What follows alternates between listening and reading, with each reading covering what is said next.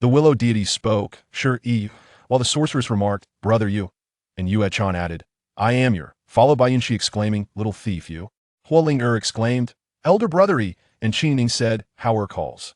I am Shi Yi, and I find myself in a desolate land. In the first chapter, my surname is Shi, and my name is Shi Yi. I reside in the desolate domain of the imperial capital of Shi Kingdom, within the martial king's estate. My surname is Shi, and my name is Shi Yi, yet I am not the original Shi Yi. I hail from a cerulean planet, a world engulfed in the despair of nuclear warfare. I'm uncertain how I arrived in this realm.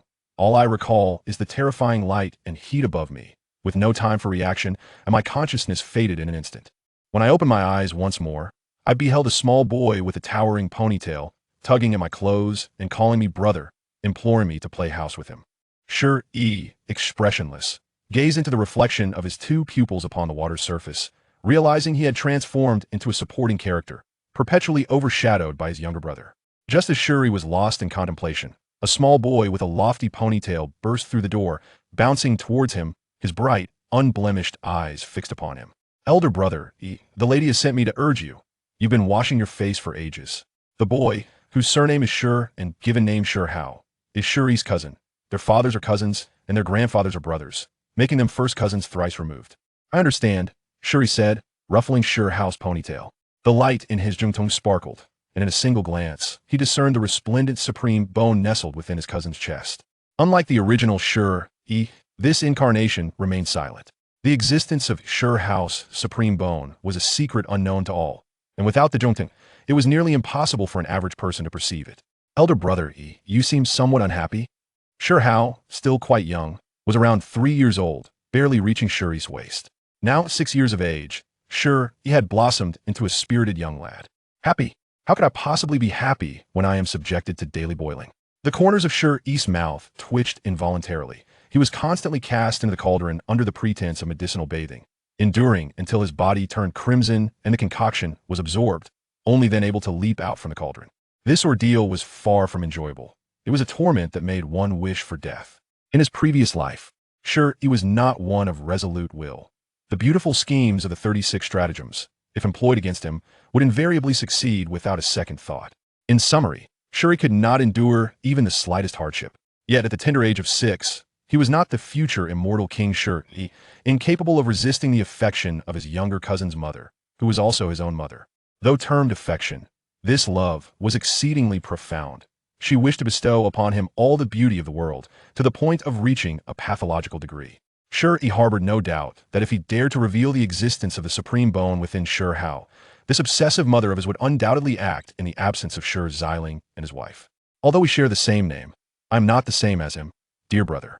I am aware that a dark future lies ahead, yet I cannot endure even the slightest hardship. Please take good care of me in the times to come." Shi Yi muttered a thought unheard by anyone, revealing his true feelings. Although he had traversed realms, he did not believe he possessed the temperament of the original Shi Yi. In his previous life, while on the cerulean planet, Shi Yi was a cautious and prudent individual. Yet, even the most prudent cannot withstand a nuclear bomb falling from above. He did not believe that his arrival in this foreign world could compare to the original Shi Yi's character. At least the original would not feel such despair from daily medicinal baths. Shi Yi understood that he was merely a person sharing the same name, and with the assistance of the jungtong, he would undoubtedly not be weak in the future, yet surpassing Shi Hao was fundamentally impossible. Shi Hao's life was consumed by battles, either engaged in combat or on the path to it. Perilous situations were a commonplace occurrence. His own prudent nature destined him to fall short in comparison, especially since he truly could not endure even the slightest hardship. Within the martial king's estate, in the rear courtyard, 2 copper cauldrons were neatly arranged upon a patch of open ground. One was large and the other small, both engulfed in roaring flames, with the water inside already boiling. A dozen or so elderly members of the Stone clan, their hair a silvery white, incessantly cast herbs into the cauldron, yet it was evident to all that the quantity of herbs within the large cauldron far exceeded that of the smaller one by a factor of 10 or more. What sent shivers down Shi Yi's spine was the fact that these venerable Stone clan elders occasionally tossed in several live centipedes, each measuring nearly a foot in length, as well as large, live spiders, transforming the previously normal medicinal liquid into a viscous black substance reminiscent of ink ejected by a squid, which was quite terrifying. Upon witnessing this scene, Shi instinctively yearned to flee. Whoever wished to enter the cauldron could do so, for he had no desire to partake. Moreover, He recalled that such bizarre items had seemingly never been included in previous concoctions. Yet today they were introducing live centipedes and spiders. Glub, glub. The peculiar sound of bubbling echoed. He observed the corpses of the centipedes and spiders floating above the copper cauldron, alongside the strange, thick medicinal liquid that resembled a viscous porridge. Shi's face turned pale with fright. He truly wished to turn and run. This was his intent, and indeed he attempted to do so. However, just as he began to pivot, a pair of hands as white as jade firmly restrained him in place, rendering him immobile. "Ear, where do you think you're going?" The voice was enchanting and alluring, and as a voluptuous woman clad in a long red robe gracefully crouched down, she enveloped the stiffened Shi in her embrace. "Mother, the medicinal baths are already quite painful. Must we add spiders and centipedes? Perhaps we could take a more measured approach and refrain from using such extravagant ingredients for the medicinal bath." Shi swallowed hard, attempting to reason with this woman, who possessed an overwhelming desire for control, in the hope of at least having the corpses of the centipedes and spiders removed from the copper cauldron. Extravagant? Ear, this is only the beginning. The beautiful woman waved her hand, and once more, over a dozen Stone Clan elders approached, bringing with them 10 clay jars. The leading elders carefully opened the jars.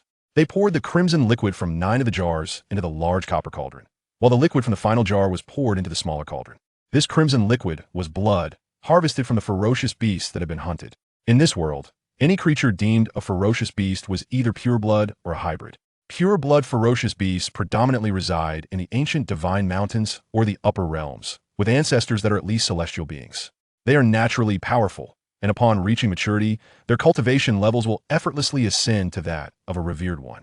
Hybrids refer to the mixed blood descendants of pure bloods, who, through their diverse bloodlines, can also reach the ranks of formations or even stronger.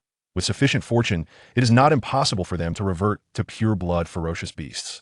In the desolate regions, cultivation levels can generally be categorized into blood transformation, cave realm, spirit transformation, inscription realm, formation realm, and revered one realm, with each level representing a significant threshold, allowing only the most extraordinary prodigies the possibility of crossing ranks in battle. Mother, while ordinary ferocious beast blood may be acceptable, must you also add the true blood of ferocious beasts? Shi struggled vigorously. His eyesight was intact, and he noted that while Shi had 1 jar, he had 9. Why should he, being 3 years his junior, bear the burden of 9 times the true blood of ferocious beasts? This would be excruciating. Unlike ordinary ferocious beast blood, this blood was the true essence from within the bodies of ferocious beasts, exceedingly precious, and it could enhance the physique of both adults and children alike. In addition to the true blood, several Stone Clan elders also tossed in some pulverized bones, which added a frosty layer to the boiling copper cauldron. Ear, you possess dual pupils by nature, a rare trait granted only to ancient sages. Not only are you destined to become a divine being, but you are also fated to be an unparalleled prodigy, shaking the very foundations of the world. The baptism of true blood from ferocious beasts is an essential rite of passage that you must endure. Although the beautiful woman felt a pang of sympathy and did not wish for Shi to suffer the pain of the true blood baptism, she understood that this was a crucial trial he must face. Plop, plop. The viscous medicinal liquid within the copper cauldrons bubbled and churned more vigorously under the searing flames, occasionally erupting in a thick, sticky bubble. The leading Stone Clan elders, upon witnessing this spectacle within the copper cauldron, nodded in satisfaction and turned their gaze toward Shi and Shi, who stood beside the cauldron. Everything was prepared. They awaited only the wind from the east. This was a higher-level true blood medicinal bath, and all that remained was for Shi and Shi to leap into the cauldron to commence the baptism of true blood from ferocious beasts. Unlike Shi, whose face was filled with reluctance, Shi took a deep breath, rubbed his small hands together, and resolutely leaped into the cauldron that belonged to him. Glub, glub. Perhaps due to his tender age, Shi was pained by the true blood of ferocious beasts, causing him to jump around in agony. In his distress, he inadvertently swallowed several mouthfuls of the viscous black medicinal liquid. Half a minute later, "Brother Yi, don't be afraid of the pain. Ouch, it hurts, but it will be over soon." Despite the evident pain etched upon his face, Shi stubbornly insisted that the agony would soon dissipate. What thoughts occupied his mind? Shi Yi understood with clarity. It was merely a scheme to coax him into the fray as well. This was a stratagem of overt intent. Shi Yi found himself devoid of options. Chapter 2. 3-year-old Shi Hao'er. Do not be afraid. Your mother is here. Upon hearing his mother's call, Shi Yi ultimately resigned himself to his fate. Pinching his nose, covering his mouth, and closing his eyes, he steeled himself and leaped in. With a resounding splash, Shi Yi felt as though he had plunged into molten lava, an indescribable agony radiating from every part of his body, as if it sought to tear him apart into shreds. The pain was beyond articulation, far more excruciating than his customary medicinal baths. He truly could not endure even a modicum of suffering. His body and spirit were not of this world. Lacking the indomitable will that was expected, he was merely an ordinary person from an ordinary world. Furthermore, Shi Yi was unlike others who had experienced a sudden transference of souls into another realm, devouring the original inhabitant's essence to seize rebirth. Shi Yi had possessed consciousness since he was still in the womb, living through life in this manner. If one were to delineate a distinction, it would be that he had borrowed the vessel of Shi Hao'er's mother, who had created a corporeal form capable of harboring his soul. As long as Shi Yi remained discreet, even if time were to reverse, there would be no evidence of him as a transmigrator. He was truly a native of this world. Yet at the tender age of 6, not too long ago, Shi Yi's consciousness was unexpectedly flooded with fragments of memories, seemingly unlocked from the depths of his soul. These fragmented recollections were remnants of his past life, accompanying his soul as it traversed the endless expanse of time and space to arrive in this familiar yet alien world. In essence, he was Shi Yi, and Shi Yi was he. His flesh and spirit were one and the same. The pain was unbearable. The myriad thoughts swirling in Shi Yi's mind merely provided a fleeting respite from the intense suffering that engulfed him. Soon, he found little time to ponder such matters, as the lingering resentment within the blood of the fierce beasts began to manifest as their former selves, invading his sea of consciousness. Within the azure depths of his soul, Shi Yi sat cross-legged at the center, surrounded by pure-blooded ferocious beasts poised to rend his spirit asunder. The air was thick with a brutal, savage aura and eyes filled with ferocity. These manifestations of resentment coalesced into pure-blooded beasts, embodied the most potent hatred from before their demise, intent on absorbing the essence of their true blood. Such a feat was not achievable without a modicum of prowess. Meanwhile, in a tranquil and elegant chamber of the martial king's residence, several elderly men with snow-white hair sat together. Old 13. Do you believe Yi-gege can withstand the resentment contained within the blood of the fierce beasts? Of course he can. Yi-gege is the reincarnation of an ancient sage, possessing the legendary dual pupils. Can the resentment of the fierce beast's true blood truly pose a threat to one with dual pupils? Old 13, I must caution you.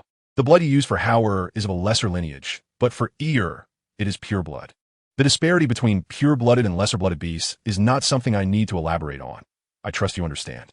Lesser bloodlines are mere hybrids, utterly unqualified to compete with pure blood. In other words, Yi-gege must confront the resentment born from the true blood of pure-blooded beasts. And what of pure-blooded beasts? Can they truly rival one with dual pupils? This is not merely a matter of comparison. Yi-gege is still young. He is merely 6 years old. Should we not consider whether he can endure the baptism of pure-blooded beasts' true blood? Moreover, you must understand that the true blood of these pure-blooded beasts is the last remnant we possess in the martial king's residence. Are we to leave none for Hao'er?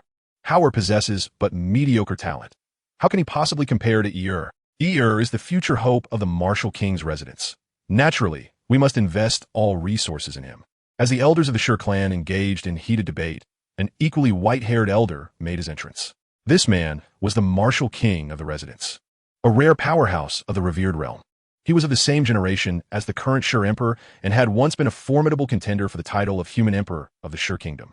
Though ultimately defeated, his valor was renowned, and thus he was conferred the title of martial king, sharing the resources of the kingdom and the aspirations of its people with the Shi emperor. Fear not. Should any unforeseen circumstance arise, I shall intervene. Yi-gege is the hope of the martial king's residence, and I cannot idly stand by as he faces peril. The martial king stroked his white beard thoughtfully. Since old 8 has spoken, I have no further objections. An elderly Shi clansman nodded in satisfaction, having awaited old 8's words. He was of the Shi lineage, ranked 9th among the elders, and though he had been advocating for Shi Hao, his primary concern was for Shi Yi, fearing that he might not withstand the overwhelming resentment contained within the true blood of pure-blooded beasts. It is noteworthy that this 9th ranking did not indicate his prowess within the martial king's residence, but rather his generational standing. Lineage and strength are not necessarily correlated. Among the elder generation of the Shi kingdom's martial king's residence, there were a total of 15 brothers. Although they were not all born of the same mother, they shared the same father. Sadly, only old 8, old 9, Old 11, Old 13, and the youngest, Old 15, remain alive. The others either perished in their youth or fell victim to the jaws of fierce beasts. Now, with their hair turned gray and lifespans nearing their end, their foremost concern was undoubtedly the future legacy of the martial king's residence, with Shi Yi being the individual they fervently anticipated. 3 years have passed, whereas Old 15 vanished too. Old 13 suddenly inquired. The Old 15 he referred to as Shi Hao's grandfather, known as Shi Zhongtian, or the Great Demon God, whose strength eclipsed even that of Old 8, the martial king. Old 15 is stubborn and unyielding. Knowing that Yi-gege possesses dual pupils while his own grandson lacks any exceptional talent, he ventured alone into the bloody battlefield of the myriad clans, seeking opportunities for his grandson Shi Hao by hunting a pure-blooded beast cub to obtain its true blood for Hao's baptism. Old 9 elucidated. You all are as well. Hao'er is also our descendant. Had you not allocated all the pure-blooded beasts' true blood to Yi-gege, Old 15 would not have needed to take such risks. Old 11 interjected with a cold snort. Unlike Old 8, Old 9, and Old 13, who leaned toward Shi Yi, Old 11 is closest to Old 15 and favors his grandson Shi Hao. This decision rests with me, Old 11. If you wish to place blame, direct it toward me. Old 8, the martial king, stated calmly. It is futile to blame you now. Old 15 has already departed. We can only hope for his safe return. Without the true blood of pure-blooded beasts for Hao'er, we shall have to contemplate other solutions, Old 11 replied, displeased. Do not worry overly. Shi Yi and his wife have gone in search of Old 15. Once they locate him, we can discuss with the Shi Emperor about borrowing a portion of pure-blooded beast true blood for Hao's baptism. Old 9 began to mediate. After Shi Yi's baptism with the true blood was completed, the elder members could personally intervene on behalf of his grandson, if necessary, provided that no conflict arose with Shi Yi. After all, the one with dual pupils was the true future of the martial king's residence. Old 11. You must cultivate a more serene disposition. Xiling and Zidong are cousins, and Hao'er refers to Yi-gege as his elder brother. We are all family, Old 13 added, attempting to offer counsel. As he stated, the relationships between Shi Xiling and his wife and Shi Zidong and his wife were quite amicable. Otherwise, they would not have entrusted their 3-year-old Shi Hao to the care of Shi Zidong and his wife. Chapter 3. Abominable Beasts.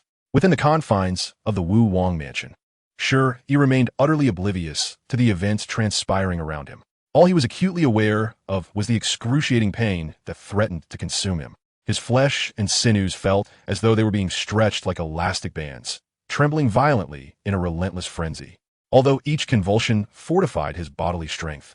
The manner of this enhancement was brutally forceful, akin to a harsh tugging without any gradual progression. Fortunately, due to years of monthly medicinal baths, Shi Yi's physical robustness was commendable. A mere swing of his arm could muster a staggering 90,000 pounds of force. Were it not for this, the energy contained within the pure-blooded beast's true blood would have long since ruptured his body. At present, Shi Yi's capacity to exert 90,000 pounds with a single arm brought him perilously close to the limits of a pure-blooded beast cub, with merely a step remaining to reach the monumental threshold of 100,000 pounds. Among humans, there exists a hierarchy, and the same holds true for pure-blooded beasts. Thus, not every cub of a pure-blooded beast possesses such strength at a young age. Only the mightiest progeny of creatures, such as the golden-winged Apeng, Zhenhound, Pishio, and Shilin can hope to surpass this milestone. For others, it is nearly impossible, and those lacking adequate development might even fall short of Shi Yi's formidable prowess. Shi Yi's remarkable strength, rivaling the most powerful cubs among pure-blooded beasts, is inextricably linked to the nurturing provided by the Wu Wang mansion. Over the years, the mansion has devoted all its resources to Shi Yi, aiming to forge an unassailable foundation that would enable him to traverse greater distances in the future. In contrast, Shi Hao, being younger, had access to only the scraps and remnants of resources. Yet, even these were considered a luxury compared to what an ordinary individual might receive, a privilege afforded to the offspring of nobility. For even the remnants of such resources are beyond the reach of many. Though the true blood of ancient relic species cannot rival that of pure-blooded beasts, it remains a rarity that only a select few can obtain. Countless individuals would fight tooth and nail to seize such blood if it were to be presented. It is only through the Wu Wang mansion, which boasts formidable figures like Shi Zhongtian, Wu Wang, and various venerable elders, that such coveted ancient blood could be acquired. Over the years, the mansion has managed to secure merely 9 vials of pure-blooded beast blood, preserved since the time when Shi clan's ancestors vanquished a fire Qilin on the battlefield of 100 races. One of the true treasures of the Wulong Mansion. What is the battlefield of 100 races? It is a realm where different races vie for supremacy, inhabited by pure-blooded beings and ancient relics. Constructed by formidable entities from the upper realm, it exists across the 8 domains of the lower realm. And it is said that those who conquer this battlefield may earn the right to ascend to the upper realm. However, such ascension often leads to servitude, with many becoming mere mounts for others. What is the upper realm? The upper realm encompasses the 9 heavens and 10 earths, comprising 3,000 states. In contrast, the combined expanse of the lower realm's 8 domains amounts to little more than a single state, equivalent to 10,000 azure planets. There are 3,000 such states, and these represent only a fraction of the vastness of the upper realm, a mere slice of the boundless continents within it. More than 90% of the upper realm is deemed forbidden territory, leaving less than 10% as habitable and conducive to development. What constitutes the lower realm? The lower realm's 8 domains can be categorized into Tian, Di, Xian, Huang, Yu, Zhou, Hong, and Huang. These domains can be viewed as a segment of the upper realm, but possess a unique nature that differentiates them. The lower realm was crafted through the unparalleled powers of ancient beings, modeled after the upper realm's 9 heavens and 10 earths. Shi Yi, along with Shi Hao, resided in the desolate domain, which is but one of the many continents within this realm. Not only did Shi Yi endure the torment of his physical form, but his spiritual essence also faced grave peril. Within the azure expanse of his soul's ocean, a towering, pure-blooded beast loomed, a fire Qilin cub, its fangs bared, its fierce gaze seemingly capable of tearing a soul asunder. This cub, slain by the Shi clan's ancestors on the battlefield of 100 races, bore a grudge that had long since transcended the heavens. To absorb its true blood, one must first withstand its vengeful essence. Failure would result in the shattering of the soul, leaving the body a mere husk, devoid of spirit. Roar! The cry of the Qilin echoed. This embodiment of resentment, resembling the fire Qilin of yore, retained its familiar features: a lion's head, deer antlers, tiger eyes, a stag's body, dragon scales, and an ox's tail, engulfed in flames. Its eyes, the size of automobiles, fixated on Shi Yi, while its robust limbs moved aimlessly across the ground, its colossal form towering over him. In stark contrast, Shi Yi, barely 6 years of age and not even a meter tall, appeared so minuscule that a mere breath from the fire Qilin could obliterate him. Yet, strength is not solely dictated by size. While size establishes a baseline, it does not guarantee superiority. The very fact that the Qilin could be slain indicates that it had once failed to triumph over a smaller human. Time slipped away, and finally, the embodiment of pure resentment, the fire Qilin, could no longer restrain itself. It lifted its massive forelimb, intent on crushing Shi Yi's soul. Make no mistake, it possessed the power to do so. Even as a mere collection of vengeful thoughts, it could obliterate Shi Yi's essence. The 100-meter beast raised its limb, poised to strike. The force of its descent akin to a cataclysm, undiminished even within the realm of the soul. In a moment of dire peril, Shi Yi, seated within the great copper cauldron, gradually opened his eyes. Instantly, darkness enveloped the world. The entire Wulong Mansion, along with the realm of Shi, was shrouded in shadow, replaced by a multitude of colossal, multi-eyed orbs that usurped the brilliance of the stars. These sentient eyes, not mere lifeless entities, whirled about as if in search of something. Anyone daring to meet the gaze of these multi-eyed entities would feel a chilling sense of insignificance, akin to that of an ant. Beast, Shi Yi uttered calmly, and in that instant, the multitude of searching eyes turned their attention towards the Wulong Mansion. They beheld the fire Qilin within Shi Yi's soul ocean. A pure-blooded beast formed of resentment, and it was immediately frozen in place. Its forelimb hovered perilously close to Shi Yi, less than a centimeter away. But in that infinitesimal distance lay the chasm between life and death. To be dead is to rest well. Shi Yi narrowed his eyes, and in the next heartbeat, an unimaginable force erupted from his gaze, annihilating the embodiment of resentment that was the fire Qilin. As Shi Yi exhaled softly, dispelling the celestial phenomenon conjured by his gaze, he believed the ordeal to be at an end. Yet, an overwhelming wave of memories surged into the depths of his spiritual essence. These memories were chaotic, and Shi Yi swiftly filtered out the majority of the irrelevant ones, such as the tale of a fire Qilin pursuing its mother, only to enter the battlefield of 100 races to hone its strength. After a considerable duration, Shi Yi finally unearthed a fragment of valuable memory. The Qilin step, Chapter 4. A disturbance in thought. The Qilin Steppe? Within the fragmented memories of the pure-blood, ferocious beast, there exists a vivid imagery of the fire Qilin executing the Qilin Steppe. The fire Qilin, towering over 100 meters, exudes an awe-inspiring might. With a mere step, the very void is imbued with an unbearable heaviness, compelling all living beings to involuntarily bend their knees. Those who are weaker than the fire Qilin, along with many other beings, succumbed to the ground, while the gravely injured perished on the spot, rendering the fire Qilin a figure of formidable grandeur. Yet humans, more often than not, are devoid of martial ethics. Soon enough, a multitude of Stone Clan ancestors, vassals of the martial king's residence, encircled the fire Qilin with a throng of followers. What ensued was a merciless slaughter. Though the fire Qilin, being a pure-blood entity, possessed formidable Qilin techniques and unparalleled combat prowess, in the realm of 100 clans, no one could rival it in a one-on-one match.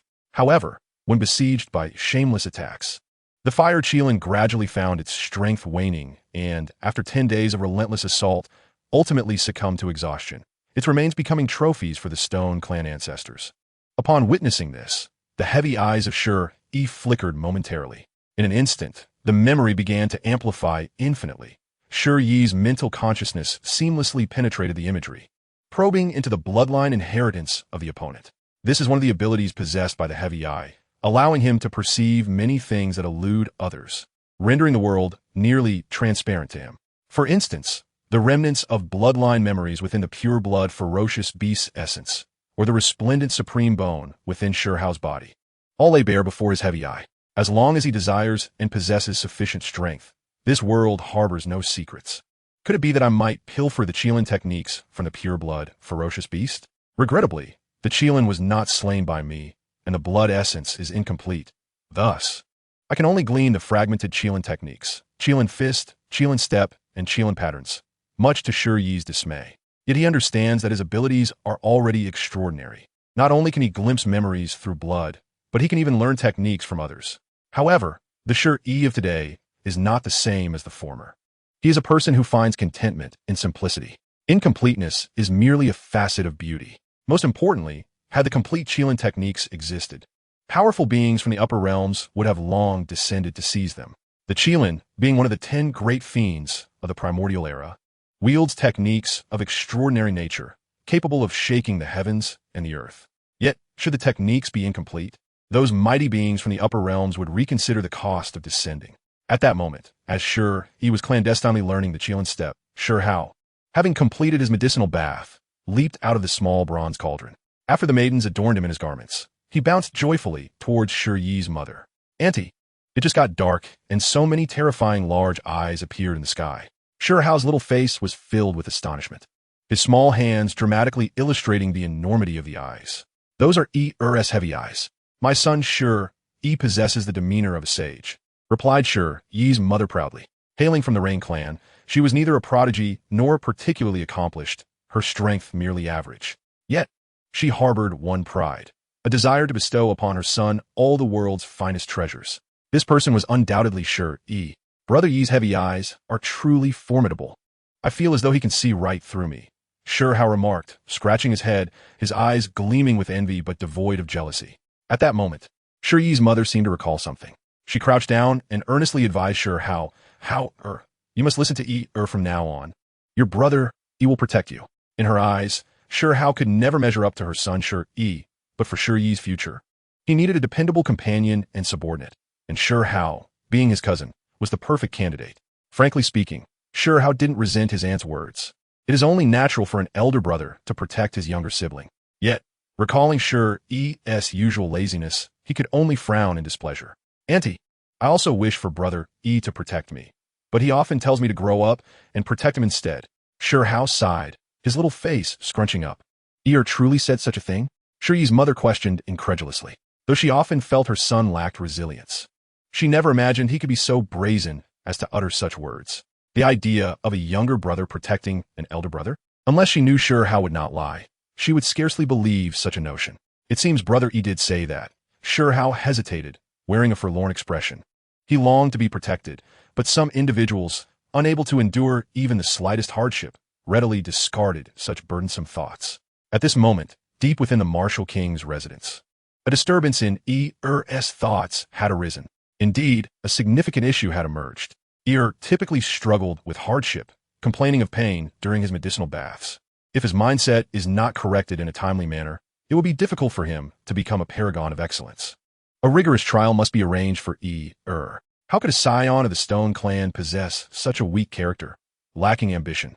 Where lies the dignity in an elder brother urging his younger brother to protect him? However, Yi-gege is still young. We cannot let him take risks. It is our fault for having coddled Yi-gege since discovering his heavy eyes, pampering him throughout his upbringing within the martial king's residence, which has been lavish. It is time for him to be sent to the ancestral grounds to experience a period of hardship. Fortunately, he has completed the baptism of the pure blood, ferocious beast's essence, solidifying his foundation, and ordinary medicinal baths are now ineffective. The martial king's residence has no more pure blood, ferocious beast essence left, having given it all to Yi-gege. Even if the 15th brother returned from the battlefield of 100 clans, it would not guarantee he would acquire pure blood, ferocious beast essence. Moreover, given his temper, he would likely reserve it for his own grandson, Shi Yi. Sending him to the ancestral grounds, it cannot be the second ancestral grounds, but rather the first, deep within the great wasteland. Yi-gege, as a heavy eye wielder, a congenital sage, is the future of the martial king's residence. What about security? Eldest 9th, eldest 13th. You two must endure some hardship and remain vigilant outside the first ancestral grounds. The elders of the Stone Clan within the martial king's residence, with just a few words, determined Shi Yi's fate, temporarily stripping him of his identity as a scion of the martial king's house. With Shi Yi's talent, he is bound to surpass them in the future, achieving divinity and becoming an ancestral figure. Yet for now, they are the earthly sovereigns, possessing the authority and capability to dictate Shi Yi's future. One cannot blame anyone. It is solely Shi Yi's fault for his brashness, often boasting to the 3-year-old Shi Yi. Now everyone understands that he harbors certain issues in his thoughts. In the blink of an eye, several hours passed. Shi Yi lay atop the large bronze cauldron where Shi Yi resided, his little feet swinging back and forth. The medicinal liquid and pure blood, ferocious beast essence within the cauldron had long been fully absorbed by Shi Yi's body. Presently, Shi Yi was stealthily learning the fragmented Qilin techniques from the bloodline inheritance of the pure blood, ferocious beast. Though these techniques were incomplete, mastering them was not something that could be accomplished in a short time. Brother Yi has indeed mentioned these things. He says his abilities are limited, that he cannot protect the entire world nor save countless beings, but can at most safeguard his own family. He said that if one day he feels weary, it would be prudent to pause and rest, for the world cannot rely on a single individual. To tread such a path alone is likely to lead to profound solitude. Chapter 5. The willow tree has become sentient. A day has passed. Wasn't the baptism of true blood already concluded? Is he still in meditation? It seems that he has grasped some profound technique. We should not disturb him. 3 days have passed. This technique is remarkably powerful, given Yi's innate talent. Coupled with the assistance of his dual pupils, it is surprising that he has yet to fully comprehend it after such an extended period. I recall that the pure blood of the ancient beast left by our ancestor was that of the Qilin. Could it be that Yi is on the verge of understanding the Qilin's divine technique? 7 days have elapsed. Truly, Yi is worthy of being the reincarnation of a saint.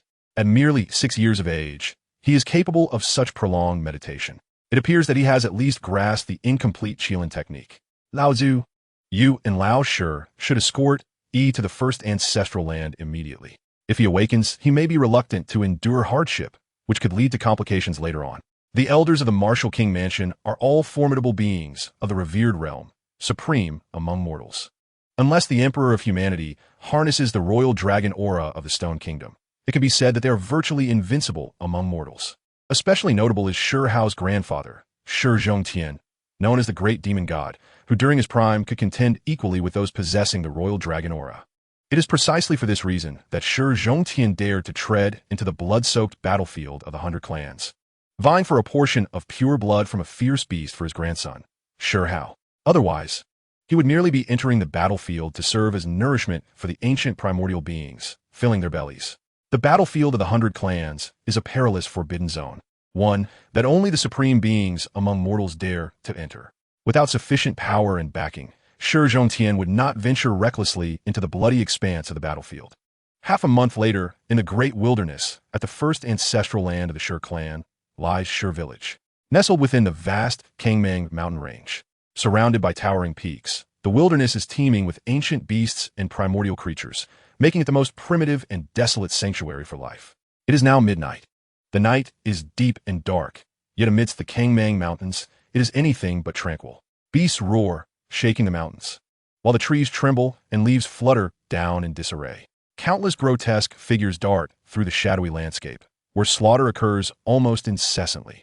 If one were to stand atop the highest peak of the Kangmang Mountains and gaze eastward towards a slightly flattened area, they would notice a soft, flickering light. This elusive glow, concealed in the endless darkness of the night and among the mountains, resembles a faint flickering candle, poised to extinguish at any moment. This luminescence emanates from a sacrificial spirit. In this perilous wilderness, survival without such a spirit is impossible. Humans require the protection of sacrificial spirits, while these spirits depend on human offerings, creating a mutual interest. A sacrificial spirit may take the form of a plant, an animal, or even a stone, as long as it possesses formidable strength to safeguard a realm of life. Yet, in this vast wilderness, where countless ancient beasts reign supreme and primordial beings frequently appear, only a select few are truly qualified to become sacrificial spirits. However, in Shi village, there exists a sacrificial spirit that has protected the village for many years. The village has faced numerous threats of annihilation, all resolved by this spirit's intervention. Following the faint glow, one gradually approaches Shi village, where at its very center stands a massive, half-dead tree, its trunk measuring a staggering 5 to 6 meters in diameter. The tree is charred black. Apart from its half-trunk, it has but a single frail branch left, which radiates vitality, its leaves glimmering like green jade. These verdant leaves emit a gentle light, continuously expanding outward, enveloping the entire village as if it were a great inverted bowl. Clearly, this half-dead tree is a willow, one that has been struck by lightning. Many years ago, this willow endured a cataclysmic bolt, shattering its grand canopy and vibrant life, leaving behind a stout stump standing 8 to 9 meters tall. The solitary willow branch, resembling a chain of green mist, radiates a halo, safeguarding and shrouding the entire village, rendering this dwelling a mystical realm amidst the wilderness. A fierce wind howls, and a massive dark cloud looms overhead, obscuring the night sky and blocking the scant starlight, plunging the Kangmang Mountains into even deeper darkness. A piercing cry, fierce and menacing, echoes from the heavens, capable of shattering eardrums. Upon closer inspection, it is revealed to be an unimaginably colossal bird, eclipsing the sky and stretching for countless miles. As it passes over Shi village, it gazes down, its eyes resembling two blood-red moons, exuding a terrifying aura. After a moment of scrutiny on the willow, a flicker of trepidation crosses its otherwise ferocious gaze, before it ultimately soars toward the depths of the mountain range. Following the passage of this enormous predator, Shi village remained tranquil for an extended period, until the latter half of the night.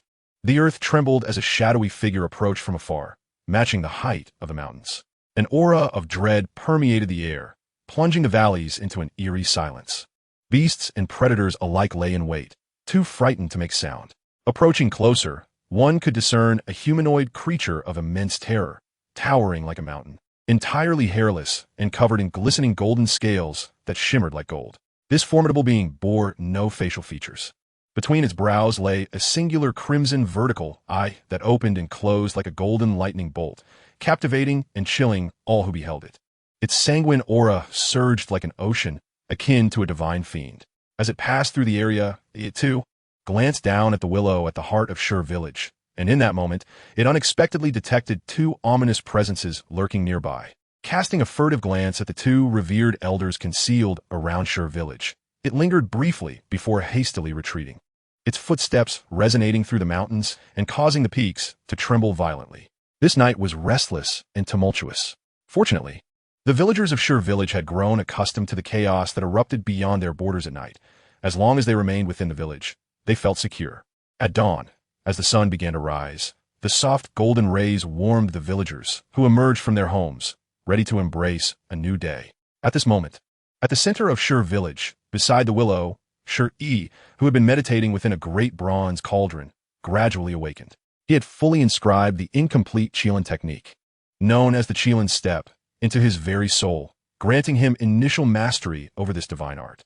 Lifting his gaze, Shi Yi noticed a delicate willow branch, shimmering with ethereal green light, gently swaying in the wind. Paying it no heed, he leaped from the great cauldron and, in a daze, unfastened his trousers beneath the charred trunk of the willow to relieve himself. Just as he was about to finish, a vibrant green willow branch descended from above, binding him in place with audacious boldness. This willow had become sentient. Rubbing his eyes, Shi Yi instinctively activated the Qilin step he had recently learned, aiming a kick at the very willow that ensnared him. Before the power of the Qilin step could manifest, the slender willow branch tightened its grip, instantaneously nullifying Shi Yi's movement. "Do you believe me if I say?" Shi Yi began to protest, but in the next moment, several more willow branches descended from above, striking him upon his rear with sharp, resounding cracks.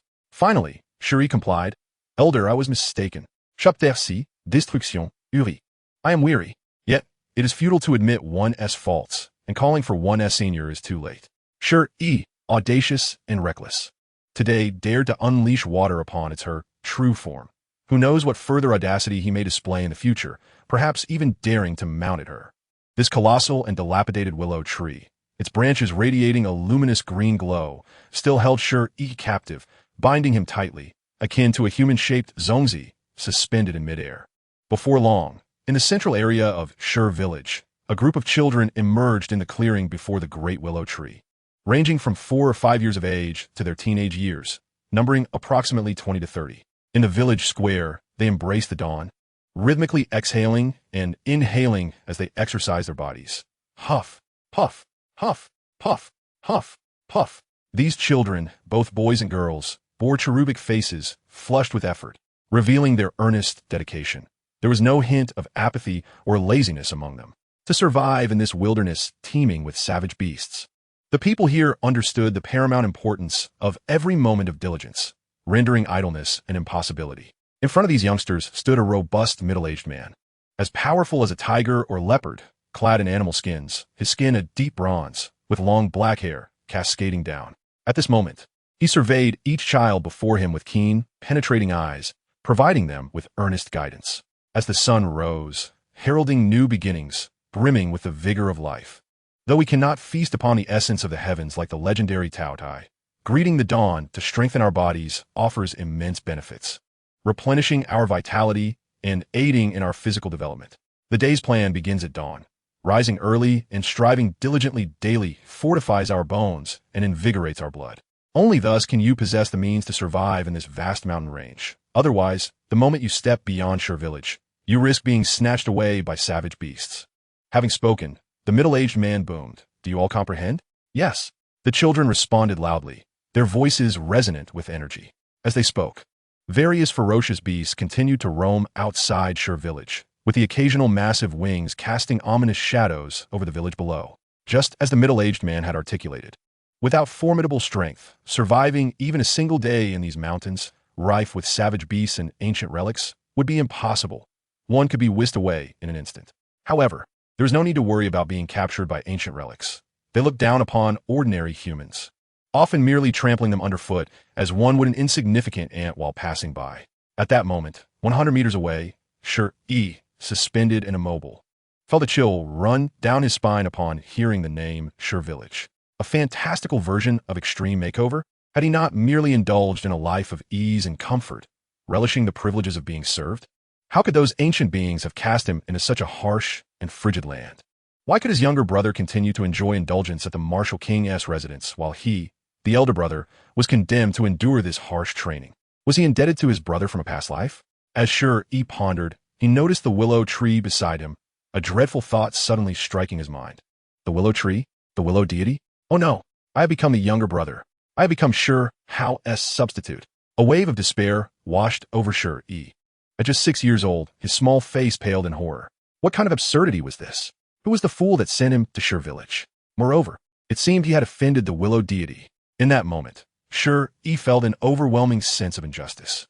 Merely closing and reopening his eyes had not only transported him to another place, but also resulted in being suspended while having his dignity stripped away. Yet, the next second, as Shi Yi sank into darkness, he was met with the public ridicule from the children of Shi village.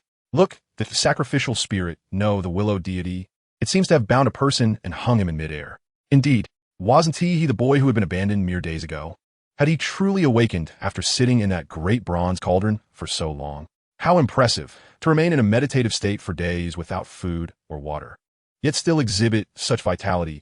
Truly, he was a being from beyond. Do you think he offended the willow deity? Surely. Otherwise the willow deity wouldn't have bound him like that.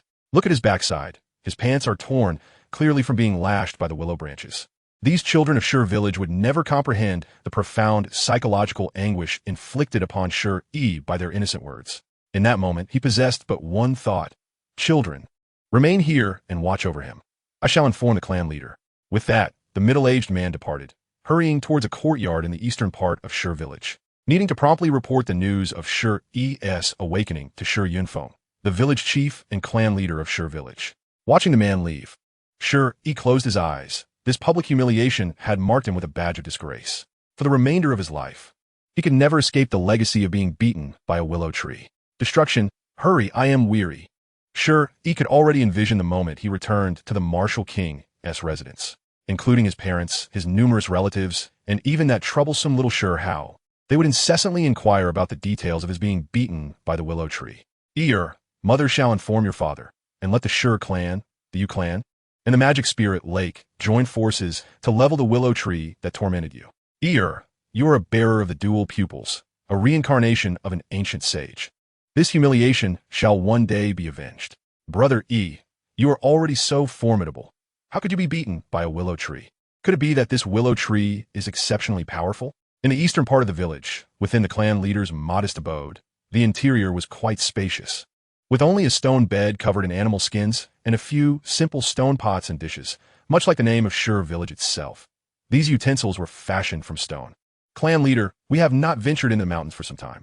The speaker was a robust adult male, not only the leader of Shi village's hunting team, but also the next clan leader.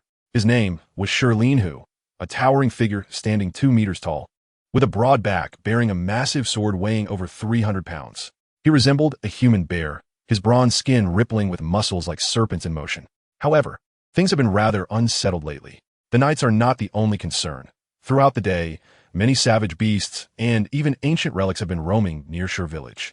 The elder clan leader, Shi Yunfeng, furrowed his brow. Though over 60 years old, his tall and strong physique still possessed a striking presence in a modern world. He would be considered a handsome elder. However, the food supplies in the village are indeed dwindling. It is acceptable for us adults to endure some hunger, but the children cannot be allowed to go hungry. Shi Ling'er expressed his concerns. He feared not for himself, but for the children. Indeed, the little ones need nourishment to grow. We must devise some plan. The elder clan leader, Shi Yunfeng, conceded with a nod. Clan leader, although the nights have been exceedingly tumultuous, the dangers during the day remain manageable. If I take some people out and proceed with caution, we should be fine. Shi Ling'er proposed. Exercise caution, and do not forget about the small child abandoned at the village gate, who remains unaware of who left him outside the entrance of Stone Village. After being in a state of meditation for so many days, he requires ample nourishment to restore his vitality. Before Shi Yunfeng could finish his sentence, a middle-aged man burst in, his tone urgent as he exclaimed, "Clan leader, the child has awoken, though it remains a mystery why the spirit of Liu has bound him, leaving him suspended in mid-air." The child has awakened? Shi Ling'er responded with an expression of astonishment. Indeed, he has awakened, but judging by his demeanor, he appears somewhat unable to accept the reality of his abandonment. The middle-aged man nodded in agreement. Abandonment is out of the question. This child possesses striking features and is dressed in exquisite attire. Moreover, the residual blood energy he carries indicates that he has undergone a baptism, suggesting he hails from a noble lineage. Alongside him, there was also a vial of ancient blood, presumably left for us to care for him temporarily. Despite his imposing stature of over 2 meters, Shi Ling'er, though resembling a brute, is in fact a man of remarkable insight, quickly piecing together the circumstances. Yesterday, I inquired of the spirit of Liu, who informed me that 2 formidable elders deposited him at our village gate. It seems that Stone Village has become a training ground for the descendants of powerful external factions. That vial of ancient blood serves as compensation for our care, and according to the spirit of Liu, those 2 formidable elders have not truly departed, but remain concealed outside the village. The elder clan leader, Shi Yunfeng, affirmed Shi Ling'er's deductions. As the day wore on, after being suspended by slender willow branches for an extended period, Shi Yi was finally liberated from his greenish prison. During this time, the elder clan leader, Shi Yi, accompanied by a throng of villagers, had pleaded, beseeched, and offered tributes in an attempt to secure Shi Yi's release. In truth, had it not been for Shi Yi's tender age of 6, the spirit of Liu would have long since extinguished his existence. What the dual-eyed? The spirit had encountered countless prodigies, yet only a rare few truly flourished. Furthermore, with Shi Yi's carefree disposition, even if he were to mature, he would likely prove to be of little consequence. Indeed, his character is lackadaisical, and although the spirit of Liu has waned significantly, she can still discern the very essence of Shi Yi's nature, carefree, indolent, and averse to hardship. His sole redeeming quality might be his self-awareness. It has been proven that the spirit of the willow possesses keen insight. Thank you for your advocacy, Elder Clan Leader. My name is Shi Yi, and upon my return to the martial king's manor, I shall certainly present you with a generous gift. Shi Yi expressed his gratitude sincerely to Shi Yi. He wished to distance himself from the villagers and avoid treading the same path as his brother, Shi Hao. The solitude, the desolation, the sorrow, it was all too much. A man's perfection does not equate to true perfection. Child, you must be bewildered as to why you have found yourself in Stone Village and seek an explanation. I understand your desire to return home, but the vast wilderness stretches for hundreds of thousands of miles. How will you make your way back? Elder Clan Leader Shi Yi counseled. At that moment, a monstrous crocodile, spanning over 100 meters in length and exuding an aura of ancient ferocity, approached the village. Its cold, brutal gaze swept across the center of Stone Village, fixating on the charred willow tree, before hastily retreating, sensing an ominous presence. Shi Yi fell silent. Prior to this, while still at the martial king's manor, he had been engaged in medicinal baths, delaying his formal training until half a month ago, when he underwent the baptism of pure blood, ferocious beast blood, finally commencing his path of cultivation. Although Shi Yi had already memorized numerous cultivation techniques, he was merely at the stage of refining his physique, having barely transitioned from a weight of 90,000 pounds to around 100,000 pounds after the baptism. Shi Yi is not Shi Hao, nor can he ever be. Shi Hao relished overcoming the strong with his weaker stature, defeating opponents far more powerful than himself. In contrast, Shi Yi preferred to dominate the weak, employing overwhelming strength to obliterate his enemies. While it may appear shameless, it is the harsh truth. The strong must vanquish the weak. Simultaneously, Shi Yi remained cautious. The wilderness is fraught with peril, and the ancient beasts abound. He did not wish to gamble with his life, especially after having just offended the spirit of Liu. Even without that offense, he was reluctant to rely on the goodwill of others. He was not sure how. After all, what if the spirit of Liu merely watched idly as he perished? Child, you have completed your baptism and may now officially cultivate. Once you have made progress in your training, you may devise a plan to return home. Elder Clan Leader Shi Yi advised. What then is baptism? It is a rite that all cultivators must undergo before embarking on their formal training, a medicinal bath to refine the body. Upon reaching a certain age, one can undergo baptism with true blood, laying the foundation for future cultivation. Only after this baptism can one truly begin to cultivate. Typically, members of family factions undergo baptism with the blood of ancient ferocious beasts or exotic species, while the more privileged offspring of powerful factions may utilize the blood of ancient legacies. The pinnacle, of course, is the blood of pure blood ferocious beasts. Shi Hao, at the tender age of 3, if his grandfather, Shi Zhongtian, does not return from the battlefield of the 100 clans by the time he turns 7, will also have to accept the baptism of ancient legacy blood, as surpassing the age of 7 would impede his cultivation. Never underestimate the blood of ancient legacies. Had it not been for the several esteemed ancestors of the Shi clan at the martial king's manor, who were revered figures of the human realm, such blood would not be so easily obtained. Esteemed Elder Clan Leader, I truly arrived alone. Did you not see the formidable white-haired elder who accompanied me? Shi Yi retorted, unwilling to accept his fate. He did not wish to remain in Stone Village to endure hardship. He longed to return to the martial king's manor and embrace his identity as a noble descendant. In the martial king's manor, he is a scion of nobility, backed by the imperial family of the Shi nation. His mother has ties to the Rain clan, and the Rain King is a revered figure, even connected to celestial beings. His father, linked to the demon spirit lake, also possesses a master who is a revered figure. This is the quintessential configuration of a pampered youth with daily indulgences, including teasing the young maid, a man. Yet fate is often cruel, and despite hiding Shi Hao's supreme bone from others, he has been relegated to the remote Stone Village. Why? Shi Yi truly yearned to inquire, What could possibly justify this? He merely struggled to endure a modicum of hardship. Whom had he offended? The elder clan leader, Shi Yi, hesitated, uncertain whether to divulge the truth about the two formidable elders lurking outside the village. Elder leader, do not reveal this to him. If you do, the ancient legacy blood we offered him will have to be returned to us. Hao'er is far too indolent, preoccupied with indulgence. You surely do not wish for him to become a wastrel, do you? Two aged voices echoed in Shi Yunfeng's mind, causing him to hesitate. After all, the ancient legacy blood, if utilized wisely, could elevate Stone Village's status with a formidable warrior. Do not let Shi Yi depart. Find a way to retain him. He possesses dual eyes, a natural-born sage. If fortune favors him, he could lead Stone Village to establish a true foothold in the wilderness, alleviating your future concerns about sustenance. A voice, indistinguishable in gender, rang in Shi Yunfeng's mind, and while the previous two voices had merely instilled doubt, this incomprehensible transmission solidified his resolve. This child must not be allowed to leave. The old clan leader, Stone Yunfeng, hesitated for half a day, and when pressed by Shi Yi, he replied, I did not see anyone. When you appeared outside the village, there was only an ancient bronze cauldron. Shi Yi, still unconvinced, probed further, You truly did not see anyone? Stone Yunfeng shook his head emphatically. I genuinely did not. Shi Yi covered his face, grappling with the suspicion that the old clan leader was deceiving him. However, even if he were being duplicitous, it would surely be at the behest of another. What if he were not lying? Had the martial king's manor already discovered the supreme bone within Shi Hao and deemed it more suitable for cultivation, leaving him, the dual-eyed one, to fend for himself in the vast wilderness? Whether the wilderness was truly wild or not, Shi Yi was uncertain. He was genuinely alarmed. Uncle Ba, it's me, Did you not say you cherished Hao'er the most? He pleaded desperately. Uncle Jiu, do you not recall that I studied treasure techniques with you last year? Shi Yi.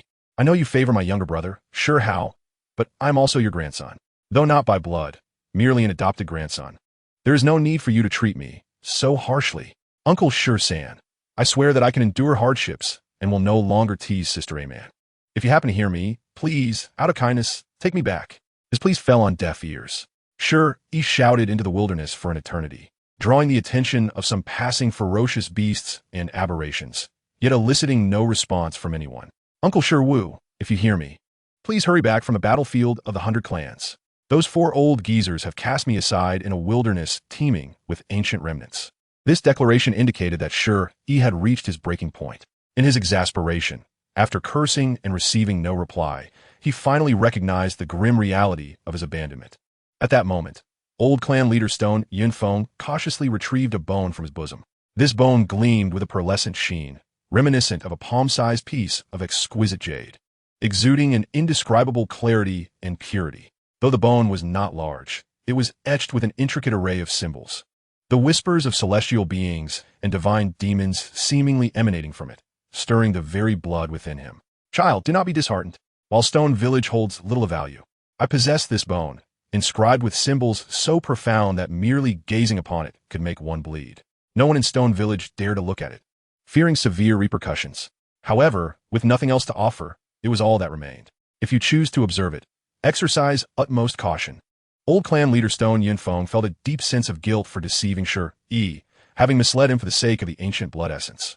Hence, he resolved to compensate Shi Yi with this peculiar bone fragment he had acquired in his youth. Isn't this merely a rune bone fragment?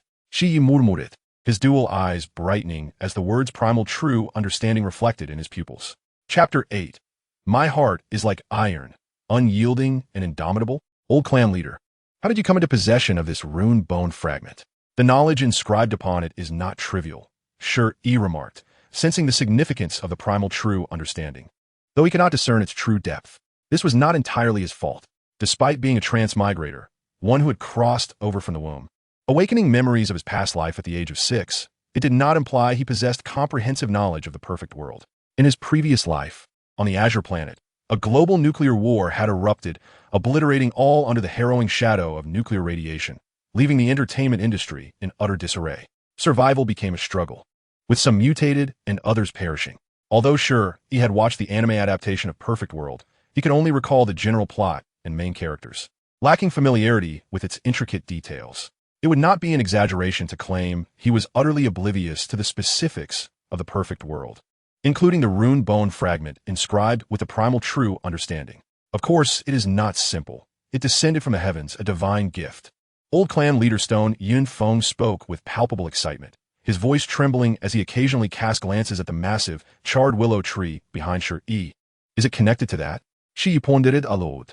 Even with his limited understanding of the perfect world, he grasped that the willow deity was a significant figure, lamenting that he had offended it from the outset. I recall it vividly. It was 40 years ago on a tempestuous night. Old clan leader Stone Yunfeng nodded. He could still vividly recall the day the willow deity descended upon Stone Village. Decades prior, amidst thunder and torrential rain, the winds howled and the earth trembled. Many mountains were struck down by lightning, and torrents surged like seas, causing chaos and terror. Looking up, an inconceivably massive willow tree stood bathed in a tempest of lightning. Its colossal trunk entwined with bolts as thick as mountains, while innumerable willow branches transformed into blazing divine chains that pierced the heavens, slaying the master that loomed beyond the sky. However, the colossal willow tree was not unscathed. Its trunk was fractured by a tremendous force, charred black by the storm. Ultimately, it rapidly constricted its form, plummeting from the heights of the heavens, landing precisely in Stone Village. Moreover, a faint glow enveloped the radiant rune bone fragment. Following the willow tree's descent into Stone Village, was it accompanied by that? Shi Yi scratched his head, turning to gaze at the giant willow tree, which three individuals could scarcely embrace, realizing that the primal true understanding was undoubtedly extraordinary. Indeed, old clan leader Stone Yunfeng nodded vigorously. At that time, he was still young, witnessing the spectacle firsthand, and the shock he experienced was beyond imagination. He immediately revered the willow tree as a deity. For decades, he had worshipped the willow, offering prayers with the bone, yet had never received a response, unaware that communication was even possible. However, it now appeared that the willow was not incapable of communion. Rather, it deemed most unworthy of such interaction. Yet, since Shi Yi had arrived in Stone Village, it had chosen to communicate with him for the first time. The reason for this communication, however, was merely to retain Shi Yi. Regardless of his dual eyes or status as a sage, the willow cared not. It simply recognized Shi Yi as a favored individual. Willow deity, could you enlighten me about the primal true understanding recorded on this rune bone fragment? Shi Yi approached the massive, charred trunk without hesitation, boldly patting it. He understood clearly that if such a powerful being desired to end his life, it would be a mere thought. To cower before it would only invite disdain.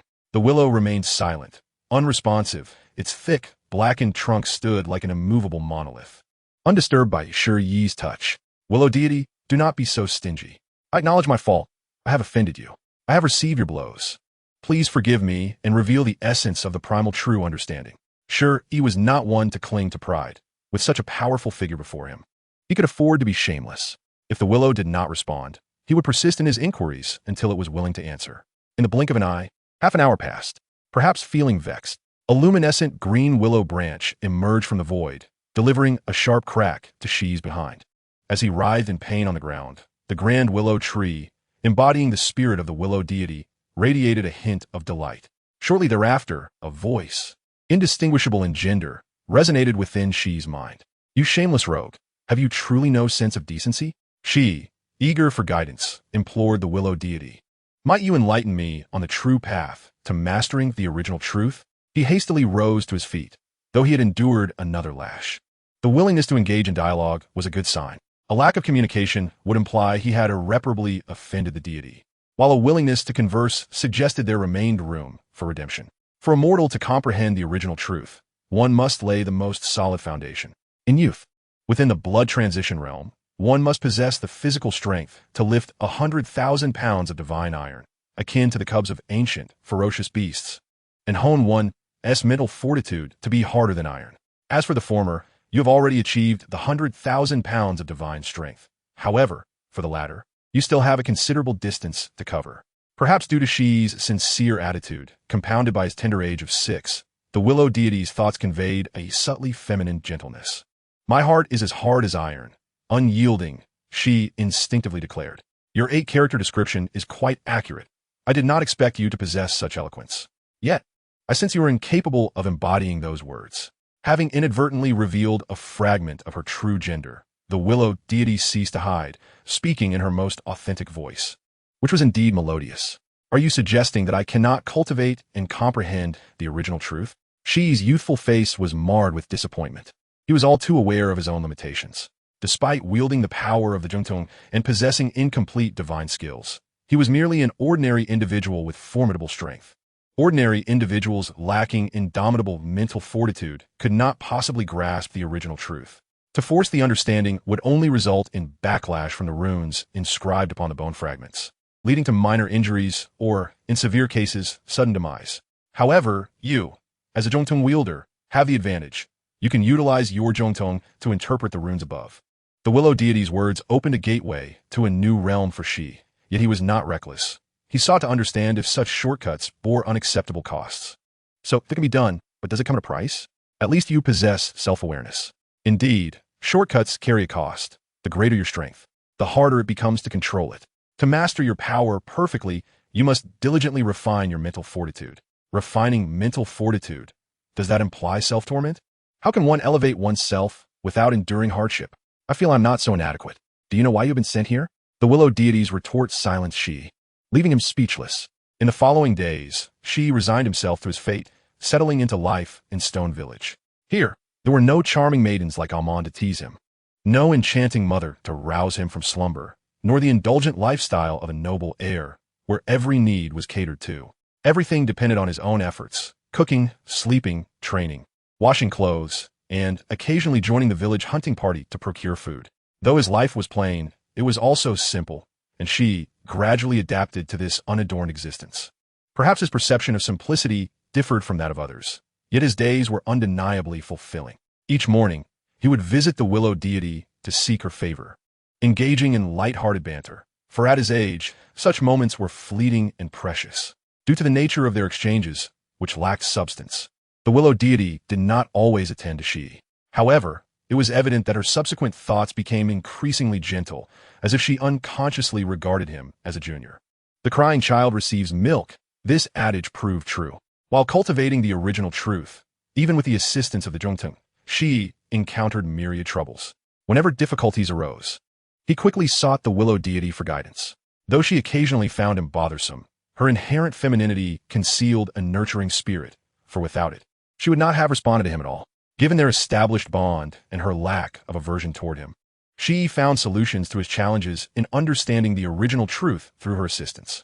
He was not as resilient as Hao'er, capable of bearing the weight of the heavens upon his shoulders. He was merely an ordinary man endowed with extraordinary power and talent.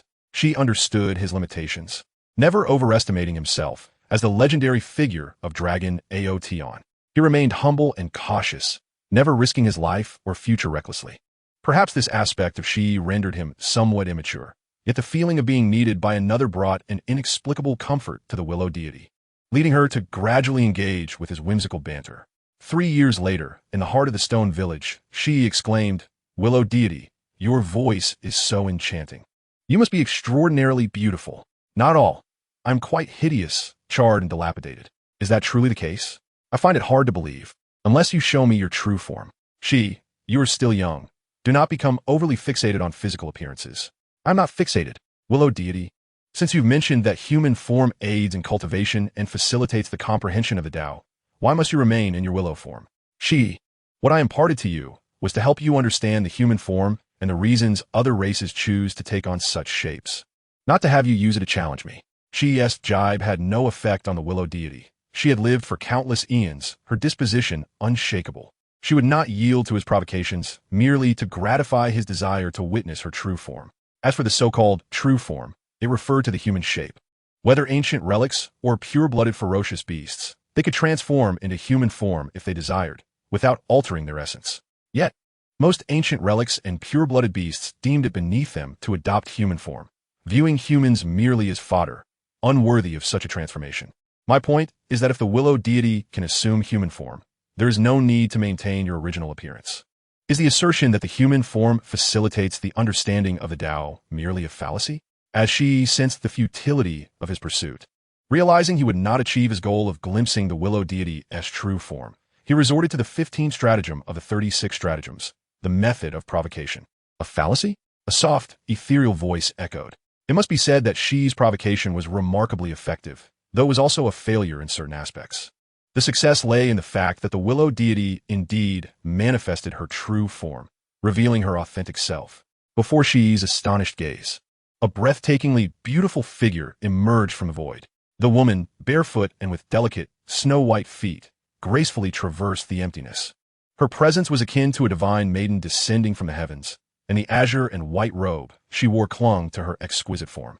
As she moved gracefully, her striking figure inadvertently revealed itself. Long, supple legs, a bosom that rose and fell with exquisite elasticity, and a waist that spoke of both slenderness and resilience. This woman exuded an ethereal charm that compelled individuals of all walks of life to gaze upon her with a sense of reverence. Her clear, flawless eyes radiated an understanding of the world, reflecting a serene wisdom born from the vicissitudes of life. Yet, upon encountering an indescribable entity, namely Shi Yi, her captivating gaze narrowed slightly, and a palpable aura of danger enveloped the entirety of Stone Village. In his attempt to provoke the manifestation of the true form of the goddess Liu, Shi Yi had indeed succeeded.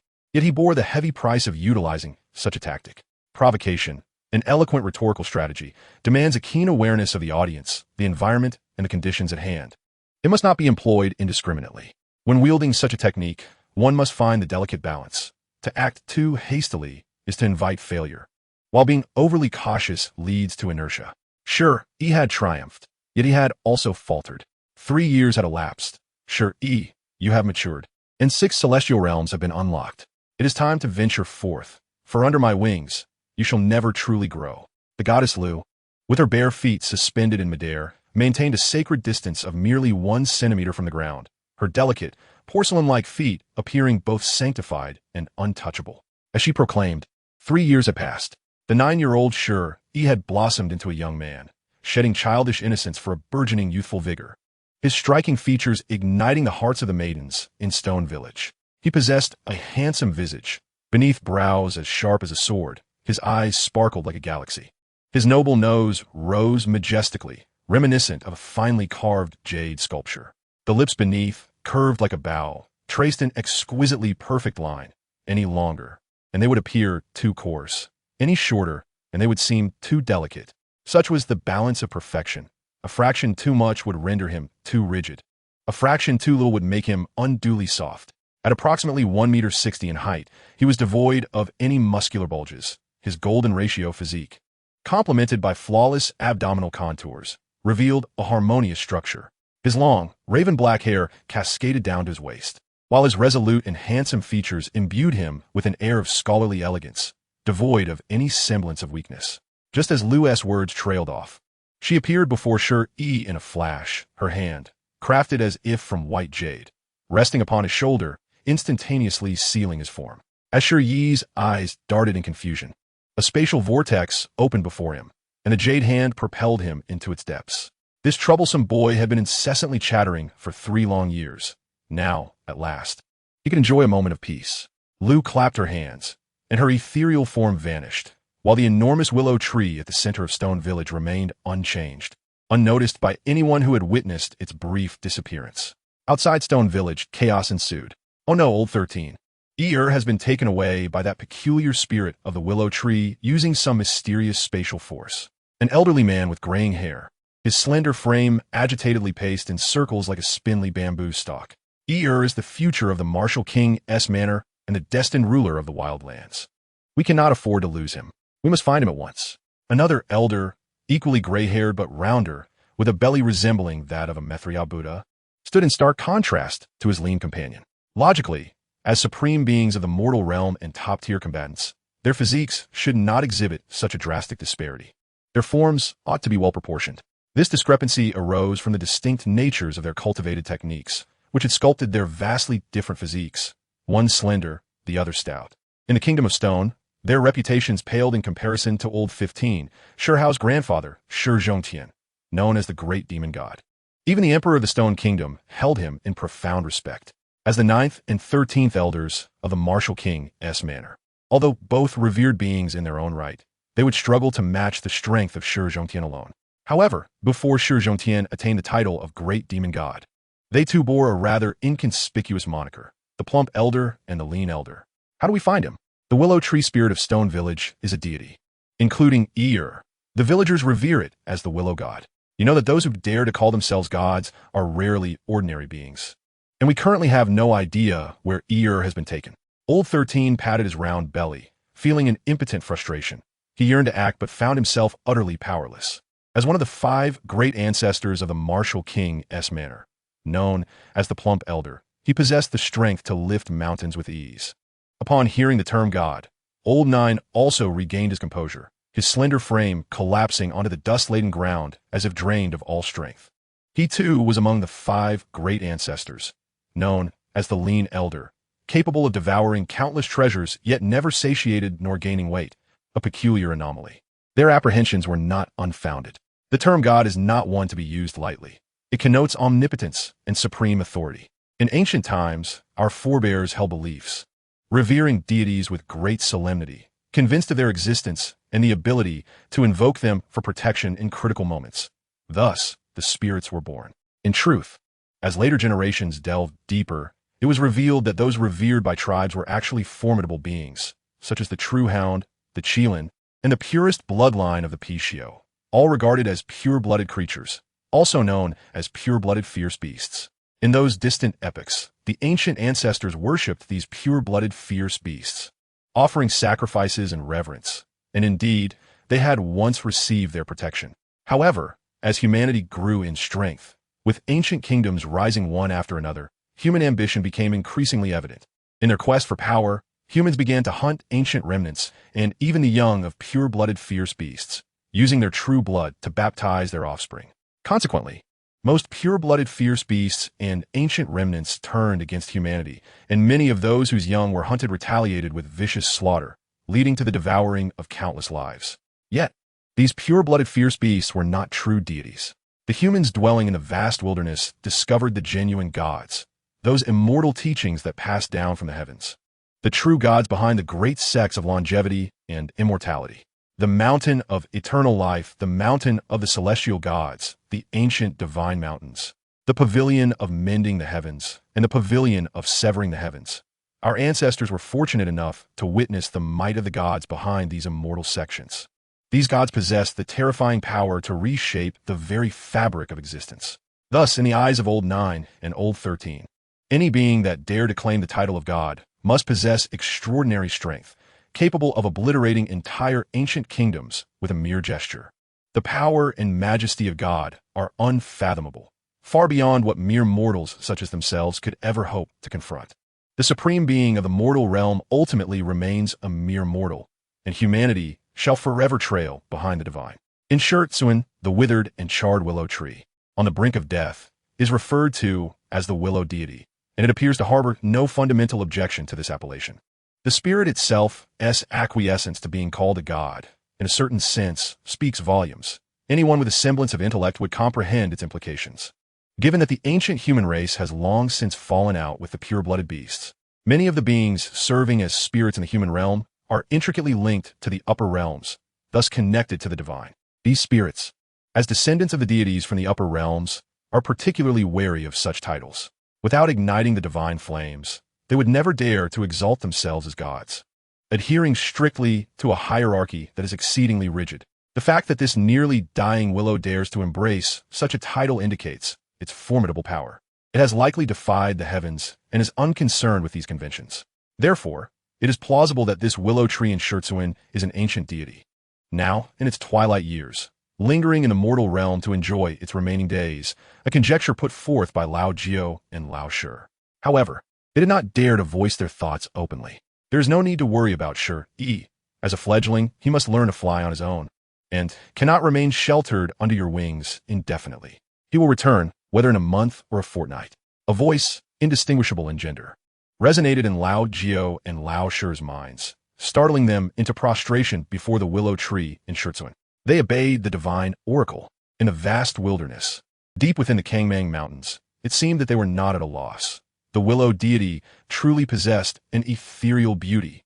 Shi Yi stroked his chin, his eyes darting as he etched the fleeting visage of the willow deity deeply into his soul, determined not to forget her as time passed. It is not surprising that he felt this way.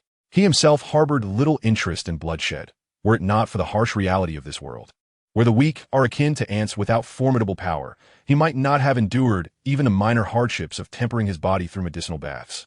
But now, upon witnessing the true form of the willow deity, Shi Yi found mere admiration insufficient. He yearned to bring her home as his bride. This aspiration, however, appeared daunting. Regardless, Shi Yi finally grasped a goal to strive for, a far cry from his previous inclination to languish in complacency. Just as his resolve solidified, an untimely primordial beast ambushed him from behind, a towering 10-meter-tall, striped giant tiger. With a resounding roar, the tiger charged. Before its roar could fade, its fearsome maw lunged toward Shi Yi, drawn by the alluring scent of his flesh and blood. It believed that by devouring Shi Yi, it might ascend to become a primordial anomaly, perhaps even awaken the faint bloodline of ancient progenitors within itself. In the wilderness, the hierarchy of beasts, primordial beasts, anomalies, ancient progenitors, and pure-blooded fiends, is distinctly defined. Even the young of the latter could easily vanquish the former. Alas, this primordial beast was mistaken. Shi Yi, who rarely took lives, had been underestimated. The tiger presumed him an easy target. In truth, since the day he completed the baptism of blood, he had possessed the strength of 100,000 jin, rivaling the might of the strongest pure-blooded fiend as young. 3 years had passed, and he had now entered the cave heaven realm. Though his cultivation speed was not particularly swift, he had opened 6 cave heavens, far beyond the tiger's capacity to provoke. As expected, upon sensing the presence of the 10-meter-tall, striped giant tiger, Shi Yi released the seal on his aura, instantly transforming from a mere practitioner of blood to a being of the cave heaven realm. The heavens trembled with a resounding boom. 6 substantial and solid cave heavens materialized behind him, fervently drawing in the essence of the world, converting it into a sanguine torrent that surged into Shi Yi's body. The cave heaven is not merely a realm. It serves as a means of cultivation. It can absorb the essence of heaven and earth, deriving the true meaning of runes, comprehending the world as order and the changes in its rules, as if recreating a miniature universe. This is the essence of the cave heaven realm, establishing an immortal passage, a sanctum, or even a world within or outside the body, providing sustenance and energy to the practitioner. Successfully opening a cave heaven signifies a communion with the vast outer world, allowing one to distill the divine marrow of heaven and earth from the boundless void. This significantly enhances the potency of various treasures while continuously flooding the practitioner's body with the divine essence, ensuring an everlasting vitality. As long as one does not engage in excessively brutal battles, it is nearly impossible to deplete one's stamina. In terms of physical capacity, fatigue is a foreign concept, maintaining an ever-vibrant state. Simultaneously, the cave heaven serves as a personal space, capable of storing various treasures. Currently, Shi Yi has placed the rune bone fragment containing the primal truth within his cave heaven space. Self-service barbecue? Brother Tiger, you are far too courteous. Shi Yi swiftly turned, evading the tiger's bite with astonishing speed, not out of fear of injury, but rather disdain for the tiger's slobber. With a graceful leap, he ascended to the tiger's towering head, and before it could react, he delivered a decisive strike to its skull. Crack! The sound of shattering bone echoed. With a thud, the colossal form of the striped giant tiger collapsed, its great eyes still reflecting the terror and bewilderment of its final moments. The fear stemmed from Shi Yi's sudden and overwhelming strength, which had seemed so feeble moments before. The confusion arose from the lack of understanding of how it had met its demise. All it knew was that a sharp sound had resonated from its head before darkness enveloped its consciousness. The head was not particularly delectable. The metallic taste of blood was overpowering, and the innards would be cumbersome to process. The hind leg's meat was too tough. Today, a simple meal from the forelegs would suffice. As Shi Yi murmured to himself, he deftly retrieved a complete set of cooking utensils, various seasonings, and even firewood from within his cave heaven. Before long, he produced a sharp stone knife and, employing the skinning and dismembering techniques learned from the hunting team in Schutzun, he skillfully severed the 2 front legs. A bit more cumin, a tad less chili. Alas, I have become a mere shadow of my younger brother. I wonder how he has fared in the martial king's residence over these 3 years. The 2 front legs, each over 5 meters long and skinned, sizzled with oil as they roasted, their aroma wafting for miles, inadvertently attracting countless primordial beasts. However, upon glimpsing the 6 glowing cave heavens behind Shi Yi, the primordial beasts dared not approach, fearing that this fierce human might turn to them for a meal if he remained unsated. Chapter 11. garlic paste? The primordial beasts and anomalies truly did not dare to draw near to Shi Yi. The radiance of the six cave heavens, akin to an erupting volcano, instilled fear in them, although beasts of the ancient progenitor level would not be intimidated by Shi Yi. The dilemma lay in the fact that while the meat Shi Yi roasted was fragrant, it was merely the result of seasoning. In reality, it was just a striped giant tiger of the primordial beast tier. This level of flesh would hardly capture the attention of ancient progenitor beasts, attracting only the interest of primordial beasts and anomalies. Those who wished to feast dared not approach, while those who could eat looked down upon it. Yet, there exists a peculiar phenomenon in this world, where an ancient species, having reached the twilight of its lifespan, finds itself infatuated with the aroma of roasted meat. This creature, having savored human barbecue delicacies a millennium ago, remains haunted by that memory. Little did it anticipate that, as its life drew to a close, it would encounter a human once more in the vast expanse of the Tsangmang Mountains. It was none other than that youth from Shizhuan, the boy who had visited 3 years prior, now grown into a young man. The ancient being, resembling a lion yet adorned with a singular horn atop its head, gazed upon Shi Yi with profound astonishment. In an effort to avoid alarming Shi Yi and to savor one final meal of roasted meat before its demise, this creature, this horned lion, decided to manifest its human form for the very first time. As a being of ancient lineage, a formidable predator that roamed the wilderness, it had always scorned the idea of taking on a human guise. However, facing the imminent end of its existence, it found itself uncharacteristically accommodating.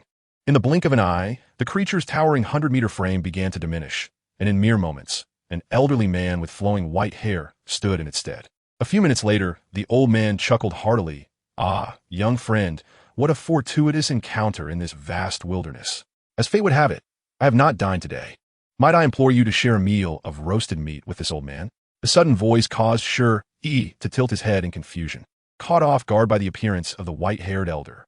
In the next instant, his dark, luminous eyes shimmered, and he discerned the true identity of the elder. "By the heavens, Aswani!" Shi Yi gasped, a chill running down his spine. Here he was, a mere fledgling of the Dongtian realm, being approached by a revered ancient beast, a swan and I, seeking roasted meat from him. Would it perish without it? After a brief moment of contemplation, Shi Yi resolved to honor this request. "Of course, esteemed elder, I must oblige your request. Please take a seat. The roasting will require a bit more time to achieve its utmost perfection." As he spoke, he couldn't help but reflect upon his past experiences at the Wang family estate, where he had lived in luxury, waited on by servants, and now found himself transformed into a master of barbecuing and stewing. It was as though he had been cursed to become a simple villager. Ultimate perfection in roasting meat. The elder's eyes sparkled with anticipation, and saliva began to pool at his feet, forming a small puddle. Indeed, the path of cultivation has its peaks, and so too does the art of roasting meat. In this world, anything pursued to its zenith, even the mundane, can yield resplendent results, Shi Yi mused. Alas, the heavens bore witness to the hardships he had endured over these years, surviving alone and facing countless trials. Were it not for his daily conversations with the willow god to alleviate his loneliness, he might have succumbed to despair. His steadfast desire to glimpse the true form of the willow god, to witness her authentic visage, had become a source of solace in his otherwise drab existence. Despite her earlier rejection of him, fortunately, he had ultimately achieved his wish. Half an hour later, Shi Yi announced, "Elder, the roasted meat is ready. Do exercise caution, as it may be quite hot, though I suspect you are not easily deterred by such trivialities." He presented a roasted tiger foreleg to the elder, who had transformed from the swan and I into an old man. In the next breath, the elder lunged forward, devouring the foreleg without regard for decorum. "Oh, delicious, truly exquisite, to savor such delectable fare before my passing.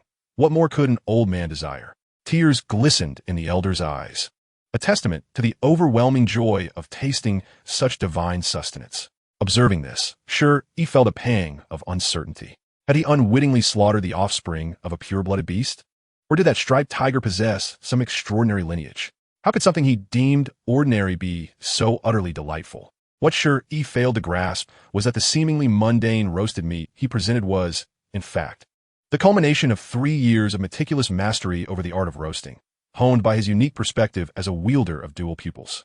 As he had surmised, any endeavor pursued to its utmost brilliance, even the simplest of fare, could indeed yield extraordinary results. Why was the wielder of dual pupils hailed as a reincarnation of a sage? Perhaps Shi Yi remained oblivious to the full implications. A sage possesses innate wisdom, and under the gaze of a dual pupil cultivator, nothing remains concealed. Moreover, their capacity for learning and creativity stands unmatched. Despite his inherent laziness and aversion to hardship, Shi Yi had, in 3 short years, opened a total of 6 Dantian realms, an undeniable testament to his capabilities. Furthermore, driven by a desire for better nourishment and self-care, he immersed himself in the study of culinary techniques, integrating diverse methods from the various cuisines of his past life on the Blue Planet. A cultivator endowed with sage-like wisdom, aside from daily cultivation, was devoted to the pursuit of culinary excellence. Unbeknownst to him, he had ascended to the zenith of the culinary arts, with his creations reaching the pinnacle of flavor. Shi Yi's perception of roasted meat as ordinary stemmed from his accustomed palate, while for the elder, it had been a millennium since he last savored human food. Do not question why he had refrained from eating for so long. It was pride that had held him back.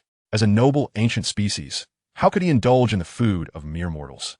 What if other ancient beings discovered this? Yet, now, faced with imminent demise, he had come to terms with the situation. If there was food available, he would partake, for the opportunity might never arise again. Another half-hour passed, and 2 forelegs, each over 5 meters long, found their way into the bellies of both Shi Yi and the elder. It was astonishing that these two could consume such quantities. "Elder, it seems you recognize me."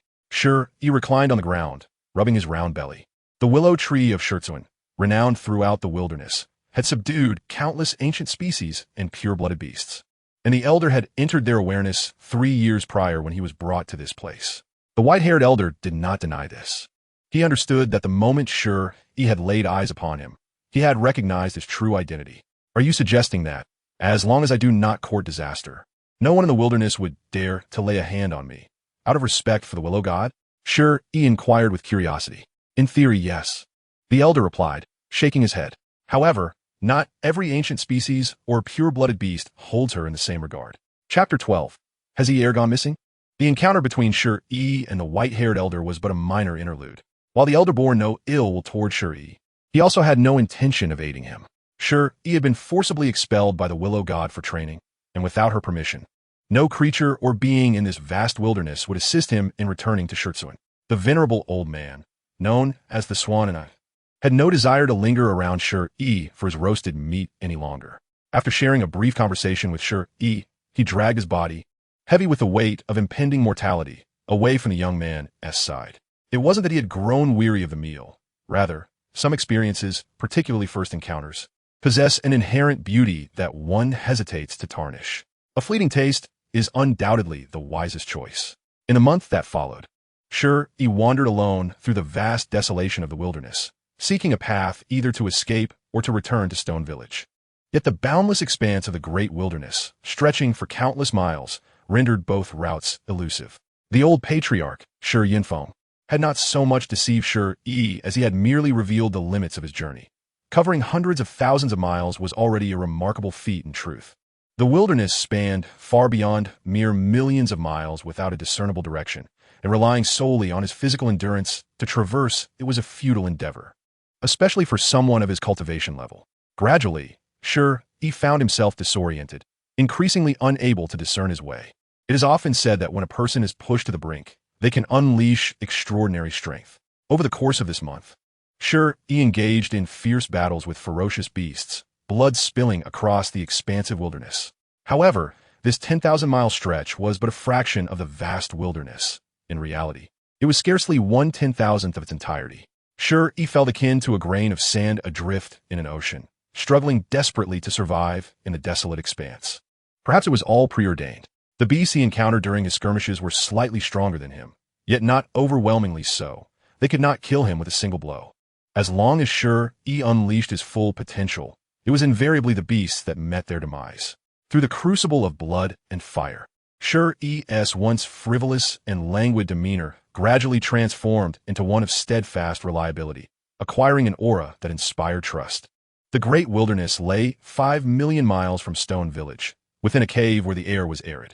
The crackle of flames filled the air as Shi Yi sat before a campfire, clad in a long coat of beast hide, filled with uncertainty about the future. He had once envisioned a life of stability as a noble scion, but fate had other plans. The elders of the martial king's estate were unwilling to let him, a wielder of the rare double pupils and a natural-born sage, settle for a mundane existence as an ordinary noble. Thus, they sent him to Stone Village. The spirit of the village, Lady Liu, also did not wish for him to linger there, urging him to embark on a journey of cultivation. As if everyone was imparting the message that he could not be an ordinary person. This sense of destiny was profoundly unsettling. Yet, Shi Yi felt powerless to resist the forces of fate. He believed that even a whispered curse against Lady Liu might reach her ears, and he would face her wrath. Unable to fight against such odds, he had no choice but to swallow his discontent. Fortunately, Shi Yi's mental fortitude had grown considerably. While he could not claim to possess an iron will, he had become as resilient as a sturdy stone, no longer easily shattered. "Mother, have you thought of your son after 3 years away?" Shi Yi murmured as he gently stirred a pot over the fire with a spatula, simmering a goose, a rare primordial creature adorned with vibrant plumage. This goose, known as the rainbow goose, was not quite as esteemed as the 8 delicacies chicken, another primordial breed. Capturing it had required considerable effort, and after dispatching and cleaning it, he had placed it into the pot. As for the flavor, it goes without saying that with his unparalleled culinary skills, Shi Yi could maintain a respectable status even if he were to lose all his cultivation, avoiding the fate of becoming a mere ant at the bottom of society. The true strength of the double pupils lies not in their destructive power or their ability to perceive illusions, but rather in the innate capacity for learning and creation they confer, which is why those with double pupils are referred to as natural-born sages. A double pupil wielder does not covet external possessions. To desire more bones or paths is ultimately to fall into the mundane.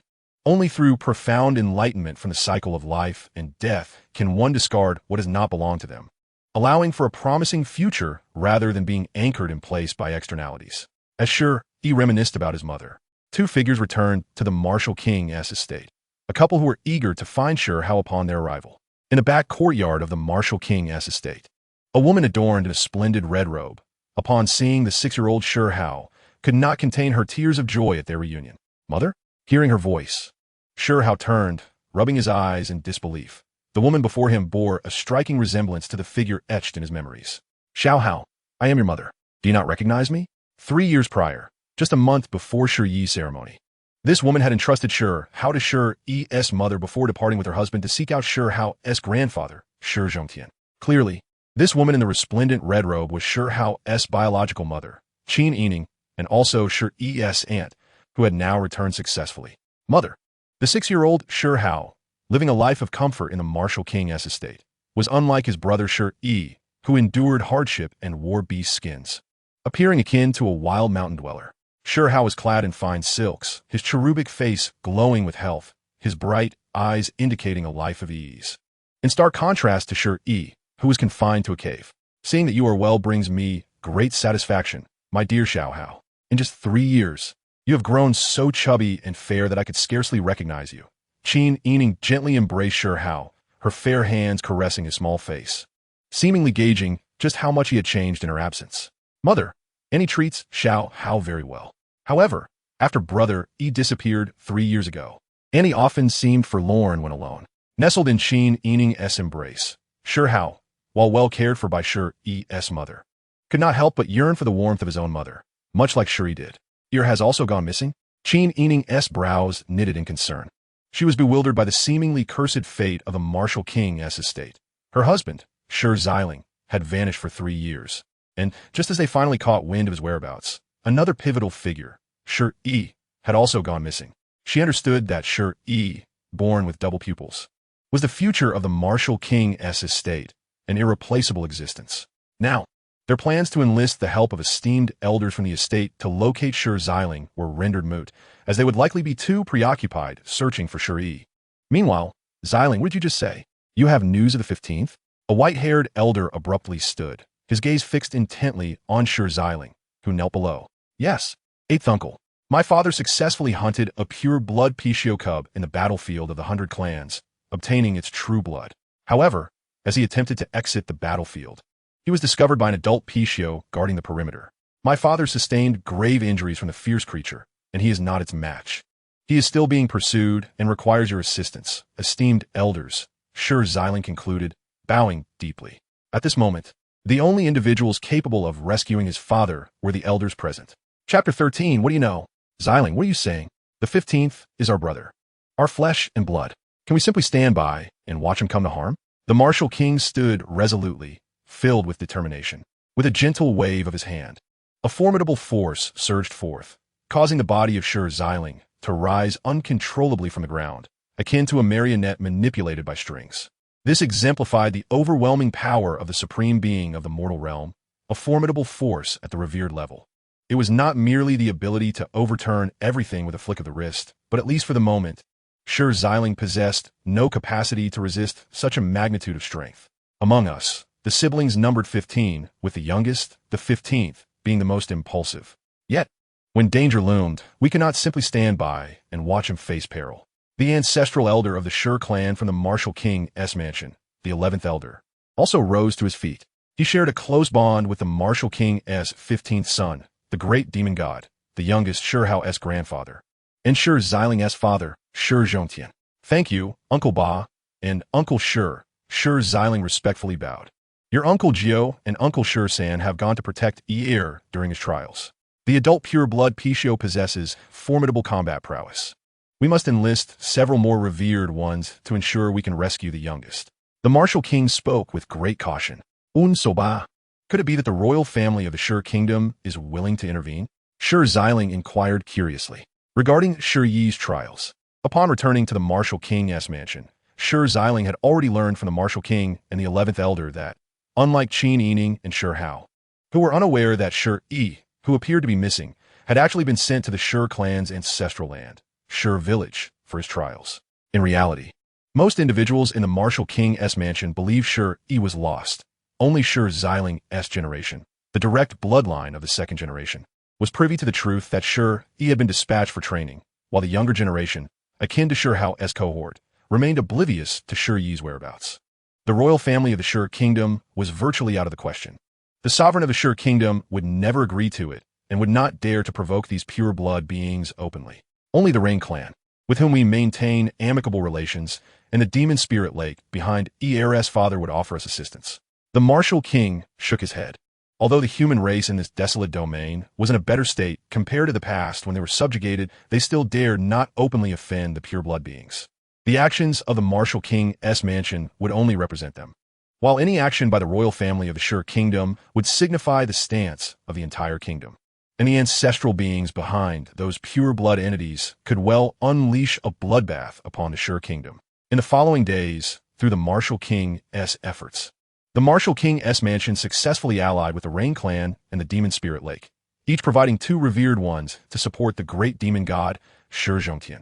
The martial king's mansion comprised the martial king and the 11th elder. The Rain clan included the Rain king and an elder, while the demon spirit lake was represented by Shi Xiling's cousin, Shi Zaitan's master, along with another elder from the lake, with 6 revered ones mobilized. It appeared from a theoretical standpoint that rescuing the Shi Zhongtian from the jaws of an adult pure-blood beast would pose no issue. Thus, Qin Yi Ning did not accompany them. Shi, like Shi Yi's mother, remained at the martial king's mansion, as Shi Zaitan and Shi Xiling were sufficient to undertake the task.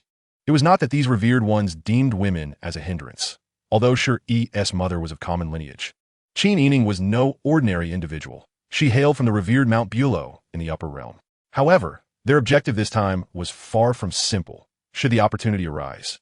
They intended to encircle and slay the adult pure-blood Pishio to seize its precious bones and true blood. 5 days later, in the rear courtyard of the martial king's mansion, there lay a quaint little courtyard spanning approximately 10 acres. At its heart stood a 2-story building, its eaves gracefully arching out from the branches of spruce trees, evoking a sense of being enveloped in clouds, with an air of mystery about one's location. Flanking the small building were 2 exquisitely adorned windows, while the overlapping eaves and ridges imparted an air of opulence and elegance. Before the small building lay a semicircular pond of crystal-clear azure water, approximately 20 ajong wide, surrounded by a vast grove of plum trees adorned with vibrant crimson blossoms in full bloom. As one approached, the faint scent of flowers wafted through the air, and the lush grass beneath was a vivid green, devoid of any signs of wilting. In the very center of the plum grove stood a stone pavilion, modest in size yet charming. Rising to a height of 3 to 4 meters, The pavilion housed a broad stone table and chairs made from smooth jade, reminiscent of a study desk with a concealed base. Upon the table rested a teapot, teacups, and a few frequently perused tomes. The jade chairs were a generous 2 meters long, their backs intricately carved with exquisite lace-like patterns. On one of the chairs lay a white pillow, seemingly filled with the feathers of rare and exotic creatures, meticulously crafted by skilled artisans, promising an unparalleled comfort for anyone reclining upon it. Shi Yi's mother reclined on the chair. Even as Qin Yi Ning approached, she showed no inclination to greet her, instead turning her back in evident annoyance. Yue Chan, do not be disheartened. I learned from Xiling that Yi-gege has merely gone for training. Qin Yi Ning attempted to console her, but was abruptly interrupted by Shi Yi's mother, Aunt Shi Hao, also known as Yue Chan. What do you know? Yi-gege has never been one to endure hardship. He has always relied on others for everything. Now, he has been sent to such a harsh land for 3 years. He must have suffered greatly, and the thought of it is heart-wrenching. He was only 6 years old then. Yue Chan, Aunt Shi Hao, now found herself steeped in regret, wishing she had never consented to send Shi Yi to the ancestral ground for training. Over the years, she had come to realize that if Shi Yi truly could not endure hardship, she would have been more than willing to care for him indefinitely. As long as she could remain by his side, she felt she could do anything. Perhaps it was this very unconditional love that had led Shi Yi to become so despicable in that now-vanished timeline, requiring him to perish once before gaining true enlightenment. Now, Shi Yi had transformed, yet she remained unchanged, still the excessively indulgent mother who wished to bestow the entire world's treasures upon her son. However, wouldn't he be like that, would he? Qin Yi Ning remarked with an odd tone. He is resolute in character, free from such flaws. Over the years, he has garnered much favor from the clan elders, and even the Shi sovereign frequently summons him to the palace. Yue Chan replied with a hint of bitterness. As she spoke, it was evident that during the 3 years since Shi Yi's departure from the Martial King's mansion, the gradually maturing Shi Hao had begun to reveal his talents. Although he had yet to unveil his supreme bone, he had successfully won the affection of several clan elders from the Martial King's mansion. Even the distant relative, the sovereign of the Shi kingdom, held a deep fondness for the little lad, as the ancestors of the Martial King's mansion and the Shi sovereign's lineage were indeed brothers, albeit their bloodlines had diverged for 3 generations now. This situation was akin to a certain azure planet, where a civilization known as Huaxia had seen Liu Bei, the emperor of Hanzhou, lie, possessing royal blood flowing through his veins. The descendants of the Martial King's mansion were of a similar nature. Both the Martial King's mansion and the Shi royal family shared the surname Shi, united by a common ancestor. Truly worthy of being my Hao'er. He brings honor to his mother. The notion that her son surpassed the offspring of relatives filled Qin Yi Ning with an inexplicable joy. Perhaps this was that insatiable yet inescapable sense of rivalry. The heir possesses the heavy pupil, a natural saint, though he has some shortcomings in temperament. It is not insurmountable. Yue Chan immediately straightened up, declaring, Yi-gege's talent is indeed extraordinary, but I firmly believe that Hao'er is no less than Yi-gege. Qin Yi Ning asserted with unwavering confidence.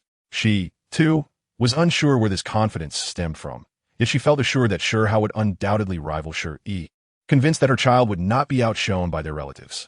Chapter 14. Alas, one cannot raise them. Far away in the depths of the great wasteland, enduring hardship, Shi Yi remained oblivious to the fact that his younger brother, Shi Hao, had already begun to relish the joys of family life. Though Shi Ling departed shortly after returning, accompanied by the 6 esteemed elders to rescue his father, Shi Zhongtian, his mother, Qin Yi Ning, chose to remain at the royal martial palace to care for Shi Hao. As a result, Shi Hao basked in joy each day, often pestering Qin Yi Ning to regale him with intriguing tales from the great wilderness. Each narrative of the ancient beings and pure-blooded ferocious beasts traversing the vast expanse stirred within him an uncontrollable fervor. He longed to grow instantly, to contend with those prodigies and carve out his own renown amidst the wilderness. Half a month later, deep within the boundless Kangmang Mountains, a great distance from Shi Yi, after wandering for an indeterminate time, may have finally turned his fortunes. Just as he felt he might be lost for eternity, he successfully stumbled upon an inconspicuous mountain range, the Kangmang Mountains, where Shi fortuitously lay. The great wilderness, sprawling over billions of miles, served as a paradise for ancient beings and pure-blooded ferocious beasts, where primal monsters and aberrant species merely served as sustenance, and the human race struggled for survival. For Shi Yi to have located the unremarkable Kangmang Mountains amidst the vast wilderness of billions of miles, it must be said, he was not without hope. He was not simply a hopeless wanderer. I am no longer the naive youth I once was. Your absence renders me so pitiful. Shi Yi said, a blade of foxtail grass clutched between his lips, riding atop the back of a silver demon wolf, humming a tune incomprehensible to others, while relishing the brisk wind caressing his cheeks. This silver demon wolf, towering 3 meters and stretching 5 meters in length, boasted sleek and supple fur. A formidable creature of the cave heaven realm, its speed eclipsing even the high-speed trains of the Azure planet. Swift as the wind and flashing like lightning, it traversed thousands of miles in a day. It had been tamed by Shi Yi half a month prior, reluctantly agreeing to serve as his temporary steed after enduring a thorough beating.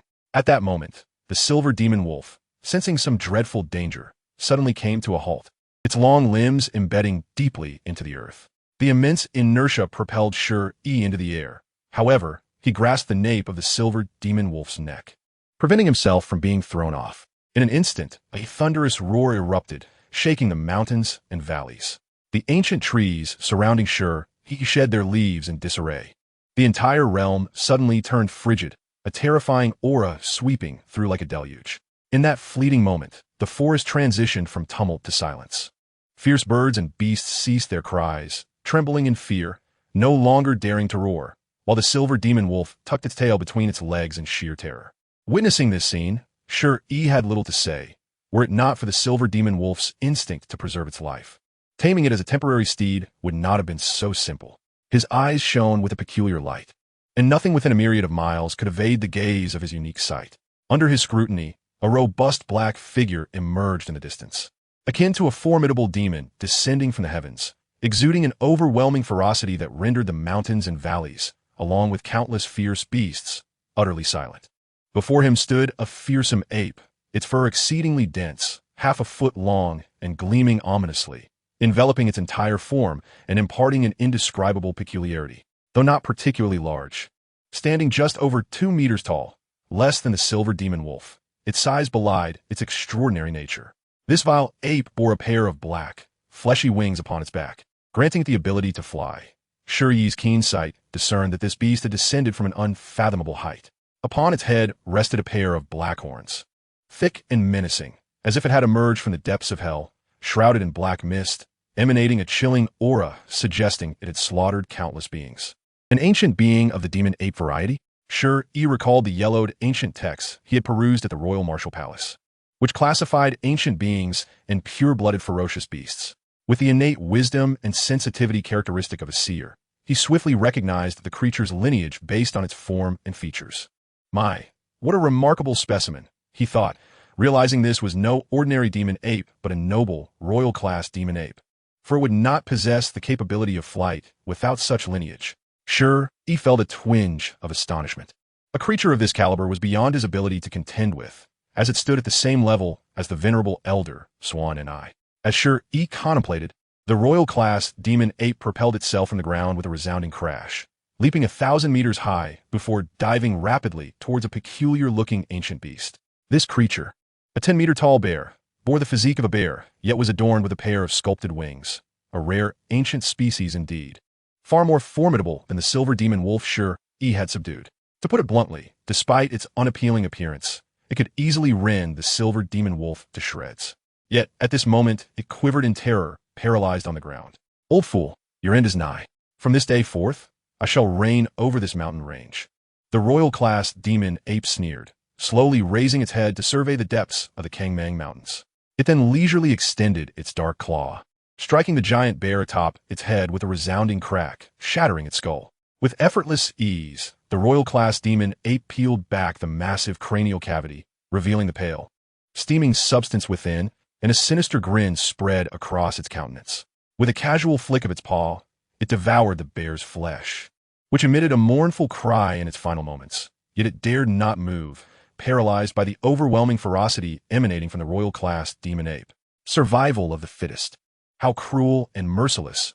Shi Yi sighed, gently stroking the trembling silver demon wolf, who too found itself unable to move, gaining a deeper understanding of the savagery that permeated the great wilderness. Strength commands respect. Weakness invites death. Ugh, the taste is rather mediocre. The food of the human race is far superior, the royal-class demon ape remarked disdainfully, discarding the remnants of its meal as it leapt away, eager to venture deeper into the Kangmang Mountains to reunite with its old companions.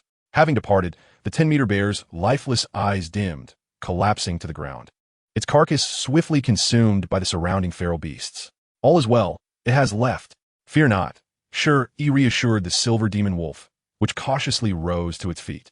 Oh, the silver magic wolf whimpered behind Shi Yi, its 3-meter-high, 5-meter-long body resembling a pitiful puppy, terrified that Shi Yi might abandon it. I have promised you that if you return me to Stone Village, I shall grant you your freedom. Now, you are free. Hurry and leave this place. I sense that a great battle will soon unfold here. Shi Yi gently pushed the wolf away, which in turn leaned in to lick him.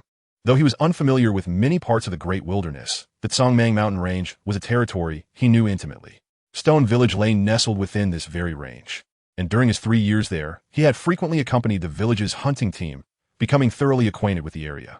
A howl erupted from the silver magic wolf, and for a fleeting moment, it contemplated forsaking its freedom to remain by Shi Yi's side. Ultimately, however, it departed, glancing back at Shi Yi before dashing off into the unknown. This was a mutual choice. The silver magic wolf longed to stay, and Shi Yi would not have forced it away, for he indeed lacked him out.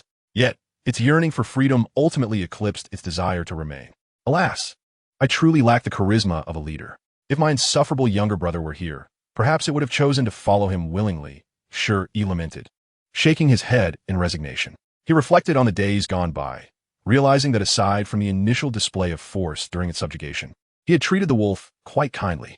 Alas, it remained untamed. A deep, resonant moo echoed through the air. Shi Yi pinpointed the sound, directing his gaze toward the distant mountains. Moments later, a terrifying blaze of light erupted from the forest, a formidable sight indeed. A gigantic crimson bull, towering over 10 meters and stretching 30 meters in length, charged forth, its hooves igniting the ground in flames. Bathed in fire, its coat gleamed like satin, radiating a mesmerizing scarlet glow. However, this flaming bull was not advancing toward Shi Yi. A cautious individual by nature, Shi Yi had long concealed his presence, rendering himself as inconspicuous as any ordinary stone by the roadside, with the ancient species of the demon ape ahead and the ancient species of the firebull behind. He pondered whether these two ancient beings were indeed converging upon the aging lion-like creature. Though once a resident of the Azure Planet, Shi Yi remained somewhat oblivious to the intricacies of this world, familiar only with a handful of key figures, such as Liu Shen and Shi Hao, while the finer details eluded him. Thus, the appearance of the ancient species of the demon ape and the firebull struck him as peculiar. In his years at Stone Village, he had rarely witnessed two ancient species congregating within the Tsangmang Mountain Range. Lost in thought, Shi Yi's eyes shimmered momentarily, and an image of the depths of the Tsangmang Mountain Range flashed before him, as if it were a live broadcast. At that moment, deep within the mountains, the ancient species of the demon ape spread its wings, soaring to a height of 1,000 meters to confront the firebull. A clash of overwhelming ferocity erupting between them like a tempest that ravaged the entire forest. With a resounding howl and moo, they charged at one another, initiating a fierce battle that shook the very earth, splintering ancient trees and sending massive boulders flying. Not far from the chaos lay a lion-like creature. Its massive frame sprawled on the ground, eyes vacant as if lifeless. But had it truly passed on? Chapter 15. Rest in peace. I am a true master of this Tsangmang Mountain Range. The ancient species of the demon ape unfurled its demonic wings, unleashing a blood-red wind that swept across half the mountain range, cloaking it in an ominous hue. This crimson gale was not merely a terrifying sight. It acted like countless imperceptible tendrils, voraciously siphoning the life essence from everything in its path, vegetation withering and creatures perishing. At this moment, delicate, ethereal willow branches appeared from the air, casting a faint glow that shielded Stone Village. Had the tendrils of the blood-red wind infiltrated, they would have drained the villagers of their life force within moments, reducing them to mere corpses. Witnessing this eerie and terrifying scene, Shi Yi lost all desire to observe further and turned to flee. Yet, he halted abruptly, not out of reckless intent, but because he noticed a luminous willow branch extending from above, enveloping him in a protective green aura. Liu Shen? Shi Yi reached up to touch the glowing willow above his head, sensing as if he had brushed against the fingertips of the willow deity. feeling a conscious retreat in response. However, before he could fully savor this strange sensation, another ethereal willow branch emerged from the void, delivering a sharp slap to his backside. Slower than I anticipated, Shi Yi, you seem rather lacking, Liu Shen's voice echoed, gentle yet imbued with an undeniable sacred authority that demanded respect. Lacking, Shi Yi exclaimed, his irritation flaring as he momentarily forgot the stinging pain on his backside, leaping to his feet as if to confront the concealed Liu Shen. I thought you would return in 10 days, yet you lingered for over a month. I lost my sense of direction and veered off course for several 100,000 miles. Shi Yi defended himself. Without delving further into their banter, the battle between the ancient species of the demon ape and the fire bull had intensified to a fever pitch. Mu, you are unworthy to claim dominion over this mountain range. With the old lion dead, it is rightfully mine to govern. How dare you aspire to rule here? The fire bull's anger was palpable, its nostrils flaring as its eyes blazed red, massive hooves ablaze with fierce flames, trampling the ground mindlessly. The fire bull feared not the ancient species of the demon ape.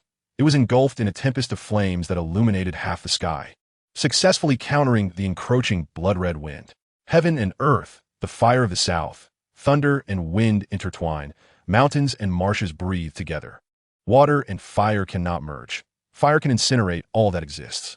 The principles of heaven and earth dictate the cosmos. Thunder and wind signify movement and stillness. Mountains and marshes represent stability and change. Water and fire embody the duality of existence, referred to as the innate 8 trigrams. Among these, the south is represented by fire, as it symbolizes the zenith of the sun and belongs to the yang element, guarded by the vermilion bird. Thus, in the 8 trigrams, the position of Li represents fire. The fire bull possessed the ability to command the fire of the heavens and earth, making it a formidable ancient species in its own right, with bloodline potential rivaling that of the ancient species of the demon ape. Old bull, if you wish for death, I shall grant you the opportunity to accompany the old lion. The ancient species of the demon ape taunted with a sinister grin. Arrogant, you and I are merely equals. Without devouring the true blood of the old lion, you cannot hope to withstand my flames. Is that so? Then let us allow our strength to speak and see who truly claims mastery over this Tsangmang mountain range. The ancient species of the demon ape flapped its formidable wings, propelling itself like lightning, aiming for the skull of the fire bull. The fire bull, however, was no mere brute to be intimidated by the ancient species of the demon ape. It charged forward, its horns poised for confrontation. For 3 days and nights, the king-level demon ape was beset with numerous wounds, while the fire bull demon was utterly exhausted, its strength waning. Old bull, it is evident that we cannot determine a victor. Should we continue this battle, we risk allowing outsiders to seize the opportunity. How about we share the true blood of the old swan and I? The king-level demon ape spoke with utmost caution, sensing several ancient remnants lurking beyond the vast mountains.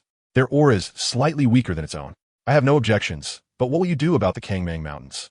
The fire bull demon, with its colossal bovine head, finally lowered itself in submission. It understood that a battle to the death would yield no favorable outcome for either side. It is simple. We shall each take half, and together we will govern these Kangmang Mountains, declared the king-level demon ape as it sat down. You are not human, and neither am I. We ought to divide this equally. The fire bull demon also sank down, conceding. You speak truth, old bull. The human race in this vast wilderness is merely our sustenance. After we share the true blood of the old swan and I shall venture into the wilderness to seek out several tribes to savor the delicacies of humanity. The king-level demon ape did not contest the fire bull demoness words, and as it spoke, it seemed to recollect the taste akin to that of human tofu, drool slipping uncontrollably from its lips. You think you can venture beyond the wilderness to capture humans from the Stone Nation and the Fire Nation? The Fire Bull demon scoffed. Old bull, do you take me for a fool? The Stone Nation and the Fire Nation are ancient realms, each guarded by a human emperor. I would be courting death. The king-level demon ape shot a disdainful glance at the Fire Bull demon. At that critical moment, the old swan and I, which had lain lifeless on the ground, suddenly opened its closed eyes, a powerful golden radiance bursting forth from its pupils. The golden light surged and expanded, enveloping the entire Kangmang Mountains in a dazzling glow, transforming the grass, trees, and rocks into pure gold, as if the mountains themselves had been entirely assimilated by this brilliance. No one anticipated that the long-dead old swan and I would leap into action, appearing as fearsome as it did in its youth. Yet, it was clear to the discerning that this was the old swan Ni's final stand. Its life had reached its zenith, and after this battle, it would truly meet its end. With a thunderous roar akin to the rumblings of thunder from the heavens, the old swan and I rose, charging like a bolt of golden lightning towards the two reigning beast kings.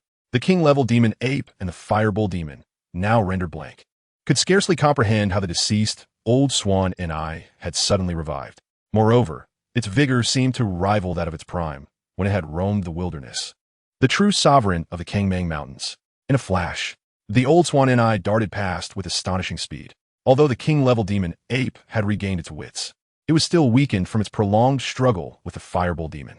In an instant, one of its arms, along with half its body, was violently severed, blood gushing upwards for several tens of feet, plunging it into a state of grievous injury. Before the king-level demon ape could unfurl its demonic wing to flee, the old swan and I unleashed a thunderous roar, conjuring a column of lightning that obliterated the king-level demon ape on the spot. "You dare feign death?" the fireball demon exclaimed, but before it could finish, a burst of golden light surged towards it.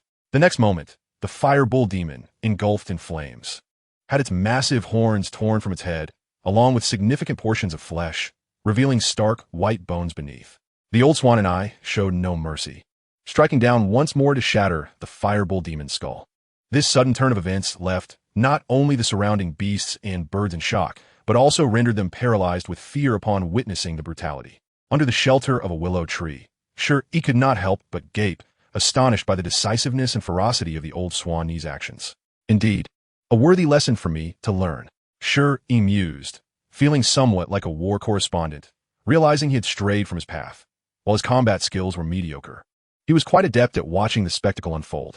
A deafening roar erupted as the old swan and I howled towards the heavens, its terrifying pressure enveloping the entire Kangmang Mountains.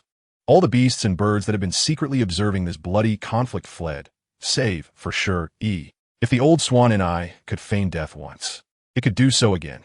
None wished to find themselves the next victims like the king-level demon ape and the fireball demon. At that moment, the old swan and I suddenly turned its gaze towards Shi Yi's direction. "Young friend, in light of our acquaintance, might you allow this old one to rest in peace?" Shi Yi was uncertain how the old swan and I had detected his presence, but this request caused him to hesitate. What if this old being intended to deceive him into approaching for slaughter? The old swan and I noticed Shi Yi's hesitation, but chose not to elaborate further, merely exhaling a golden horn covered in intricate runes. "This is the horn I shed in my youth, imbued with the complete swan and I treasures. I offer it as a token of gratitude, hoping that after my demise, you will not desecrate my remains, allowing me to rest peacefully in the earth." After uttering this final request, the old swan and I fell silent. Its once grand and resplendent form dimmed, and with its last breath, it collapsed, fading from existence. Willow spirit, has the old swan and I truly perished? Shi Yi inwarded cautiously. Despite having confirmed with his heavy eye that the last flicker of life had extinguished, he remained apprehensive about even the slightest chance of danger and sought reassurance from the willow spirit. The final battle was a culmination of all its power. "It has departed this world," the willow spirit replied with a calm demeanor. She could not grasp why Shi Yi was so cautious, but recognized it as a positive trait, having once been betrayed due to her own lack of vigilance. "Willow spirit, do these ancient remnants and pure-blooded beasts not despise having their treasures stolen by humanity? They often destroy their own treasures before death. Why would the old swan and I bestow upon me the secrets of its treasure?" Shi Yi questioned again. "Perhaps it was to repay a kindness, not wishing to owe you a favor," the willow spirit responded, her tone remaining even. "Willow spirit, if I," Shi Yi began, but before he could finish, the shimmering willow branches above him vanished. Seeing this, Shi Yi shrugged nonchalantly, 6 cavernous portals resembling volcanic mouths materializing behind him, propelling him deeper into the Kangmang Mountains. After several breaths, Shi Yi arrived before the old swan's remains. He picked up the palm-sized golden horn, contemplated for a few moments, and then cast it into the space behind him. This space not only absorbed the essence of heaven and earth, but also served as a personal sanctuary. And now the golden horn lay beside the rune-engraved bone fragment containing the primal truths. At present, Shi Yi finds himself bereft of time to comprehend the art of the swan and I, yet having accepted the golden horn, he feels an obligation to fulfill the last wishes of the old swan and I. The notion of laying him to rest may appear simple in theory, yet it proves to be immensely challenging in practice. The remains of the old swan and I tower over 100 meters, Even in repose, they measure several dozen meters. How could one conceal such a colossal body without excavating a massive pit? A hole 100 meters deep would suffice, but should Shi Yi merely bury it and leave? It risks being unearthed by passing prehistoric beasts or aberrations at any moment. In truth, it is far more prudent to dig a pit 1,000 meters deep. Unless one actively seeks it out, the chances of it being discovered by wandering creatures are exceedingly slim, thereby safeguarding the sanctity of the old Swan Yi's remains. This is a laborious task. Shi Yi feels a throbbing in his head, yet he knows that unless he wishes to be ungrateful, having accepted the responsibility, he must see it through and ensure the old Swan Yi finds eternal rest. A month later, Shi Yi emerged from a seemingly endless pit, his body caked in black mud. Behind him loomed 6 caverns resembling volcanoes, rendering his appearance both comical and absurd. What a predicament! My younger brother enjoys a life of luxury at the martial king's estate while I toil away in the mountains like a savage, he spat, expelling mud from his mouth. After a month of relentless effort, harnessing the essence of the heavens and earth from the 6 caverns to replenish his strength, he had indeed managed to excavate a 1,000-meter-deep pit. Naturally, he did not dig it by hand. Rather, he stomped rhythmically, employing the fragmented techniques of the Qilin treasure art to laboriously create the pit. Honestly, if the fire Qilin were to witness Shi Yi's method of utilizing the Qilin steps, it would surely be infuriated, as not only is this an affront to the art, but also a grave insult to its essence. Old Swan and I have honored your promise, he declared, gazing through his dual pupils into the depths of the colossal pit where the remains of the old Swan and I lay. Floating in midair, Shi Yi gently lifted his unassuming right foot. With a resounding impact, the void trembled and the earth quaked. The Transmigration Mountain seemed to erupt with the force of an earthquake registering 8 on the Richter scale as countless boulders cascaded down. The pit, painstakingly excavated over a month, began to collapse in a rapid descent. In an instant, as the soil and stones tumbled, the remains of the old Swan and I were irrevocably entombed beneath the pit, becoming an intrinsic part of the Transmigration Mountains. Perhaps this was the very wish of the old Swan and I, to grow, to perish, and to be laid to rest in this sacred ground where he had spent his entire life. A day later, in the great wilderness at the Transmigration Mountains, in Shi village. Shi Yi, it is good to see you back. Liu Shen mentioned you had gone out to train. Little did we expect you would be gone for 2 or 3 months. The venerable village elder, Shi Yinfeng, warmly grasped Shi Yi's hand. Although Shi Yi hailed from the outside world, his surname alone revealed his noble lineage, allowing him to blend seamlessly within the village of his kin. Elder, I am well. Shi Yi replied with a slight shake of his head. He was indeed well, yet burdened by the weight of his recent toil. After a month of digging, he felt as if he had transformed into a mere worm. The Transmigration Mountains have been restless of late. Deep within, it seems there is a humanoid beast trampling the ground, disturbing our nights with its tremors. Elder Shi Yunfeng expressed with trepidation. Due to this beast, the hunting team of Shi village had refrained from venturing out for an entire month, fearing an unfortunate encounter. Fear not, that will not be the case from now on. Shi Yi offered a disingenuous smile. Noticing the elder's concern, Shi Yi sensed the need to alleviate his worries. Rest well, Shi Yi. Shi village will always be your home. The elder concluded, ushering Shi Yi away, insisting that a robust woman take him forcibly back to his modest dwelling. Shi Yi offered no resistance. He too desired a moment of respite. After a month of laboring like a subterranean worm, he had nearly forgotten his identity as a noble scion. Moments later, the strong woman had dragged him back to his small abode with a firm grip. The dwelling was modest and unsightly, yet it provided shelter from the elements, constructed by the villagers for Shi Yi's comfort. Typically, children of his age would reside with adults, but Shi Yi, having spent his formative years with his mother, Yu, and Aunt Shi Hao, was reluctant to share his space with others. Now that you've returned, what would you like to eat? Just tell us, and I'll make sure it's ready for you by the time you awaken. The robust woman, Aunt Hu, called back, her voice warm and inviting. Though she was not unattractive, her complexion was a healthy wheat tone, and she possessed a curvaceous figure, embodying the essence of maternal affection. Thank you, Aunt Hu. Shi Yi swiftly replied, pushing her gently out the door and shutting it with deftness. Yeah, Huo misses you. Aunt Hu's voice rang from outside. I understand. I'll visit her once I wake up, Shi Yi answered. Satisfied with this response, Aunt Hu finally took her leave. Having lost her husband to a beast, she now had only her daughter, Hunyao. Although the young men of Shi village were commendable, her heart was set on Shi, the outsider who shared her surname. During Shi Yi's absence, she had resigned herself to the notion that her daughter may have to settle for someone else, yet now that he had returned. She clung to the hope that Shi Yi remained her first choice, believing her late husband, Shi Yi, would share her sentiment. Once Aunt Huo's footsteps faded away, Shi Yi surveyed his humble dwelling, a wave of unspoken melancholy washing over him. Once adorned in silks and satins, he now found himself in coarse linen, reduced to a mere worm in the depths of the mountains. Sigh, Shi, how? Do you ever contemplate the struggles endured by your cousin in the far reaches of the great wilderness, while you revel in the comforts of the martial king's estate? Chapter 17. Justification. The thoughts of Shi Yi remained unheard, as the anguish within him found no outlet. Unlike Shi Hao, who could find joy amid adversity, Shi Yi was not the same person he once was. He hailed from a blue planet, sharing a name, yet not a soul. In his former life, he succumbed to the brutality of nuclear war. In this existence, he was reborn as one with the same name, perhaps a testament to the notion that they were indeed one and the same, a singular entity traversing different dimensions and parallel histories. If not, how could Shi Yi, an innate sage endowed with dual pupils, allow an outsider to usurp his identity? The only one capable of vanquishing him was himself.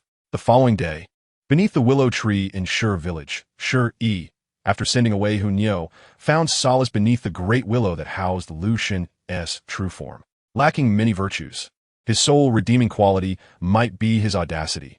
Regardless of circumstance, he would seek the comfort of the strong and engage in casual conversation. Today is particularly peculiar. Not only has Shi Yi remained silent, but the revered Liu Shen has also taken the initiative to engage him in conversation, evoking a sensation akin to that of a suitor who, after countless days of pursuit, finally stirs the heart of his goddess. This, however, does not imply that Shi Yi is merely a sycophant. Although his demeanor may exhibit traits reminiscent of such, the essence of his thoughts is fundamentally distinct. He would never forsake an entire forest for the sake of one individual, Liu Shen. Do you understand why your Qilin treasure technique remains incomplete? Liu Shen's voice, calm yet tinged with a hint of gentleness, did not extend to Shi Yi personally. Rather, it was a reflection of her good spirits on this day. Not long ago, she had sensed her own vitality gradually reviving, yet lacking the necessary impetus. It lingered in a state of half-life. Today, however, her intrinsic life force has fully rejuvenated. Endless vitality. This is her unique ability and the pivotal reason she has survived the betrayal of her kin, preserving the last vestiges of her primordial essence. From this day forth, her power will manifest in geometric progression. Given sufficient time, it would not be impossible for her to ascend back to the realm of the immortal king. Of course, even with her strength multiplying exponentially day by day, the time required would not be less than 100,000 years. Only by traversing the primordial gate to seek fortune in the Sea of Realms might she restore her immortal king status within a millennium. What does it mean to reach the immortal king realm? A single drop of blood can endure for several epochs without perishing, capable of annihilating an entire domain with a mere thought, and its very essence can obscure the secrets of heaven, its true name sensed by those who utter it. Unless subjected to the incessant erosion of equal or superior forces, these immortal kings are destined for eternal life, their corporeal forms impervious to decay, and their spirits indelible. What is the primordial gate? The primordial gate is a portal that emerged alongside chaos prior to the creation of heaven and earth, granting access to the Sea of Realms, composed of countless grand worlds and vast universes. Within the Sea of Realms, innumerable opportunities abound, attracting even powerful beings of the immortal king caliber. Though the darkness lurking at the end of the sea remains a mystery. What is the Sea of Realms? In various worlds and universes, it is known by different names. The endless chaotic sea, the infinite multiverse, and here it is referred to as the Sea of Realms. Is it because the Qilin true blood was incomplete during my baptism? Shi Yi scratched his head, perplexed as to why his Qilin treasure technique was flawed, believing at the time of the baptism that it was due to the incompleteness of the true blood. No, your Qilin treasure technique is incomplete because your dual pupils only perceive the Qilin step, not because the true blood is lacking. It is because the bloodline of that fire Qilin is impure. A true Qilin is one of the 10 fiends. Shi Yi, beyond pure blood, there exist the primordial and the 10 fiends. Each of the 10 fiend races possesses the capacity for world-destroying power upon maturity. Liu Shen's words significantly broadened Shi Yi's understanding, granting him insight into the true hierarchy of ferocious beasts, knowledge forever unattainable to those in the lower realms. In the great wilderness, ferocious beasts are categorized into the primal beasts, primal variants, primordial relics, and pure blood beasts, with clear distinctions. The latter can easily overpower the former, even in their juvenile state. However, in the upper realms, above the pure-blood ferocious beasts, there lie the primordial beasts and the pure-blood 10 fiends, each step representing a new celestial domain, with bloodline constraints forming an insurmountable chasm. The primordial beasts and primordial relics are essentially the same, both being hybrid descendants of the pure-blood 10 fiends and pure-blood ferocious beasts. To simplify, pure-blood 10 fiends exceed primordial beasts, the latter being their hybrid offspring. Pure-blood ferocious beasts surpass primordial relics, the latter being their hybrid descendants. Primal variants are superior to primal beasts, the latter being the hybrid offspring of the former. It is noteworthy that pure-blood 10 fiends, pure-blood ferocious beasts, and primal variants have no bloodline connection whatsoever. In other words, primal beasts cannot ascend to become pure-blood 10 fiends, at most. They may awaken their bloodline and transform into primal variants. Primordial relics, too, cannot metamorphose into pure-blood 10 fiends. This world harbors no tales of carp leaping over the dragon gate. Strength is strength, and weakness is weakness. As mere ants, one is destined to remain inconspicuous throughout their life. As for the legendary woman who defied fate as a mortal, she stands alone in history. Liu Shen, I comprehend now. That fire Qilin is not an ordinary pure-blood entity. It is a primordial beast, a hybrid of the pure-blood 10 fiends. However, in the fire Qilin's true blood memory, it believes it possesses the complete Qilin treasure technique. Shi Yi expressed his confusion. Shi Yi, have you considered that it may not even know what the complete Qilin treasure technique entails? It might assume that the Qilin treasure technique it inherited is the complete version. Did you ever witness any technique beyond the Qilin step in its true blood memory? Liu Shen's voice remained calm and unwavering. Not at all. Shi Yi shook his head. 3 years prior, during the baptism with the fire Qilin's true blood, he had indeed not observed it performing any technique beyond the Qilin step from its memories before its demise. The complete Qilin treasure technique comprises 4 techniques: the Qilin step, Qilin fist, Qilin foot, and Qilin pattern, of which you possess only the incomplete Qilin step, Liu Shen explained. Liu Shen, do you have knowledge of the Qilin treasure technique? Shi Yi it. Only a cursory understanding of the 10 fiend techniques, Liu Shen replied nonchalantly. Liu Shen, without delving into the other 10 fiend techniques, could you provide a brief overview of the Qilin treasure technique? Shi Yi's eyes sparkled with hope. No one truly knows. He possesses a hint of obsession. Although the Qilin step, comprising a mere quarter of the complete technique, is formidable, the incompleteness of the Qilin treasure technique leaves him with an indescribable sense of regret.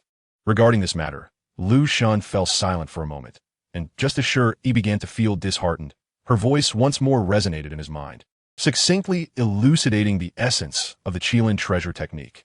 The Qilin step, also known as the 9 steps of the Qilin, allows one to traverse layers of heaven.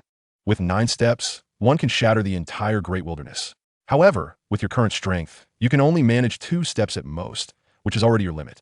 The Qilin fist, the Qilin's might, can unleash a torrent of blood energy, turning the world upside down, with the force of a single punch capable of rending the heavens.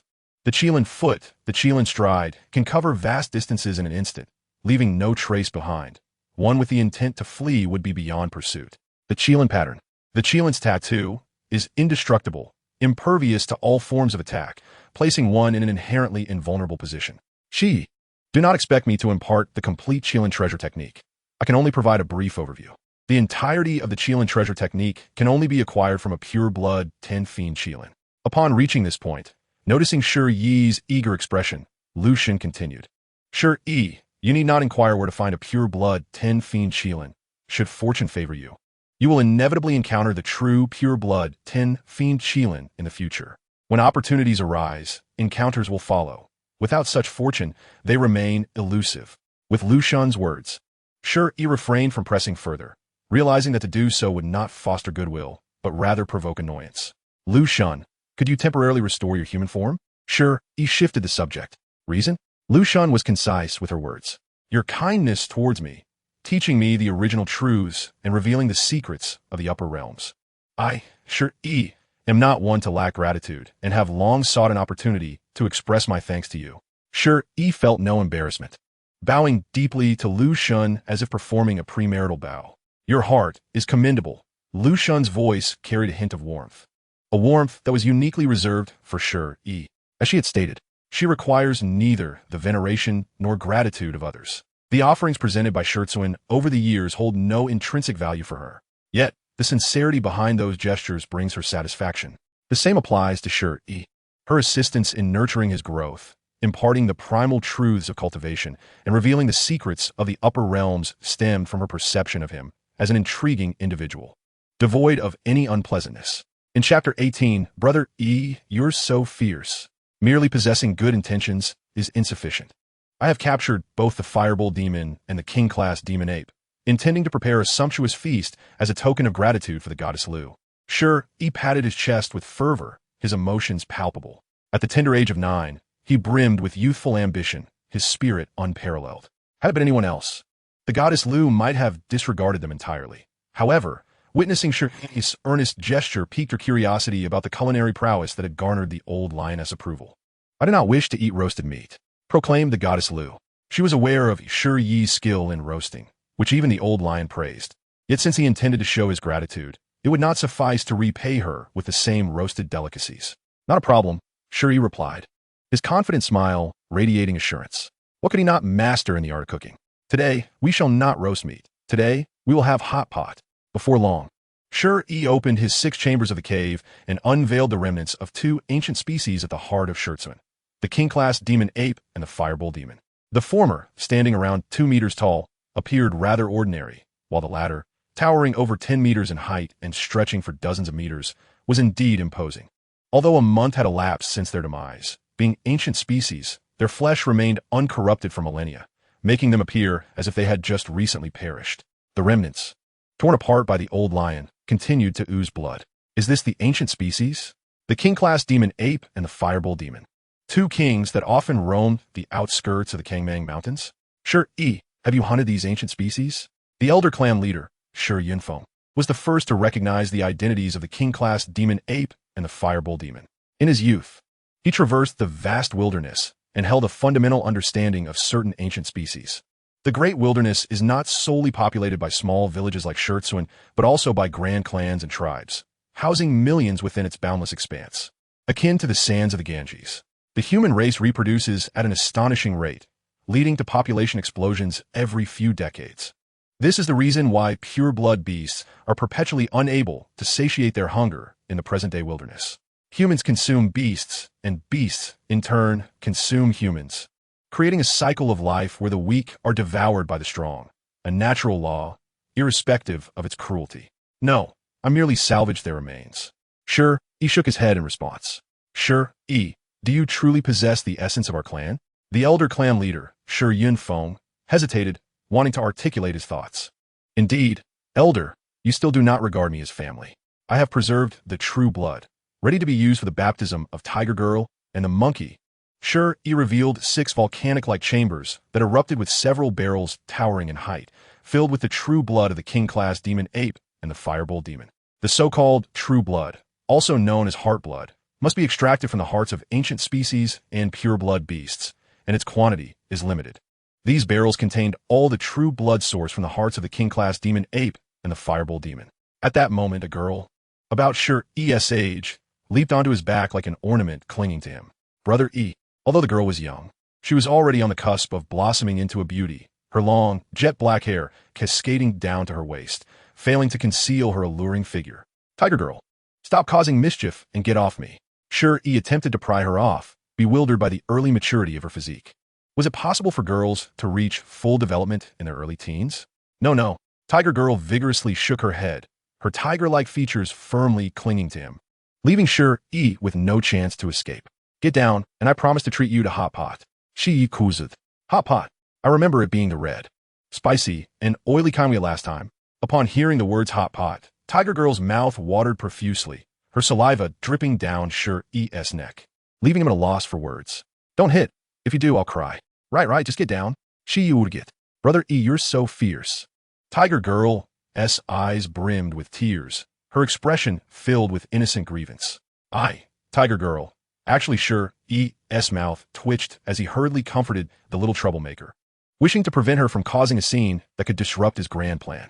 This hot pot meant a great deal to him, as it represented his opportunity to keep the goddess Liu in her human form for an extended period. Only by maintaining her human form could he pursue her, otherwise. Would he truly stoop to fantasizing about a tree? That was simply inconceivable. 10 minutes passed. After successfully pacifying Tiger Girl, Shi Yi pondered what to use as the main ingredient for today's hot pot from the remains of the king-class demon ape and the fireball demon. First to be dismissed was the king-class demon ape, whose unattractive and unappealing appearance offered little meat. Hence, the fireball demon was the only option. Elder, you may handle this king-class demon ape. In life, it consumed countless beings. In death, it shall serve as sustenance for humanity. Shi Yi entrusted the remains of the king-class demon ape to Elder Shi Yi. Although it no longer contained true blood and its precious bones had been previously collected. Being an ancient species, its flesh still harbored numerous benefits. The hunting team of Shi Yi would greatly enhance their strength by consuming its remains, preventing a repeat of the last hunt where Shi Ling'er, the next candidate for clan leader, inadvertently met his demise at the jaws of a ferocious beast while Shi Yi was on the verge of a breakthrough in the cave. The goddess Liu was not a caretaker. She merely safeguarded Shi Yi and the safety of its inhabitants. When it came time to hunt for food, they had to face the dangers of the outside world alone. Furthermore, deaths at the hands of ferocious beasts occurred daily throughout the great wilderness. And Shi Ling'er was not an isolated case. Some ruthless ancient species and pure-blood beasts could consume entire tribes. Shi Yi, we have just received so much true blood from you, and now you present us with a remnant of an ancient species. Elder Shi Yi was rendered speechless by excitement. Though others might not comprehend the true value of ancient species, true blood, and remains, having never hunted beasts of such caliber, he had traversed the great wilderness. While he had not ventured beyond its borders to witness the world outside, he had encountered numerous tribes and clans within the wilderness. Understanding that the true blood and remains of ancient species were treasured assets among these clans. Elder, you share the surname Shi, as do I. We are, after all, family. Let us refrain from such formalities. Shi Yi proclaimed with the demeanor of a young adult. And thus it continued. After successfully gifting away the unnecessary king-grade demon ape to someone in need, Shi Yi swiftly drew forth a sharp stone knife and began to deftly disassemble the remains of the fireball demon. Do not inquire why he was so adept. The answer lies in the bitter experiences of the years past. Suddenly, the stone knife shattered. Shi Yi watched in disbelief as this companion of 3 years broke apart, and with a resigned sigh, he murmured, "No matter how meticulously I have honed this stone knife to achieve unparalleled sharpness, it cannot slice through the hide of the fireball demon. Truly, it is a relic of the ancient times." Chapter 19. Is there another person? The shattering of the stone knife was indeed disheartening. However, when Shi Yi retrieved a rune bone shard inscribed with the original true solution to use as a bone knife for slicing apart the fireball demon's body, the towering willow tree not far behind him nearly could not resist extending its branches to strike him. Shi Yi did not comprehend, and neither did the villagers. It was hardly their fault. This rune bone shard was brought down by the willow deity from the upper realm, who was well aware of its value, not merely as a record of the original true solution, but as a supreme treasure forged by an extraordinary power.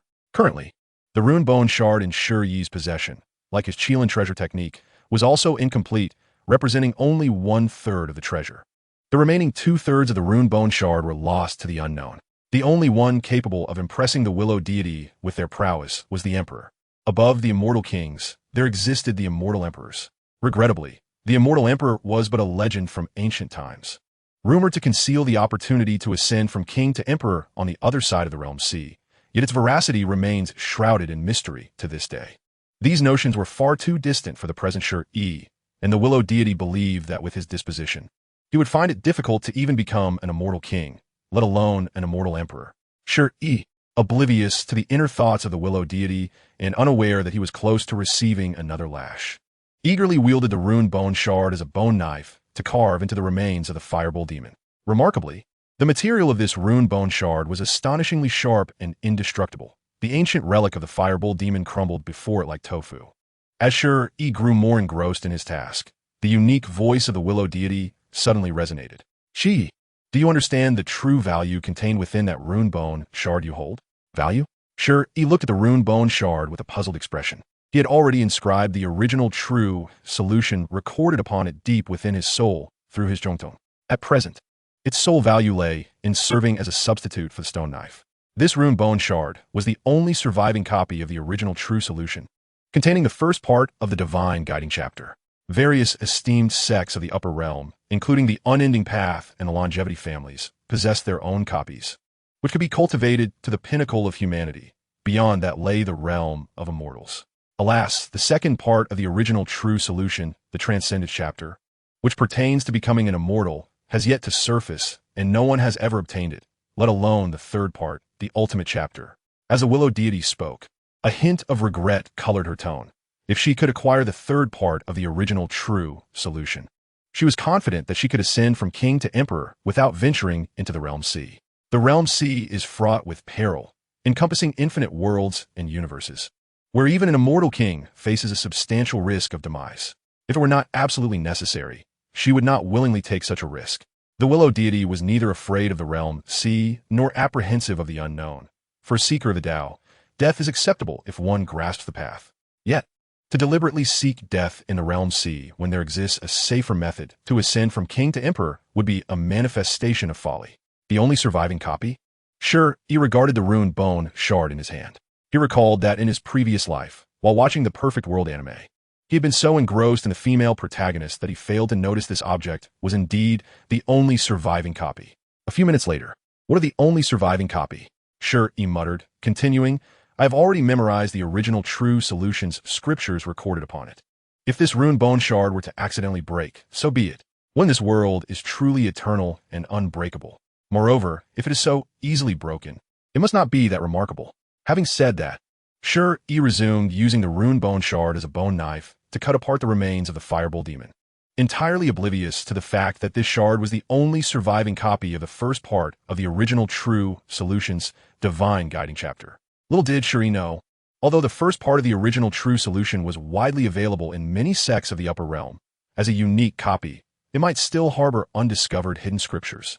Generally, any other individual who obtained the only surviving copy of the original true solution would cherish it, yet Shi Yi cared little for such things, adhering to the principle of making the most of what he had without unnecessary complications. In truth, the first part of the original true solution's divine guiding chapter had an accompanying scripture known as the 10,000 spirits diagram, which is also part of the original true solution. When cultivated in conjunction with the divine guiding chapter, it could potentially lead to the comprehension of the power to transform decay into the miraculous. However, the 10,000 spirits diagram had been lost for a long time, resulting in fewer disciples of the upper realm's esteemed sects being able to cultivate the divine guiding chapter of the original true solution. The Willow deity spoke softly. "The 10,000 spirits diagram? Transforming decay into the miraculous? What relevance does that hold for me?" Shi Yi hesitated for a moment, feeling that he lacked the fortune to encounter the 10,000 spirits diagram.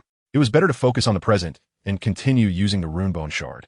Observing this, the Willow deity chose not to speak further, concluding that Shi Yi and the 10,000 spirits diagram had little connection and that he did not possess the kind of great fortune that would enable him to obtain it in the future.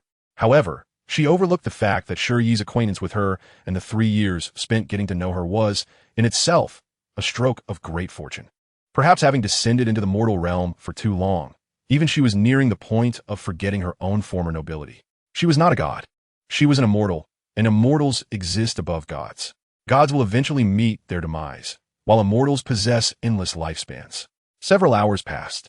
As dusk approached, Shi Yi finally completed the task of thoroughly cutting apart the massive remains of the fireball demon, creating a small mountain of beef, entrails, bones, and tendons. There was no alternative.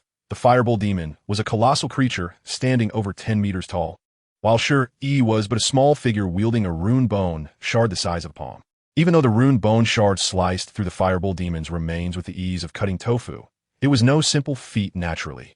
The villagers of Stone Village also lent a hand. Yet, even with iron knives in hand, the dozen or so burly men, sweating profusely after an afternoon's toil, had broken dozens of iron knives while only managing to carve out a few ounces of beef, due to the several barrels of ancient blood of the relic species Shi Yi had provided, which promised a bright future for Stone Village. The earnest villagers genuinely wished to assist Shi Yi, but ultimately found themselves powerless to contribute.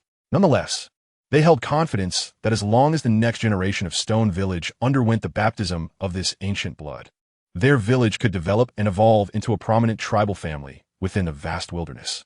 The villagers' aspirations were not unfounded.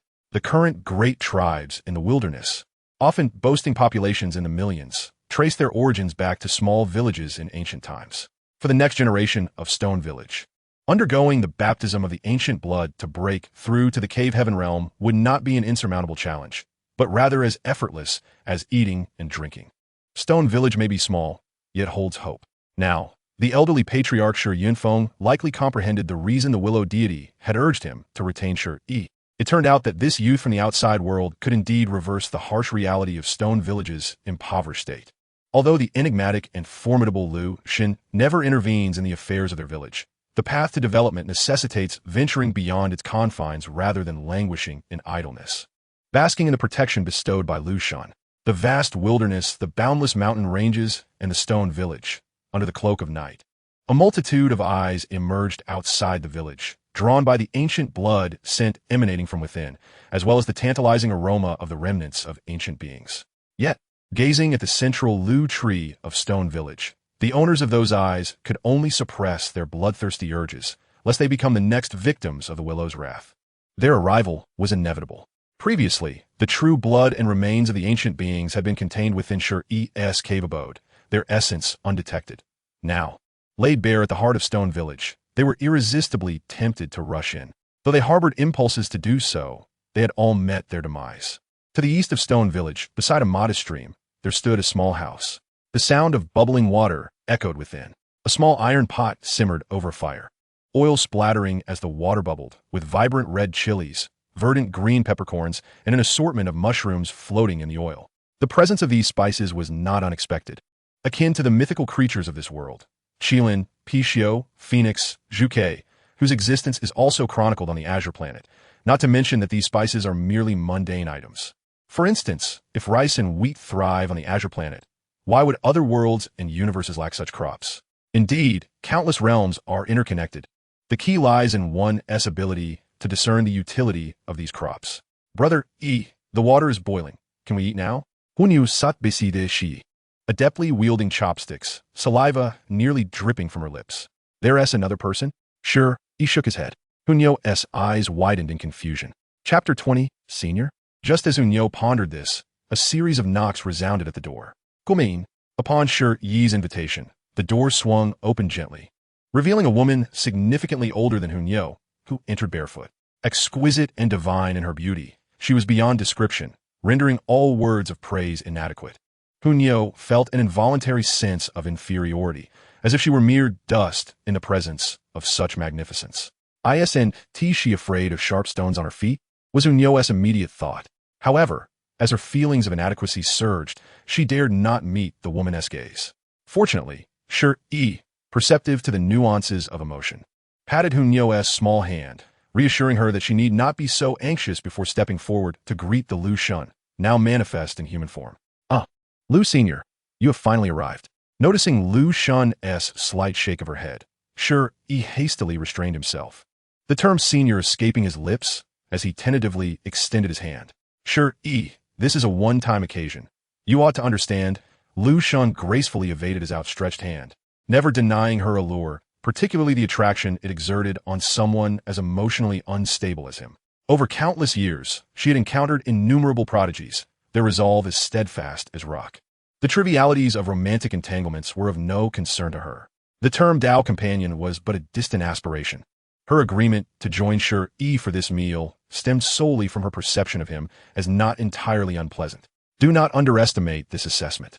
For someone of Shi Yi's disposition to elicit her interest, let alone her willingness to engage with him, was an almost inconceivable feat. Understood. Understood. Please take a seat. Senior.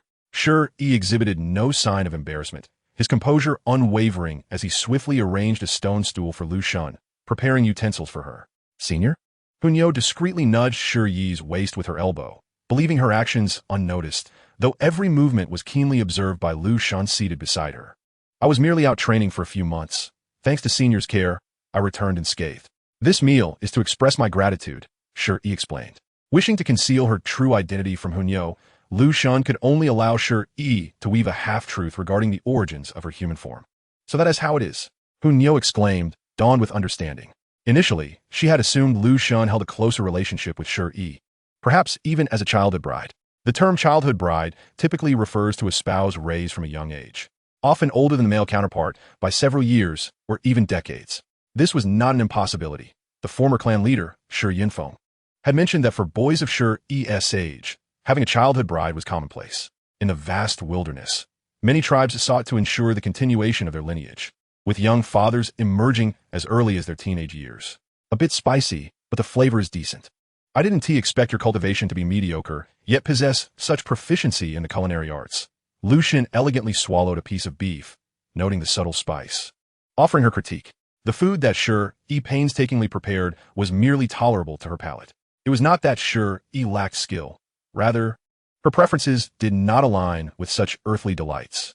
Her heart was solely focused on the Tao. Were it not for the betrayal she suffered from her kin, which led to her near demise and subsequent descent into the mortal realms, Shi Yi would likely never have had the opportunity to speak with her. Senior, life cannot be lived solely for the sake of cultivation.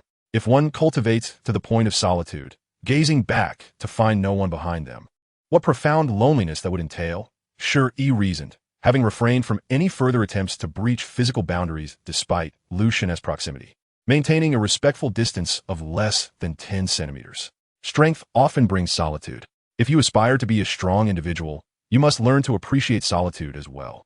Liu Shen spoke softly while deftly using her chopsticks to cook beef in the bubbling pot, appearing as a seasoned gourmet. Yet, this was her first experience savoring food in her human form. Though she had known before were either engaged in discourse or seclusion, her life consumed by cultivation. This was not to imply that she would accept every invitation to dine. Thus far, only Shi Yi had succeeded. After 3 years of pestering her, coupled with instruction, he had managed to open a door within her heart. This opening, however, did not signify romantic interest, but rather a curiosity akin to that of a celestial being descending into the mortal realm, intrigued by Shi Yi, a seeker with an unsteady heart. For one with such an unsteady heart, how far could they truly progress, even with her assistance? To be candid, Shi Yi's innermost thoughts were transparent to Liu Shen, a supreme entity who could perceive even the faintest whisper of one's true name. She merely found him amusing, and that, in itself, was sufficient. Yet, if a powerful individual cannot determine their own fate, enduring nothing but solitude, can they truly be considered strong? Shi Yi countered, if one cannot endure loneliness, how can one aspire to become strong? Remarked the deity, Liu Shen, with an air of indifference. What level of strength truly qualifies one as a strong individual? Shi Yi countered, in this world, there exists a world beyond this one. Above every strong person, there are stronger beings. Ultimately, what defines a true strong person is a question you must answer for yourself. At this juncture, Liu Shen paused slightly, as if lost in contemplation. Time slipped away unnoticed. She extended her fair, jade-like hand and gently placed it atop Shi Yi's head, marking her first intimate contact with a male in her human form. Shi Yi, if you consider the rulers of the desolate realm to be strong, with your innate talent as a dual-eyed one, you could easily achieve that in the future. However, if you wish to stand tall above the heavens and the earth, your current efforts are still woefully insufficient. Should you aspire to realize that nearly unattainable dream within your heart, you may find yourself spending your entire life without even a glimmer of hope. As she concluded, Liu Shen let out a soft sigh and added, perhaps I should not have agreed to showcase my human form. Perhaps then, you would not harbor such unrealistic aspirations. The eyes of a person can speak volumes, and the dual-eyed ones are no exception. Though Liu Shen could not see through Shi Yi's past life, the depth of his gaze, no matter how cleverly concealed, could not escape the attention of this ancient spirit who had existed for an unfathomable duration. At that moment, Shi Yi felt an unsettling notion that she might harbor some misunderstanding about him. Surely, she did not think him a virtuous man? Did she believe he would forsake an entire forest for the sake of a single willow tree? Bowing his head, he found himself at a loss for words, grappling with many thoughts he wished to express, but now, silence engulfed him. Who could fathom Liu Shen's definition of a scoundrel? The heart of a woman is as elusive as a needle in the vast ocean. Truth be told, Shi Yi felt an urge to flee before Liu Shen. He had no secrets left, and he sensed his youthfulness was a hindrance, attempting to win her affection through trivial means. Meanwhile, on the other side, what are Brother Yi and the Elder discussing? I can't understand a word, furrowed Tiger Girl. Chapter 21. Sharing pain? Unbeknownst to her, it was not merely a matter of comprehension. Upon stepping outside, she would forget the conversation between Shi Yi and Liu Shen entirely. Some truths, when known in excess, can be detrimental. and even at her tender age, certain matters were simply not meant for her awareness. Each individual possesses their own destiny, along with a unique weight of fate. Some toil endlessly without stirring the waters, while others, due to a mere fleeting thought, can overturn the world. This disparity arises from the varying proportions of individual destiny in the grand tapestry of existence. And Shi Yi is indeed a person of significant fate. Every casual action of his bears the potential to alter too many events. Heaven and earth take notice. Fortune favors him. Indeed, a resolute heart is the staircase to success. Yet abysmal luck may lead one to unwittingly tread upon venomous creatures and meet a disgraceful demise. Many strive diligently in this world, yet few are fortunate. A person's triumph, founded on a steadfast heart, serves merely as the foundation. To achieve success, one's luck is equally indispensable. Compared to the tangible solidity of a steadfast heart, luck remains an ethereal, elusive essence, impossible to seek or find. Great achievers invariably rely on profound fortune coupled with immense effort. As things stand, Shi Yi enjoys a fair share of luck, yet without considerable effort, greatness remains elusive. This so-called great effort, embodying the steadfast heart, can be cultivated through perseverance, but luck, to speak frankly, is a matter of destiny. Either you have it or you do not. Can one defy fate? Little do they realize this is but a facet of destiny itself. From beginning to end, one cannot escape their fate.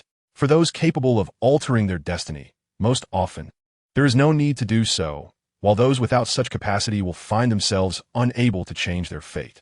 The following day at dawn, as the sun began to rise, the villagers of Stone Village, young and old, awoke with enthusiasm to commence a new day. However, they were taken aback to discover the remnants of numerous primordial beasts and ancient anomalies strewn about outside the village.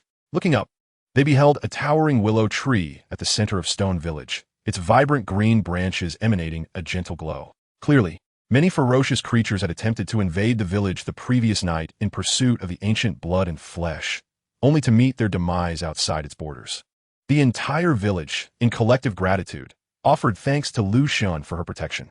The elder, Shi Yi, led the villagers, from the elderly to the 3-year-olds, in kneeling down in reverence, while the slumbering Shi Yi remained oblivious within his dwelling, exhausted from the trials of the previous months. Having the advantage of drawing endless energy from the surrounding environment, his body was not fatigued, but his spirit was weary. After months of training, he had not enjoyed such deep and peaceful slumber in ages. Meanwhile, Tiger Girl had fallen into a deep sleep on Shi Yi's bed after a hearty meal, oblivious to any impropriety. The villagers from Tiger Ant to the entirety of Stone Village secretly wished for Shi Yi and Tiger Girl to develop a special bond.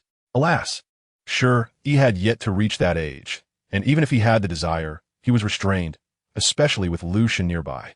After accompanying Liu Shen until midnight, Shi Yi eventually succumbed to slumber beside Tiger Girl. Liu Shen watched silently for a few moments before her human form gradually dissipated. Young at heart, but ambitious in spirit. At that moment, faced with the villagers' kneeling reverence, Liu Shen's soul sensed a subtle ripple, but offered no response. As a spirit guardian, it was her duty to protect Stone Village. The villagers had grown accustomed to her silence. After 3 minutes of respectful kneeling, they rose to their feet. Quickly, everyone, we must act swiftly. We need to drag the deceased beasts into the village before the sun reaches its zenith. With this bounty, we need not worry about food for the next few years, commanded the elder, Shi Yi, as he directed the young men of the village to retrieve the fallen beasts. Once inside the village, these beasts would belong to them, just as the ancient blood and remnants would be theirs upon entry. Thus, the young men of Stone Village labored until midday, finally bringing the carcasses of the fallen beasts into the village. Unbeknownst to them, these were merely a tenth of the total, as the remaining 9/10 had already been taken away by other creatures before dawn. Nevertheless, this fraction still encompassed hundreds of beasts, the smallest measuring 2 meters and the largest reaching 100. This ample supply of meat would suffice for several years. You all return home and fetch your children. Prepare to conduct the baptism. The sooner they are bathed in the ancient blood, the sooner they shall grow, instructed Shi Yi. After addressing the immediate food concerns for the coming years, he began to arrange the baptism ceremony, including Tiger Girl. Several young men and women of Stone Village were to undergo the ritual today, for they represented the future hope of the village. The villagers of Shi Yi, both young and old, have long aspired to develop their hamlet into a formidable clan within the vast wilderness. Yet, Merely surviving in the wilderness has demanded every ounce of their strength. However, with the arrival of Shi Yi, a mere 3 years have witnessed a transformative shift in Shurtsuan, instilling them with newfound hope. As the next generation of Shurtsuan matures, they are destined to lead the village to a stable existence in the wilderness. Even if Shi Yi were to depart in the future, Shurtsuan would retain its guiding spirit. An hour passed. In the central clearing of Shurtsuan, 8 large bronze cauldrons glowed a fiery red, filled with the boiling true blood of ancient relics, exuding an overwhelming pressure. Though the sight appeared terrifying, the actual quantity of true blood was limited. Not everyone possessed the fortitude of Shi Hao and Shi Yi, and their capacity for endurance was markedly finite. Each cauldron contained, at most, half a ladle of true blood, which was the limit. Any more than that would be unbearable for the village's youth. Suddenly, a heavy splash echoed as a young boy from Shurtsuan was unceremoniously tossed into the first cauldron, the scalding true blood flooding into his mouth and nose. In the next instant, he sprang up, emitting a heart-wrenching scream. The surrounding boys and girls of Shurtsuan turned pale, wishing fervently to flee. But any movement was met with firm restraint from the adults. The pain appeared unbearable. None wished to endure a medicinal bath. Recalling the last experience that felt akin to being sliced by knives, leaving them raw and bleeding. This time, with the addition of the true blood from ancient relics. It seemed they might be boiled alive. Father, let go. I don't want to be cooked. Mother, save me, help me. Yi-gege, why are you just watching? When your brother is in trouble, will you help or not? Help? Pray tell. How can I assist you? Yi-gege, we are brothers.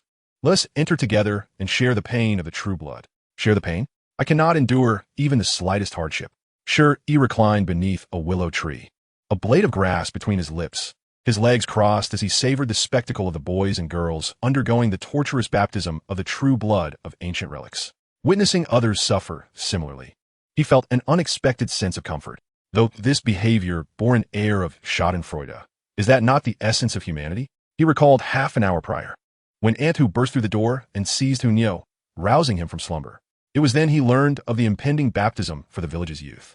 For reasons unknown, Antu's gaze lingered on the fully clothed Hunyeo, her once bright eyes dimmed, as if her hopes had been dashed. Yet, she failed to consider that Shi Yi was merely 9 years old. Even with intent, he remained powerless. A group of naive children, utterly unaware of their fortune. This baptism with true blood from ancient relics could fortify their bones and muscles to rival the ferocious beasts outside. Had they undergone such a baptism in their youth, they might have expanded Shurtsuan several-fold, rather than remaining confined to the Kangmang Mountains. With this baptism, they would surely surpass the blood transcendence realm and become powerful beings akin to Shi Yi. Pain? If they fear pain now, what will they do when they grow up and cannot defeat the beasts? When the beasts consume them, will they still fear the pain? The adults incessantly admonished their children, recounting their own youthful struggles, a common affliction of parenthood, the penchant for lamentation. Chapter 22. Who cares? The baptism of true blood from ancient relics in Shurtsuan progressed swiftly, with each of the 8 bronze cauldrons requiring a new youth to be cast in approximately every half hour. With each new participant, half a ladle of true blood was added anew. Unlike the boys, who were simply tossed and unclothed, the girls were clad in animal skin skirts and wraps. The sole constant was that regardless of gender, once they entered the cauldron, they would cry out in agony, desperately clawing to escape, only to be shoved back by their parents. The scene was a harrowing sight, yet it also underscored the rarity of those who could find humor amid suffering, as most were ill-equipped to bear hardship. To endure hardship is merely a matter of habituation. Suffering is not to be glorified, but many endure a lifetime of toil without reward. While hardship can indeed forge willpower and shape the heart, life's journey holds myriad paths, and there is no necessity to force oneself down a path of suffering. This is precisely how Shi Yi perceives it. Moreover, in his view, who could endure hardship more than the farmers toiling under the sun? Thus, he harbored resentment toward those from the martial king's manor who had left him to suffer in Shurtsuan. Had 3 years passed without a single glance? Or had they truly forgotten him? With no outlet for his grievances, he could only engage in daily conversations with the willow deity. Although she spoke plainly, he was not one to be concerned with appearances. Those who disregard shame are invincible in this world. Just look at how burdened those with shame live, while the shameless thrive. Let's not delve further. When Shi Yi observed the history of the 3 kingdoms in Huaxia civilization from the Azure planet, he gleaned a truth. Had Liu Bei possessed even half the shamelessness of his ancestor Liu Bang, perhaps the Han dynasty would have truly flourished once more. The virtuous gentleman. Who cares? Centuries later, people would call you a hypocrite. It is all a facade. Thus, Shi Yi remains largely unconcerned with matters of pride. The world judges by achievements and results. As long as one is powerful enough, even the most shameless individual will be forced to bow and submit. Willow deity, what do you think of me imparting a portion of the cultivation methods from the martial king's manner to Shi Yi? She invited softly. The techniques they practiced were far too rudimentary. In all these years, not a single individual had reached the cave heaven realm. If he could pass down knowledge, it would indeed be optimal. The voice of the willow deity resonated in Shi Yi's mind. Although she believed that a wavering heart would hinder Shi Yi from reaching the pinnacle, it did not detract from her perception of him as intriguing. The path is boundless. She could not assert that her own path was the only correct one. Perhaps someone like Shi Yi, with an unsteady heart, could shatter her preconceptions. Willow deity, you are so formidable. Why not teach them some methods they can actually cultivate? Shi Yi asked, curious. The offerings they provide hold no significance for me. The only sincere intent among them suffices to protect Shi Yi. The willow deity replied succinctly. As she stated, she owed Shi Yi nothing. She merely resided there temporarily. The offerings from Shi Yi were beneath her notice. It was only the sincerity of their devotion that had warranted her protection of the villagers for so many years. Yet, there are no everlasting feasts. She could not remain in Shi Yi indefinitely. Shi Yi was not jesting nor speaking lightly. The following day, he imparted the cultivation techniques of the martial king's manner to the youth of Shi Yi, simultaneously using his reincarnation eye to replicate the treasures of the king-level demon ape and the Li Huo bull demon. As the reincarnation eye manifested, the void trembled, and the treasure bones of the king-level demon ape and the Li Huo bull demon were forcibly activated under its power. After the runes manifested, the venerable elder of Stone Village, Shi Yunfeng, along with several other elders, hastily transcribed these runes onto paper so that the village's youth could learn from them. However, this act left a lingering sense of guilt among the elders, including Shi Yunfeng, as they realized that it was always Shi Yi who had been aiding Stone Village, while the village had never reciprocated in any meaningful way. Thus, that very afternoon, Shi Yunfeng invited Shi Yi over, accompanied by several prominent elders of the village whose influence was substantial. Shi Yi, we possess little of value in Stone Village, save for 2 ancestral artifacts. Shi Yunfeng remarked as he retrieved a piece of beast bone and a piece of beast hide from a weathered wooden box.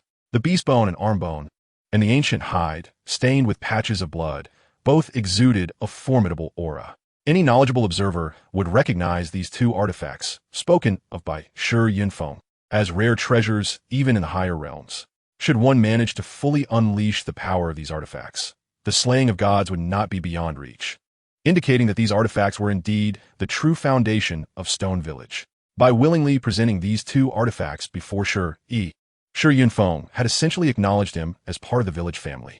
Old elder, the rune bone fragment you gifted me is already the finest present, Shi Yi replied, feeling a sense of helplessness. What more could there be? Are they merely 2 ancestral artifacts? Do you think the martial king's manor lacks its own treasures? My mother hails from the rain tribe and possesses the rain god's decree. Unbeknownst to Shi Yi, however, the beast bone and hide were far superior to the treasures of the martial king's manor and the rain tribe's decree. They were true ancestral artifacts capable of slaying gods. The rune bone fragment descended with the rain god. We are not even worthy to gaze upon it. Anyone who stares at the runes for more than 3 seconds would bleed, and in severe cases, it could even lead to death, an elderly villager remarked. Old Stone is correct. It rightfully belongs to the rain god. I am merely its custodian. Shi Yi, you have done so much for Stone Village, and we elders must express our gratitude. This is our heartfelt offering, Shi Yunfeng said sincerely. Stone Village believes in repaying enmity and remembering kindness, with Shi Yi's assistance. The village thrived and progressed towards becoming a prominent clan. Thus, the elders, including Shi Yunfeng, had come to regard Shi Yi as their anchor and wished to entrust him with the 2 ancestral artifacts. There's truly no need for such gifts, elder. If you insist on presenting something, you might as well give me that black cauldron in your home. I could use a good pot for stewing fierce beasts. Shi Yi suggested. The iron pot he had been using had recently met its end, much like the stone knife that had accompanied him for many years. The pot had not broken due to force, but rather from prolonged and frequent use, its lifespan having come to an end, with the bottom shattered beyond repair. This illustrated the hardships Shi Yi endured. He lacked even a decent pot, having relied on that battered iron vessel for 3 long years. I can give you the black cauldron, But you must accept these two ancestral artifacts, Shi Yi. You said not to treat you as an outsider. And you ought not to regard us as strangers either, Shi Yunfeng asserted firmly, shoving the beast bone and hide into Shi Yi's arms and arranging for the long-neglected black cauldron to be delivered to his quarters. Perplexed, Shi Yi returned home in a daze. However, when he scrutinized the beast bone and hide with his heavy pupils, he found that blood was continuously flowing, creating a terrifying sight, a true reflection of the artifact's formidable nature, levels far beyond what he could comprehend at present. Although nothing in the world could hide from the gaze of one with heavy pupils, it required a strength that Shi Yi currently lacked to fully manifest their power. I have secretly observed the rain god's decree and the martial king's manor's resources with my heavy pupils, but I have never felt such immense pressure. What kind of treasure are these two artifacts? Shi Yi pondered, clutching the bedpost as a sharp pain throbbed in his head. He struggled to lift his hand and wipe away the blood beneath his eyes, refraining from using his heavy pupils to forcibly examine the artifacts further. After a while, he called out tentatively, "Rain god?" A minute passed, 2 minutes, 3 minutes. With no response from the rain god, Shi Yi sighed softly and lay back down on the bed, his eyes appearing hollow, evoking a sense of profound sympathy. At that moment, a voice resonated, "Shi Yi, those two items hail from the higher realms and are unlike anything you can casually inspect at your current level. Do not force your heavy pupils to observe things beyond your reach." The rain god's tone was tinged with a hint of exasperation. She did not wish to indulge Shi Yi's curiosity, wanting him to rely on himself more. Yet she couldn't help but feel a twinge of compassion upon seeing his pitiful state. Logically, beings of her caliber would possess little sympathy. She had witnessed countless deaths, and the destruction of worlds was a sight she had become all too familiar with. However, Shi Yi was different to her. Although they had known each other for merely 3 years, this uncertain-hearted youth had etched himself into her memory. Among the many transient souls she encountered throughout her timeless existence, few had left a lasting impression, yet Shi Yi had managed to make himself unforgettable. Rain god, what secrets does Stone Village conceal? Why are these two ancestral artifacts so terrifying? Shi Yi questioned, his ignorance not entirely misplaced. His previous life had given him scant insight into the intricacies of the perfect world. There were areas where he was crystal clear, yet others remained utterly opaque. If you were to ask him about the female characters, he could enumerate Yunxi, Qin Yi, the rain god, the demoness, Yue Chan, Amon, Hyunyu, Hongwang, the girl with heavy pupils, Qin Yi Ning, Yue, and Yuzumo, analyzing each character's attributes in detail. But if you were to inquire about the male characters, he would mention the Emperor of the Wild, Shi Hao, and his brother Shi Yi, while others were mere passers-by. Yet, when it came to the nuances of the perfect world, his mind would turn to mush. He had no recollection of those details. This was no fault of Shi Yi's. He had no inkling that he would reincarnate into another world, ultimately becoming a person sharing the same name. Thus, he remained oblivious to the broader trajectory of his future. Even the global nuclear war that plunged the world into a countdown to destruction, as depicted in the perfect trilogy's Holy Ruins, was merely encapsulated in the phrase, "I have always been here." Do not inquire, Shi Yi. There is no need for you to know too much right now. Simply understand that in the eyes of those from the higher realms, you and your kind from the lower domains are deemed guilty. After uttering these words, the rain god fell silent, understanding Shi Yi's curiosity, but aware that he was not yet ready to learn the truth. Shi Yi comprehended her silence well. It was simply her nature to withhold words when she chose to.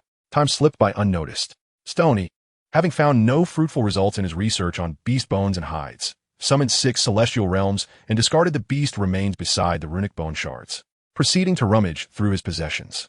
Before long, he produced several wooden barrels filled with tantalizingly red beef, the muscle fibers still twitching, a testament to its freshness. He then retrieved the ancient black cauldron gifted by the elder Shi Yunfeng, snapping his fingers to summon pure water from the celestial realms that floated behind him. The water cascaded, cleansing the cauldron of the dust that had accumulated within, thick enough to be scraped away like mud. Fortunately, Stone Yi had stored ample water, dry wood, and other provisions within his celestial realms, making the task of cleaning the cauldron quite manageable. The water used for cleaning posed no concern, as his abode was situated near a brook, from which he had excavated a drainage system that would allow the water to return to the stream. Once the black cauldron was thoroughly cleansed, Stone Yi reached into the celestial realm, extracting a bounty of vibrant red chili peppers and an assortment of fresh vegetables. While he could have summoned these items using his spiritual consciousness, akin to how he had summoned the water, the convenience of the celestial realms was undeniable. They not only absorbed the energies of the surrounding world to replenish his own vitality, but also served as a portable space. A testament to the genius of its first developer. To Stone Yi, cultivation was not merely a means to engage in combat. It was a pursuit to enhance life, to protect his loved ones while safeguarding himself, rather than a mere quest for violence and bloodshed. Perhaps this was a contributing factor to Stone Yi's wavering resolve. His aspirations felt too small, too selfish, lacking the grand courage to sacrifice oneself for the salvation of myriad worlds. For instance, during a time of darkness and turmoil, he thought that as long as he could protect those close to him, the overarching chaos was of little concern to him. Unless he possessed the power to effortlessly eliminate those instigating trouble, he would not risk himself for strangers. An ancient adage from Huaxia states, when impoverished, one focuses solely on oneself. When prosperous, one aids the world. Without the means to effect change, there was no need to shoulder every burden. This home, this nation, this world belonged not only to him, but also to others. While Stone, he was not well versed in many matters. He had gleaned some insights regarding the woman known as the Willow Goddess, understanding that she had been betrayed by her own kin, leading her to her current predicament. She now existed in the lower realms, in the diminutive stone village, merely surviving. Even someone of her stature had been sold out by her own people. The so-called upper realms, the fabled heavens, were not as benevolent as they seemed. As half an hour slipped by, the bubbling of the water in the black cauldron filled the air with a fragrant aroma that wafted out the window, reaching even the neighboring ant who, though unfortunately, Huo would not partake in this feast today. Despite not having eaten much the night before, the meat of the ancient species contained vast energy, and she had yet to fully digest even a small morsel. Moreover, after undergoing the baptism of the true blood of the ancient species that day, her small frame was overwhelmed with the need to absorb more, rendering her unable to share a meal with Stone Yi. This was a matter of physical constitution. Stone Yi, possessing the strength of 100,000 pounds even in the blood transmutation stage, rivaled the most formidable offspring of pure-blood ferocious beasts, with a capacity for absorption and digestion many times greater than that of Huo. Will the Willow Goddess join me for a meal? Stone Yi inquired, setting out 2 sets of bowls and chopsticks, extending an invitation into the void. He sensed that the likelihood of her acceptance was slim, yet this gesture was essential. Since she had previously accepted his offerings, it indicated her ability to embrace the warmth of human existence, rather than remaining an aloof figure standing above the heavens.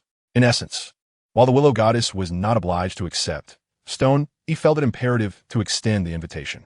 Meanwhile, the Willow Goddess found herself somewhat vexed by the invitation. Though not truly angered, there was a certain satisfaction in being remembered and acknowledged.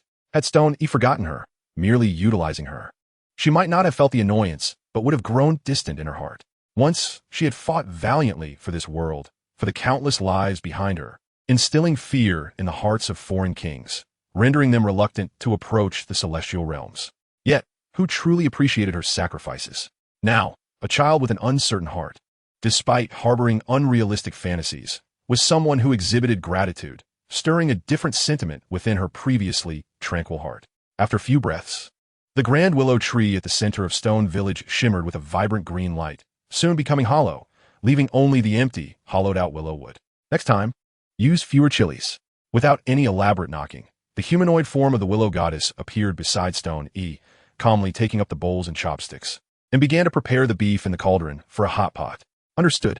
Stone Yi glanced at the Willow Goddess, sensing her profound solitude. Had she always been alone? As the days passed in tranquil monotony, the humanoid form of the Willow Goddess would appear almost every evening, sharing a meal before vanishing. Huo would occasionally visit, spending the night in Stone Yi's abode. Although he was unaccustomed to sharing his space, having grown used to solitude over the years, Huo was not one to reason with. After eating, she would simply lie down on the bed. Stone Yi, caught in a predicament, felt powerless. He could neither scold nor reprimand her, and though he occasionally entertained thoughts of making a bold move, he realized he had not yet reached that age. It was a case of desire unfulfilled. At the tender age of 9, he was still bound by limitations. Just as Stone Yi believed life would continue in this uneventful manner, an irreconcilable conflict suddenly erupted between Stone Village and the neighboring Bay Village, situated several mountain ranges away. The origin of the conflict was uncomplicated. Mischievous children from Stone Village had stealthily slipped out, emboldened by their enhanced strength following the baptism of the true blood of ancient species. Unlike adults, children could not contain their excitement, feeling empowered. They yearned for the world beyond Stone Village, banding together to hunt the ferocious beasts of the wild. In this vast wilderness, the savage beasts were merely the most primitive of creatures compared to the ancient species, exotic varieties, and pure-blood ferocious beasts. The savage beasts were nothing more than a source of sustenance. Had things proceeded smoothly, these children, employing the human penchant for tactical ambushes, would have returned victorious with a savage beast, likely facing a reprimand from their parents and a warning to remain within the village. However, life rarely unfolds so smoothly. This group of children from Stone Village fortuitously encountered the hunting party of Bay Village, fearing the potential threat posed by the next generation of Stone Village. The leader of the Bay Village hunting team unhesitatingly dispatched the youths, most of whom were under the age of 10. Huo, who had been clinging to Stone Yi, narrowly escaped this calamity, but 3 of the 10 children who had ventured out would forever remain in the perilous wilderness, their lifeless bodies left behind. Fortunately, these young boys and girls remembered their parents' words. When encountering danger outside, they should hastily flee and never look back. Relying on the strength and vigor bestowed by the ancient bloodlines, the remaining 7 youths managed to return against all odds. As a result, a bitter enmity was forged between Shurtsuan and Baitsuan. Stone Yi did not simply stand by, having claimed Shurtsuan as ancestral artifact.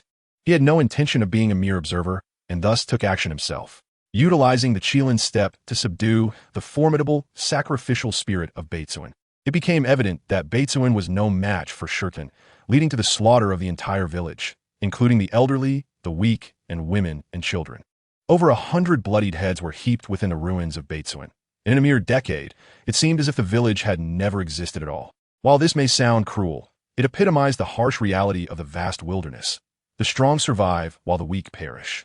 Simultaneously, this gruesome and bloody scene, particularly the infighting amongst the human race, and Shurtsuan's merciless tactics that spared neither the old nor the young, instigated a sense of self-doubt within Stone Yi. In the boundless expanse of the wilderness, were the truly ruthless beings the savage beasts? This question lingered in Stone Yi's mind, having pondered similar thoughts in his previous life on the Azure Planet, where it was said that ghosts were terrifying.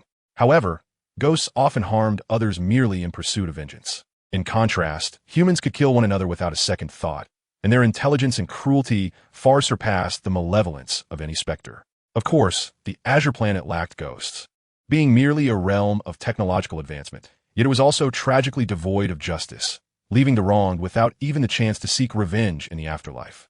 Half a month later, a tremendous explosion erupted from the depths of the wilderness, its distance from the vast mountain range where Shurtsuan lay unknown. Suddenly, a cataclysmic fire blazed across the sky, its brilliance so intense that it startled the birds, echoing through the heavens. As the crimson flames intensified, threatening to collapse the very firmament, the sky transformed from blue to a hellfire of red clouds. In the vast wilderness, the temperature seemed to rise dramatically, exuding a searing heat that could be felt from unimaginable distances. At that moment, Stone Yi, seated at the heart of Shurtsuan beneath the canopy of a willow tree, slowly opened his eyes. A massive, heavy pupil reflected upon the sky above Shurtsuan, piercing through the thick clouds. Though he often endured painful lashes when touching the willow deity's human form, simply connecting with the willow tree itself allowed him to meditate undisturbed. With the gaze of his heavy pupil, a small red bird soared across the boundless sky, exuding an awe-inspiring might, moving faster than true lightning. Yet in the next instant, a resounding thud echoed as a colossal golden claw emerged from the dense clouds, sweeping down towards the small red bird with unparalleled ferocity. The small red bird flapped its wings, deftly evading the onslaught, while the furry golden claw crushed a mountain, sending debris flying in a terrifying spectacle. This bird possessed remarkable power, yet the entity behind that golden claw was no trivial matter.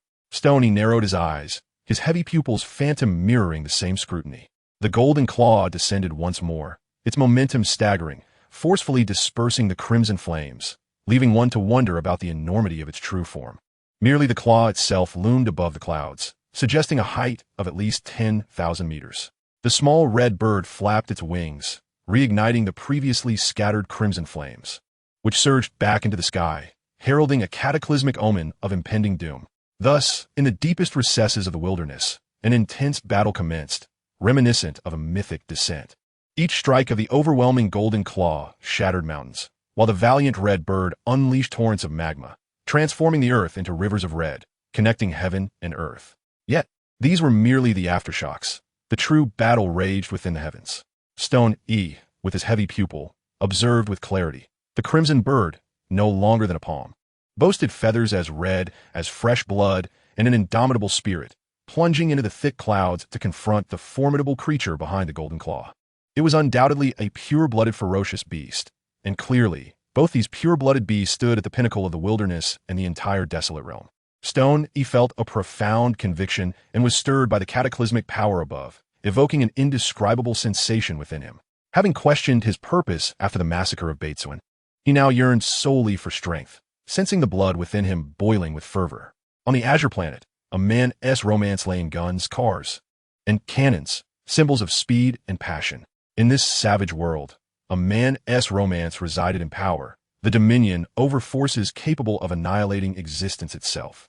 At that moment, only one phrase could encapsulate Stone Yi's innermost thoughts. With the sun and moon in hand, I shall seize the stars. In this world, none can rival my existence. As he contemplated these thoughts, his fists clenched involuntarily, filled with an insatiable thirst for power. Chapter 25. Who's luckier? Time swiftly passed, like a fleeting shadow. In the blink of an eye, 2 years had elapsed. Throughout this time, the celestial clash continued unabated, with the golden claw and the small red bird. Two adult, pure-blooded, ferocious beasts, ravaging the wilderness to near obliteration. Naturally, the tribes and clans inhabiting the wilderness possessed sacrificial spirits, which mitigated the destructive waves emitted by the combatants, thus sparing them from devastation. Initially, many tribes feared that the battle might encroach upon their territories, yet after 2 years, it became evident that the clash remained confined to the heavens. Over time, the tribes, including Shurtsuan, became accustomed to the sight of the two terrifying beings fighting above, exercising caution when venturing outside. After all, no one knew whether the shockwaves from their battle might inadvertently rain destruction upon them, reducing their homes to ashes. Much like the mountains, in the wilderness amidst the vast mountain range, Stone Yi lamented, "It has been 5 years, 5 whole years, and yet, willow deity, I fear I may have truly been abandoned." He lay slumped upon the canopy of the willow tree that embodied the deity, moving from uncertainty to despair, feeling as though he had indeed been forsaken. Is a martial king's estate truly so formidable? Is a heavy pupil simply cast aside? 2 years ago, the two elders who had silently protected him outside Shurtsuan departed, seemingly preoccupied with urgent matters, failing even to inform him. The willow deity spoke calmly, her form still that of the willow tree, standing resolutely at the heart of Shurtsuan. Yet, apart from Stone Yi, none dared to recline upon the tree's crown. "I knew at the moment you mentioned they were one fat and one thin," Stone Yi replied weakly. "With your current prowess, traversing the vast wilderness should pose no challenge. You could return to the martial king's manor in search of answers." The tone of the willow deity remained as tranquil as ever. "Deity, the realm of Dantian is merely a trivial pursuit. You wouldn't dare to go back on your word, would you?" Shi Yi questioned, his gaze laced with skepticism. "As long as you are capable, I shall honor my promise. Yet, I harbor doubts regarding your ability," the willow deity asserted, her voice imbued with unwavering conviction, genuinely believing Shi Yi was incapable. Achieving the pinnacle of the Dantian realm, the 10 Dantian, isn't merely a matter of seclusion within Stone Village, laboring tirelessly in cultivation. It necessitates the tempering that comes from life and death, trials, to hold even a glimmer of hope. If everyone could elevate their cultivation merely through diligence and without competition, why then do so many remain obsessed with opportunities? Is it not merely about transcending to the 10 Dantian? Must one truly look down upon others in such a manner? Shi Yi clenched his teeth inwardly. Her declaration of his limitations ignited a fierce determination within him to prove her wrong. Thus far, Shi Yi had reached the age of 11, having spent 5 years in Stone Village, closely following the willow deity for his training. 2 years prior, he resided within the 6th Dantian, and now, 2 years later, he had ascended to the 9th Dantian. Do not underestimate the significance of this 3 Dantian advancement. Under normal circumstances, cultivators within the Dantian realm would ascend to the next tier upon reaching the 6th Dantian. Shi Yi shared this sentiment. He held no interest in exhausting every realm to its utmost limit, nor did he believe he possessed such capability.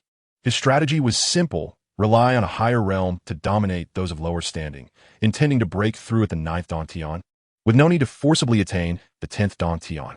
It is common knowledge that reaching the 6th Dantian allows for a transition to the next realm, with the 8th Dantian representing the peak for humanity, while the ninth Dantian is a level attainable only by ancient relics and pure-blooded beasts. The 10th Dantian, however, remains unachieved in the lower realms of the 8 domains. Consequently, there exists a saying that one can claim kingship at the 9th Dantian and supremacy at the 10th Dantian.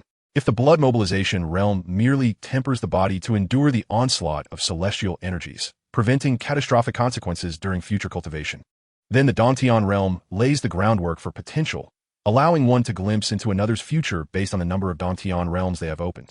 However, for Shi Yi, reaching the 9th Dantian was already a source of satisfaction. This was not due to a lack of ambition on his part. Rather, his aspirations were straightforward. Encapsulated in 8 words: dominate the weak, bully the small. This, indeed, reflected Shi Yi's innermost thoughts and the initial goal he had set for himself. For him, the desire was to assertively overpower adversaries with unparalleled strength, rather than engage in fair and just duels. What is this notion of being invincible among equals? Why should I confine myself to your level? Just as a higher rank can exert dominance, so too can an elevated realm crush you. In this world, how many youthful sovereigns engage in battles beyond their level? If it were so simple, the concept of realms would be a mere farce.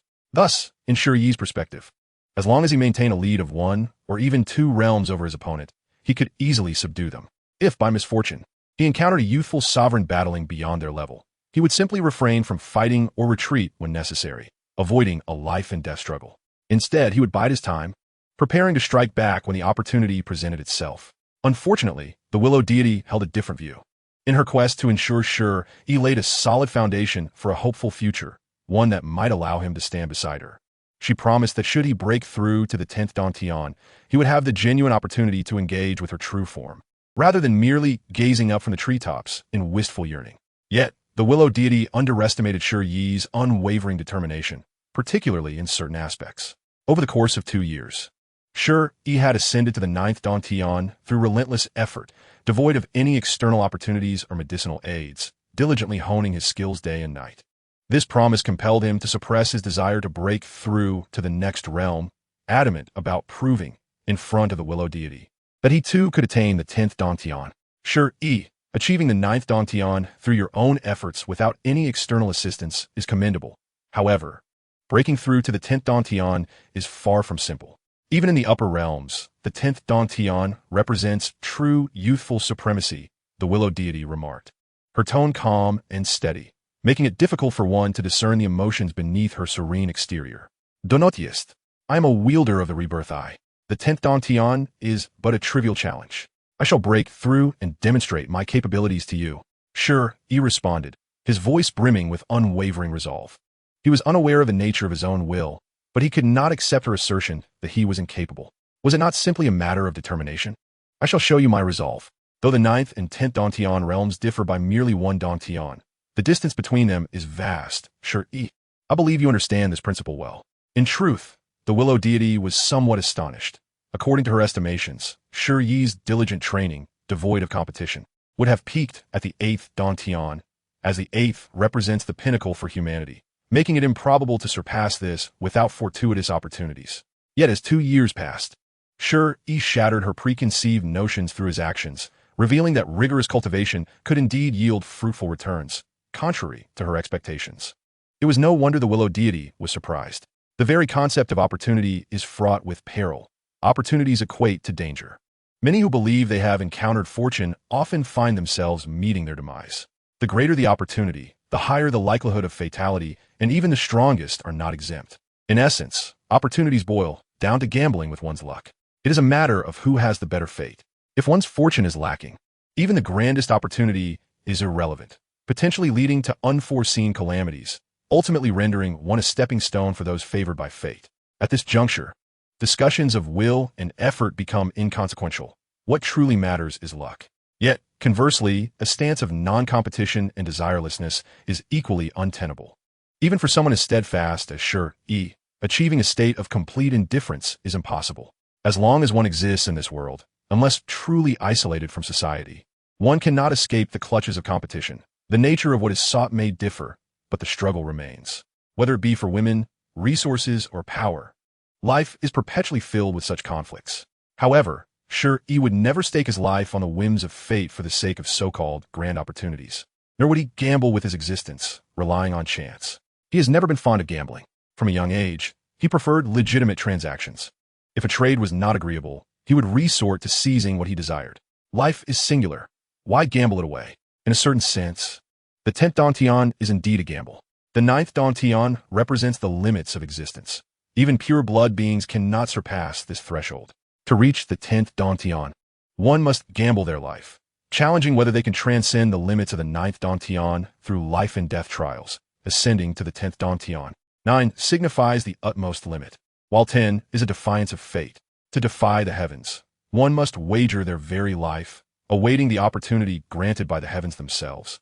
To determine whether one is favored by destiny, I am indeed aware that the 9 heavens can be deemed as sovereign, while the 10 heavens are regarded as exalted, possessing the capability to transcend levels in combat, an endeavor far beyond the reach of the 9 heavens. Throughout history, few have succeeded in breaking through to the 10 heavens. Shi Yi's gaze was grave, his words imbued with unwavering confidence. He recalled his time at the martial king's residence, where he did not merely indulge in the opulent lifestyle afforded to nobility. He also devoted himself to extensive reading of ancient texts on cultivation. After all, in this world, strength reigns supreme, and in the eyes of the powerful, the weak are often denied the right to voice their opinions. One may masquerade as a simpleton to deceive, but one cannot genuinely embody such a facade. Thus, despite Shi Yi's claims of an inability to endure hardship, he would never forego an opportunity to enhance his abilities. Otherwise, he could not have effortlessly wielded 100,000 jin with a single arm. Of that weight, 90,000 jin was cultivated through years of medicinal baths, while the final 10,000 jin was attained following his successful breakthrough after enduring the baptism of the blood of the fire Qilin. The fact that Shi Yi could manifest 100,000 jin of divine strength in the blood-moving realm indicates that, while he may vocalize his struggles, he has not neglected his cultivation, thereby allowing him to possess power rivaling that of the strongest progeny of pure-blooded ferocious beasts. Do you truly believe you can achieve this? Liu Shen questioned, perplexed. She could not fathom the source of Shi Yi's inexplicable confidence, while she could comprehend the notion of arduous cultivation leading to elevation. The idea of reaching such heights seemed beyond her grasp. If it were indeed that simple, wouldn't Shi, after secluding herself for several million years, emerge invincible? Liu Shen, you will never comprehend the boundless potential that can erupt when a man is resolute. Even the most improbable endeavors can become attainable. As he spoke, Shi Yi activated his 9 heavens, conjuring 9 volcanic craters in the void, resembling 9 resplendent suns suspended in the sky. The 9 heavens claim sovereignty, while the 10 heavens are exalted. Although his initial intent was merely to activate the 9 heavens, he felt compelled to prove himself to Liu Shen, who had offered such a promise, casting doubt upon his capabilities. He was determined to demonstrate that in this world, nothing is entirely impossible. Of course, Shi Yi was inherently cautious and would never gamble his life recklessly, especially not for the sake of a woman. Such folly would yield little reward, as victory might only result in her abandoning him for another. Thus, what fueled his confidence before Liu Shen? The answer was simple. He had devised his own strategy for breaking through to the 10 heavens. In his past life, he was an avid enthusiast of the primordial realms on a cerulean planet, perhaps lacking an intricate knowledge of the perfect world, yet profoundly familiar with the primordial mythology. To put it succinctly, Shi Yi could discourse on the Pangu's creation of the universe, the initial calamities of dragons and phoenixes, the calamities of the Wu and the Lich, the calamities of the human emperor, the calamities of the investiture of the gods, all the way to the uncertain classification of calamities represented by the journey to the west. Although the worlds differ, the principles remain universal. Shi Yi felt that certain Taoist theories from the primordial realms could indeed bear fruit in this disparate world. This is why his tone was laced with such confidence. He truly believed in his ability to transcend the 10 heavens. Shi Yi, is your fixation on this matter truly warranted? Liu Shen inquired, her tone tinged with intrigue. While she had surmised his intentions, she found his fervor peculiar. She had posed that promise to ascertain whether he was that kind of person, never anticipating that he would possess such a profound obsession, driven by the desire to grow closer to her human form. In the span of countless millennia, she had never encountered anyone quite like Shi Yi, whose fixation could be spurred by something as superficial as mere physicality. Liu Shen, grant me 3 months, and I shall assuredly break through to the 10 heavens. At that time, I hope you will fulfill your promise and allow me the opportunity to remain by your side. Shi Yi declared, his attention drawn to the figure of Huo waving at him from short distance. After making this proclamation, he leaped down from the crown of the willow tree, taking Huo with him as they departed. Over the course of 2 years, Shi Yi had experienced a remarkable growth spurt, now exuding an impressive vigor, gradually awakening the faculties of manhood that had eluded him 2 years prior. However, this awakening was merely nascent. True maturity would only come at the age of 12, with full development by 16. Presently, he had merely begun to awaken the seed of potential within him. Huo, too, had transformed. After 2 years, she had blossomed into a beautiful young lady. Although she had lost the adorable clumsiness of her childhood, she had gained the essence of youth. The one aspect that remained unchanged was her long, jet black hair, which cascaded down to her waist. Whenever she harnessed her vital energy to execute her precious techniques, her 3,000 strands of hair would sway with the wind, creating a mesmerizing spectacle. Yet, for reasons unknown, every time Shi Yi beheld this scene, he felt as though an unnameable gaze was fixated upon him, as if some indescribable entity was watching him from the depths of time. Yi-gege, that swan and eye technique, is so difficult. I cannot seem to master it. No matter how hard I try, I've been studying diligently, yet every attempt to utilize the swan and eye technique ends in failure, Huo lamented, clutching Shi Yi's arm tightly, fully embracing her identity as his woman, refusing to permit any other girls from Stone Village to approach him. Do not fret. You have only recently broken through to the Dantian realm. With just a single Dantian, focus on consolidating your cultivation before delving into the intricacies of the swan and eye technique. Shi Yi reassured her, gently ruffling her hair, his tone exuding patience akin to that of a caring older brother, soothing Huo's feelings of discouragement regarding her training. In these 2 years, the advancements were not solely confined to Huo. All the young men and women of Stone Village who had undergone the baptism of true blood from ancient species had essentially transitioned from the blood-moving realm to the Dantian realm. Although their physical strength fell short of the standard, and they lacked the 100,000 gene of divine might necessary to cultivate the primal truths, they were still able to practice the methods of the martial king's residence.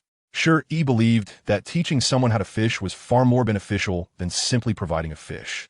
He aspired for Stone Village to grow self-sufficient and capable of self-protection, for he could not remain in Stone Village for eternity. Shi Yi, though I cannot discern the source of your confidence, 3 months is a brief period. I shall await your surprise. Liu Shen's voice resonated in the still expanse as she observed Shi Yi and Huo fading into the distance. I will not let you down, Shi Yi responded without turning back. It seemed that Liu Shen was indeed beginning to sense his capabilities. Unbeknownst to her, her curiosity towards him was steadily increasing. Chapter 27. Yi-gege is remarkable. Half a month later, above Stone Village, Shi Yi sat suspended in midair, the 9 cavities resembling volcanic craters, continuously inhaling and exhaling the energies of the surrounding world, akin to 9 blazing suns. Coupled with the sun that already hung in the sky, it appeared as though 10 suns were casting forth boundless light and heat upon the land. Thankfully, Shi Yi's 9 heavens were merely semblances and not actual suns. Otherwise, they would have scorched Stone Village and the entire great wasteland long ago. However, the villagers of Stone Village could not comprehend Shi Yi's act of levitating and summoning the 9 heavens, nor could Liu Shen grasp his true intentions. This was not her fault. Primarily, Shi Yi was employing the Taoist philosophies from his previous life on the cerulean planet to forge a path toward the 10 heavens, a realm that could only be accessed through life and death trials.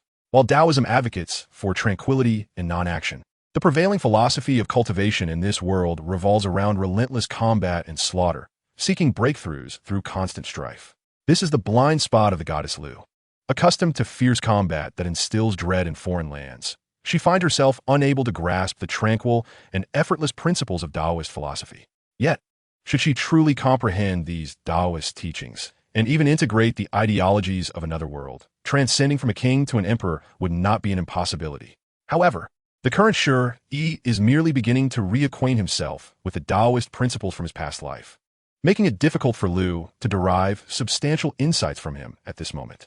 Presently, she perceives that Shi Yi seems to be treading a unique path. Although he cultivates the primal true solution, he interweaves some of his own philosophical concepts into it. This does not constitute the creation of a new cultivation method, for Shi Yi lacks the innate talent for such innovation. He is simply incorporating elements that are not originally his own, but rather stem from the Taoist philosophy of that azure planet. The primal true solution's divine guide, while the supreme cultivation method of this realm primarily addresses the application of runes, serving as the foundational essence of this world, much like written language, which is fundamentally not profound. Thus, for cultivators in this world, the most effective means of elevating their realms lies in combat. Through the crucible of life and death, of blood and fire, they come to realize their own Tao, achieving ultimate transcendence. Shi Yi diligently recalls the content of the primal true solution's divine guide inscribed upon the rune bone fragments, while the violent and swift energies of heaven and earth surge into his body through the 9 heavens. At this moment, he is fully engaging his heavy eye, meticulously analyzing his memories from his previous life, including the Taoist mantras he had only glanced at without truly committing them to memory. This is perfectly natural. Sure, he can glimpse the bloodline inheritance technique of the fire Qilin through its true blood, and he can also utilize the heavy eye to scrutinize, nay, analyze, all that he had once seen in his past life, people, events, and objects, even if these were but fleeting glimpses. The heavy eye allows him to recall these ephemeral memories, the concepts of the 1, 2 instruments, 3 talents, for symbols, 5 elements, 6 harmonies, 7 stars, 8 trigrams, 9 palaces, and 10 directions resonate with profound mysteries, yet are distinctly different. To break through to the 10 heavens through sheer force is certainly impractical. One would have to gamble with their life, hoping to grasp an opportunity in the perilous balance of life and death. Shi Yi slowly opened his eyes, and the 9 heavens behind him glimmered ever more brightly, with a hazy 10th heaven at its center, seeming poised to manifest at any moment. However, despite the collective effort of the 9 heavens pouring vast amounts of heavenly and earthly energy into Shi Yi for half a month, this 10th heaven had yet to solidify from its ethereal state. Yet, should one attempt to break through to the 10 heavens in such a manner, the likelihood of only understanding one aspect while remaining oblivious to the others is high, knowing the phenomenon without grasping its underlying principles. Much like the precious bones within a ferocious beast, which harness its innate divine abilities yet may not fully comprehend how to wield them. Upon contemplating this, Shi Yi seemed to have an epiphany. His heavy eye shone ever brighter, and the 9 great heavens encircling him began to take on a semblance of reality. The elusive 10th heaven at the center now exhibiting a hint of materialization. This transformation appeared remarkably swift. The cultivators of this realm typically employ exhaustive methods, employing various techniques to stimulate their innate potential, even resorting to the terrors of life and death to force their bodies to break through, forcibly unlocking the gates to the 10 heavens. In contrast, Shi Yi engages his intellect, akin to a decoder seeking the key to the gates of the 10 heavens. Once he discovers that key, he can effortlessly unlock the gates. At this moment, Shi Yi's mind was in a frenzy of brainstorming. With the assistance of the heavy eye, Taoist theories he had once only curiously glanced at in his past life surged forth from the depths of his soul. The mantras echoed in his mind, seemingly aiding him in the evolution of the 10th heaven. The 1 is the chaos. Chaos is the great beginning. The 1 returns to the beginning, and all phenomena are renewed. The universe is limitless, and the limitless gives rise to heaven. Time and space are infinite. Space is the cosmos. Time is the continuum. All matters have their beginnings and ends. Understanding the sequence brings one closer to the Tao. The 2 instruments represent yin and yang. All things bear yin while embracing yang.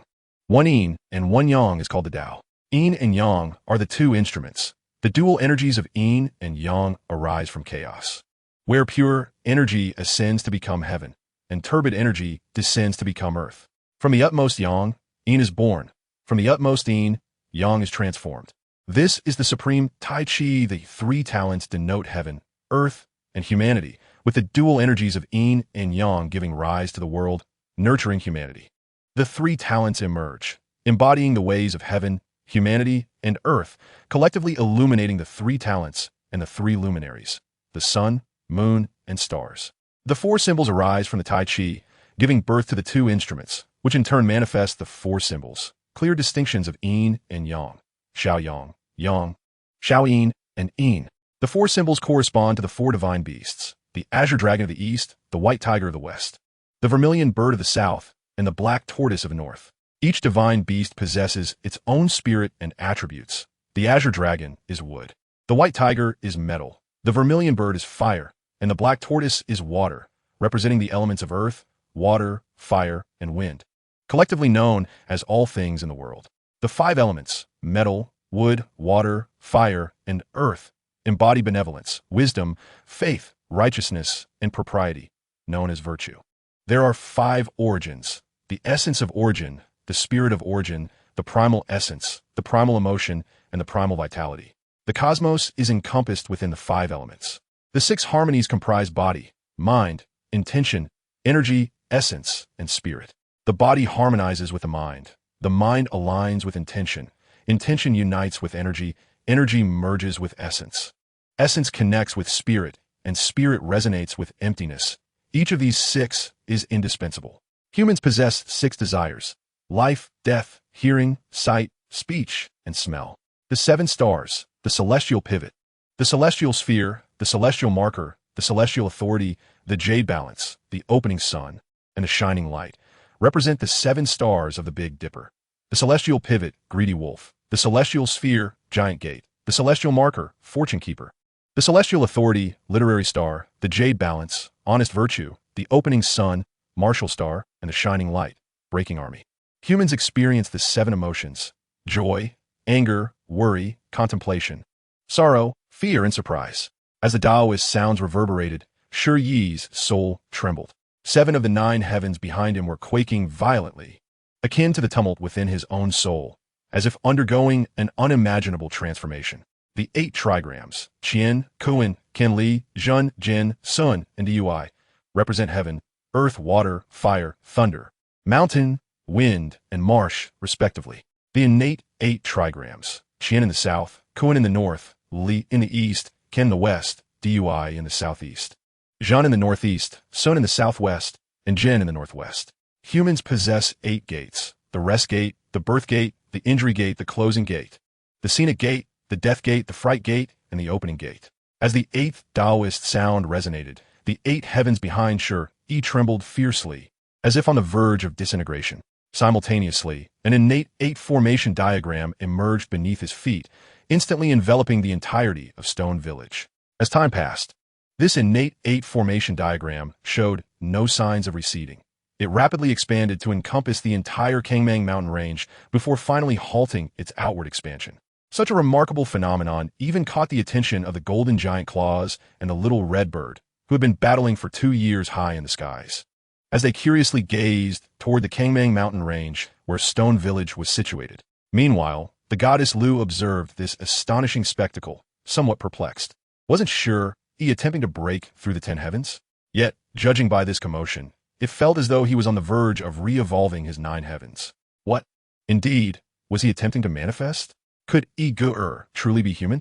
Despite sharing the same domain of heavens, why did I feel like an ant before him? Although there are disparities among the strong within the realm of heavens, isn't this gap a tad exaggerated? Yi-gege is truly remarkable. Tiger Girl, your brother Yi is indeed formidable. With the slightest effort in cultivation, he manifests astonishing phenomena. Yet, I too possess my own strengths. Begone. Such arrogance makes me doubt your brother, Yi. In the future, you shall be the only woman left, awaiting the moment he forsakes you. Chapter 28, Little Red Bird, Depart. The reprimand echoed. Such arrogance makes me doubt your brother, Yi. In the future, you shall be the only woman left, awaiting the moment he forsakes you.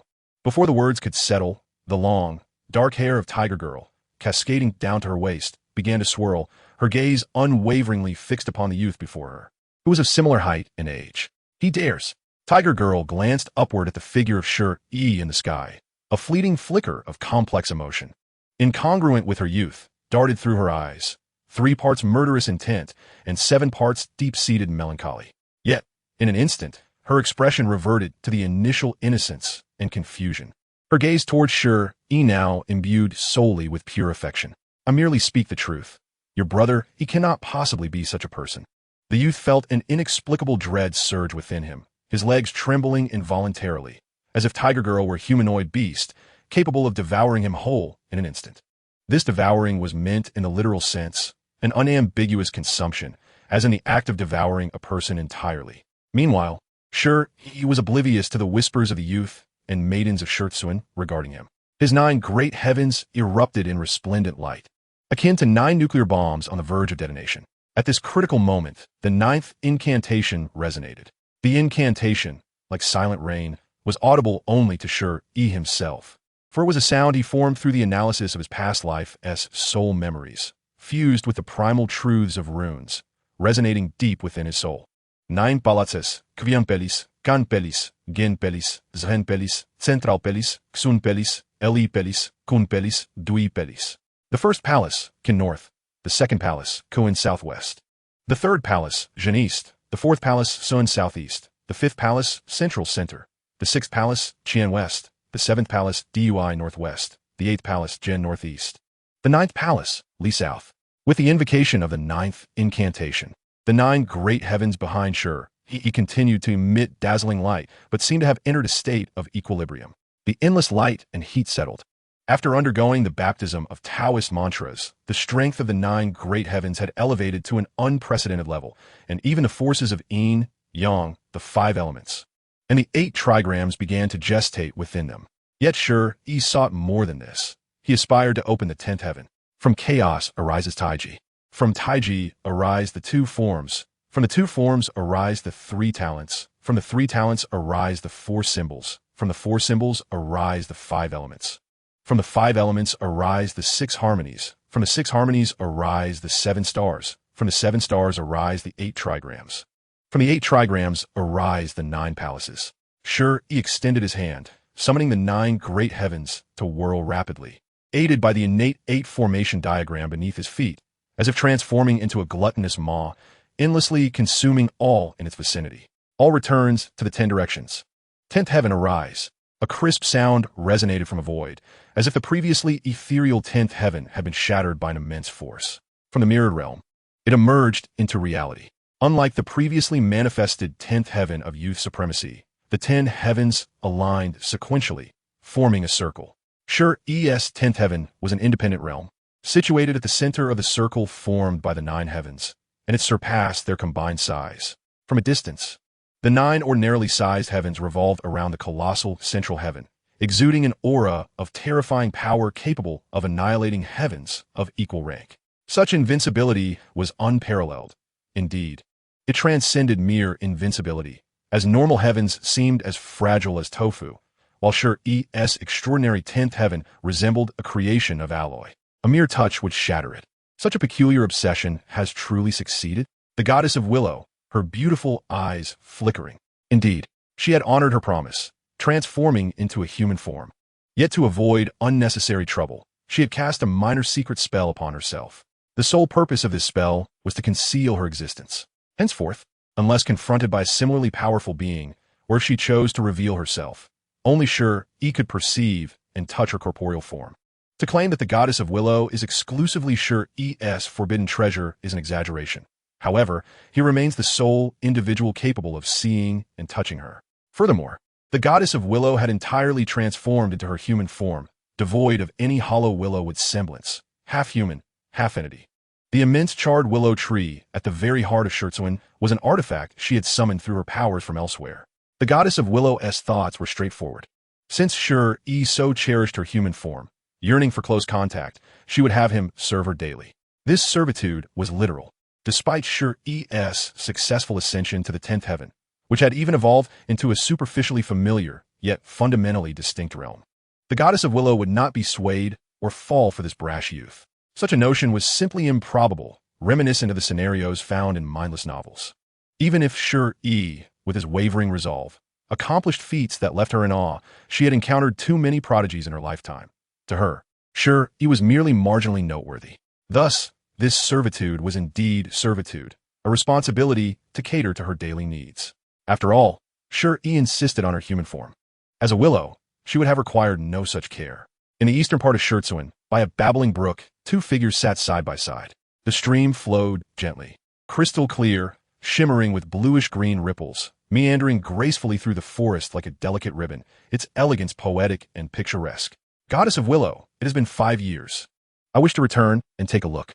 Although Shi Yi had gained the promise of the goddess of Willow, allowing him to touch her human form, he harbored no reckless intentions, simply resting his head upon her shoulder. If you wish to go back, you may, with your current strength, as long as you do not deliberately provoke those taboo entities within the vast wilderness. You should face little obstruction. The goddess of Willow sat upon the grassy bank of the brook, her flawless jade-like feet submerged in the water. She lifted her skirt, barefoot, her feet, akin to jade, gleaming with a lustrous sheen, looked tender and resilient, smooth and rosy. Her 5 toes were neatly aligned. The big toe was plump and round, while the other toes were exquisite and delicate, with soft, rounded gaps that made one yearn to cradle them and take a playful bite. But I do not recognize the way. The vast wilderness spans millions of miles. What if I stray from the path? Shi Yi's tone bore a hint of helplessness. To the east lies the direction of the Stone Kingdom, while to the west is that of the Fire Kingdom. The goddess of Willow replied softly. Goddess of Willow. Shi Yi attempted to articulate further, but the goddess gently covered his mouth. Shi Yi, since you have proven yourself, I too shall fulfill my promise. From this moment forth, you shall be my disciple, the goddess of Willow declared with an unquestionable tone. I refused to bow. Shi Yi struggled. Yet the delicate hand resting on his lips felt unbearably heavy. Even when he summoned his 10th heaven, he could not displace the goddess of Willow's gentle grasp. Shi Yi, your 10th cave heaven is distinctly different from the usual ones. As your mentor, it is imperative that I examine the issues surrounding this particular realm. With that, Liu Shen, disregarding Shi Yi's consent, transformed into a beam of light and dove into the 10th cave heaven, which shimmered like the midday sun, leaving Shi Yi alone amidst the swirling winds, utterly bewildered. Forcing a disciple? Shi Yi fell back, exasperated, raising his gaze to the sky, where he spotted a small red bird. No, wait, a small red bird? Chapter 29. Are you so impatient? Recalling the previous vision he had through his dual pupils, where the small red bird flapped its wings and turned the earth's mountains into flowing rivers of fiery red lava, Shi Yi jolted upright in alarm. What are you afraid of? I mean you no harm. I'm merely curious about your 10th cave heaven. The small red bird perched atop Shi Yi's head and playfully swatted him with a wing. This anthropomorphic gesture, coming from a bird no larger than the palm of the hand, was quite amusing, and Shi Yi's reaction, having been given a winged rebuke, was even more so. Senior bird, is there anything I can assist you with? Although he had been unexpectedly struck, as if by a hammer, Shi Yi refrained from retaliating against the small red bird. As the ancient saying goes, those who know the times are the true heroes. Assist me? The small red bird tilted its head inquisitively. It then scrutinized Shi Yi, lightly touching its chin with its wing, and spoke. Though you are the young supreme of the 10th cave heaven, capable of battling beyond your level, at present, you are of no assistance to me. Over the years, Shi Yi was the first young supreme of the 10th cave heaven that I had discovered, and even while engaged in combat with the golden claw, the bird could not resist taking a moment to come and see him. Given that, senior bird, Shi Yi's words were cut short as he received another winged swat. The small red bird puffed out its chest and proclaimed from its perch on Shi Yi's head. What do you mean by senior? I detest your human customs of convoluted titles. Call me grandma. Grandma? Shi Yi raised an eyebrow, casting a sidelong glance, but all he could see were the bird's wings and a portion of its forelimbs, along with its imperious demeanor. Perhaps due to the small bird's feathers, Shi Yi felt a slight itch on his scalp and contemplated pulling it down, but ultimately hesitated to do so. Grandma, since I am of no help to you, Shi Yi began again, but was once more interrupted by the small red bird. Young man, what is your name? The small red bird hopped down from Shi Yi's head to his shoulder, noticing him looking down, and reached out with its wing to lift his chin. I am Shi Yi, he replied with a resigned tone. He was truly at a loss. Liu Shen had forcibly taken him as a disciple and then vanished into his 10th cave heaven, leaving him utterly powerless before this small red bird. Although the 10th cave heaven was his own creation, over which he wielded absolute control, Liu Shen's entry had undermined his sole authority. Your surname is Shi. You don't happen to hail from the royal family of the Stone Kingdom, do you? The small red bird inquired with a tone of suspicion. I'm from the royal martial King's manor of the Stone Kingdom, Shi Yi replied dismissively. Clearly, this was an inquiry for identification. It mattered little, as he was at its mercy, and confronting it directly would be unwise. What if it incinerated him with a single flame? It was akin to stepping out of a novice village, only to encounter an over-leveled powerhouse. The royal martial King's manor, well, that's decent. The small red bird mused, observing Shi Yi's profile with a thoughtful nod. Wait a moment. Shi Yi, from the royal martial King's manor? It seemed to have recalled something, as if it understood why Shi Yi was able to transcend the 10th cave heaven. The dual pupil ability was indeed remarkable. However, Shi Yi's 10th cave heaven exuded an odd sensation, as though it harbored a profound terror. Grandma, I still have. Shi Yi, perhaps experiencing a streak of bad luck today, had recently been silenced by Liu Shen and was now having his mouth covered by this mysterious small red bird. Do you desire a princess? I am quite familiar with the Emperor of the Fire Kingdom. Just give me a nod, and I'll happily deliver the Fire Kingdom's princess to your bed without contesting that foolish giant for the mountain treasure, the small red bird declared. After saying this, it gently patted Shi Yi's head with its other free wing, enthusiastically encouraging him to nod in agreement. You're so eager? The small red bird feigned surprise. Yo, she's through. Don't be so hasty. While I am indeed familiar with the Emperor of the Fire Kingdom, we mustn't rush this matter. Besides, you're still quite young. I'll first have the Emperor communicate with the Royal Martial King's manner. Rest assured, Grandma will fulfill her promise. Even if the little princess is reluctant, I will ensure she is delivered to your bed. The small red bird retracted its wing, adopting an expression of understanding and urgency that was inexplicably conveyed through its eyes and wings. I didn't nod. You forced this upon me. I refuse to acknowledge this marriage. Shi Yi protested indignantly, his chest heaving in agitation. However, the small red bird's subsequent words effectively trapped him in a dilemma. Shi Yi, you wouldn't want the Royal Martial King's manor to suffer because of you, it said, though its tone remained calm. An unspoken threat lingering in the air that rendered Shi Yi incapable of uttering a refusal. Grandma, a coerced fruit is never sweet, Shi Yi sighed. Sweet or not, you'll know once you partake, the small red bird retorted with a dismissive pout. Shi Yi wished to voice his thoughts, but found himself at a loss for words. The bird was clearly insistent on this arrangement, and rejecting it would mean provoking its ire. Fear not, it won't be an injustice to you. Marrying the princess of the Fire Kingdom brings benefits that far exceed your expectations. With that, the small red bird attempted to take flight. But, just as it flapped its wings, it seemed to recall something important.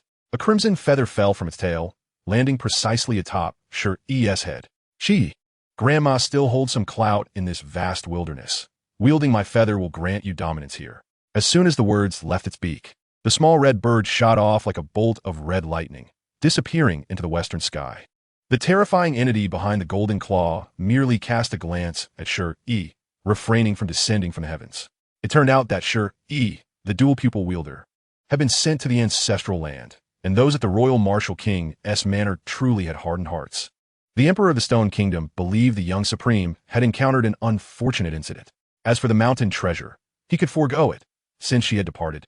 Remaining behind would be futile. If he were to be besieged by the Celestial Sparrow and the Qiongqi, even if he survived, he would still be severely wounded.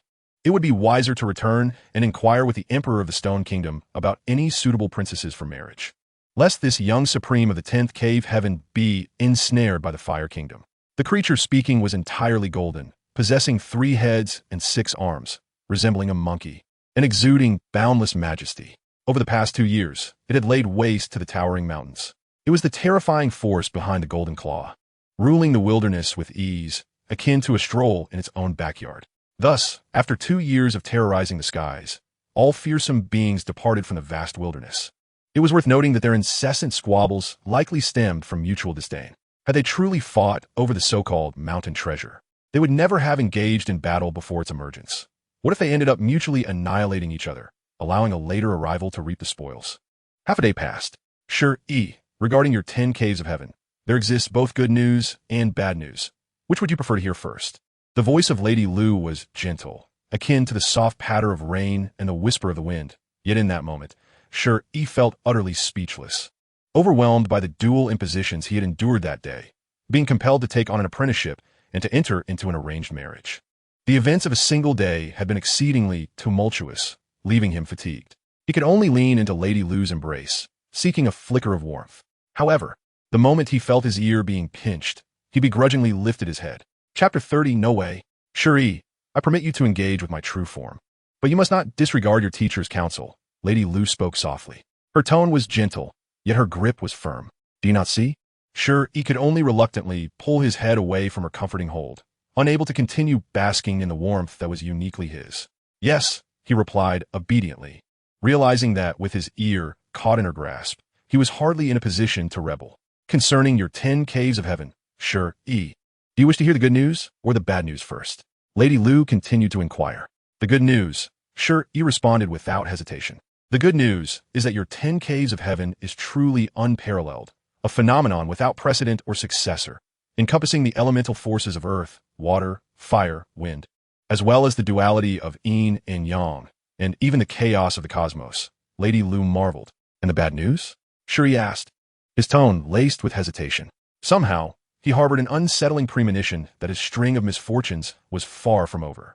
The bad news is that if no one assists you in untangling the chaotic powers within your cave of heaven, Shi Yi, it is possible that you may never ascend to the next realm, Lady Liu stated calmly, yet her words chilled Shi Yi to the core.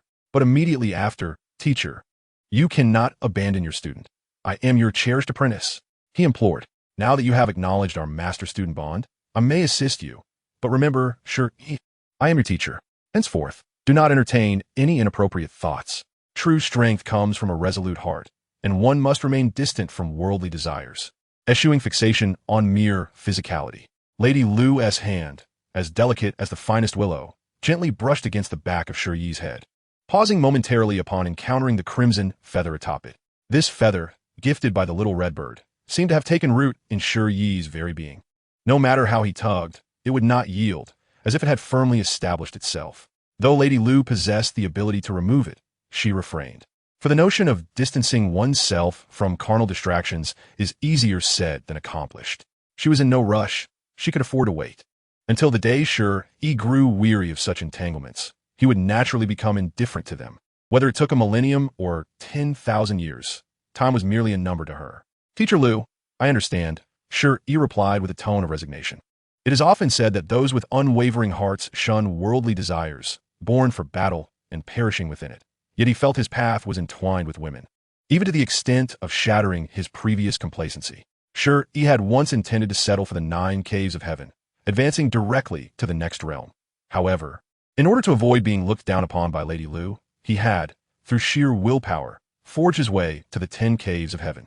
Although this 10 cave differed from the ones Lady Liu had previously encountered, which had been rendered futile without her assistance, it was nonetheless a genuine manifestation of the 10 caves. In summary, Shi Yi's current 10 caves of heaven, imbued with the forces of yin and yang, the quintessence of the 5 elements, and the chaotic foundation of the cosmos, was immensely powerful, yet simultaneously ensnared him. The cave of heaven serves as the foundation for cultivation. The deeper the roots, the higher the edifice. However, Shi Yi had constructed his foundation too deeply. He did not comprehend the chaos, nor did he grasp the principles of yin and yang, much less the intricacies of the 8 trigrams. All of this was beyond his understanding, akin to a student who merely memorizes without true comprehension. Shi Yi's grasp of the Tao was superficial at best. Having perused a few scriptures did not signify a genuine enlightenment of Taoist truths. To put it plainly, without Lady Liu, Shi Yi's 10 caves of heaven would be utterly futile. A year, 2 years, no one would criticize him. 10 years, 20 years, if he lingered in the realm of the cave of heaven. Yet with Lady Liu's guidance, aiding him in navigating the energies of yin and yang within his 10 caves, as well as the chaotic foundation of the cosmos, his potential could indeed be deemed unfathomable. It was for this reason that Lady Liu had accepted Shi Yi as her disciple. She believed that once Shi Yi matured, surpassing her in the future was not an impossibility. As for his wavering heart, it paled in comparison to the significance of innate talent and potential. For the heart can be molded, while innate abilities are far more challenging to cultivate. Several days passed, and just as Shi Yi prepared to embark on his journey home, a radiant light emerged from the depths of the great wilderness, shattering the tranquility that had briefly settled over the land. At that moment, far from Shi village and the vast Songmang mountain range, in a remote corner on the edge of the great wilderness, lay a fertile expanse, characterized by open plains, picturesque peaks, and flowing rivers. Here, the scaled steeds galloped across the grasslands in great herds, while formidable ironclad cavalry charged through the skies, their armor gleaming and exuding an aura of ferocity as they practiced their martial arts. On the horizon, a seemingly endless array of structures stretched out, housing a human tribe numbering in the tens of millions, which had thrived on this land since time immemorial. This tribe was rich in strong warriors, having maintained an unbroken lineage from ancient times to the present, with each generation birthing several prodigies, ensuring the tribe's enduring strength and prosperity. Simultaneously, this vision mirrored the aspirations of the elders of Shi village, for their next generation was destined to venture beyond the confines of their village and establish their own tribe. Given ample time, Shi village could very well evolve into the next great clan. Clop, clop, clop. The sound of hooves struck the earth like a tempest. In the central architectural area of this great clan, a grand golden tent stood as a fiery scaled steed raced across the ground, hastening towards the golden pavilion. Upon nearing within 100 meters, a man sprang from the steed's back. As he landed, he knelt and proclaimed loudly, "Clan leader, there are rumors that a wondrous treasure has emerged from the depths of the great wilderness." "Treasure?" An elder's voice responded. For reasons unknown, the two formidable beings in the sky abruptly ceased their battle as another elder spoke. "They have departed the great wilderness. Had they remained, the treasure would not even have been within our grasp." The hoary voice continued. "Clan leader, since those two mighty beings have left, should we not investigate? Though our tribe numbers only in the tens of millions compared to the ancient nations beyond, this is the great wilderness. We still have a chance to seize the opportunity."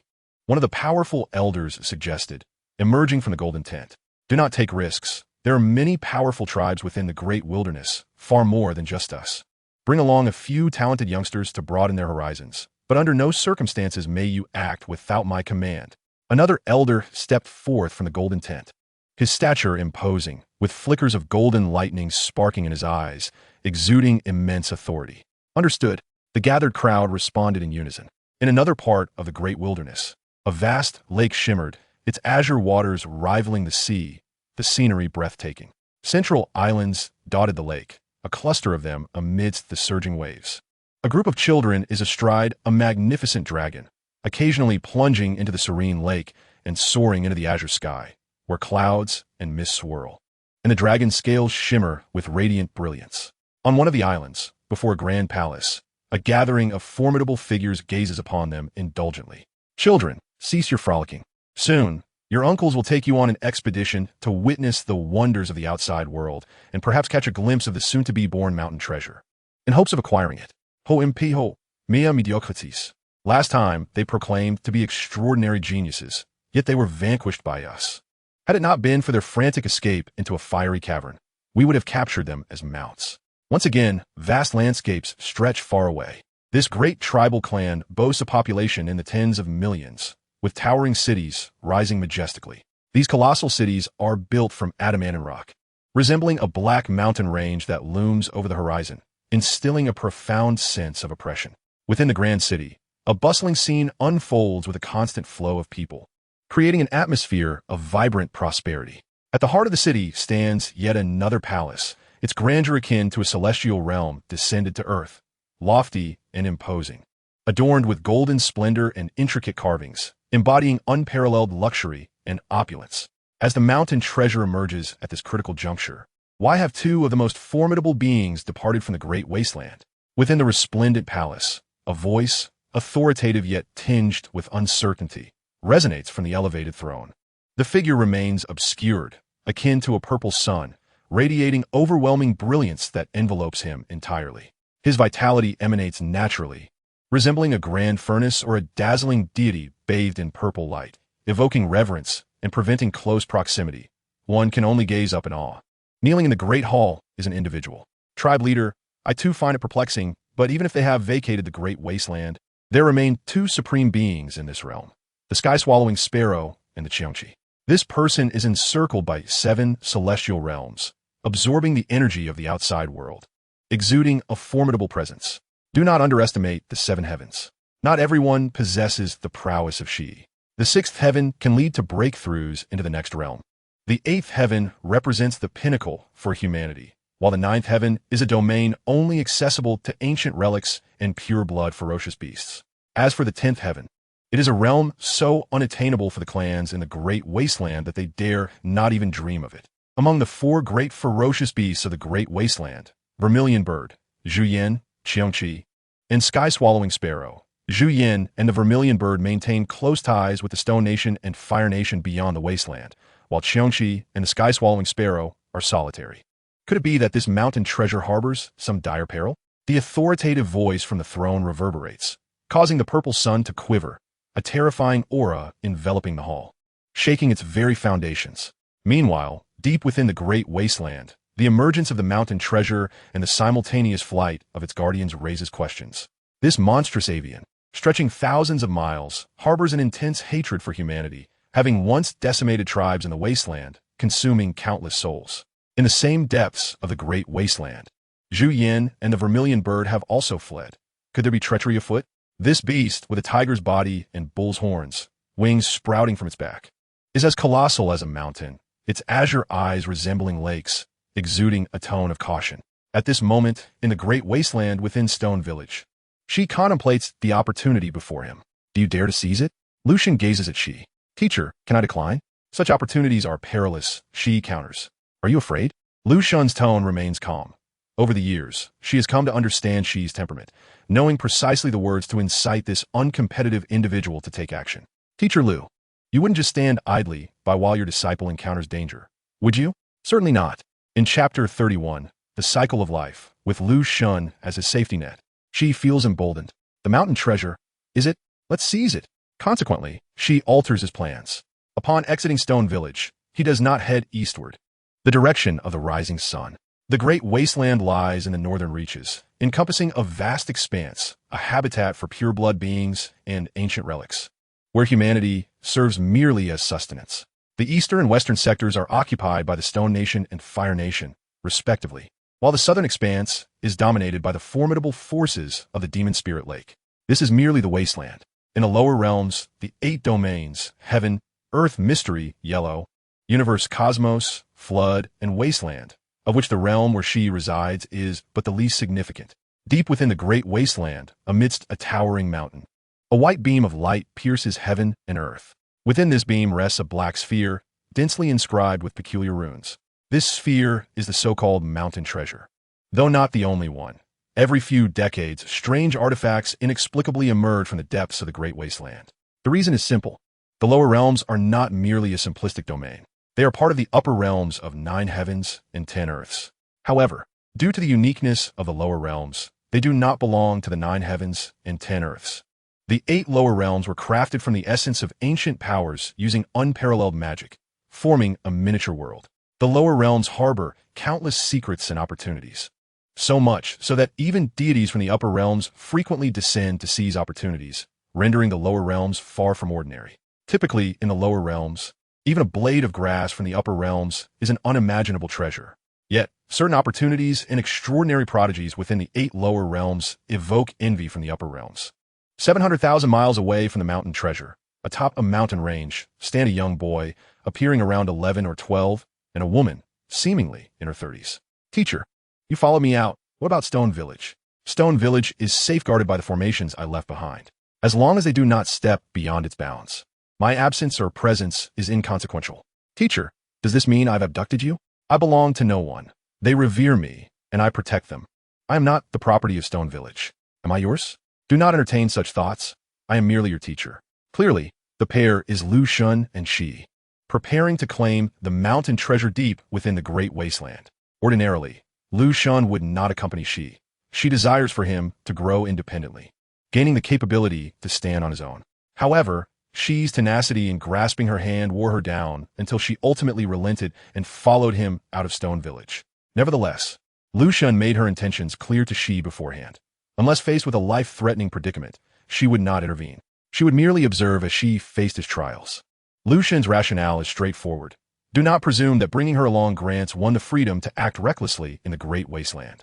At most, she would remain at his side as a spectator, continuing her research and navigating the intertwined powers within the 10 heavens. Teacher, I understand, Shi replies with a smirk. And what of the teacher?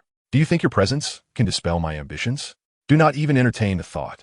I shall not refrain from riding my teacher to extinguish my ancestors. Shi, as long as you comprehend, you are my disciple.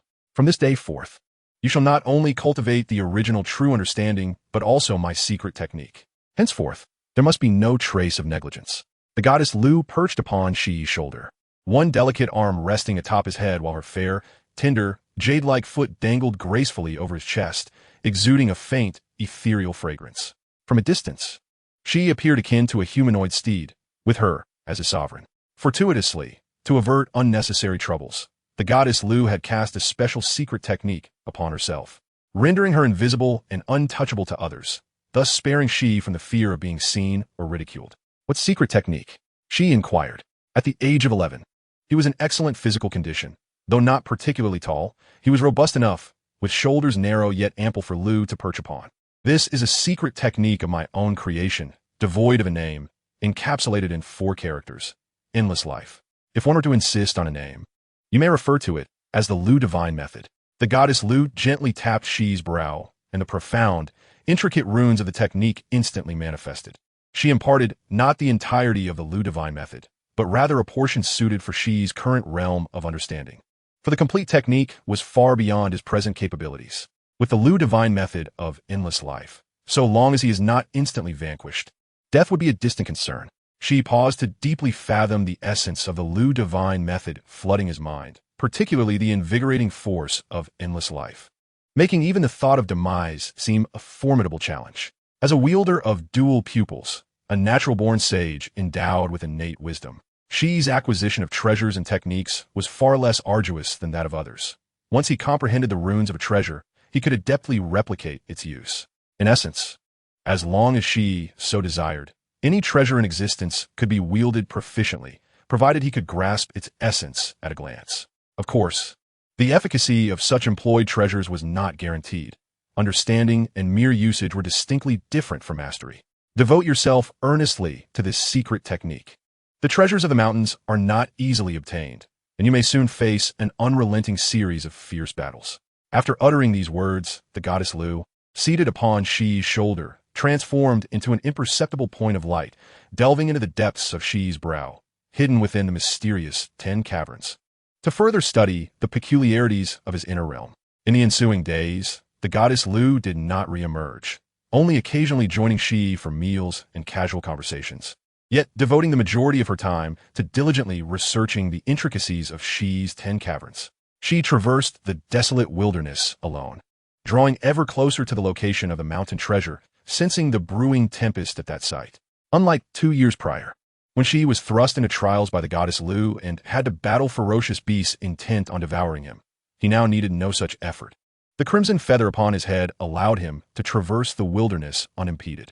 Thus, throughout his journey, Shi encountered minimal trouble, as most ferocious beasts, upon sensing the aura of the crimson feather, retreated willingly. Yet this did not imply that Shi could procure the mountain treasure without any hindrances.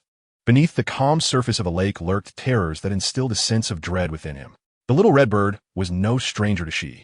He recognized it as one of the 4 fiends of the wilderness. The little red bird embodied the vermilion bird, and the formidable figure behind its golden claws was undoubtedly Zhu Yan. The 4 fiends of the wilderness consisted of the vermilion bird, Zhu Yan, the sky-eating sparrow, and Xiongqi, the true rulers of this vast desolation. Among them, the vermilion bird and Zhu Yan bore no animosity toward humanity, while the sky-eating sparrow and Xiongqi harbored a profound disdain for the human race, frequently launching raids upon the tribes of the wilderness. With each assault, millions perished as they were consumed by these beasts, not out of hunger or for cultivation, but purely for the thrill of slaughter. Now that the vermilion bird and Zhu Yan had departed from the wilderness, the sky-eating sparrow and Xiongqi remained hidden in its depths, lying in wait. For none dared to underestimate these 2 fearsome entities. In the shadowy depths of the wilderness, the presence of the vermilion bird's feather hinted at her departure. Casting aside the mountain treasure and leaving it to a mere junior to contend for? Could it be that the value of this mountain treasure was rather mundane, insufficient to warrant her personal involvement? It was quite plausible that, had this treasure been of substantial worth, even if she chose to forego it, Zhu Yan would have relentlessly pursued it, risking everything to seize it. What shall we do now? Let's observe. It will not be so easy for that junior to claim the mountain treasure. Numerous human slaves have been dispatched by the tribes, both overtly and covertly. Truth be told, these slaves possess formidable reproductive capabilities. After devouring millions last time, decades have passed, and they have multiplied anew. This is merely one tribe's slaves. This was a dialogue between a ferocious bird and a beast. The sky-eating sparrow and Xiongqi, once adversaries, found themselves forming an unintentional alliance, as there are no eternal enemies, only everlasting interests. With the departure of the vermilion bird and Zhu Yan, they instinctively banded together. Alas, in terms of sheer might, the vermilion bird ranks first among the 4 fiends, with Zhu Yan in second place. The latter 2 are merely their subordinates. Now that the leaders have fled, leaving the treasure unclaimed, the 3rd and 4th fiends felt a sense of urgency. Therefore, even with the mountain treasure manifesting, the sky-eating sparrow and Xiongqi resolved to bide their time, ensuring no danger lurked before emerging to contest for it, lest they fall victim to a surprise attack from the vermilion bird or Zhu Yan. On the fringes of the wilderness, within a grand and colossal palace, a thunderous roar reverberated, causing many armored guards to tremble, nearly collapsing to the ground. It was merely the voice of one person, terrifyingly potent, shaking entire halls as if a thunderclap had erupted from the heavens. The mountain treasure has emerged. The Zishan clan is mobilizing, dispatching its offspring. Lei Kuan, take your brothers and go. Upon encountering the talented scions of the Zishan clan, be sure to thrash them. The rolling thunder echoed, and within the palace, strands of black lightning intertwined, encircling a shadowy, yet imposing figure, transforming the surroundings into a tempestuous sea of thunder. Yes, a middle-aged man clad in red armor knelt, his demeanor respectful. In the distance, amidst a range of mountains, the towering peaks loomed majestically, reaching into the clouds. The temperature was frigid, and the summits were draped in a thick blanket of snow. Here, a colossal city was erected upon the central mountain, surveying all under heaven, exuding an air of sacred authority. Yet, the city's population was sparse, with only a small contingent residing in its core, their numbers starkly contrasting with the city's grandeur. This was an exceedingly ancient and reclusive family, steeped in formidable legacy. Legends spoke of divine beings from the upper realms who once ruled this land in ancient times. Clans such as the Jinlang tribe, Luofu Marsh, Zishan clan, Jiao clan, and Lei clan were all mobilizing, eager to witness the mountain treasure that had emerged from the depths of the wilderness. Chaos loomed on the horizon. Above the colossal city, an elder stood upon the city wall, gazing towards the depths of the wilderness, stroking his white beard in contemplation. I cannot comprehend, truly. I cannot fathom why those two supreme beings, after 2 years of conflict in the heavens, chose to depart before the mountain treasure's emergence. Regarding this matter, many remain perplexed, and uncovering the underlying reasons is likely not a trivial pursuit. Once again, 2 venerable elders ascended the city walls, positioning themselves beside the original elder. The chieftains of the Zishan and Thunder clans, these age-old adversaries, would undoubtedly incite their descendants to compete. Thus, it was proposed that several young prodigies from our Shui clan accompany them to witness the world beyond. Scarcely had the suggestion been voiced when several enchanting young maidens approached through the snow, each radiating beauty akin to ethereal sprites, their eyes sparkling with vitality, and their fair faces luminous and translucent, with flowing dark tresses. Trailing behind them were 2 youthful boys. "Grandfather, you cannot show favoritism. We all wish to go." The boys and girls entangled the 3 elders present. Go on, go on. It'll be a chance to witness the prowess of those outside." One elder chuckled. "Great-grandfather, you are truly kind." The youths joyfully surrounded the elder, who, in turn, affectionately ruffled their hair. As long as the 4 great beasts do not appear to seize the mountain treasures, we old-timers still have a fair shot at claiming them. Patience is key. Our Shui clan, unlike the Jinlang tribe, is not a grand dynasty, and with our dwindling population, it suffices to gain exposure. The 2 subsequent elders exchanged words. But upon contemplating the Shui clan's demographic decline, they could only share a resigned sigh. Clearly, they had no intention of contending with other major tribes for the mountain treasures. Securing them would be splendid, yet failing to do so would be a significant blow to the already beleaguered Shui clan. Why would failing to secure them be so damaging? The peril of acquiring treasures is fraught with danger. After all, such endeavors often come at a cost. Opportunities are fraught with risk, akin to grasping at fire. If it were merely a matter of spectating, it would suffice, but should the time come to seize the mountain treasures, do we expect the other tribes to simply yield them? It is well understood that while ferocious beasts may claim lives swiftly, human conflict is far more intricate and torturous, often rendering existence itself a torment. As the mountain treasures emerged, the 2 dominant entities vying for them were the Yue-gege and the Zhuyin, 2 of the 4 great beasts of the wild. Meanwhile, the Tuntiank and Xiongqi remained concealed. Numerous tribes developed an interest in the recently manifested treasures. Currently, 6 clans, including the Jinlang tribe, Luofu Days, Zishan clan, Jiaozu, Thunder clan, and Shui clan, have dispatched formidable experts and young talents to explore the depths of the wild for the treasures. During this period, Shi, who had departed from Shurtsu days prior, encountered several prominent clans. There were the brazen Jiaozu, the composed Zishan clan, the audacious Jinlang tribe, and the seemingly leisurely Shui clan. Except for the Shui clan, the other tribes regarded Shi with disdain, perceiving him as a poor child emerging from some desolate corner, clad in animal skins and straw sandals, devoid of any valuables. Logically speaking, even if Shi were merely an ordinary figure in the Dantian realm, not the extraordinary Shensi of 10 Dantian, he should not have been subjected to such cold indifference. Unfortunately, Shi's character flaw lay in his excessive caution. he shunned the limelight and preferred to operate from the shadows, concealing his true prowess early on. With a mere flick of his arm, he could demonstrate a strength of 35,000 pounds, hailing from an obscure village. Meanwhile, under the alias Yun Patian, Shi Yi traveled with the entourage of the Shui clan. In the distant epochs of antiquity, during the nascent era of humanity, the principles of the Grand Tao were established, and the eternal truths were manifested across the wild. The elder intoned softly. "What does that mean, elder?" Shi inquired with curiosity.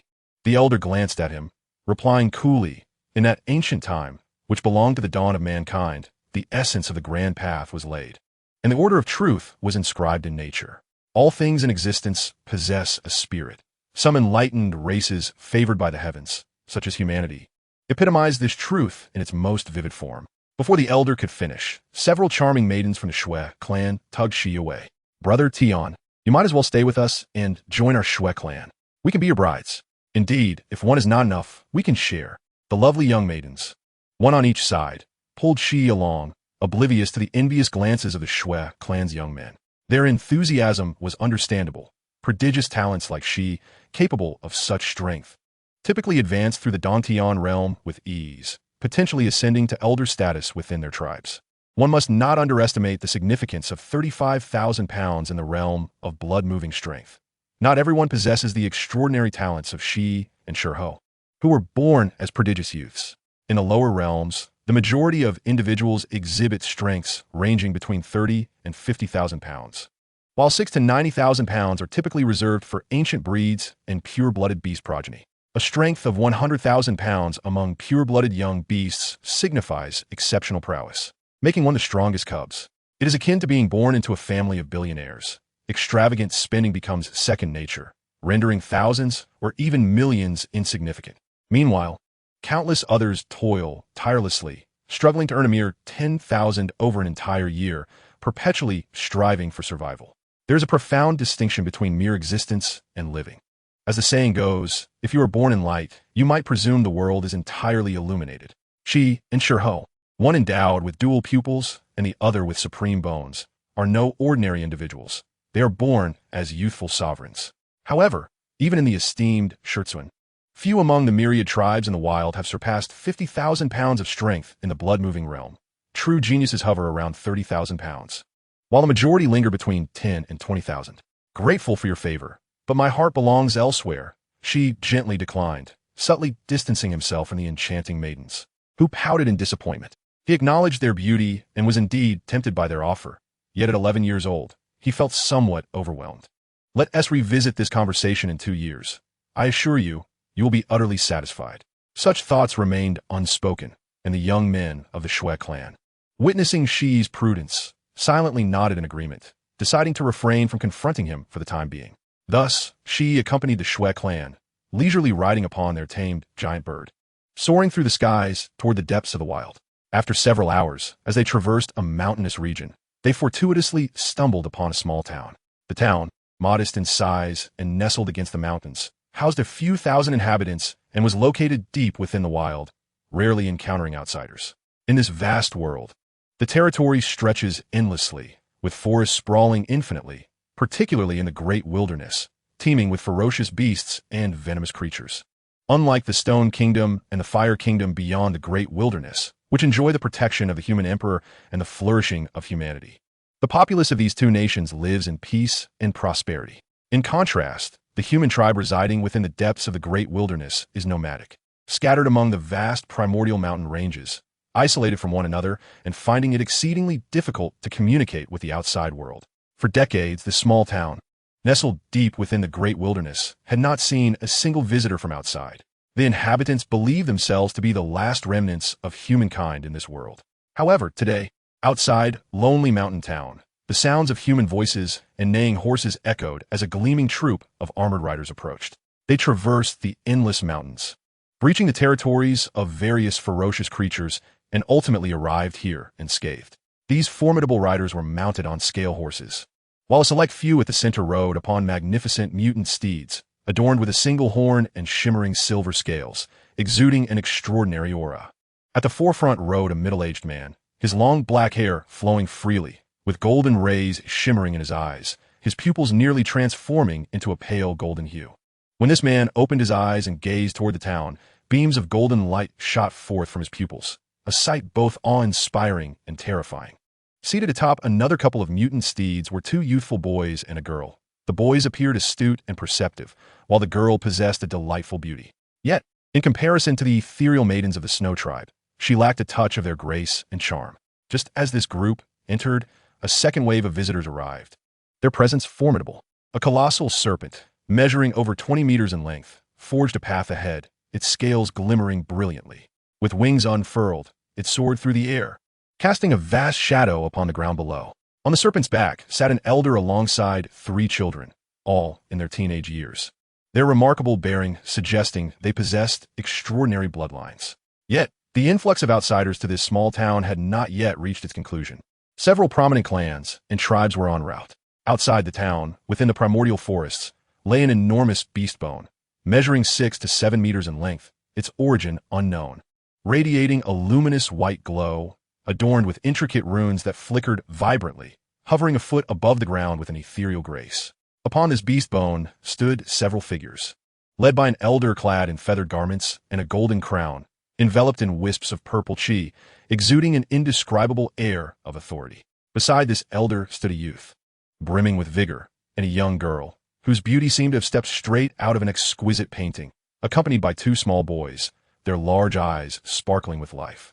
Upon reaching the entrance of the town, the group dismounted from the beast bone, which, in a flash of light, shrank to the size of a palm, landing gently in the elder's hand. Within the town, the elder who arrived on the serpent recognized the elder who had come on the beast bone, seemingly recalling something. As a puff of white mist escaped his nostrils, halting his meeting with a middle-aged man whose eyes radiated golden light. Who could it be? Ah, it is the Ancient One from the Purple Mountain Tribe. You, the Serpent Clan's old ghost, have not perished, so how could I? At that moment, as it appeared a confrontation was imminent between the elder arriving on the serpent and the one arriving on the beast bone, the middle-aged man, whose eyes shone with golden light, quickly intervened, positioning himself between the 2 elders. Elders of the Purple Mountain Tribe and Serpent Clan, you are both of advanced years. Must you bicker upon meeting and resort to blows thereafter? With so many youngsters present, let's not provide them with a spectacle of folly. This man, hailing from the Golden Wolf Tribe, was also a significant clan with a population of millions, slightly less powerful than the Luo Fu Great Marsh. Let us refrain from conflict and instead allow the younger generation to engage in combat.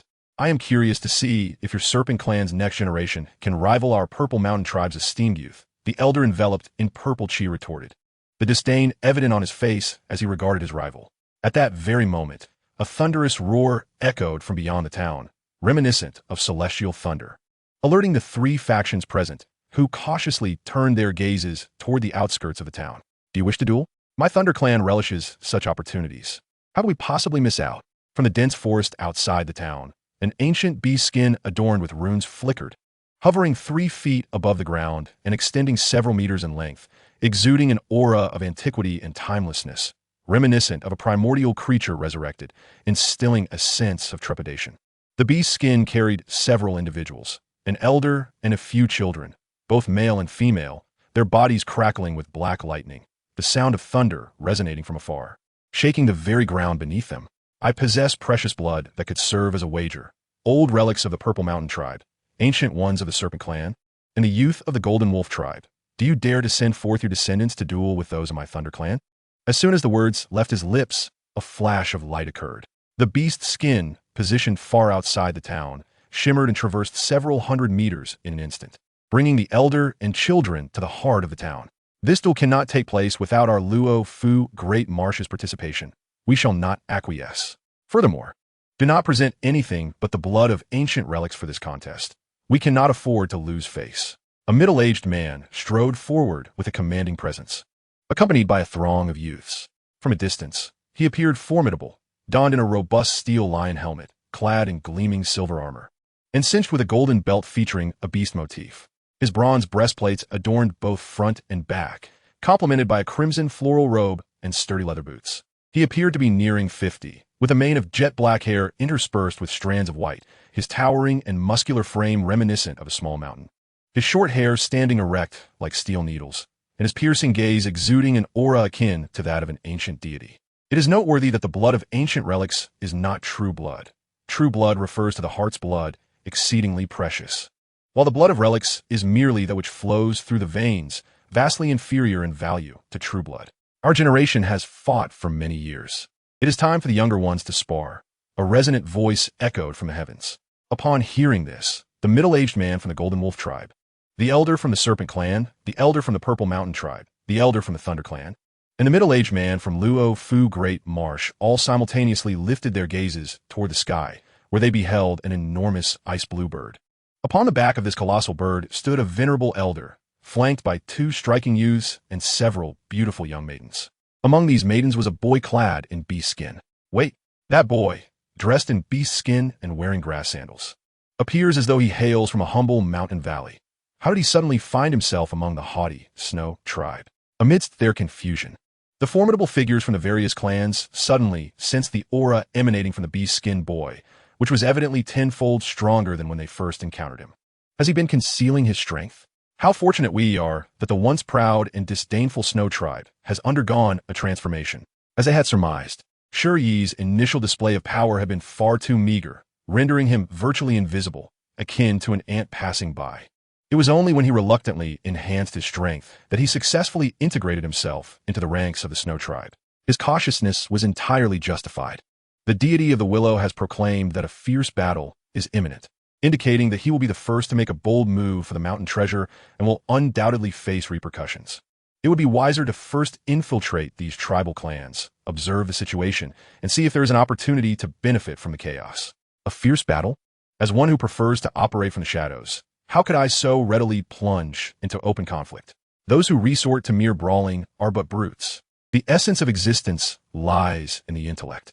You, young lad, I recall encountering you a few days ago while traversing a marshland. What is your name?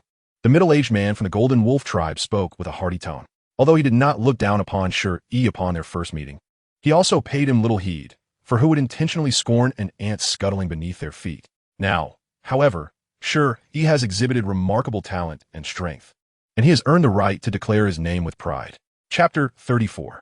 Encounter with the Celestial Being. Shi Yi held his head high. A splendid name, clouds of the 9 heavens, shattering the firmament. The middle-aged man from the Golden Wolf tribe exclaimed in admiration. Such a young one, yet to blossom, has unexpectedly learned the art of concealing his prowess. An elder from the Purple Mountain tribe remarked with a hint of surprise. Impudent brat, hiding your true self. The elder from the Thunder tribe retorted with disdain, seemingly reluctant to acknowledge his earlier misjudgment, yet he did not pursue the matter further. It was scarcely worth targeting Shi Yi over such a triviality. Cautious words and actions are the true means of survival. My clan has also thrived by adhering to this principle, nodded the elder from the Dragon clan. The great wilderness does not belong to us humans. It is the dominion of the 4 great, ferocious beasts. What he does is beyond reproach, affirmed the middle-aged man from the Luo Fu Marsh. Countless years have passed, and one among our human race has successfully ventured forth from the great wilderness, establishing the Stone Kingdom in the distant east, mused the elder of the Snow tribe as he stroked his beard, his age-tinged eyes brimming with sentiment. Following this, it is customary that within this small town, amongst the several tribal clans, competitions are arranged specifically for their own prodigies, where inevitably Shi Yi, an outsider, would be drawn into the fray. Alas, this is not a tale from a book, and Shi Yi is not one to court trouble. The contests among the tribal clan's young champions hold no relevance for him. Would stepping forth to confront these champions enhance his stature? Indeed, possessing the strength of 10 heavens, Shi Yi's true combat prowess is astonishing, and he fears almost no one present, save for the few elders. But what does victory in these contests yield? Seizing their precious blood treasures meant for their own successors would only invite unnecessary enmity. As a rational individual, Shi Yi believes that there is no need to tread a path fraught with adversaries and enmity, even if he holds disdain. It is not imperative to make enemies of all. Of course, to be human is to grapple with the inherent malevolence of humanity, and one cannot escape the entanglement of grudges. If one must harbor enmity, let it not be overthought. Eliminate the adversary decisively and be done with it. However, if such enmity breeds universal animosity, it is time to reflect on whether one's actions are excessively extreme or perhaps even abnormal. A day has passed. The contests among the 6 tribal clans, Golden Wolf, Luo Fu Marsh, Purple Mountain, Dragon, Thunder, and Snow, have concluded, with the Thunder Clan achieving a resounding victory. The Snow Clan securing a minor triumph, while the others met with defeat. Brother Tian, that woman from the Thunder Clan, struck me so painfully. You didn't even come to my aid, a young Snow Clan girl lamented, tugging at Shi Yi with an expression of grievance. That was a contest among the 6 great clans. I am not one of your Snow tribe. It would be wholly inappropriate for me to interfere. Shi Yi attempted to clarify. If you marry her, you will no longer be an outsider, the Snow girl pouted, her tone laced with an unspoken sorrow. Shi Yi found himself exasperated. How could these Snow Clan maidens remain so persistent in their affections? Can you not consider the practicalities? Do you truly believe I possess such capabilities now? Besides, each of you is several years my senior. Is it appropriate for you to call me Brother Tian? Women are indeed perplexing. Brother Tian, my heart aches. Could you perhaps massage it for me? The Snow girl implored. Her eyes filled with a poignant innocence that stirred a sense of protectiveness within him. Witnessing the scene, a passing young man from the Snow Clan could no longer contain himself and remarked, "You women can hardly endure a little pain. We fought the Thunder Clan's champions with bloodshed, yet you never hear us complain. You ladies merely pull each other's hair. What, pray tell, is there to lament?"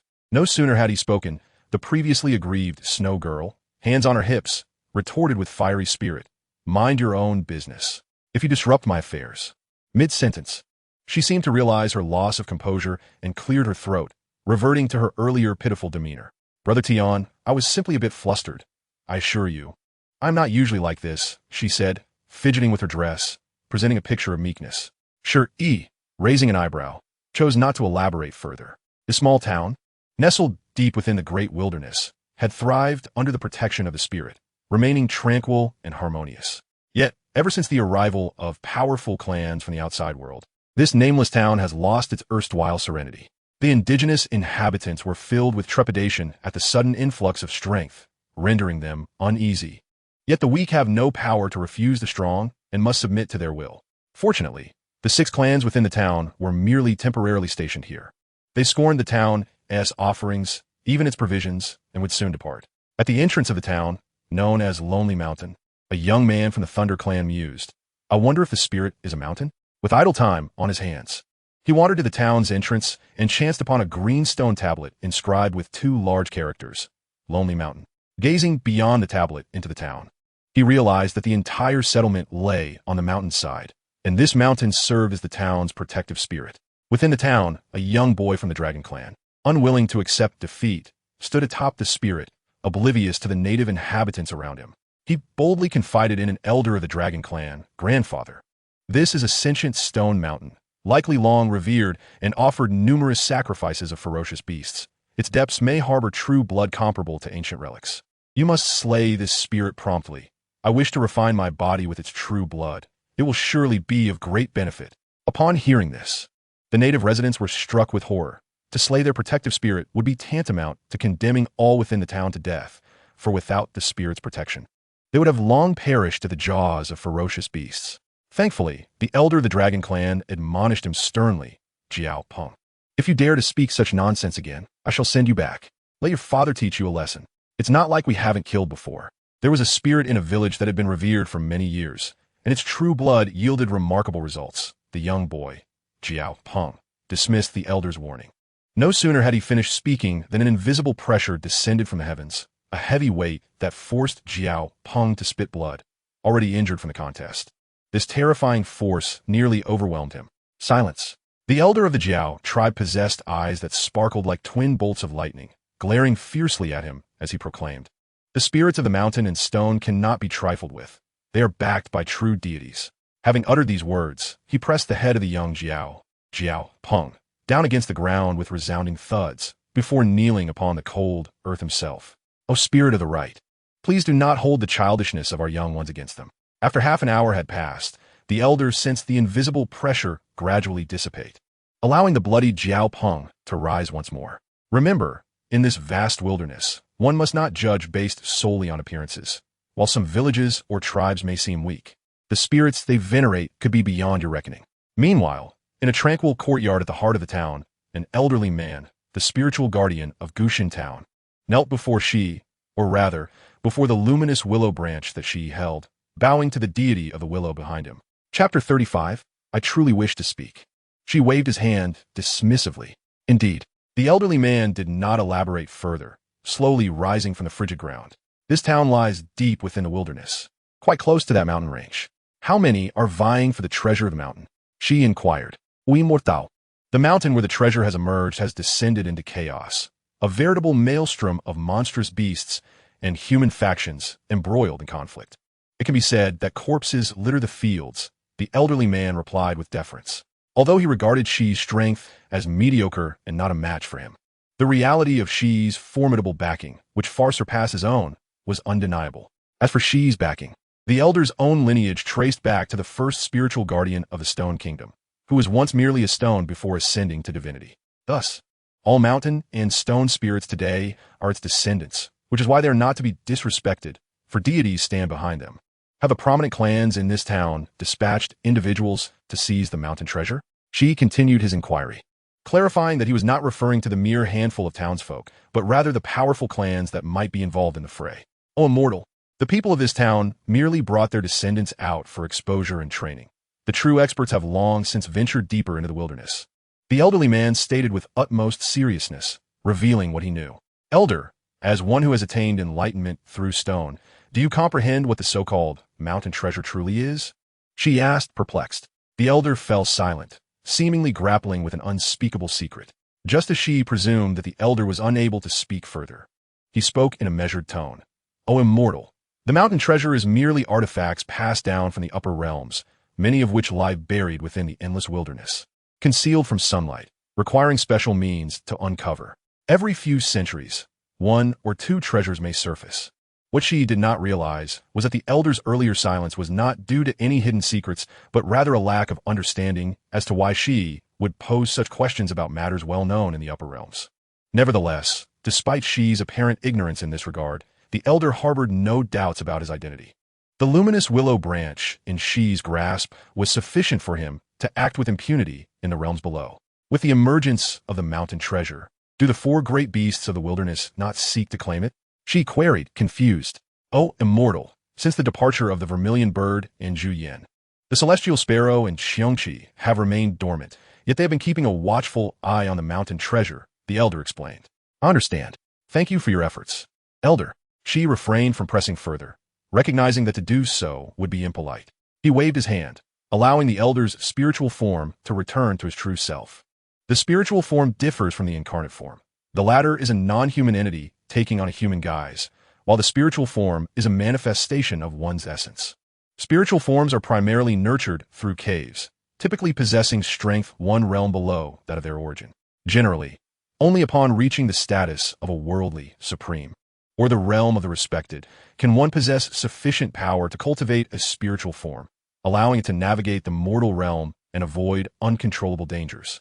The cultivation of a spiritual form is not overly complex. It can be nurtured based on the original body or through specialized cultivation techniques, such as the Qilin technique, which can create a Qilin spiritual form. However, all of this is predicated upon the existence of a cave, which serves as the true foundation for cultivators. Thus, Shi now understood that his earlier aspiration to break through with 9 caves had been naive. It was only thanks to the promise of the willow deity that he had gritted his teeth and achieved the monumental feat of 10 caves. The vermilion bird, Zhu Yan, celestial sparrow, and Xiongqi. With Zhu Yan and the vermilion bird now departed, the celestial sparrow and Xiongqi remained hidden, their intentions shrouded in mystery. Lost in thought, Shi suddenly recalled that since he could utilize his Zhongtong to analyze everything he had encountered in his previous life, perhaps he could now revisit the details of the perfect world. What treasures lay within the coveted mountain treasure? Who might become his adversaries in the future? What immense opportunities remained undiscovered? With these thoughts in mind, Shi's enigmatic Zhongtong manifested, an expansive power surging deep into his soul, meticulously unraveling the memories of people, events, and things he had witnessed in his past life. It is worth mentioning that Shi was not overly conspicuous. Due to his cautious nature, he usually concealed his Zhongtong, allowing it to reveal itself only when needed. Thus, in his everyday life, he appeared no different from an ordinary person, his eyes bearing only a singular pupil, and unless he spoke of it, none would know him to be a wielder of the Zhongtong. An hour later, Shi rubbed his tired eyes, a hint of bewilderment crossing his youthful face. Unsure of what to say, should he scold himself for being foolish? For being naive? For his supposed lasciviousness? Am I truly so infatuated with women?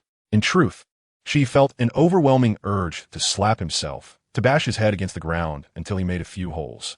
He had meticulously scrutinized his own spiritual memories, especially the portions related to the perfect world, with his Zhongteng, replaying them repeatedly. Ultimately, he had to confront the reality that he was merely a bystander, lost in the fog, appearing to understand, yet grasping nothing at all. Within his spiritual memories, he had never read a single chapter of the original novel, had seen less than half of the anime, and had watched numerous videos featuring the female characters of the perfect world. Yet, none of this could be wholly blamed on him, as he had never anticipated his own transmigration, nor could he have foreseen that he would inhabit the body of the same named Shi Yi from the perfect world. Moreover, with the onset of a comprehensive nuclear war, who would still update an anime? On that azure planet, Shi Yi had only witnessed up to the 85th episode, where the sun god tree ascended, before the terrifying nuclear war erupted. Hence, Shi genuinely regretted not having taken a casual glance at the original text of the perfect world novel beforehand, for it had led him to remain utterly oblivious to the future. At present, he is only aware that his brother, Shi Yi, is destined to become the future emperor of the desolate heavens, that the goddess Liu is a substantial ally, and that Yin Shi and Yue Chan possess remarkable beauty. The only consolation lies in the fact that, although Shi Yi has never read the original text of Perfect World, he is an ardent admirer of the Hong Huang genre of novels. During a fervent period of obsession, he even dedicated time to studying Taoist scriptures. While he mostly skimmed through the majority of the text without delving deeply, during that phase of fervor, he did manage to peruse the 13 true classics of Taoism.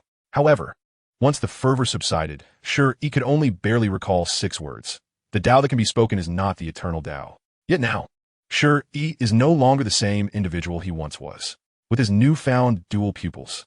Even a mere glance at the Taoist scriptures allows him to vividly recall every character inscribed within. For instance, at this moment, all he needs to do is close his eyes, and the 13 scriptures emanating the essence of Taoism materialize effortlessly in his mind.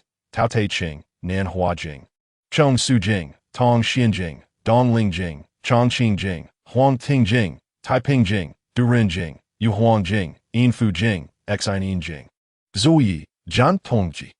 Since Shi Yi unearthed these 13 profound texts from his soul's memory through his dual pupils, they have transformed into ethereal scriptures, floating in the ocean of his spirit. One after another, these supreme texts, radiating the essence of Taoism, drift within his soul, forming a protective circle around his still not-so-powerful spirit. Simultaneously, the resonant sounds of these 13 Taoist scriptures echo within Shi Yi's soul, successfully enabling him to open the 10 caverns of heaven, distinct from those of this world. The elemental forces of earth, water, fire, and wind, the 9 palaces and 8 trigrams, the duality of yin and yang, the quintessence of the 5 elements, and the primordial chaos of the universe intertwine to forge an unparalleled foundation for him. With the memories of his past life no longer reliable, the individuals in the town around him are merely taking their juniors out for training and will not venture deeper into the great wilderness. Shi Yi's gaze deepens. He perceives that these individuals are already contemplating their return home, and though he has mingled with them, he has not gleaned a shred of useful information regarding the mountain treasure from their lips. Perhaps they are also unaware of the treasure's secrets. It appears that the path ahead must be traversed alone. With this thought, Shi Yi exits the courtyard and the small town, moving at a steady pace towards the place engulfed in a tempest of blood and chaos. The mountain treasure awaits. 3 days later, the great opportunity for the mountain treasure is at hand. Shi Yi feels a smile tugging at his lips. He genuinely wants to laugh. Why do so many believe that such great opportunities will simply fall into their laps? Why do they assume that fortune will manifest effortlessly? Truth be told, if it weren't for Shi Yi's knowledge of the powerful Liu Shen backing him, securing his life and fortune, he would not even consider competing for the mountain treasure given his current cultivation level. Naturally, had he not sought the mountain treasure, he would not have witnessed such a scene of carnage. Human warriors, ancient remnants, and pure-blooded ferocious beasts are locked in brutal combat. Limbs severed and corpses strewn across the battlefield. The struggle is fierce, with both humans and beasts expending every ounce of strength to seize the treasure from the upper realm. The powerful beings of the upper realm resemble puppet masters, casting down a mere trinket to incite a frenzy among the denizens of the lower realm, compelling them to fight like insects until the strongest emerges. With the 4 great ferocious beasts of the great wilderness yet to reveal themselves, the mountain treasure lies before us. This is our chance. A middle-aged man of the Jiao clan, brimming with ambition, declares loudly as he grapples with an ancient remnant in a fierce battle, both sides bloodied and determined to assert their dominance. This ancient remnant takes the form of a monstrous serpent, its body covered in crimson scales, possessing 2 heads, 6 limbs, and 4 wings. In the heart of the great wilderness, ferocious beasts abound, relentless in their pursuit. Should we not retreat? A towering figure radiating purple light is locked in combat with a fierce bird. Yet it is evident that the bird's momentum is growing stronger, and the purple giant is on the verge of collapsing. Retreat? After so many have perished, why should we relinquish the mountain treasure to these beasts? Not far off, beneath the mountain, a brilliant flash of lightning erupts, incinerating some ferocious beasts that attempted to sneak in for an ambush. We can't hold on any longer.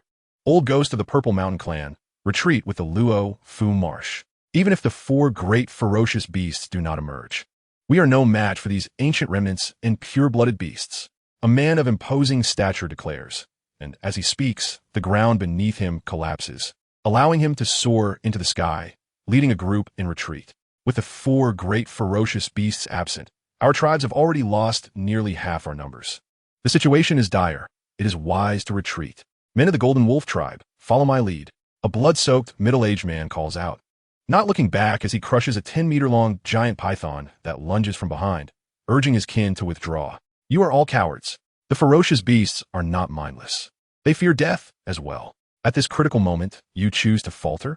As the lightning surges from deep within the mountains, witnessing the retreat of the Luo Fu Marsh, Purple Mountain Clan and Golden Wolf Tribe, a group of individuals shimmering with lightning also begins to flee.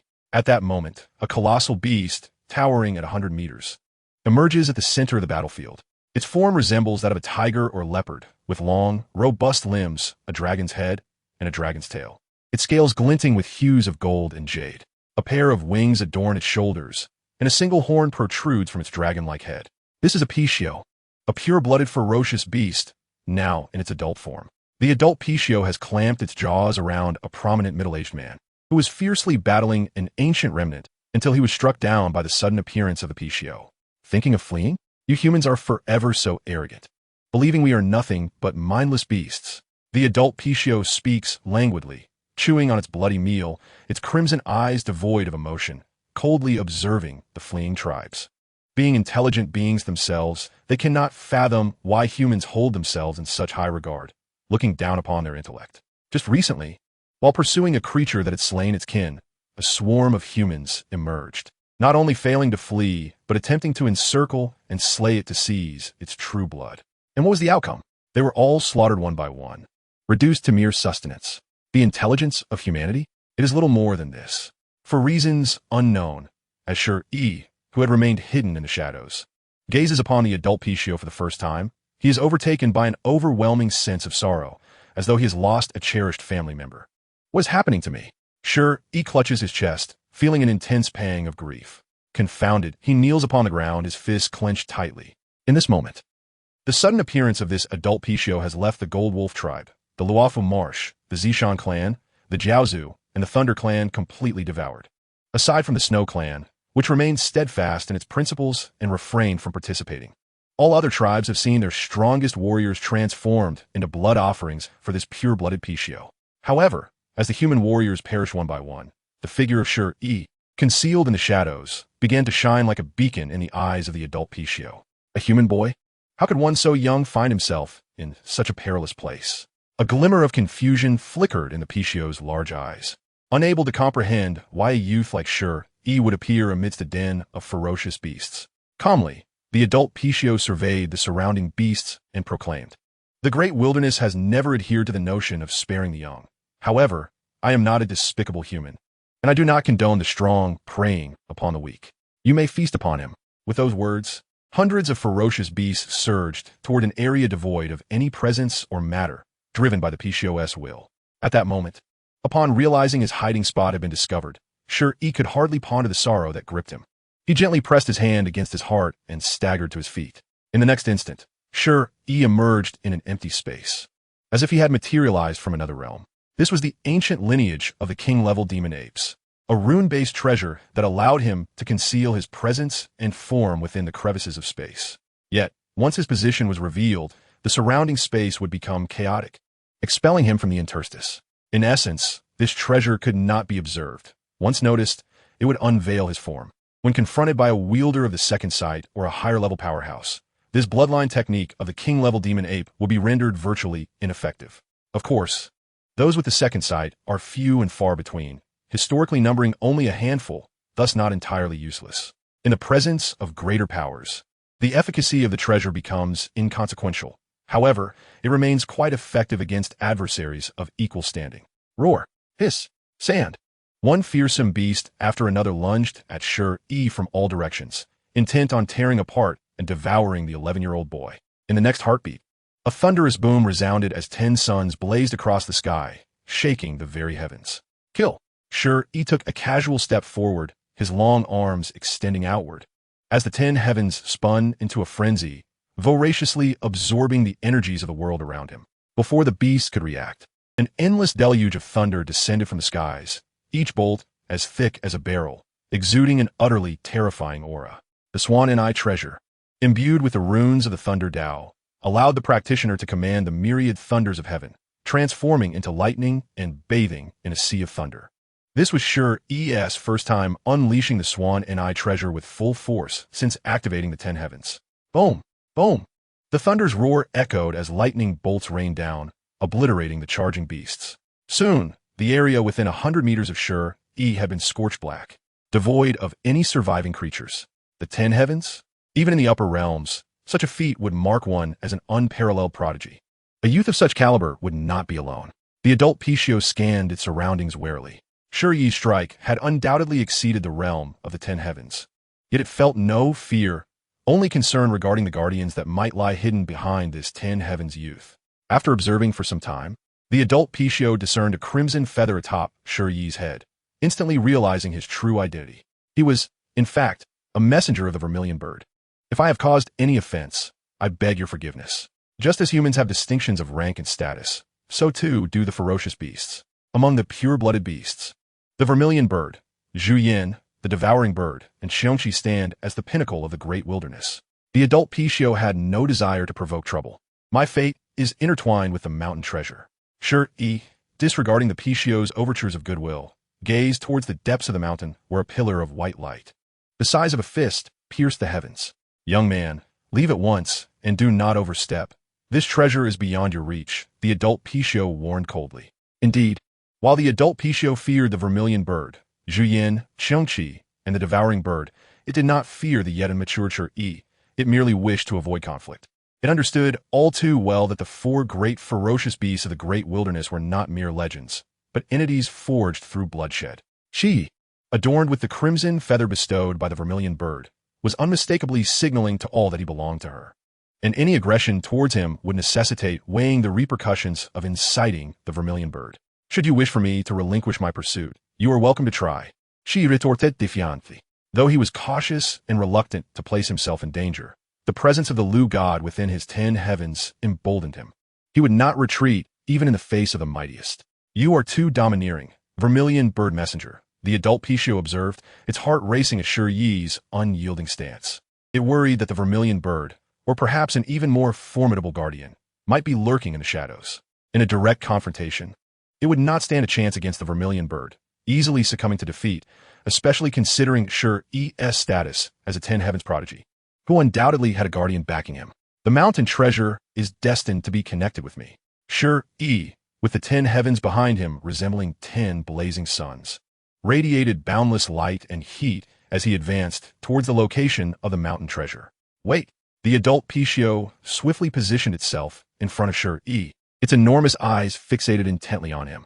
If you wish to make a move, then do so. Shi Yi summoned the full power of his 10 heavens, drawing in the energies of the world for hundreds of miles, forming a colossal vortex of cosmic forces.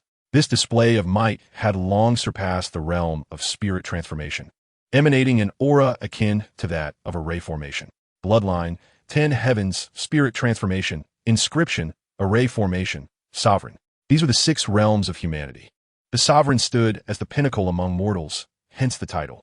However, Shi Yi, in the 10 heavens realm, was rivaling those of the array formation realm, a feat even other 10 heavens prodigies could not achieve. His 10 heavens, shaped by the teachings of the Tao, were not the same as those forged through sheer desperation. It may seem strange. Why would the 10 heavens born of desperation pale in comparison to those formed through listening to the Tao? Yet this is reality. Often, it is not mere bravado or brute force that yields the best results. In simple terms, it represents the distinction between education and ignorance, the difference between employing sheer strength and intellect. After a lengthy silence, the adult Pishio, faced with Shi Yi's unyielding determination, sighed, saying, "Had my son not been hunted by humans, he would be of a similar age to you. Perhaps he could not have opened the 10 heavens, but he would have been a prodigy in his own right. Yes, my only son is gone, and though I have avenged him, what does it matter? The dead shall never awaken." The memory of that day remained vivid. It had witnessed its sole offspring being disemboweled, the heart's blood extracted, a sight that had pierced the old father's heart with profound agony. What does that have to do with me? Shi Yi questioned, perplexed. Fierce beasts slay humans. Humans hunt fierce beasts. Humans consume fierce beasts, and fierce beasts devour humans. There is little to be said. It is merely a facet of the natural cycle of heaven and earth. It bears no relation to you. Yet if you would consent to regard me as your adoptive father, I could bestow the mountain treasure upon my own child, the adult Pishio, who has articulated his true intentions. Having suffered the profound loss of his beloved son, he endures daily torment. Thus, upon witnessing Shi Yi's extraordinary talents and potential, his foremost thought was to take Shi Yi as his adopted son. Shi Yi could scarcely believe his ears. The lingering ache in his heart transformed into a complex and inexplicable sensation, akin to the taste of recognizing a thief as a father. I am entirely earnest. You may ponder this mountain treasure. You may possess the complete Pishio treasure arts, the adult Pishio expressed sincerely. Just as the adult Pishio endeavored to entice Shi Yi into accepting his offer with the mountain treasure and the Pishio arts. Far above in the 8 domains of the lower realm, amidst the expanse of the 9 heavens and 10 earths, a bloodied hand emerged from the boundless river of time. Such a familiar aura. Shi Yi, I have finally found you. The enormous bloodied hand loomed, shrouding the sky and blocking out the sun, as if it sought to grasp Shi Yi's past and present, eradicating all traces of his existence. This staggering scene inevitably stirred the enlightened beings residing above the river of time. However, before they could react to the colossal bloodied hand, a vague murmur of Tao sounds suddenly resonated. The Tao that can be spoken of is not the eternal Tao. The name that can be named is not the eternal name. The nameless is the beginning of heaven and earth. The named is the mother of all things. Therefore, one is often without desires to observe its marvels, and often with desires to observe its boundaries. These two, though differing in names, share the same origin and are both called profound. The profound of the profound is the gateway to all marvels. As the final vague utterance of the gateway to all marvels echoed, a mysterious portal appeared above the river of time, directly obstructing the blood-red giant hand. Upon closer inspection, one could discern numerous handprints left upon this enigmatic portal. Naturally, Shi Yi remained oblivious to the bloodied giant hand's intent to obliterate him, nor did he perceive the portal that secretly shielded him from annihilation. Only Liu Shen sensed, in the depths of fate, that someone sought to eradicate Shi Yi from the very source of time. This struck her as peculiar. How could Shi Yi, whose heart was so unsteady, merit such grand causality for his eradication? Over the years, Liu Shen had come to understand Shi Yi's character and disposition quite well. She recognized his cautious nature, that he deliberated thrice before any action, rendering him an exceedingly prudent individual. Were it not for her insistence that he seize the opportunity of the mountain treasure and her pledge to safeguard his life, he would never have ventured to contest for it. Was it possible that his so-called unsteady heart was merely a facade? That seemed improbable. It felt as if he would genuinely dare to rebel given the opportunity. Liu Shen's inner thoughts remained unknown to Shi Yi. He regarded the adult Pishio before him, resolutely declaring, "I feel deep regret for your son's plight, but I cannot become your adopted son." No sooner had the words left his lips than the adult Pishio's aura surged, a tremendous murderous intent enveloping the surroundings as it coldly proclaimed, "There is a saying among your human race. One who refuses a toast must drink a penalty. Since you are unwilling to become my son, prepare for your downfall." A fallen prodigy was never truly a prodigy. In truth, the adult Pishio was now somewhat infuriated. It believed it had shown sufficient sincerity and genuinely admired Shi Yi, longing to take him as an adopted son, only to be met with such a heartless refusal. Did Shi Yi look down upon him? Though he was not among the 4 great beasts of the wilderness, he was still the foremost among the lesser beasts. Was it that the other party would rather serve that wretched Yue-gege than accept him as a son? You are not worthy. Shi Yi paid no heed to the adult Pishio's threats. He had Liu Shen, in the 8 domains of the lower realm, who possessed the capability to end his life. In the face of impending demise, I permit you to utter your name, the adult Pishio stated calmly, its tone betraying an unspoken ferocity, having ascertained that Yue-gege was absent and there was no one else nearby apart from Shi Yi. Shi Yi declared, lifting his chin defiantly. How could I venture forth without a pseudonym? Yun Petion. I shall remember this name, one with a grandiose resonance. I will beat you to the brink of death, erase all your memories, and transform you into my true son. The adult Pishio nodded in satisfaction, yet its eyes glimmered with an even more intense ferocity. You dare to harbor such treachery? Shi Yi clutched his chest, feeling as if his lungs were about to explode. In Chapter 38, a debt is repaid with a debt. Anger aside, Shi Yi did not lose his rationality. While sustaining the brilliance of 10 suns within the 10 cave heavens, he retrieved ancient beast bones and hides from within. The bones belonged to an unknown, ferocious beast, while the hide appeared weathered, stained with blood, exuding a palpable aura that sent shivers down the spine. These items were the ancestral artifacts of Stone Village, capable of unleashing their power without requiring significant cultivation. Even a mere mortal wielding them could stand against those far mightier than themselves. To counter the adult Pishio, Shi Yi sought to avoid being devoured in one bite. Gently pressing the unidentified beast's arm bone against his own, it melded seamlessly into his arm, causing him to grow over twice his size, transforming into a towering figure of 3 meters. His muscles coiled, radiating a primitive, untamed energy. Before the adult Pishio could launch an assault, Shi Yi wasted no words. He pressed the beast hide against his heart. In an instant, his chest sparkled with stars as countless intricate and mysterious runes emerged, the hide and Shi Yi's flesh beginning to merge gradually. Once the runes were imprinted, forming a cohesive whole, a terrifying aura erupted forth, sweeping through the heavens like a hurricane. At that moment, under the combined might of the 10 cave heavens, the first ancestral artifact of Stone Village and the second ancestral artifact, Shi Yi found himself barely equipped to contend with the adult Pishio. The crucial factor lay within the 10 cave heavens, as the artifacts of Stone Village were augmented based on one's innate talent and potential. Typically, a cultivator within the cave heaven realm could only transcend one major realm when using the artifacts, a limit imposed by their physical capacity. However, when Shi Yi unleashed the full power of the 10 cave heavens, it could rival formations, thereby enhancing his strength further, which elucidated why he possessed the capability to confront the adult Pishio. Yet the pain, the agony was excruciating. Shi Yi felt every sinew bone and sinew of his body crying out in anguish, the sounds of creaking under immense pressure, akin to the torment of dismemberment, enough to plunge a less resolute individual into unconsciousness. Fortunately, Shi Yi was no ordinary man. He had grown accustomed to suffering. In his past life on the Azure Planet, before the advent of nuclear war, he was but a cog in the blood and sweat factory, sacrificing his splendid youth for the benefit of the powerful and the capitalists. Those who do not wish to endure hardship and suffering are often the ones who have truly experienced it and understand the depths of its bitterness and the aversion to reliving it. Only those who dwell in the sunlight harbor a yearning to experience the essence of suffering. Such individuals are, indeed, rather contemptible. Those who have never truly endured hardship often dismiss it as inconsequential, looking down upon those unwilling to bear the brunt of adversity. It is only when they themselves confront true suffering that they realize it is not an experience worthy of glorification. Today, Shi Yi is filled with an aversion to suffering. He has previously endured a multitude of hardships. Moments pass, and with a cough, Shi Yi cannot suppress the spurt of blood that escapes his lips. He feels his body has reached its limits. Were it not for the relentless vitality bestowed by the Liu Shen method, his body would have crumbled long ago. The successive leaps across several major realms have proven too taxing for him.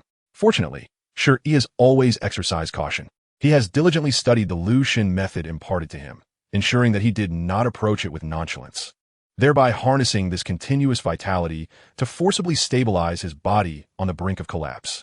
Indeed, Shi Yi possesses an aversion to conflict and prefers a steady approach. However, this does not imply that he fears battle. When the time for true confrontation arises, he transforms into a madman, elevating his power to its utmost limits in an instant. He is not like certain scions from certain Dragon Ball universe, who dawdle and provide their opponents with opportunities to grow stronger. For him, The paramount task is to elevate his strength to its zenith without delay. You possess quite an array of treasures.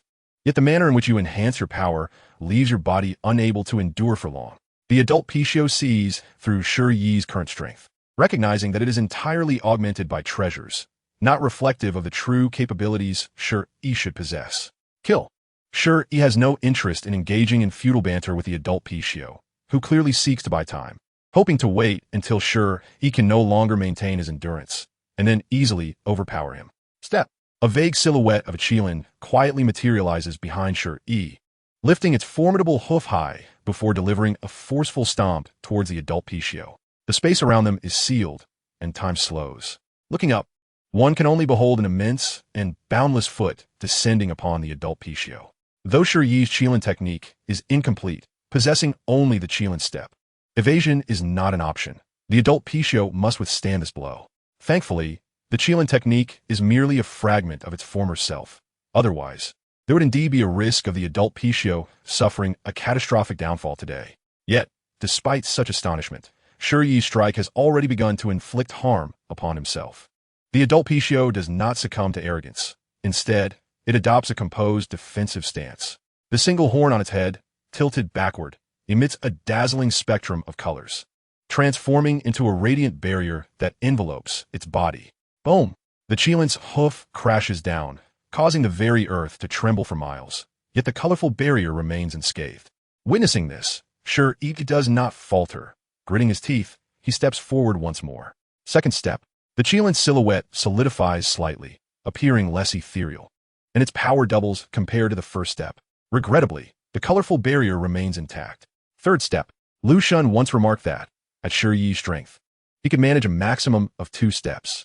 However, now, endowed with the 10 heavenly domains and the 2 ancestral artifacts, the beast bones and beast pelts from Shi village, 2 steps are far from Shi Yi's limits. He can still take 4 or 5. Simultaneously, during the third step, the colorful barrier begins to tremble. Fourth step. Shi Yi's body radiates divine light, resembling a furnace on the verge of explosion. Yet upon this step, the surface of the colorful barrier exhibits slight fissures. Fifth step. The 10 heavenly domains revolving behind Shi Yi have also reached their limits, though they continue to absorb the energy of heaven and earth. It is evident that they are beginning to falter. Nevertheless, Shi Yi persists, executing the 5th step of the Qilin walk. 1 step signifies a new realm. The second step is twice as potent as the first, while the third step is twice as powerful as the second. Thus, calculating the power, 1 multiplied by 2 equals 2, the second step. 2 multiplied by 2 equals 4, the third step. 4 multiplied by 2 equals 8, the fourth step. 8 multiplied by 2 equals 16, the 5th step. The 5th step wields a force 16 times greater than the first. It is under this immense power of the 5th Qilin step that the colorful barrier above the adult Pishio shatters with a sound akin to glass breaking. Kill. Shi Yi strides forward without hesitation, his fierce aura and icy gaze instilling dread, rendering onlookers unable to meet his gaze. In this moment, he embodies a ruthless and cold demeanor, starkly contrasting the gentle and humble gentleman he once appeared to be. In his frigid eyes lies a haughty disdain for all worldly matters. This force, forcibly augmented, is ultimately not your own power. The adult Pishio snorts derisively, unwilling to admit that it had been intimidated by Shi Yi's overwhelming presence. Had Shi Yi ascended even a single major realm higher, he would have effortlessly obliterated it just moments ago. Power is power. Whether it is mine or not matters little. What is paramount is whether it can serve my purpose. After uttering these words, Shi Yi slowly closes his eyes, yet simultaneously, the heavens become adorned with countless eyes, each one a heavy pupil, coldly observing the adult Pishio below. Is this the heavy pupil? The adult Pishio is taken aback. It suddenly comprehends that the name Shi Yi previously gave was a mere facade. Heavy pupils are not commonplace. Thus far, the only heavy pupil in the lower realms is Shi Yi from the Martial King's mansion, a prodigy of innate heavy pupils, embodying the essence of a sage. The Martial King's mansion, Shi Yi, he murmurs softly. At this juncture, the false identity holds no significance. After all, the elders of the Martial King's mansion have boasted excessively about his heavy pupil lineage, and throughout the Shi nation, who does not recognize him? Even the tribes in the great wilderness have heard whispers of the heavy pupil, learning of a prodigious sage-born within the Martial King's mansion of Shi nation. Shi Yi, it appears we are destined for a confrontation to the death. leaving no room for compromise. The adult Pishio recalls its quest for vengeance against those who devoured its only offspring, among whom was Shi Yi's own father, Shi Yi. Moreover, the true culprit behind the demise of its progeny, Shi Zhongtian, and its sole son, Shi Xiling, both fell victim to its insatiable hunger. An eye for an eye. You slaughter my kin, and I shall consume yours. Chapter 39. A visit to the martial king's mansion? To the death? Shi Yi slowly opens his eyes, revealing the hidden heavy pupils within their depths. Before the adult Pishio can utter a word, Shi Yi raises his hand, unleashing a technique of the swan and eye, summoning a tempest of thunder that descends from the heavens, with bolts of lightning, as thick as barrels, striking fervently towards the adult Pishio's position. With thunder, I shall shatter the darkness. It seems you have lingered in the great wilderness for quite some time, yet remain blissfully ignorant. How unfortunate. The adult Pishio sneers.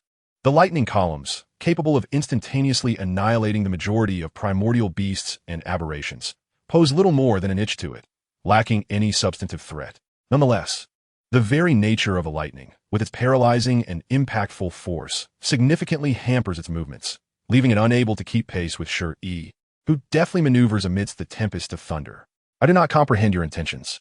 I have stated before, the treasures of the mountains are fated to be mine. None may seize them, and you are no exception. Shi Yi could no longer employ the Qilin treasure art for the time being. His body required a moment of respite. Otherwise, even the endless vitality bestowed by the Liu God would be insufficient to stave off his body's collapse. However, it must be noted that without the secret arts passed down by the Liu God, Shi Yi would not have been able to endure the excruciating pain akin to being executed by Ling Qi, forcibly drawing upon external resources to elevate his strength to its zenith. The reason is quite simple. Without the Liu God's life-sustaining power, such an extreme outburst would inevitably leave his body in tatters, if not entirely incapacitated, potentially rendering him unable to rise again. Yet, the Liu God's inherent vitality continuously mended Shi Yi's bodily injuries, akin to a gentle hand soothing all wounds. Nonetheless, the life-sustaining power granted by the Liu God also has its limits.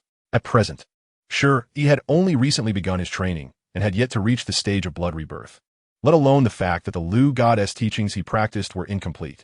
Much like the Qilin treasure art, the Liu God's method was also fragmented, not due to any reluctance on the Liu God's part to impart knowledge, but simply because Shi Yi had not yet earned the right to practice the complete teachings. Shi Yi, our conflict transcends the mere competition for mountain treasures.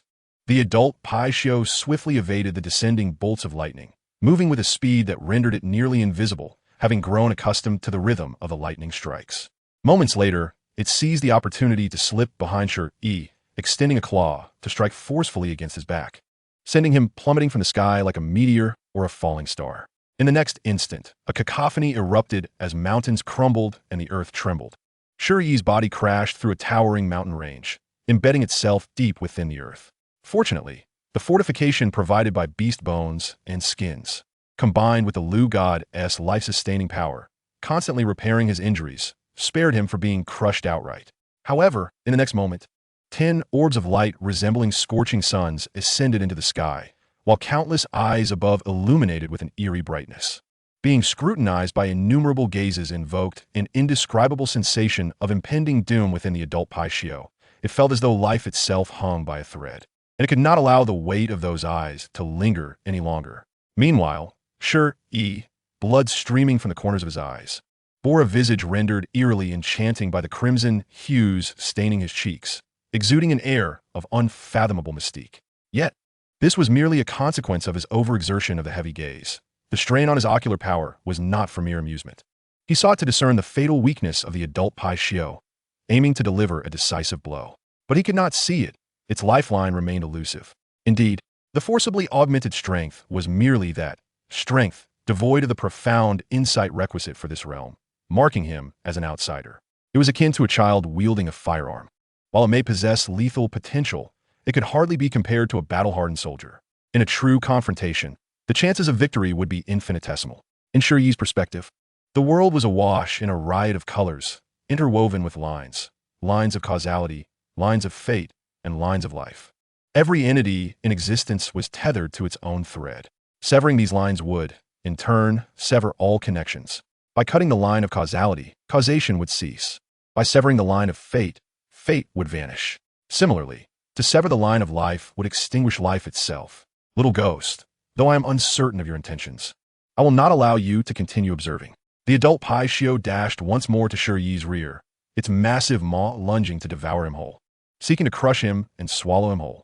It had abandoned the hope of incapacitating Shi Yi, erasing his memories, and turning him into its adopted son.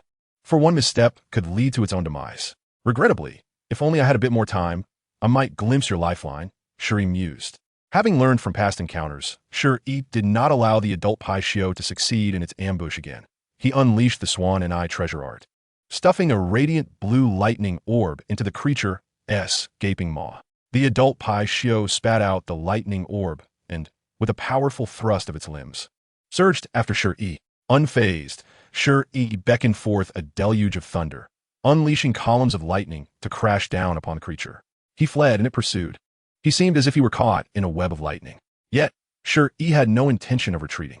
With 10 heavenly orbs continuously drawing upon external energy to replenish his own reserves, coupled with the Liu God's inexhaustible vitality, he deemed it manageable to withstand the adult Pai Xiu. In terms of endurance, he harbored no fear. An opponent that could not kill him would ultimately make him stronger. 10 days and nights passed. The land surrounding the mountain treasure's emergence had been flattened by Shi Yi and the adult Pai Xiu, a man and beast, over an expanse of 100,000 miles. In the vast sky, a sea of thunderclouds loomed, periodically releasing bolts of lightning as thick as barrels. Throughout these 10 days, Shi Yi grew increasingly exhilarated, as if a combative instinct lay dormant within him, granting him an escalating sense of strength. From initially being overwhelmed to now suppressing his adversary, his control over his power had at least doubled. Simultaneously, the adult Pai Xiu recognized the terrifying talent of Shi Yi, who thrived in battle, and it contemplated the notion of retreating. On this very day, after the adult Pai Xiu forcefully pushed Shi Yi aside with its horn, it bolted away as if oil had been smeared beneath its feet, leaving Shi Yi momentarily stunned and perplexed. Shi Yi, had I known of your extraordinary gift, I would not have involved innocence in my quest for vengeance. Yet, what is done. It cannot be undone. Should the opportunity arise, I shall personally visit you at the Martial King's manor. With this parting remark that plunged Shi Yi into contemplation, the adult Pai Xiu vanished into the horizon. Clearly, it had relinquished its pursuit of the mountain treasure and the threat posed by Shi Yi. Visit the Martial King's manor? How dare you? Do you think the Stone Emperor is idle? Shi Yi pondered in confusion. The Martial King's manor resided within the Stone Kingdom, an ancient nation revered by millions, where the Emperor wielded the Imperial Dragon's aura, capable of vanquishing any ferocious beast that dared to enter. After ruminating for some time without reaching clarity, Shi Yi chose not to dwell on the adult Pai Xiu's words and instead approached the epicenter of the battlefield, where a white beam of light ascended gracefully. This white beam stretched from heaven to earth, housing a black orb densely inscribed with peculiar runes. Chapter 40. Let us depart, and let us depart now. In the days that followed, neither the fierce skirmishes among the great clans and ferocious beasts, nor the brutal clash between Shi Yi and the pureblood Pai Xiu had caused the white beam of light to waver. The black orb within remained unscathed. To this day, Shi Yi stood as the sole contender for the mountain treasure. Yet, he did not hasten to seize it. Rather, he reopened his heavy gaze, meticulously observing his surroundings to guard against any lurking threats. Thus, half a day elapsed before Shi Yi began to leisurely absorb the black orb nestled within the white beam, what was deemed the mountain treasure. This is a protracted and time-consuming process, during which one must remain utterly still. Otherwise, the mountain treasures will instantly revert to their original positions. Such peculiarities are not to be underestimated. These mountain treasures are not innate treasures. They are relics cast down from the upper realm. This unique formation is specifically designed to prevent anyone from seizing a mountain treasure and fleeing. The mighty beings of the upper realm cast down these treasures, encouraging mortals to vie for them, wishing for the denizens of the lower realm to engage in fierce battles until the strongest among them emerges victorious. In the depths of the great wilderness, shall we simply stand by and observe as a mere human youth takes away the mountain treasure birth by this vast expanse? Do you not comprehend the origins of these treasures? They are all remnants discarded by the powerful of the upper realm. Regardless of their origin, there is no doubt they are treasures. I, Qiongqi, cannot swallow this indignation. This mountain treasure, even the vermilion bird, does not covet it. Either it holds little value or is fraught with peril. Surely it is not a prize of worth. If you wish to seize it, then by all means go ahead. Foolish one, you are a sky-devouring sparrow. In terms of bloodline potential, you are no inferior to the vermilion bird, yet you are perpetually engaged in comparisons with it. While you deem me foolish, you secretly aspire to surpass Zhu Yan, yet in direct confrontation, you shall forever be its inferior. Thus, these two formidable beings inexplicably began to quarrel, exchanging barbs and casting aspersions upon one another, while inadvertently neglecting the figure of Shi Yi, who was absorbing the mountain treasure. This coveted object is certainly not something they would let slip by. However, even as fellow fearsome beasts, the vermilion bird and Zhu Yan have lost their desire for it. This is akin to a highly sought-after antique vase, where the two individuals with the most evident strength suddenly showed disinterest. The others, not being fools, would ponder whether this antique vase might be a counterfeit or harbor unknown hidden dangers. Moreover, there is the ever-absent protector of Shi Yi, the dual-eyed one. These two terrifying beings do not trust that Shi Yi, a mere supreme of the 10 cave heavens, is without a guardian behind him. Is it not merely a mountain treasure? There are plenty in the great wilderness. This time, let it be given to Shi Yi to avoid establishing a mortal enemy. Intelligent beings are not lacking in insight. Shi Yi, as a supreme of the 10 cave heavens, is destined to ascend to divinity, far beyond the comprehension of beings like us trapped in the 8 realms of the lower realm. Thus, amidst various considerations and apprehensions, Shi Yi obtained the mountain treasure without incident, only to discover that it bore a layer of sealing restrictions that he could not unlock. Master, Shi Yi softly called out.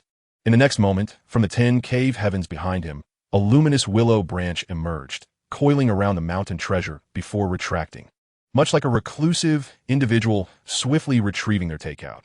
This is a legacy from the upper realm, containing countless techniques and treasures. However, the number of techniques useful to you is scant, limited to just one technique and one treasure. One cannot be greedy and attempt to master too much at once. Wait until you reach the realm of the venerable before attempting to cultivate further. The voice of the willow spirit echoed in Shi Yi's mind. With the willow spirit's words resonating within him, Shi Yi did not inquire further. Currently, he primarily practiced the original true understanding and the techniques of the willow spirit, with supplementary training in the Qilin steps and the Swanee treasure technique, which already left him utterly exhausted. Pursuing additional new techniques and treasures would only lead him to become a jack of all trades, yet master of none, becoming the next Murong Fu. Days passed. After resting adequately, Shi Yi set forth toward the boundaries of the great wilderness, heading eastward toward the rising sun, preparing to return to question the people of the martial king's manor about their neglect of him. Yet, just as he was about to leave the great wilderness, he chanced upon the group from the small town he had encountered before. However, apart from the Jiaozhu and Shuizhu, the other tribes and clans had already returned to their respective homes, and the Jiaozhu and Shuizhu were also preparing to part ways, each returning to their origins. Brother Tian, you are unaware that deep within the great wilderness, amidst the thunderous skies, there exists a human powerhouse who has been engaged in a fierce battle with a fully grown Pishio for 10 days and nights. Moreover, the 10 radiant suns are truly astonishing. A group of beautiful young girls from the Shuizhu chattered incessantly beside Shi Yi, perhaps out of jealousy. As they were about to part ways, one of the Jiaozhu youths coldly scoffed. Humph. That sort of human powerhouse is beyond the reach of a mere rustic villager like him. Look at him. He doesn't even know what to do. And his beast skins are tattered and torn. Out here in the great wilderness, he resembles a little beggar. Those present, whether the lovely girls from the Shuizhu, the youthful Jiaozhu, or the clan elders who had taken him out for training, did not believe that Shi Yi was that human powerhouse. They merely thought he had been pursued by some formidable beast, resulting in his tattered appearance. A little beggar, indeed. Shi Yi shuruk unperturbet. In his past life, he had been a forsaken little beggar, not for lack of parents, but because they deemed him a waste, unworthy of their aspirations. Having dropped out of school in the second year, he had entered the workforce as a teenager, only to be swindled out of his money, leaving him homeless and truly living as a little beggar for a time. He endured the hardships of life until he reached 18, believing he had turned a corner.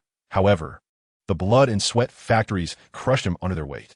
From 7:30 in the morning until 10 at night, and sometimes even working until 11 or midnight, he became a mere cog in the factory, the struggles of life erasing all dreams of a hopeful youth. Yet, fortunately, Shi Yi still believed in the adage of bitter before sweet, trusting that his hardships would eventually pass. Thus, he persevered year after year until the day the world erupted in a nuclear war, never witnessing the promised sweetness. but instead being met with the blinding light and heat that fell upon him. On that day, tens of millions, including Shi Yi, turned to ashes, departing this world without any pain. Days passed. As Shi Yi continued his journey toward the east, he finally stepped out of the vast expanse of the great wilderness, arriving at the Stone Kingdom, a land teeming with millions of inhabitants. The Stone Kingdom is vast, its territory boundless. In terms of land area, this ancient kingdom dwarfs all the nations of the Blue Planet from Shi Yi's previous life combined. The Martial King's Manor is situated in the royal capital of the Stone Kingdom, a mere 1,000 miles from the Imperial Palace, making it quite close indeed. Upon entering the Stone Kingdom, Shi Yi felt a gentle force envelop him. He understood it to be the royal dragon aura of the human emperor, safeguarding the people of this land. The millions of citizens revere the human emperor, and in turn, the human emperor protects them. The two are interdependent and indispensable to one another. However, in essence, the so-called human emperor is akin to a man-made, sacrificial spirit. The millions of citizens of this ancient kingdom do not believe in gods or immortals, only in the human emperor. To be honest, Shi Yi has come to appreciate such a realm. Gods and immortals are unreliable and selfish, while the human emperor is the only one truly worthy of trust. One day later, in the Stone Kingdom, at the Martial King's Manor, you Calamity Bringer, get out of the Martial King's Manor. This is not a place for you. You are but a harbinger of calamity. For your sake, countless lives have been extinguished. Cousin, cease your lamentations. I shall take Hao'er and depart from this place, ensuring that I no longer encumber you. Let's leave at once. Very well, we shall depart immediately. As Shi Yi stepped through the grand entrance of the Wu Wang mansion, he beheld a woman clad in a resplendent crimson robe, pulling a tear-streaked youth along as they made their exit, their silhouettes embodying profound solitude and helplessness. Yet, before Shi Yi could inquire about the circumstances, another woman, similarly adorned in a crimson robe, suddenly collapsed upon him, halting the mother and son poised to leave the Wu Wang mansion. "Ear, my ear, at long last, you have returned. Mother, please, what has transpired?" Just as Shi Yi endeavored to extricate himself from the embrace of the woman, two faint calls echoed from behind. "Yi-gege, nephew?"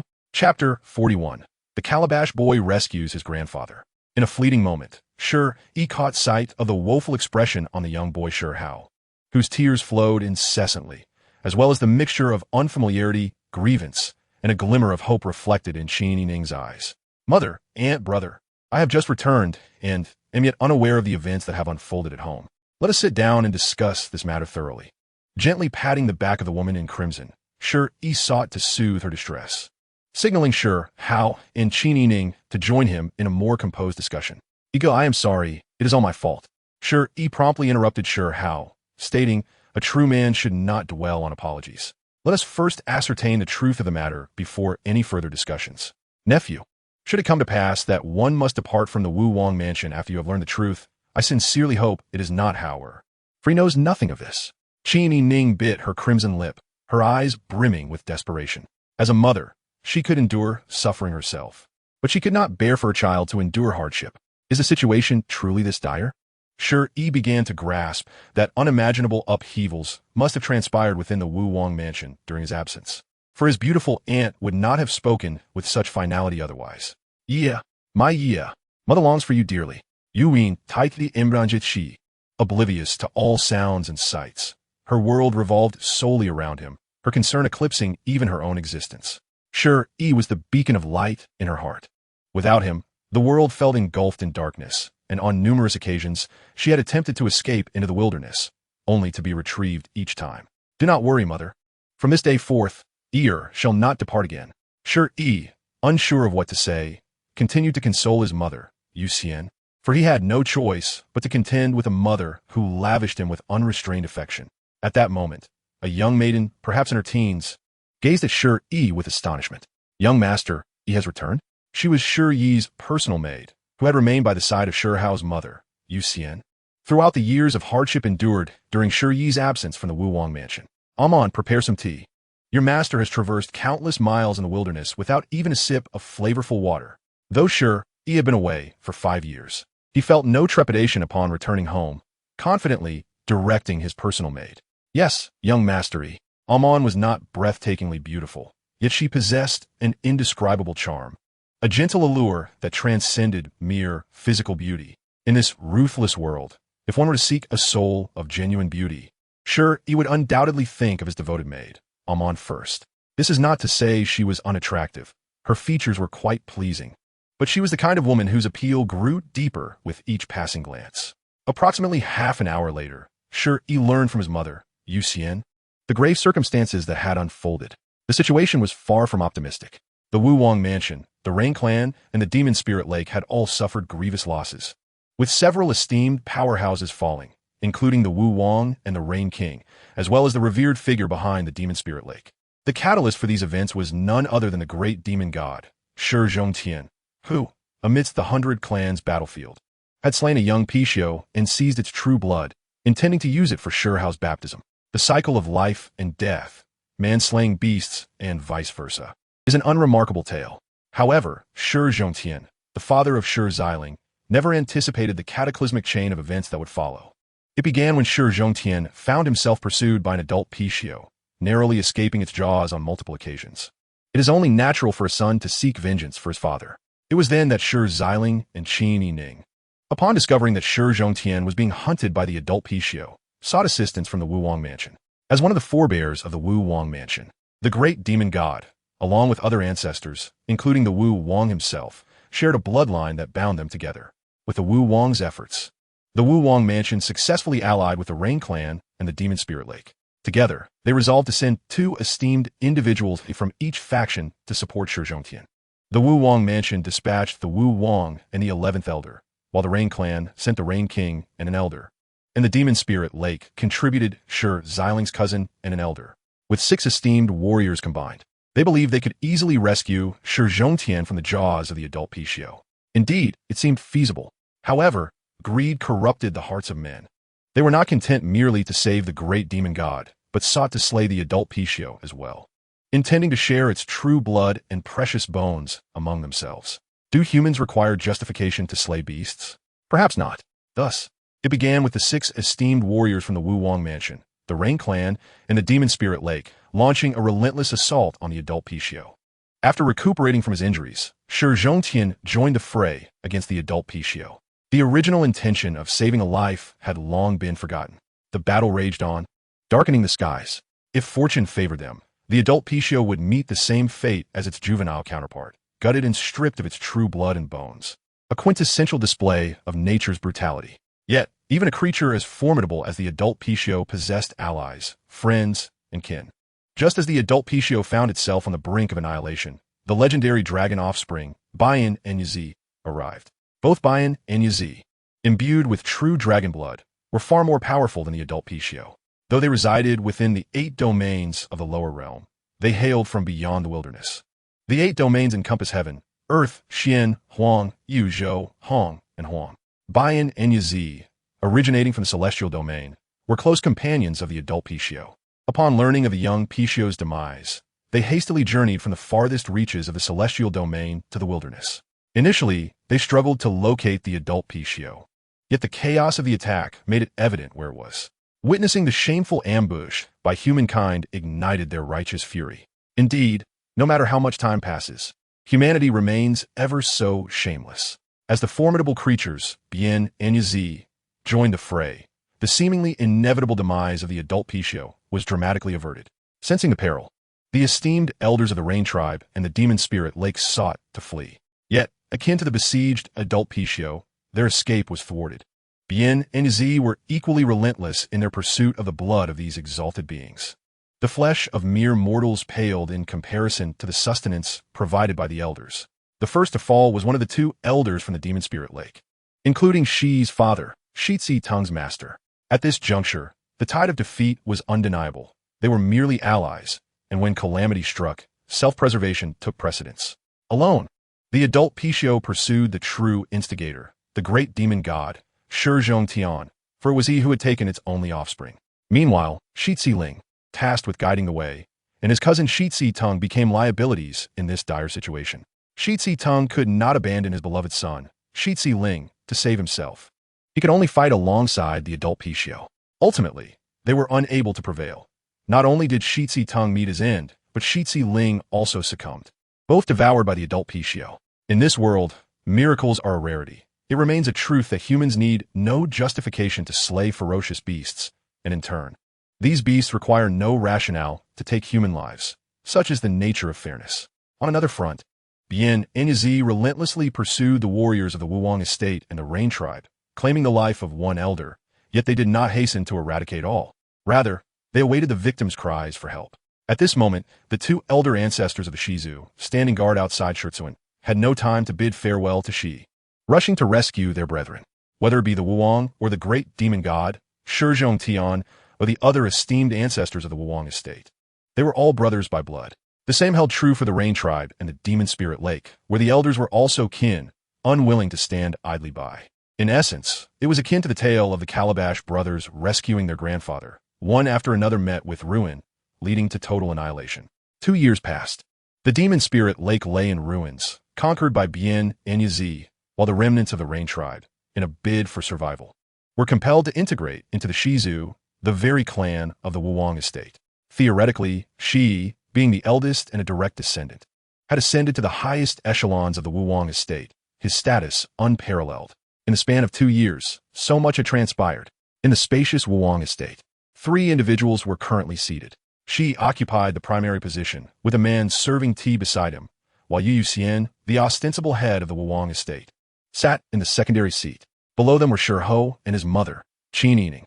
The events of the past 2 years weighed heavily on Shi's mind, leaving him perplexed and distressed. He could not comprehend how a noble endeavor to save lives had devolved into such chaos, especially with Bien and Yi having established a connection with the adult Pishio from the distant celestial domain.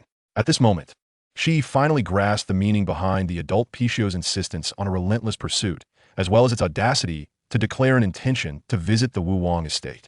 However, he now bore the burden of the estate alone, for only he possessed the strength to uphold its legacy. You must immediately expel this mother and son duo, particularly that Shi. He is nothing but a harbinger of disaster.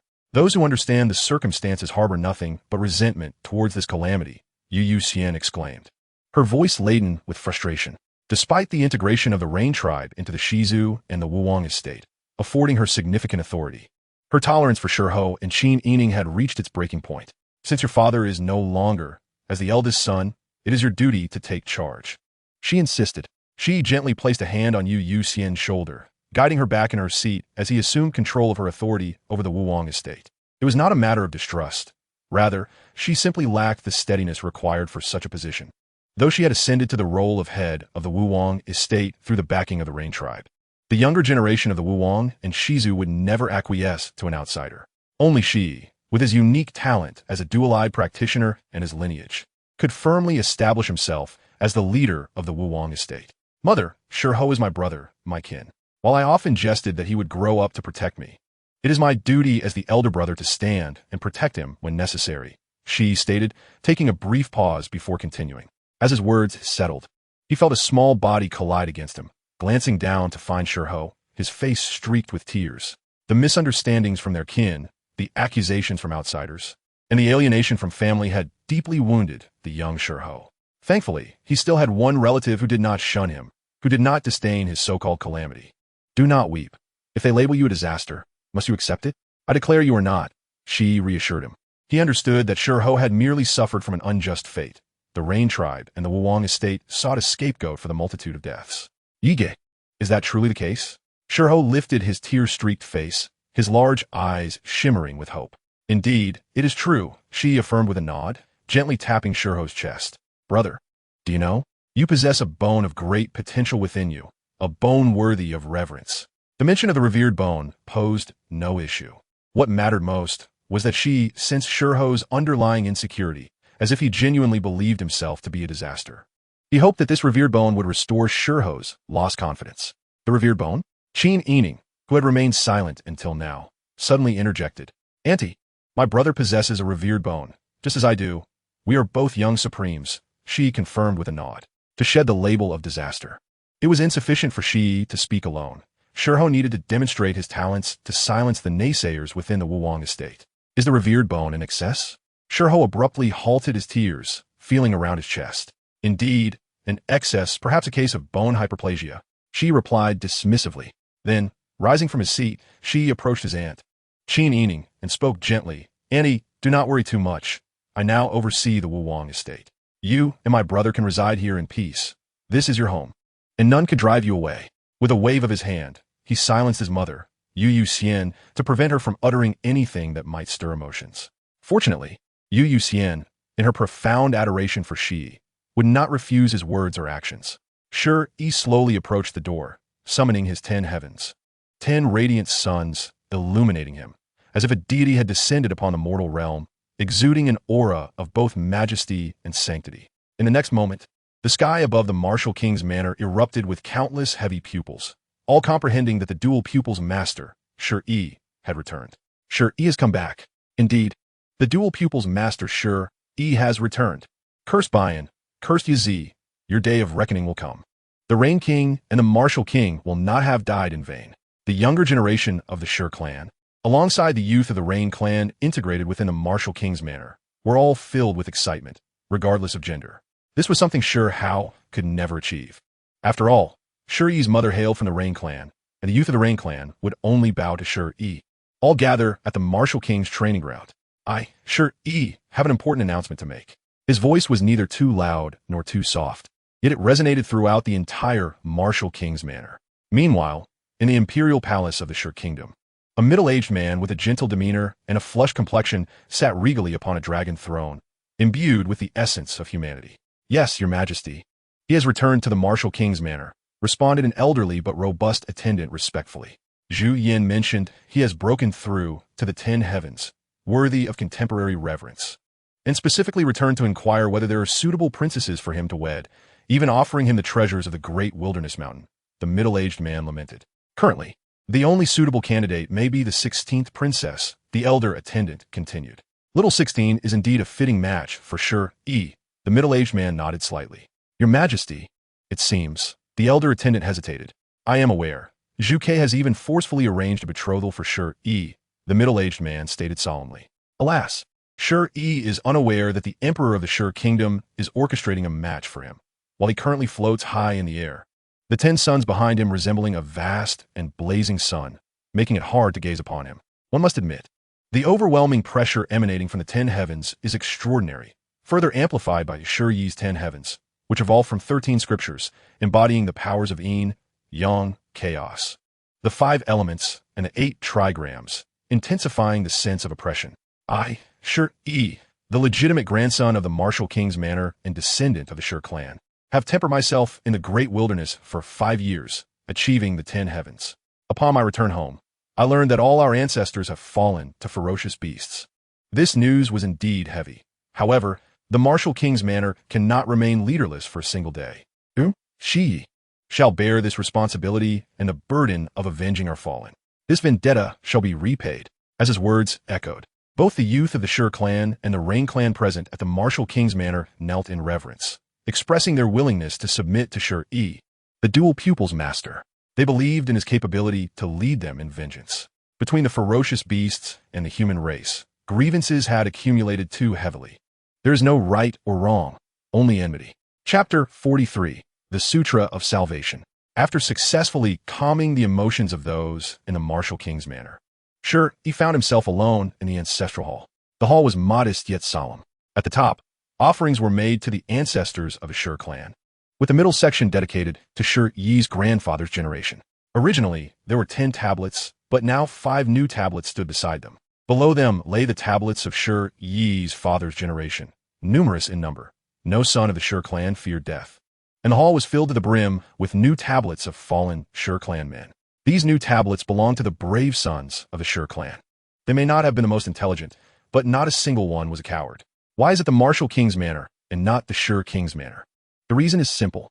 The sons of the Shi clan are valiant and fearless, their spirits soaring like the mightiest of mountains. They are men of blood and valor, unflinching even in the face of certain death, possessing the audacity to advance even against 1,000 foes. This audacious courage may seem foolish, does it not? Knowing of Bayan and Yi, lying in wait for them to fall one by one into the jaws of death.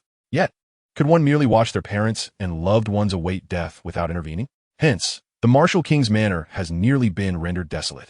Aside from Shi Yi, the legitimate grandson, and a few other formidable Shi clan men, most have already perished in the jaws of Bayan and Yi. It could be said that the current martial king's manor is but a collection of the elderly, the weak, and women and children. If Shi Yi had not returned, the Rain Moon Immortal alone could not uphold the vast martial king's manor. For both status and reputation, the Rain Moon Immortal was significantly lacking. Merely her surname could not secure her position as the head of the martial king's manor. Had it not been for Shi Yi, her son, elevating her status, the remnants of the Rain clan would have been incapable of granting her the temporary authority to govern the martial king's manor.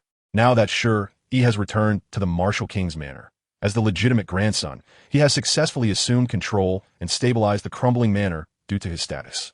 Lastly, do not question why the imperial family of the Shi kingdom does not lend assistance, merely watching as the martial king's manor faces such calamity. The human heart is far more treacherous and vile than that of beasts. The internal strife among humanity is the most perilous.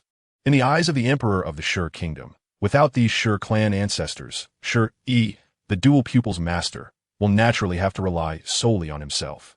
Moreover, with the 16th princess as a marriage alliance, he will be firmly tied to the imperial family of the Shi kingdom. Yet, he underestimates Shi Yi, who is no longer a naive youth, nor a being he can easily manipulate. He cannot be bound by the mere Shi imperial family. 8th grandfather, 9th grandfather, 11th grandfather, 13th grandfather, 15th grandfather. Rest assured, I will avenge you. Shi Yi knelt upon the meditation mat in the ancestral hall, appearing so solitary and helpless. Clad in mourning attire, he bowed deeply before the tablets of his grandfathers, honoring them with 5 solemn prostrations. He understood that those 5 kind-hearted grandfathers would never return, and though they had once been strict with him, it was only because they wished to see him soar to greater heights in the future. Minutes later, he addressed his father. Though your image is scarce in my memories, please rest assured, I will take good care of Mother and ensure she suffers not a single grievance. Shi Yi bowed 3 times before the tablet of Shi Zaitan, a solemn promise to his father, for he wished to lose no more family. What indeed? Is the taste of tears? What is the feeling of sorrow? Shi Yi was uncertain. He only knew that salty water had unknowingly streamed down his cheeks. True sorrow is not the frenzied weeping of the heart, but the solitude of enduring it alone. Thus, time passed, though he knew not how long.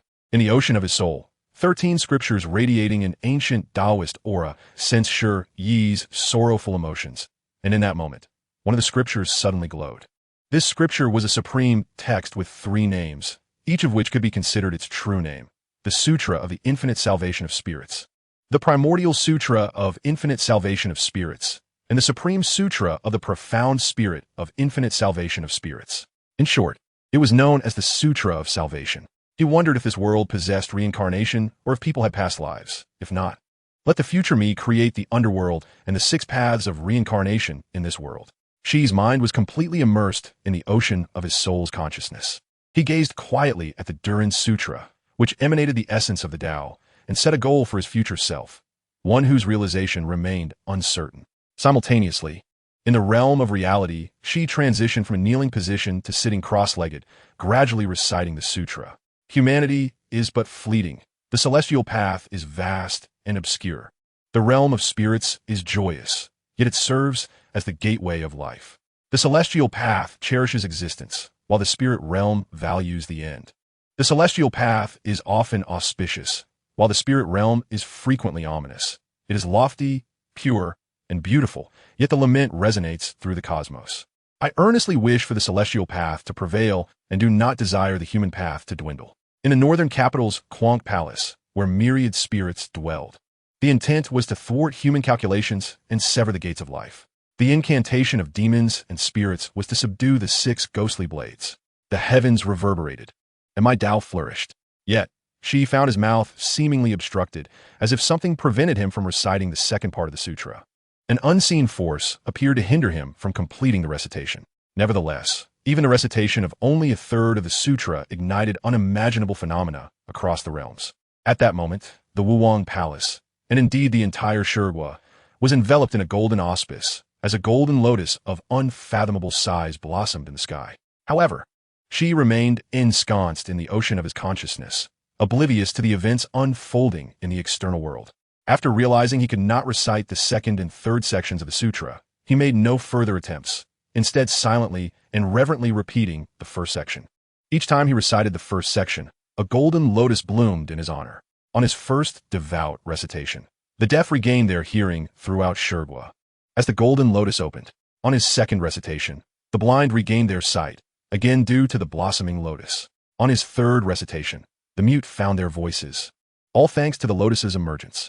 Yet, there was no fourth recitation, for Shi Yi succumbed to unconsciousness, collapsing into the embrace of the willow goddess. What a foolish disciple you are. Had I not intervened, by the time you finished reciting, you would have met your demise. This sutra is a true, supreme text, containing unparalleled Tao essence. Even the long-lived families of the celestial realm, those with indestructible legacies, would covet it. Fortunately, the golden lotus, transformed from the Tao essence, only bloomed within Shurgwa. Perhaps some esteemed traditions from the nine heavens would take interest, but they would not descend merely for this incomplete text. At most, they would send emissaries from the 8 domains to investigate. Just moments ago, within Shi's 10th cave heaven, a space filled with the elements of earth, water, fire, wind, and the dualities of yin and yang, the willow goddess lay in her own created world. She heard Shi's recitation. With her cultivation and insight, she immediately recognized it as a supreme scripture and swiftly obscured much of its content. Consequently, of the 10 words she earnestly recited, at least 9 were inaudible and vague, leaving only a few discernible words. This was still the first section. Had she truly completed all 3 sections, the willow goddess would not have been able to conceal it. Chapter 44. The Ancestors Manifest. No one knew how long Shi lay in the willow goddess's arms, nor what she spoke during his unconsciousness. She only realized, upon awakening, that he was cradled in the warm embrace of his mother, Yue Chan. My child, the deceased cannot be brought back. We can only reminisce. Mother does not wish for you to dwell in sorrowful memories. She hopes you can gather your strength. Yue Chan gently cradled Shi's head, allowing him to rest against her, just as he had since childhood. Mother, I will surely regain my strength, Shi whispered. In his past life, he had longed for love and experienced profound loneliness. His parents were indifferent, and no one cared for this ordinary being. He had never known the warmth of maternal or paternal love. In this life, it seemed as if the heavens were compensating him, granting him familial affection and an excessively doting mother. If others cherished him solely for his identity as a reincarnated being and innate sage, Yue Chan loved him unconditionally, without reason, even if he demanded her life. She would not refuse. In that long-lost time, if she was young and naive, unaware of the implications of extracting the supreme bone, did Yue Chan not comprehend? Once she committed such a heinous act, she might survive due to his ignorance, but she would undoubtedly perish. And indeed, that was the outcome. Yue Chan was slain. She paved the way for Shi with her own life. Her intentions were simple, to provide Shi with all the good things in the world, regardless of the wrath of heaven and the disdain of mortals. Dearest, I discovered in an ancient text that the supreme bone can be transplanted to blood relatives. Yue Chan whispered, leaning close to Shi's ear, revealing an act that would provoke heavenly wrath. Transplant the supreme bone? Shi frowned but quickly relaxed. The next moment, he intentionally adopted a stern expression, his countenance as cold as frost, and inquired, Mother, do you doubt my talents?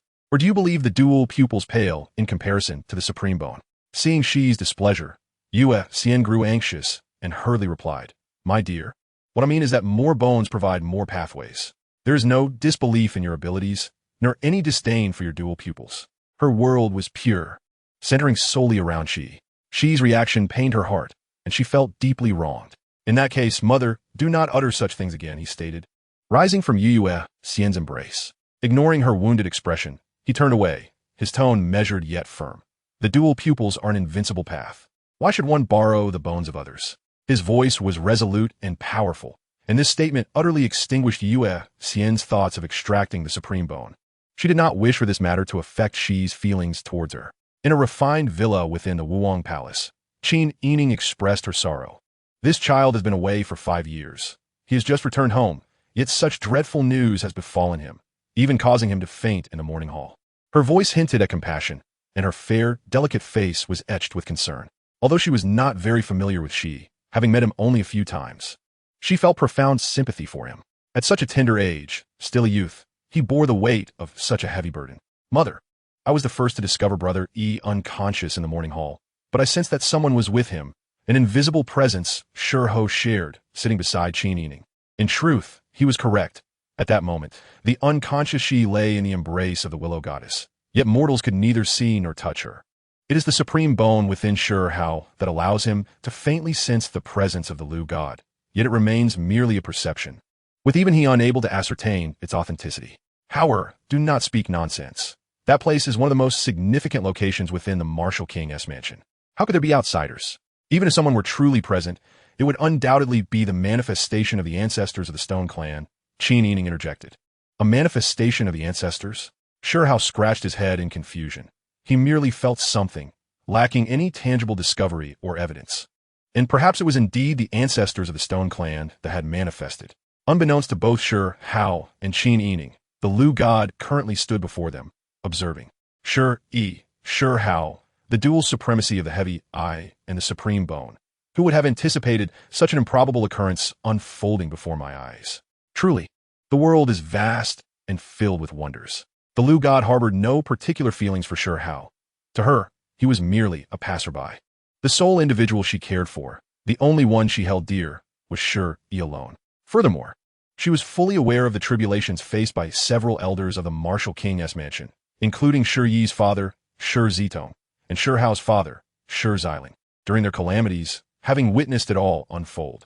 However, she refrained from intervening to assist. She merely watched silently as events transpired. To her, all of this was a manifestation of natural order. Humans consuming beasts, beasts preying upon humans, humans slaying beasts, and beasts retaliating against humans. Such occurrences were entirely normal and indeed part of the cyclical nature of existence. Moreover, she was not of the human race. As a sentient willow, she belonged to the plant kingdom, and humans and beasts could both be seen as adversaries to Flora, leaving her with no reason to favor either side. In the 8 domains of the lower realm, within the celestial domain, the desolate region of the Stone Kingdom bore the remnants of a profound scripture, a phenomenon that would undoubtedly bring immense fortune to countless beings. With the golden lotus blooming thrice, it was clear that this scripture was extraordinary. The next destination for cultivation and adventure would be to explore the desolate region of the Stone Kingdom. The speaker was a celestial being clad in ethereal white robes, resembling a fairy descended from the heavens, exuding an aura of otherworldliness. Her attire was immaculate and transcendent, her figure graceful and elongated, towering above ordinary women. Her lustrous black hair flowed like a waterfall, while her neck was as delicate and white as that of swan. Regrettably, her face was partially obscured by a layer of translucent gauze, rendering her features difficult to discern, save for her pair of luminous eyes. In the 8 domains of the lower realm, the desolate region, the Stone Kingdom has revealed a scripture. Such a fortuitous opportunity shall not be squandered. I had initially intended to explore the other 8 domains, but it appears I must hasten to the desolate region instead. This was not merely a celestial being. She was a fox spirit, her 9 tails swirling gracefully behind her. She possessed a classic oval face, her complexion tender and fair, with elegantly arched eyebrows. At this moment, a charming smile graced her lips, and her expression bore the captivating essence reminiscent of a beauty who evokes compassion. Her enchanting eyes, although devoid of overt emotion, perpetually radiated an alluring charm. This fox spirit was a true beauty of the mortal realm, capable of ensnaring both men and women into a state of subservience to her allure, even without exerting any effort. Nevertheless, her aura was not tainted. It was pure and pristine, indicating that despite her innate charm, she maintained a virtuous character. In the 8 domains of the lower realm, desolation, to my 2 elder brothers, I express my gratitude for your assistance during recent tribulations. Not only did you rescue me from peril, but you also enabled me to avenge the death of my son. A formidable adult Pishio, towering over 100 meters, exuded an imposing presence as it knelt before the fierce, dragon-headed beasts, the Bayan and the Yi. Both of these pure-blood beasts bore the bloodlines of true dragons and possessed strength surpassing that of the adult Pishio.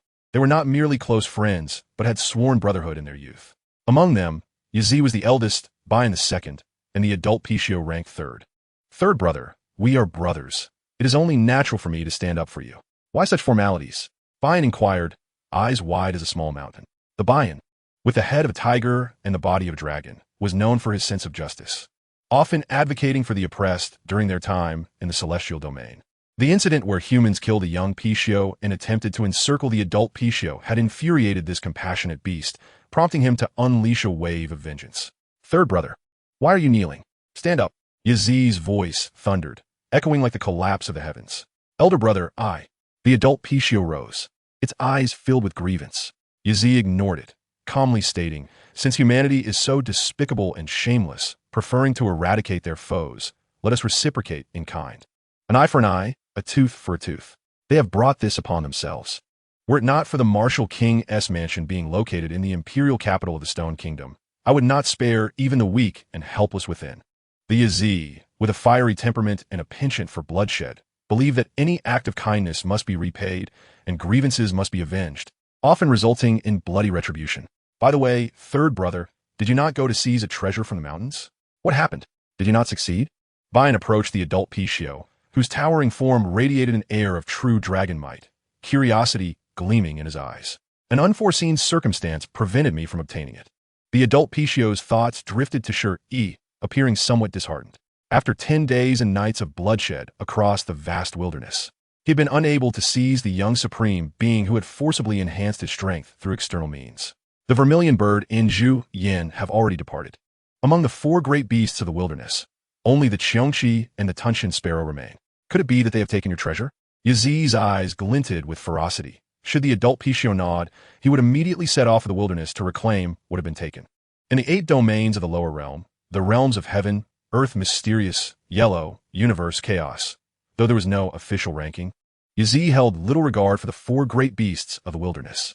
Truly powerful beasts should roam the 8 domains rather than hide within the desolation, claiming dominion over the wilderness and creating the so-called 4 great beasts of the wilderness, a source of embarrassment. Moreover, in Yi's view, the vermilion bird and Zhu Yin at least had the backing of the Fire Kingdom and the Stone Kingdom, while the Tunshin sparrow and Qiongqi were merely wild beasts, easily dispatched without knowledge of their demise.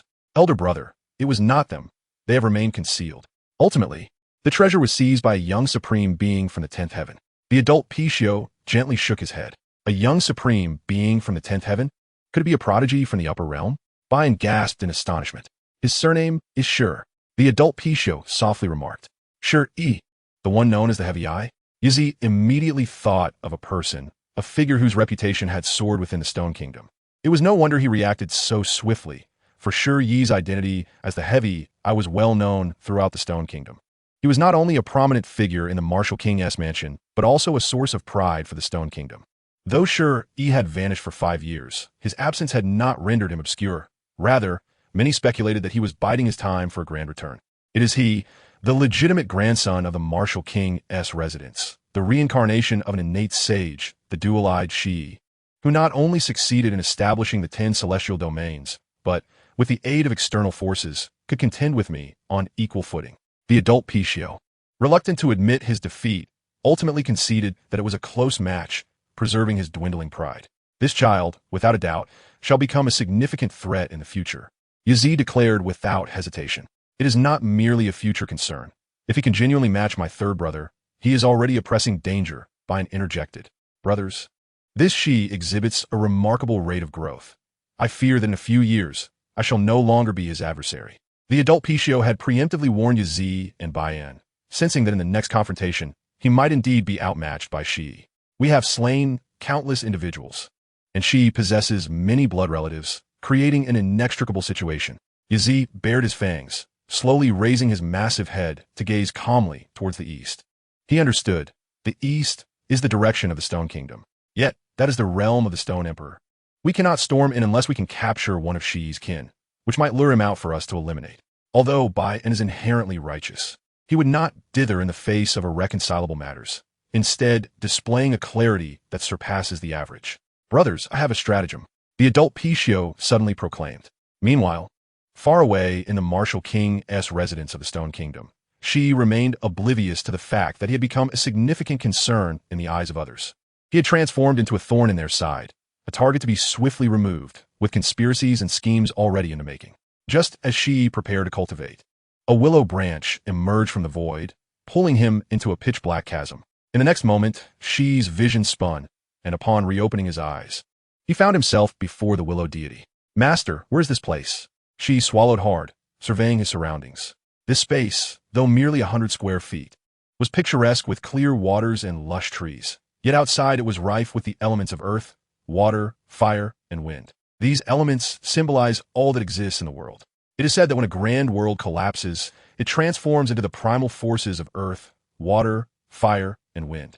The foundation of yin and yang, the principles of the 5 elements and 8 trigrams, all reside within, and to recreate the earth, water, fire, and wind is to utterly shatter a great world and reassemble it into a new one. This is your own world. Cannot you feel it? The willow deity sat upon a wooden stump. Before her lay a stone platform adorned with simple tea and snacks, beneath which were a rune-imbued bone shard, a black orb, and several precious bones. Of course, I can feel it. I just find it hard to believe how drastically it has changed. She spoke truthfully. When he had just opened the 10th celestial domain, everything was chaotic. The elements were in disarray. The forces of yin and yang were tumultuous. The chaos was overwhelming. Despite the 10th celestial domain encompassing all that exists, it was utterly disordered, rendering Shi incapable of discerning anything. What is chaos? What is yin and yang? What are the 5 elements? The earth, water, fire, and wind ravaged. The cardinal directions were inverted. Time and space floated uncertainly. In short, it was a world so chaotic that it defied imagination. While it embraced all, everything remained in turmoil. If not properly organized, it would inevitably become a stumbling block on Shi's path to growth, potentially trapping him eternally within the 10th celestial domain, unable to advance even an inch. Indeed, Shi's 10th celestial domain is unparalleled, a manifestation of 13 paths of scripture evolving into a power unimaginably beyond that of any contemporary supreme youth who had opened their own domains. However, in the grand tapestry of existence, causality prevails. While Shi's 10th celestial domain is formidable, it has also transformed into a sturdy lock, firmly securing his path forward. Unless someone were to untangle the earth, water, fire, and wind, clarify the yin and yang chaos, and organize the 5 elemental forces to forcibly unlock this lock, he would become the first supreme youth to be ensnared within the 10th celestial domain. Fortunately, Shi had treated the willow deity with kindness and attentiveness. He had shown her great consideration and was obedient, which, while not necessarily igniting romantic feelings within her, had nonetheless accumulated considerable goodwill, leading her to acknowledge that he might one day be worthy of standing alongside her. Thus, this once chaotic 10th celestial domain, now meticulously organized, had also begun to pulsate with vitality. She could distinctly sense the grass beneath his feet and the nearby trees, all truly existent, not mere illusions meant to deceive. In truth, this is also a matter of causality. Without the willow deity's promise, Shi would not have forcefully opened the 10th celestial domain. With her presence, he need not worry about the challenges he might face in his early cultivation. Shi, tell me, from whence did your scriptures originate? Chapter 46. Aunt, younger brother Shi, pray tell, from whence did your scriptures originate? This unexpected inquiry from the willow deity left Shi momentarily at a loss for words. Should he deceive her? Could he possibly succeed? Moreover, lies only beget more lies. To validate a falsehood would require a cascade of deceit. Thus, a lie is certainly impractical. He is not inherently dishonest, and deceiving her would render him a greater fool than a jester. After deep contemplation, Shi lifted his head, a radiant smile illuminating his face, revealing his pearly white teeth. A secret, unable to fabricate a lie, he had no choice but to invoke the notion of a secret. There's a saying that a man with secrets possesses the greatest allure. A man who is entirely transparent may not garner respect from women. When a man is fully seen through by a woman, he ultimately becomes a mere plaything in her hands. Though Shi was uncertain of what kind of woman the willow deity was, he believed that no woman relishes deceit, with the exception of flattery. Women, after all, have certain lies they can tolerate while others they cannot abide. It is permissible to deceive them with kind words, but to label them as malicious or dark-hearted is unacceptable. Furthermore, in matters of significance, neither gender can accept deception. If one chooses not to speak, they may have their reasons. However, to employ lies is undoubtedly the most hurtful course of action. Do you still harbor secrets? The willow deity's expression remained unchanged, yet her gaze upon Shi softened slightly. She anticipated that he might resort to some fabrication to obscure the origins of the scripture. She could allow Shi to possess his own secrets, but she would never tolerate deceit in any form. Should Shi choose to dismiss her with lies, she would simply vanish, as if she had never existed. Master, may I not have my own secrets? Shi proclaimed proudly, embodying a sense of righteous indignation, entirely unaware that his stance could be perceived as problematic. In his view, the willow deity was not his intimate. Why should she pry into his affairs? Simply put, he would not divulge anything. What could she possibly do about it? The goddess Liu did not press further, her tone calm as she spoke. Shi Yi, I believe your ability to open the 10 caves is largely attributed to these supreme scriptures. Given the complexity and chaos of your 10 caves, you must possess at least 13 volumes of the supreme Tao scriptures. In fact, the moment you opened the 10 caves, I discerned that you, as a dual-eyed individual, were extraordinary, fully aware that you harbor many secrets even unknown to yourself. However, Shi Yi has never recited any scriptures. He still seeks my guidance on the cultivation of the primal truth, and I cannot be certain that his 10 caves stem from the supreme scriptures. I do not know. Shi Yi's large eyes shifted, utterly speechless. He would rather die than reveal anything. As for the matter of the 13 volumes of supreme Tao scriptures, if you choose not to disclose it, so be it. Yet the scripture you have recited should not require further concealment from your teacher, right? Liu inquired. Secrets. Shi Yi scratched his head and laughed foolishly. No sooner had the words left his lips than slender willows emerged from the void, binding him tightly like a rice dumpling. Smack! The willow branches descended from the air with a resounding crack, akin to the sound of striking fatty flesh. Do not strike, do not strike. The secret regarding the origin of the scriptures cannot be divulged, but if the scripture proves beneficial to you, I shall recite it for you once more. Shi Yi felt a sharp sting on his backside, his expression one of exasperation. At 11 years of age, he was still treated as a mere child. It was utterly disrespectful. He felt as if he were not regarded as a man at all. Shi Yi gritted his teeth in indignation, but felt utterly helpless. Do you understand why I do not allow you to finish reciting? The supreme scriptures you recite are immensely taxing on your being. They cannot be recited carelessly. You may recite them only twice a day. Otherwise, you risk exhausting yourself to the point of fainting. Liu observed Shi Yi's expression closely. It was evident that she had never viewed him as a man.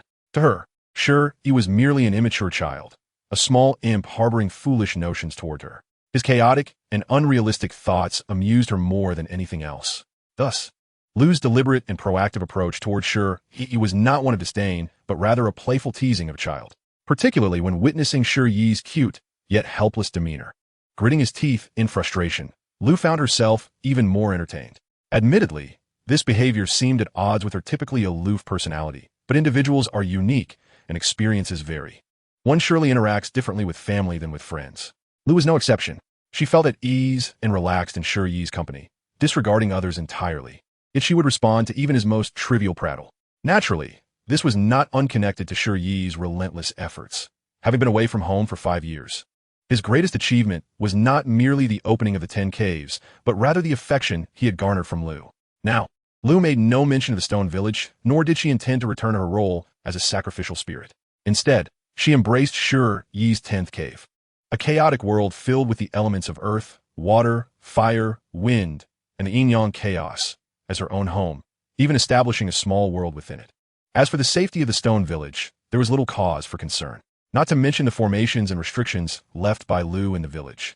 Most of the village's young men and women had undergone the baptism of the ancient bloodline, and many had already broken through to the realm of the caves, progressing towards becoming a great clan. Furthermore, the villagers could not remain cooped up indefinitely to truly venture forth. They would need to engage in battles with other tribes and fierce beasts of the great wilderness. Twice a day?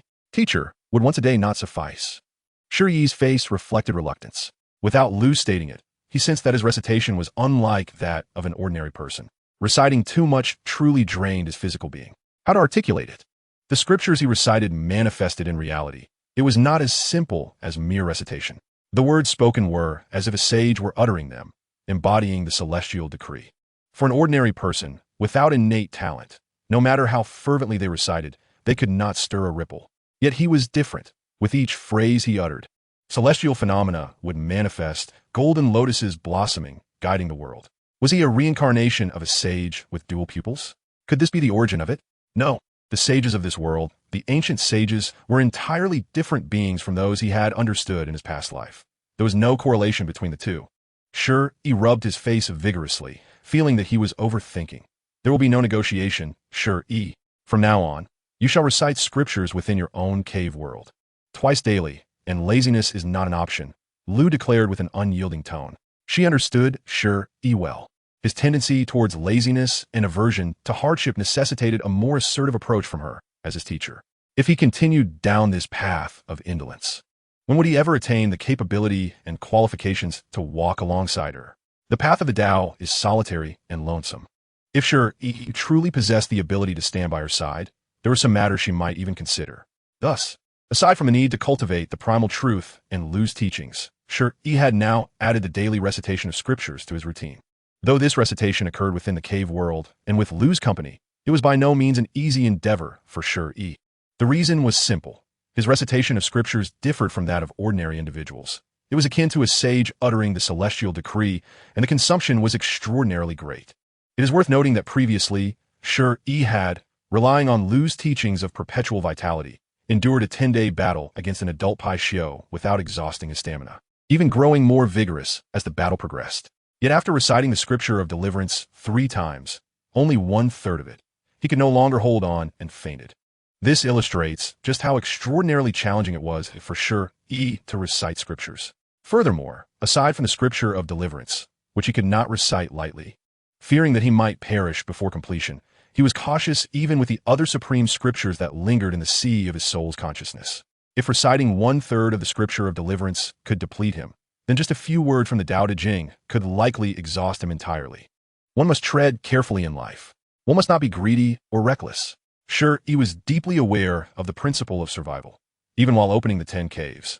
He knew he had Liu to safeguard him, not merely indulging in reckless desires, but understanding that she would not let him come harm.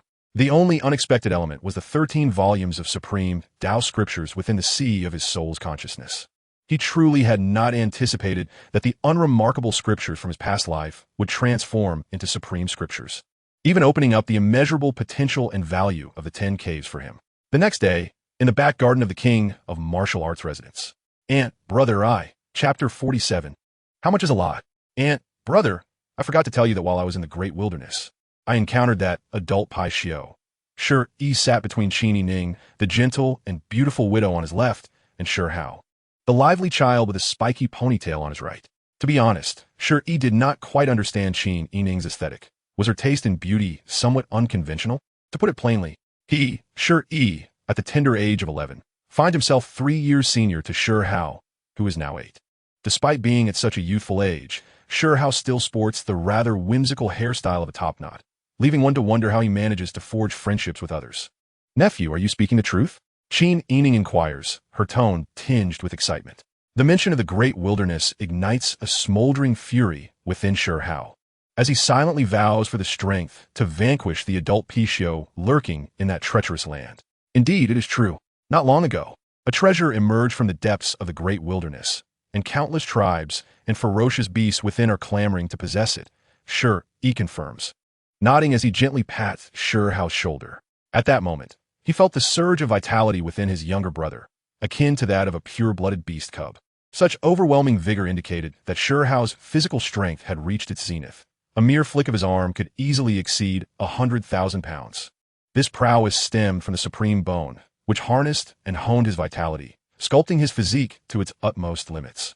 While the potential of the supreme bone may not rival that of the heavy eye, it nonetheless bestowed upon Shi Hao an unfathomably solid foundation in his formative years. Furthermore, this explains how Shi Hao, lacking the true blood baptism of a pure blood beast, could still ascend to the blood-shifting realm through the ancient lineage's true blood alone, achieving such overwhelming strength. Regrettably, the true blood of the young Pai Xiao was not reclaimed, but one could hardly blame anyone. Greed was the true culprit that led to the downfall of those who sought to eradicate the adult Pai Xiao completely. With so many ferocious beasts, nephew, you haven't encountered any dangers, have you? Are you injured in any way? Qin Yi Ning disregards Shi Yi's protests as she begins to search Shi Hao's body for any signs of harm. After a lengthy examination, she realizes that her nephew's physique surpasses that of even a genuine pure-blooded beast. No, Aunt, there is no danger, no injuries, please don't touch. Shi Yi feels utterly uncomfortable, as though he has become a mere plaything in her hands, subject to her whims. And yet you're shy, such a little rascal. Qin Yi Ning chuckles, her laughter ringing like the blossoms of spring. Clearly, she notices her nephew's bashfulness. One wonders how he will fare when it comes time to court a bride. I have not. Shi Yi grits his teeth, feeling the absurdity of the situation.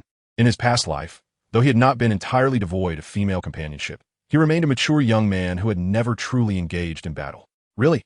Qin Yi Ning expresses her disbelief. No, To prove his manhood, Shi Yi boldly steps into Qin Yi Ning's embrace, wrapping his arms around her soft waist. You lack the strength to even hug. How will you hold your future wife? Qin Yi Ning teases as she notices Shi Yi's hesitance to embrace her tightly. In her eyes, he remains a mere child, akin to her own Shi Hao, viewing women as simply plump girls. Nonsense. I fear using too much strength might hurt, and Shi Yi clarifies, harboring no impure thoughts, merely seeking to affirm his resolve. Aunt, may I call you that? Qin Yi Ning inquires tentatively. Of course, Shi nods. Listen, yeah. In pursuing a girl, one must be bold and meticulous. Your timidness will surely lead to failure, Qin Yi Ning advises, taking the initiative to embrace Shi Yi. At that moment, feeling overlooked, Shi Hao could no longer contain himself and muttered softly, Brother, he still acts like a child. I stopped liking being hugged by plump girls when I was 3. Shi Yi chose to ignore Shi Hao's grumbling. He struggled to lift his head from Qin Yi Ning's embrace and quietly asked, Aunt, if I have a friend who has fallen for a woman significantly older than he, even one not of our kind, what would be a wise approach? To be candid, Shi Yi's mention of an older woman startled Qin Yi Ning. She had no intention of remarrying so soon, at least not until Shi Hao had matured. However, the subsequent clarification that the woman was not human eased her concerns. Yet she felt an inexplicable sense of loss. How much older? Qin Yi Ning asked curiously. I am unsure. Thousands of years? Tens of thousands? Or perhaps several epochs? Shi Yi scratched his ear, uncertain of the exact age of Liu Shen. Ear, you don't even know the age of this person? Qin Yi Ning's tone took on an odd quality, as if she suspected that Shi Yi had been deceived by a nefarious woman. It's not me, it's my friend. She insisted earnestly. All right, your friend, I understand, Qin Yi Ning replied. Regrettably, that friend had yet to express his feelings before being forcibly taken as an apprentice by the woman, enduring daily servitude and frequent beatings. Shi Yi, lacking the courage to challenge a master or sect, yet unable to summon the strength to defy Liu Shen, fearing the sting of her reprimands. An apprentice, Qin Yi Ning comprehended, realizing that Shi Yi's talent was so coveted that the woman could not bear to let him go, leading her to forcibly claim him as her disciple. She could empathize with a woman who had never seen Shi Yi. After all, no normal woman would accept the affections of a mere child, viewing it as nothing more than a whimsical amusement. Regarding this matter, dear nephew, I can only tell you that sincerity will ultimately win her heart. If you are genuine, she will surely sense your earnestness. Qin Yi Ning ruffled Shi Yi's hair, surprised to discover that her nephew, merely 3 years older than Shi Hao, already had his sights set on a woman, while her own Shi Hao remained fixated on plump girls. Several hours passed, and the conversation between Shi Yi and his aunt, Qin Yi Ning, reached an impasse. He had intended to recount his 10-day battle with the adult Pishio, but after being sidetracked by her, he found himself at a loss for words. Ultimately, their dialogue veered off towards family matters, even touching upon Liu Shen, extinguishing Shi Yi's interest in boasting about his epic struggle with the Pishio. After bidding farewell to Qin Yi Ning, Shi Hao followed closely. Brother Yi, after so many years apart, may we engage in friendly spar? Shi Hao grasped Shi Yi's arm, his dark eyes ablaze with the spirit of competition. Thanks to the Supreme Bone, he had become unparalleled within the martial king's estate, at least among the younger generation. Not a single one, even those of the Cave Heaven realm, could contend with him. Now that Shi Yi had finally returned, he would seize this opportunity to spar, having wanted to propose it long before Shi Yi's arrival. Spow! I am at the 10th level of the Cave Heaven realm, while you have merely reached the pinnacle of the blood-shifting realm, not yet having opened a single cave. Shi replied, perplied. Brother Yi, none of the Cave Heaven experts at the Martial King's estate stand a chance against me. Only you might prevail. Shi Hao asserted with unwavering confidence. This blind self-assurance was not unfounded. His supreme bone had remained intact, granting him the innate prowess of a youthful sovereign. He had achieved the pinnacle of the blood-shifting realm 2 years prior, poised to break through and open his caves. However, he had chosen to refine his physique for 2 long years in pursuit of perfection. Now, Shi Hao's foundation in the blood-shifting realm was no less formidable than that of Shi Yi, who had undergone the baptism of pure-blooded beast fire. Through his dedication and the gifts of the Supreme Bone, he had effectively bridged the gap between the true blood of ancient lineage and that of pure-blooded beasts. Yet, the limitations of human effort often become apparent. In the realm of the caves, the mighty Shi Yi, endowed with 10 celestial caverns, has transcended mere talent and diligence. He has reached a pinnacle that cannot be equaled merely by hard work. Even if Shi Hao were to one day open 10 celestial caverns of his own, he would merely stand alongside the other youthful sovereigns of the 9 heavens and 10 earths. Even should he forcefully carve out new celestial caverns and amalgamate them into a singular entity, he would still fall short of Shi Yi's profound depth of 10 celestial caverns. The 13 supreme scriptures from which the celestial caverns have evolved have long ceased to be mere caverns. They embody the embryonic form of a world and universe. Elements of earth, water, fire, wind, yin, yang, chaos, the 5 elements, and 8 trigrams. The spirit of Liu is not merely drawn to Shi due to his intriguing personality or his skillful flattery. She now resides within his 10 celestial caverns. Partly because this creation significantly aids her in perfecting her own path, even facilitating her ascent from king to emperor. Moments later, in the martial king's estate, at the training ground. Brother, are you certain you wish to spar with me? I stand an entire level above you. Shall we not wait until you have broken through the celestial caverns? She implored. Brother Yi, fret not. I merely wish to experience the power of the 10 celestial caverns and gauge the extent of our disparity. Hao replied with a shake of his head. If that is your desire, then let us proceed. Recognizing reality sooner rather than later is not a misfortune, Shi conceded, aware of his younger brother's lofty aspirations. His indomitable spirit and his fearless nature, qualities that far surpassed his own cautious demeanor. Very well. The battle intent in Hao's dark pupils intensified. Among the youth of the martial king's estate, he had, best at all, finding no one capable of posing him any challenge. Now, only his cousin Shi Yi, with his radiant 10 celestial caverns, could provide the pressure Hao sought to spur his own advancement. Just as the two cousins were poised to engage in their contest, Yue Chan and Qin Yi Ning found themselves standing together. Though Yue harbored disdain for the latter, she was momentarily stymied by Shi's backing. Were it not for Yi's kind heart and innocence, I would have long since expelled you both, Yue huffed in displeasure. Yi is loyal and principled. Qin Yi Ning responded coolly. Yi is one you presume to call. Yue shot back, her eyes wide with disbelief. Yi is both your son and my nephew. Both of us are entitled to call him as we wish. Qin Yi Ning's lips curved into a subtle smile. Yue turned away, leaving behind a captivating silhouette. Resorting to anger when outmatched. How petty, Qin Yi Ning mused, relishing Yue's flustered expression, one that betrayed her inability to assert herself despite her obvious contempt. What brought her the greatest comfort was Shi's unwavering fondness for her. Even after 5 years away from home, he had not forgotten his aunt. Meanwhile, Hao's blood surged, a tempest rising within him as he grounded himself, fists clenched like a young, pure-blooded beast charging toward Shi. Though he had yet to break through to the celestial caverns, and thus could not channel the power of the heavens, he relied solely on his physical strength. Nonetheless, he moved with remarkable swiftness. In the blink of an eye, his small fist, propelled by tremendous wind pressure, lunged toward Shi's chest, seeking to deliver a decisive blow. With a single arm movement, Shi met Hao's strike. The force of the punch, creating a tempest that tousled his hair. In an instant, Shi retaliated with a knee strike, causing Hao to wince, lifting him skyward. Before he could react, a whip-like kick sent him flying. Boom! Hao's body soared like an arrow, crashing through several stone pillars of considerable girth.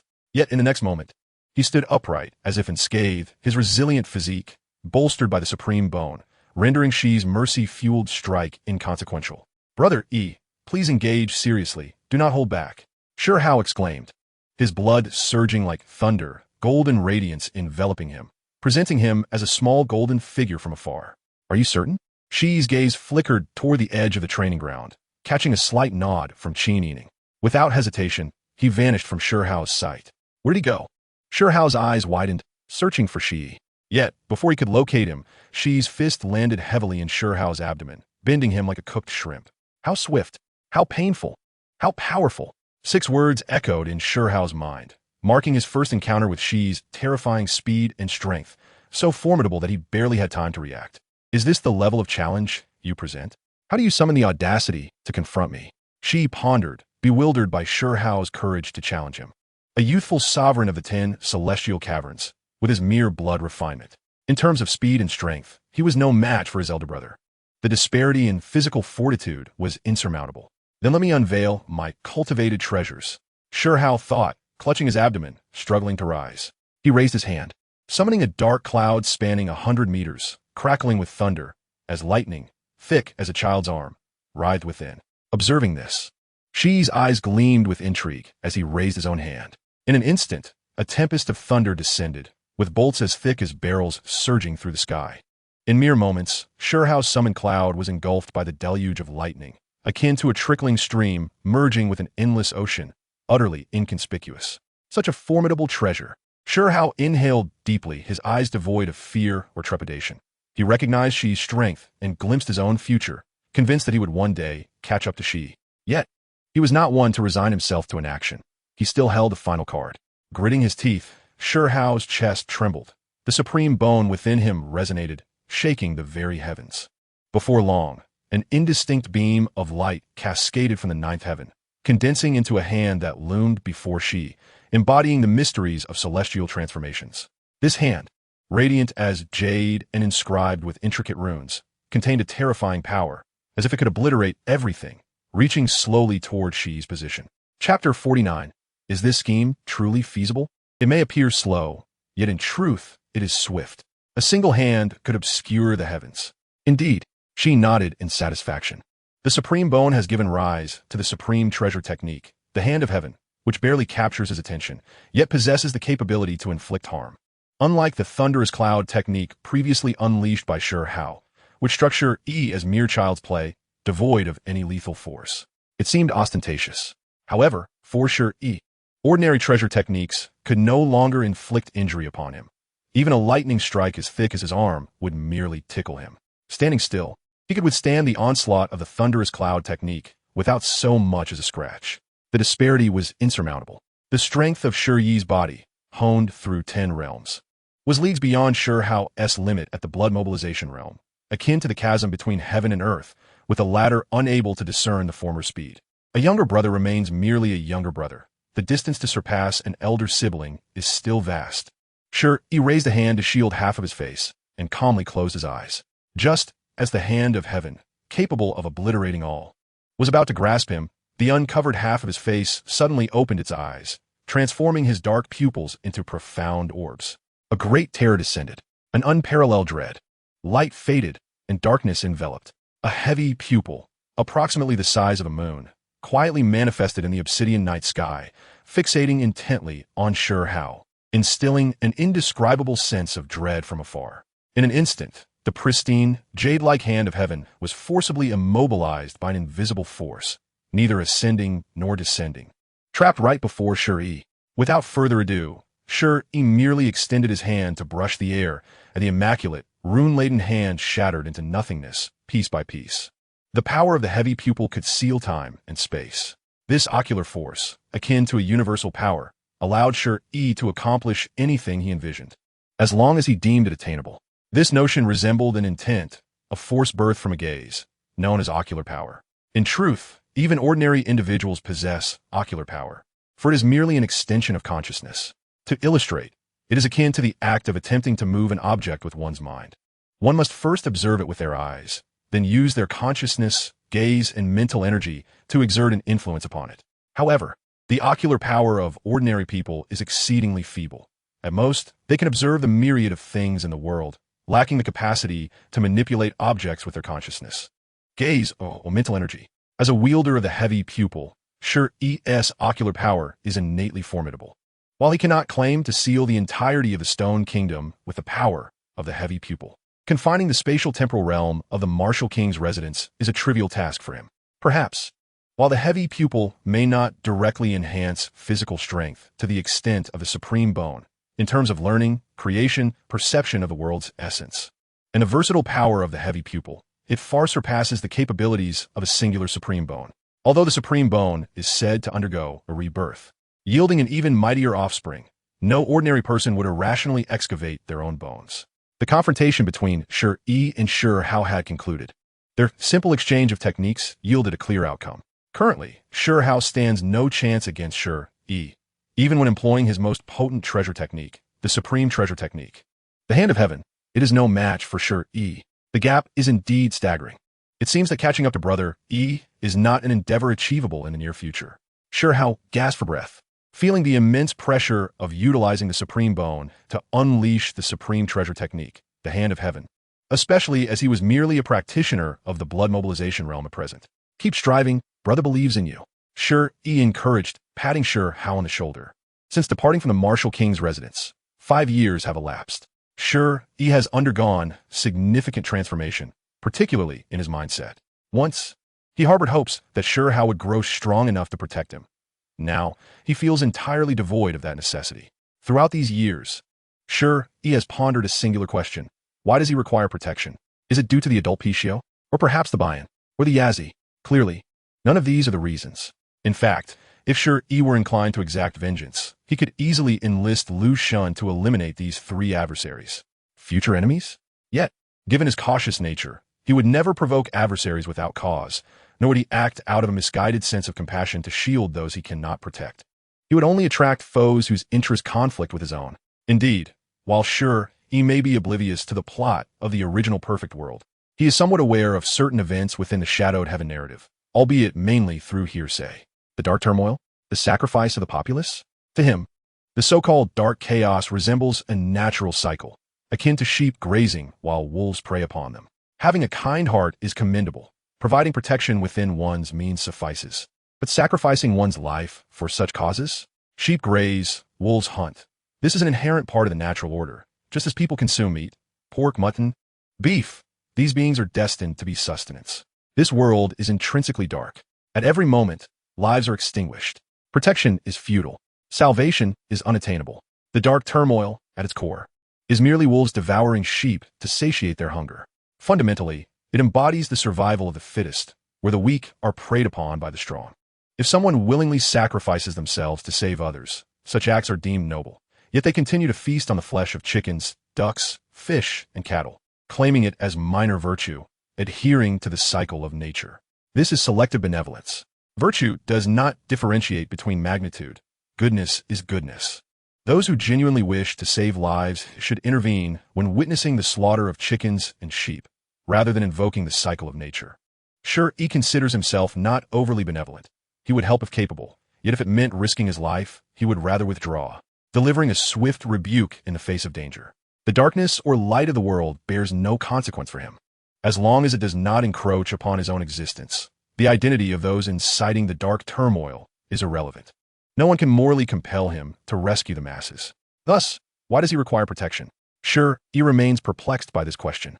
He senses that he may encounter enemies in the future, but it is improbable that he would provoke those he cannot defeat for the sake of saving others. For him, the adult Pishio, Bayan, and Yazi are his true adversaries, foes he must confront personally. In the wasteland to the north, deep within the vast desolation, lies a place of desolation. This location, long abandoned by human presence, is a realm of ice and snow. Yet now, 3 unexpected visitors have graced this frigid expanse, infusing it with a hint of life. Third brother, is this plan truly feasible? The Bayan, with the body of tiger and the head of dragon, lounged in the snow, its massive form reminiscent of a mountain, its limbs tucked beneath its belly, exuding an oddly endearing aura. The pride of humanity relishes opportunities. Let us present them with a chance, the adult Pishio remarked with a wry smile. Opportunities, opportunities, who knows how many have perished in pursuit of them? Yazi lamented. Third brother, this is far too perilous. Becoming bait carries the risk of irreversible consequences. Bayan opposed vehemently. Yet if we allow him to mature, none of us will escape the jaws of the adult Pishio, the latter retorted, teeth clenched. At present, that young man can match third brother's prowess. If we do not deceive him into a trap and eliminate the threat beforehand, our fates are sealed. Yazi concurred. The dilemma lies in whether, despite my successful deception, I can truly fabricate a mountain treasure within this vast wilderness, and whether that fellow will fall into the trap. Bayan wore an expression of confusion. When he was still traversing the great wilderness, he fought tooth and nail for the mountain treasure, waging a fierce battle for 10 days and nights. Now that another mountain treasure has emerged, I refuse to believe he can resist. The adult Pishio spoke with unwavering confidence, convinced that Shi Yi is precisely the kind of individual who, in pursuit of opportunity, will stop at nothing to seize it. How could one possibly ignore the emergence of a mountain treasure? Chapter 50. First, recite the sutras. As the sun ascended, illuminating the path ahead, Shi Yi, far away at the Wu Wang mansion, remained blissfully unaware of the 3 cunning minds scheming against him in the wilderness, attempting to lure him out to snatch the so-called mountain treasure. Presently, he sat cross-legged beneath a grand tree, bathed in the warm, golden sunlight that filtered through the leaves, casting a harmonious glow upon his face. Sure, he was engrossed in his cultivation, dedicating 3 hours each day without fail. It was neither excessive diligence nor sheer laziness. Perhaps one could describe it as a commendable diligence. Over the years, this had become his way of life, and he had grown accustomed to the simplicity of it all, reveling in the gradual sense of empowerment that accompanied his efforts. This feeling was one that most could scarcely comprehend. The assurance that diligent practice would yield rewards was intoxicating. It was akin to playing a game, logging in daily to level up, with one's strength incrementally improving. Yet, reality is not akin to a game. Each individual's innate talent, foundation, and opportunities impose limitations. Not every practitioner is guaranteed returns from their efforts. Many toil for a lifetime only to find themselves stagnant at their initial level. Shi Yi, however, was different. As long as he practiced, he would inevitably reap benefits. Even if he were to sit in meditation for 10,000 years, he could still achieve the pinnacle of humanity. This was due in part to his innate gifts and in part to his unique pupil, but primarily, it was the foundation forged in the 10 caverns. Shi Yi, in his current state, possessed a high lower limit and an even higher upper limit. Not to mention, prior to attaining immortality, he need not concern himself with any matters, be it techniques, treasures, or protectors. He already possessed everything he needed. Although he currently held only the first volume of the original True Solution, it was sufficient for him to cultivate to the peak of humanity, becoming the foremost among those beneath true immortals. What does it mean to reach the pinnacle of humanity? It signifies a supreme being standing at the apex of human potential, mere steps away from achieving immortality. The mere aura they exude can render those of lower realms unable to lift their heads, and they can sustain life for millions of years or even longer through the essence of longevity. Now that he had achieved the 10 caverns, the potential for spiritual transformation was within reach. He was not oblivious to the process of transformation, possessing the original True Solution. He never needed to worry about the direction of his practice. However, he did harbor concerns regarding his own spiritual metamorphosis. The term transformation itself encapsulates its true essence. It can evolve, reshape, and recreate, a critical stage on the path of cultivation. Every entity possesses spirit. Every blade of grass, every grain of sand harbors a certain essence. And it goes without saying that living beings do as well. The realm of transformation is about refining various spirits, shaping the true spirit, and recreating the true self, facilitating one's metamorphosis. If the cavern realm serves as the foundation, forging an unshakable base that represents one's future, then the realm of transformation is about evolving and creating upon that foundation, granting oneself the wings to soar into the future, to forge the true spirit and recreate oneself. Embodying the essence of heaven and earth is not merely a transformation of the physical body. If comprehended thoroughly, the soul will also ascend alongside the body, transcending the acquired to return to the innate, achieving a rebirth as a divine embryo. It sounds beautiful, and indeed it is. Once sure, he ascends to the realm of transformation. The foundation of the transformation and cavern realms will undergo a metamorphosis, and the physical body will transmute into a primordial divine embryo. At that point, sure, he will no longer be a muddled acquired being, but rather a pristine innate entity. It is noteworthy that not every practitioner in the realm of transformation can transcend the acquired to return to the innate, where the physical body is reborn as a primordial divine embryo. Only those who have pushed the limits of the blood transformation and cavern realms have a slim chance of achieving this. Most practitioners in the realm of transformation find themselves unable to even rejuvenate a few years, let alone transcend. The limit of the blood transformation realm is 100,000 pounds, a perfect threshold, while the limit of the cavern realm is 10 caverns. Moreover, Shi Yi's 10 caverns can accommodate his true form, making it the epitome of perfection. However, reaching the limits of the realm of transformation poses a significant challenge. Shi Yi pointed it. The blood transformation, cavern, and transformation realms are foundational stages. The subsequent realms generally involve integrating external elements to facilitate one's ascension. Thus, the blood transformation, cavern, and transformation realms are referred to as the foundational triad. The achievements within these realms determine one's future. The blood transformation realm focuses on body cultivation, forging a furnace of flesh and blood, shaking the heavens and earth with one's vitality to open up caverns. The cavern realm solidifies one's foundation, crafting an unshakable base. Each step creates a cavern, and 10 caverns can forge a supreme foundation. The transformation realm is about shaping the true spirit and the essence of the caverns, leading to the metamorphosis of both body and soul. Without reaching the extremes of the blood transformation realm, it becomes exceedingly difficult to open up 10 caverns in the cavern realm. Without the foundation of 10 caverns, the transcendence in the realm of transformation is but a fanciful notion. In essence, each layer is interlinked, and every realm is indispensable. Shi Yi had reached the pinnacle of the cavern realm, even forging a wholly unique path that opened up 10 caverns filled with earth, water, fire, wind, and the chaos of yin and yang. Yet, achieving transformation was not so simple. Without someone to suppress the elements of earth, water, fire, and wind, and to untangle the chaos of yin and yang, it was highly likely that he would be trapped within the realm of the 10 caverns for eternity. However, now that the goddess Liu had personally entered Shi Yi's 10th cavern, suppressing the elements and untangling the chaos, the forces of the 5 elements and 8 trigrams had cleared the path for Shi Yi to break through the shackles of the realm of transformation. Shi Yi now possessed the capability to ascend from the cavern realm to the realm of transformation, yet the challenge lay in reaching the limits of the latter. For ordinary individuals, the typical method involves utilizing their own caverns and cultivation technique for transformation, thus facilitating the metamorphosis of both body and soul. Generally speaking, as long as one avoids reckless actions, both body and soul can undergo some degree of transformation. However, Shi Yi had a slight obsession with symmetry and detested asymmetrical phenomena.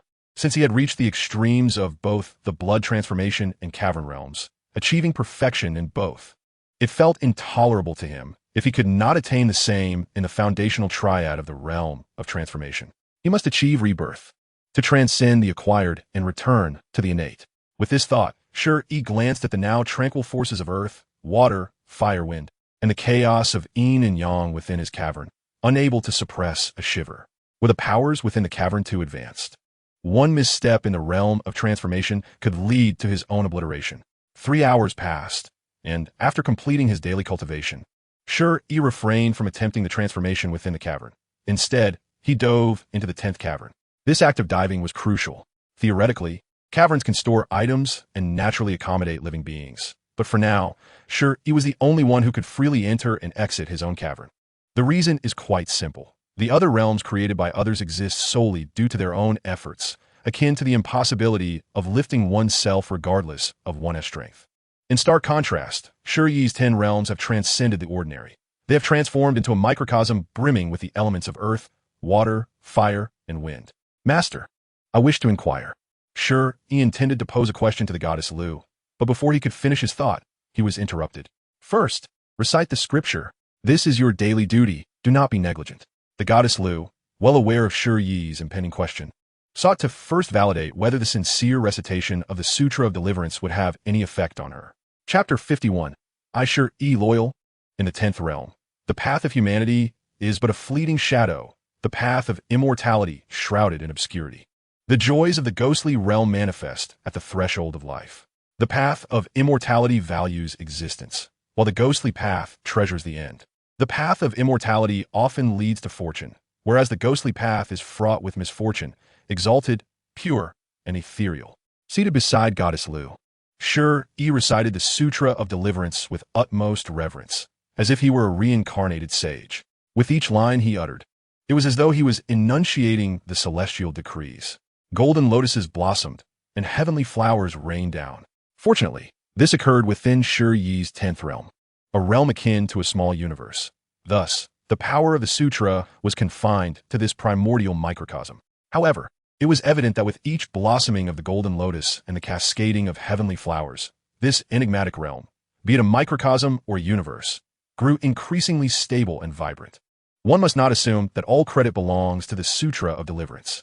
Without goddess Liu personally stabilizing the elements of earth, water, fire, and wind, and untangling the chaos of yin and yang, the sutra would have been powerless against the tumultuous forces within the 10th realm.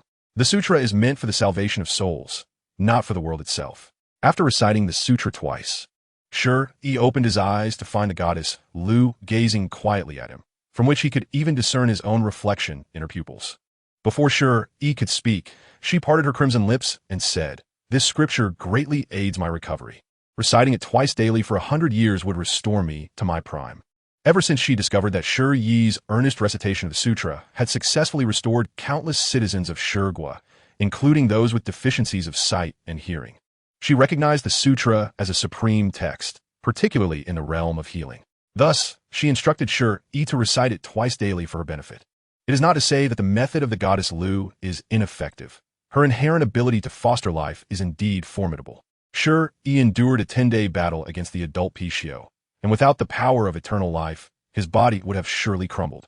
However, due to her grievous injuries and severely damaged foundation, the power of regeneration merely ensured her survival. To restore her foundational injuries, she must proceed gradually, for haste would yield no results. The method of the goddess Liu predominantly focuses on immortality, enabling her to undergo a rebirth from the moment her vitality began to resurge. Her inherent power multiplied geometrically. Given sufficient time, regaining her status as an immortal sovereign is not an impossible feat. Yet healing her damaged foundation is a daunting endeavor that would require at least 100,000 years. A century is an interminably long span. Unless she were to venture through the primal gate to seek opportunities in the realm C, it would be improbable for her to regain her immortal sovereign status within 10,000 years. However, she was taken aback by the realization that Shi Yi's devoted recitation of the sutra could indeed mend her foundational injuries, revealing that the sutra is far more profound than it appears.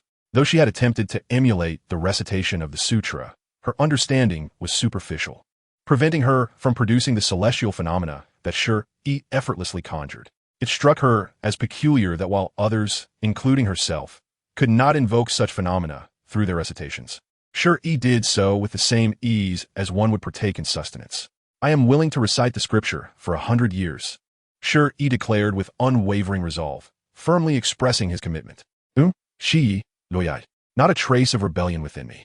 While Shi Yi was unfamiliar with the full extent of the goddess Liu's prime, he was not devoid of intellect. Given her assertion, could he possibly express any dissent? Fortunately, through the sincere recitation of the sutra, he found that he was both delivering others and himself. With each devout recitation, he felt a purification, both physically and spiritually, benefiting himself as well. Thus, he resolved to continue. After a few breaths, the goddess Liu spoke. You wish to ask how to safely undergo the transformation of spirit? Residing within Shi Yi's 10th realm, she discerned his thoughts, understanding his concerns regarding the transformation of spirit. Yes, Master, Shi Yi replied, sitting closely beside her, their shoulders touching, inhaling the natural fragrance emanating from her, which invigorated his spirit. The complexity of your realm's power is indeed extraordinary. To reach the pinnacle of the transformation of spirit is no trivial matter. It may even entail life-threatening risks. The goddess Liu gazed at the 10th realm, where the seemingly tranquil elements of earth, water, fire, and wind concealed an undercurrent of tumult. Had she not personally subdued them, Shi Yi, given his current cultivation, would never have been able to set foot in this 10th realm.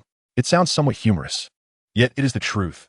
Shi Yi's 10th realm was birthed from the evolution of 13 scriptures, and he could only recite the Sutra of Deliverance among them. Please, teach me, Shi Yi implored, grasping the goddess Liu's delicate hand, presenting an expression of pitiful desperation that left one wondering if he intended to defy his master or merely sought her assistance. You may enter the realm of illusory spirits, which can fully replicate your body and realm, existing solely as a manifestation of spiritual will. Within it, you can attempt to break through to the transformation of spirit, sculpting your true self and evolving your spirit realm, shedding the confines of your physical body and soul. The goddess Liu subtly extricated her hand from his grasp. She did not dislike Shi Yi, but was unaccustomed to such an approach, sensing lingering impure thoughts within him. The illusory spirit realm for the transformation of spirit? Shi Yi lowered his head, contemplating whether the illusory spirit realm could facilitate his safe transformation, for he genuinely feared recklessly undertaking that process. The elements of earth, water, fire, and wind, alongside the chaos of yin and yang. He felt that even a slight brush with them could lead to his demise. As for the illusory spirit realm, Shi Yi had entered it several times before and possessed a fair understanding of it, recognizing it as a purely spiritual domain, the virtual world of consciousness he had longed for in his past life. However, he was not entirely familiar with its essence, knowing only that it was a creation of ancient beings who collaborated to construct this wondrous virtual spiritual world through their collective spiritual insights. Gaining entry was not difficult. Within the 8 domains of the lower realm, one could access it simply by reaching the blood realm. Upon sensing the illusory spirit realm with one's spiritual power, one's consciousness could enter. Yet, there were stringent conditions for entering the illusory spirit realm, namely that one must be situated within the ancient kingdom to perceive its existence through spiritual awareness.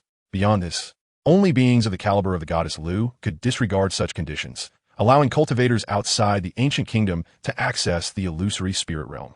However, over the past 5 years, the goddess Liu had never mentioned this, and Shi Yi had not inquired, remaining unaware of her extraordinary abilities. In Shi Yi's established mindset, to enter the realm of the void deity, one must dwell within an ancient nation, akin to a signal base station, in desolate areas like the Great Wilderness. The signals of the void deity are utterly unattainable. Given this, why does such a stringent condition exist? According to age-old traditions, it is only through a nationwide ritual of offerings to the heavens that an entire ancient nation gains recognition and, subsequently, the blessings of the void deity. Only then can the cultivators within that ancient nation attain the privilege of freely entering and exiting the realm of the void deity. Presently, within the desolate territories, only the Stone Nation and the Fire Nation have received the blessings of the void deity. Only by residing within these two great ancient nations can one sense the realm of the void deity with their spiritual energy. Shi Yi, situated in the boundless wilderness, lies far from the ancient nations and lacks any offerings to the heavens. Thus, entering the realm of the void deity is naturally impossible. She has not entered for 5 years. Now, he wishes to explore the void deity's realm and attempt to transform the spirit cave heaven. Chapter 52, Oblivion Determined. Shi promptly closed his eyes and began to communicate with the ethereal realm of the void deity using his spiritual energy. His consciousness drifted through the void, embarking on a journey beyond the mundane. It did not take long before he sensed a hazy portal ahead, shrouded in mist and obscured in ambiguity. Approaching this indistinct gateway, Shi, composed entirely of spiritual energy, gently pushed it open. As per usual, before he could even react, he was instantaneously drawn into another world. This was the realm of the void deity, a virtual domain composed purely of spiritual energy, a world with an almost perfect authenticity. However, Shi soon discerned something amiss.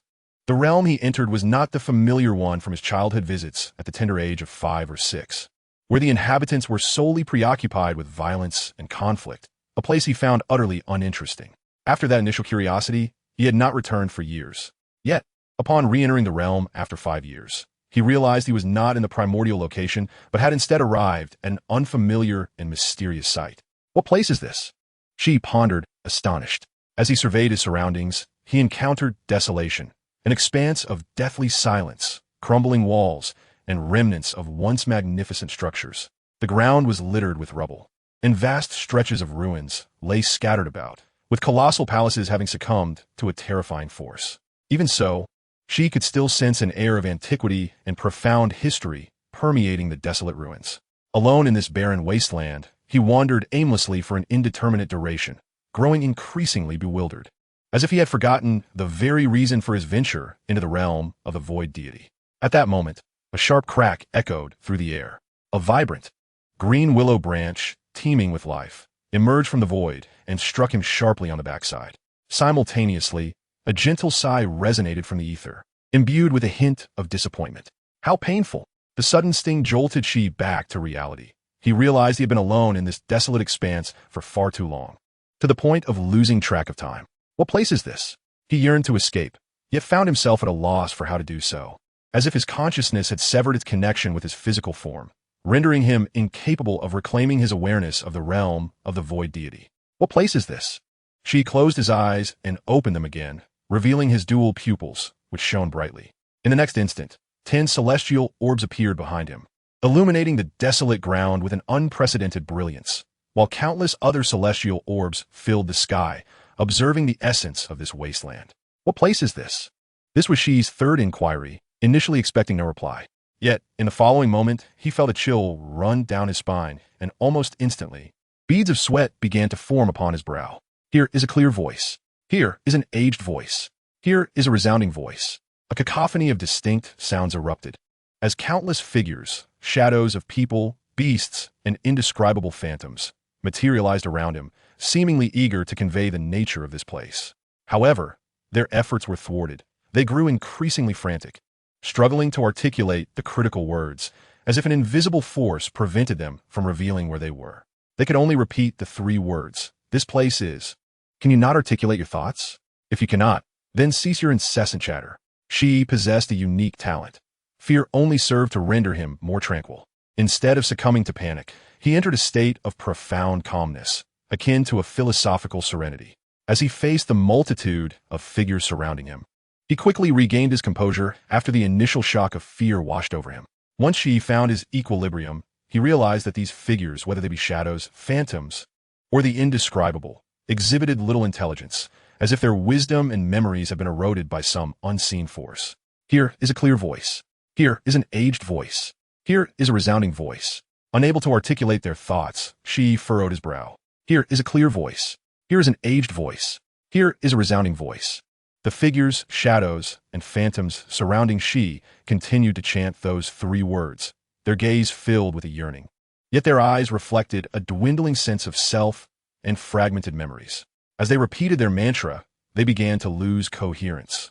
The urgency of their speech escalating until they could barely utter the 3 words. They forgot why they had come here and what they wished to convey to Shi. Clearly, they too were succumbing to oblivion, forgetting themselves and Shi, just as he had begun to forget his purpose and destination before being struck by the willow branch. Here is a clear voice. Here is an aged voice. Here is a resounding voice. The figures, shadows, and phantoms ceased their encirclement around Shi, dispersing voluntarily. Here is a clear voice. Here is an aged voice. Here is a resounding voice. One figure forgot a word, forgetting how to speak. This voice is clear. This voice is aged. This voice is resounding. As they forgot 2 words, they gradually fell into confusion. Finally, from whence they came to where they were going, the figures, shadows, and phantoms forgot everything, slowly vanishing as if they had never existed, dissipating without a trace. Yet, their disappearance did not grant Shi relief. Rather, it heightened his vigilance. As he began to sense the lurking dangers of this place. Oblivion. This is a realm capable of inducing forgetfulness, and he must escape swiftly from this cursed place. Otherwise, his consciousness may be eternally trapped here. But where exactly is this? What am I doing here? A multitude of questions suddenly surged in Shi Yi's mind. He felt as though he was on the verge of forgetting something significant, a matter he knew he must not forget under any circumstances. Damn it! His thoughts were in disarray, and his consciousness began to blur, just as a vibrant green willow branch, brimming with life, was about to lash out at him.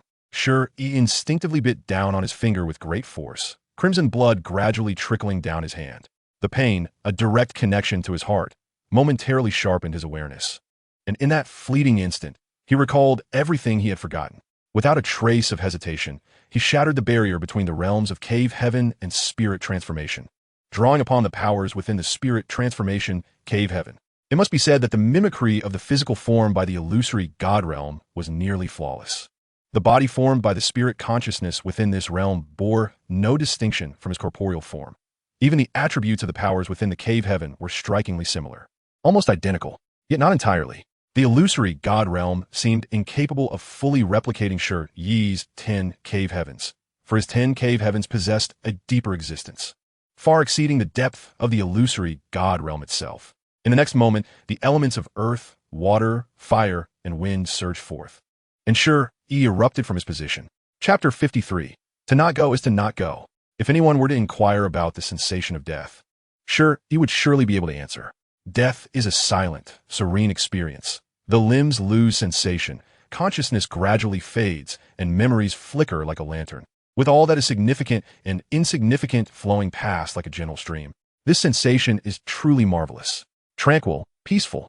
At the moment the elements surged, Shi Yi felt the disintegration of his body.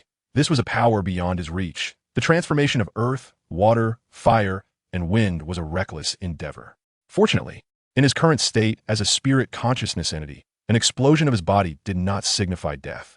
With 13 protective pathways safeguarding his soul's consciousness, no one could obliterate his essence.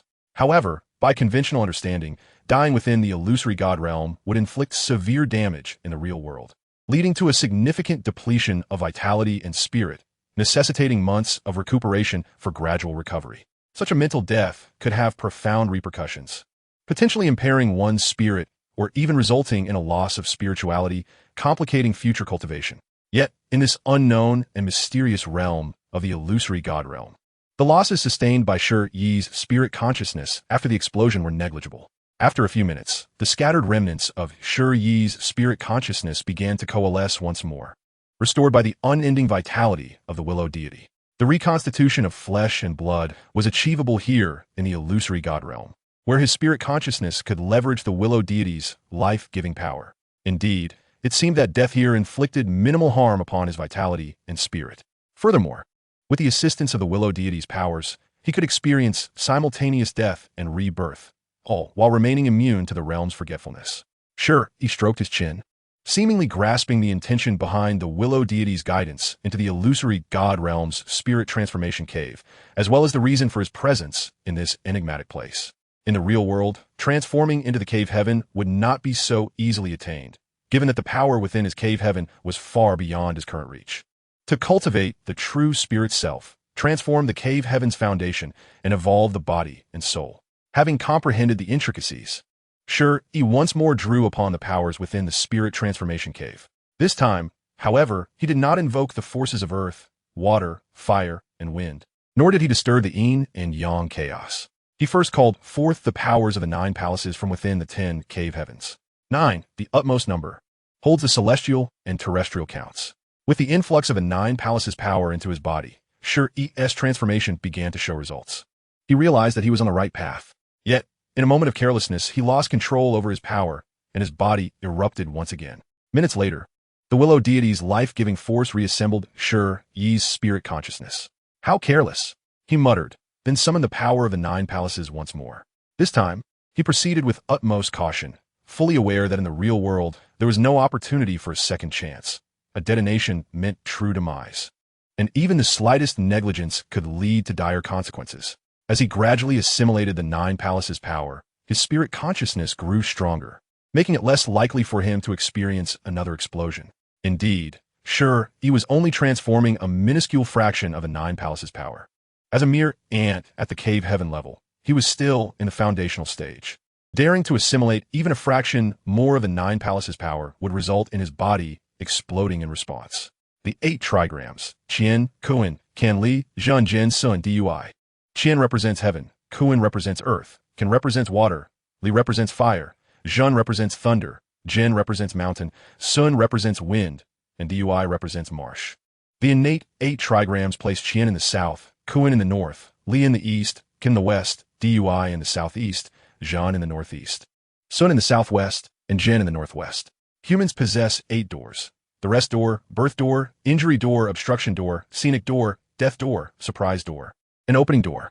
Learning from the lessons of the 9 palaces, and with his inherently cautious nature, Shi Yi invoked the power of the 8 trigrams from within the 10 cave heavens without triggering any unforeseen incidents. As the 8 trigrams' power was gradually transformed, his spirit consciousness became increasingly solidified and stable. If the 9 palaces' power served as the foundational material, the 8 trigrams' power acted as the foundational support. Shi Yi's spirit consciousness was akin to a structure built upon the 9 palaces and 8 trigrams. Now, as long as he did not introduce an excessive amount of cave heaven power all at once, his spirit consciousness would not suddenly rupture. The 7 stars, Tian Shu, Tian Xian, Tian Ji, Tian Quan, Yu Heng, Kai Yang, Yao Guang, corresponding to the Big Dipper, Tian Shu Greedy Wolf, Tian Xian Giant Gate, Tian Ji Fortunate Star, Tian Quan Literary Star, Yu Heng Honest Star, Kai Yang Martial Star, Yao Guang Breaking Army. Humans possess 7 emotions: joy, anger, sorrow, contemplation, happiness, fear, and surprise. The 7 stars and 7 emotions remain stable. However, Shi Yi felt an intuitive awareness that his control over his emotions had reached a level where joy and anger no longer manifested on his countenance. Indeed, with his meticulous demeanor, he required formidable emotional control to prevent others from discerning his innermost thoughts. Yet Shi Yi felt, the power of the 7 stars and 7 emotions has been only partially comprehended by me. I've grasped the 7 emotions, yet the 7 stars remain shrouded in mystery. The 6 harmonies encompass the body, heart, intent, energy, essence, and spirit. The body harmonizes with the heart aligns with intent merges with energy. Energy unites with essence connects with spirit, and spirit transcends into the void. Each of the 6 spirits in humanity is indispensable. Humanity possesses 6 desires: life, death, ear, eye, mouth, and nose. The 6 harmonies and 6 desires stand steadfast as a rock. I, Shi Yi, perceive that the fortitude of my physical form has ascended to an unprecedented echelon. Once again, I am prepared to engage in battle with an adult Pishio, confident that I can sever its head within half a day. The 5 elements, metal, wood, water, fire, and earth, represent benevolence, wisdom, faith, righteousness, and propriety, collectively known as virtue. The 5 primordials consist of original nature, original spirit, original essence, original emotion, and original vitality. The cosmos and all its manifestations reside within these 5 elements. The power of the 5 elements stabilizes the spirit. At this juncture, my spiritual consciousness will no longer shatter. The 5 elements serve as the foundation of all existence, ensuring that my subsequent transformation into spirit is a smooth journey.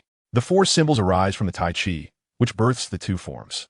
These 2 forms give rise to the 4 symbols, where yin and yang are distinctly defined: lesser yang, greater yang, lesser yin, and greater yin.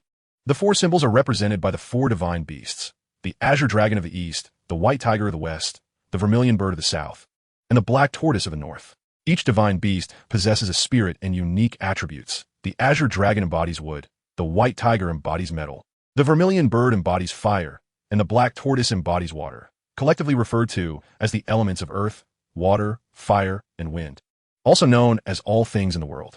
The power of the 4 symbols encompasses earth, water, fire, and wind. My complexion shifted between shades of blue and white as I transformed the elements of earth, water, fire, and wind. I could genuinely sense their formidable strength, for even a mere wisp of these elements could obliterate my former self. Fortunately, I have the foundational powers of the 9 palaces, the 8 trigrams, the 7 stars and 7 emotions, the 6 harmonies and 6 desires, and the power of the 5 elements, allowing me to successfully transform even this insignificant wisp of earth, water, fire, and wind. The 3 talents consist of heaven, earth, and humanity, with the dual energies of yin and yang giving rise to the cosmos. Heaven and earth nurture humanity. The 3 talents emerge, encompassing the way of heaven, the way of humanity, and the way of earth, harmonizing the 2. The 3 talents, heaven, earth, and humanity, are illuminated by the 3 luminaries, the sun, moon, and stars. The 3 flowers gather at the crown, while the 5 energies converge towards the origin.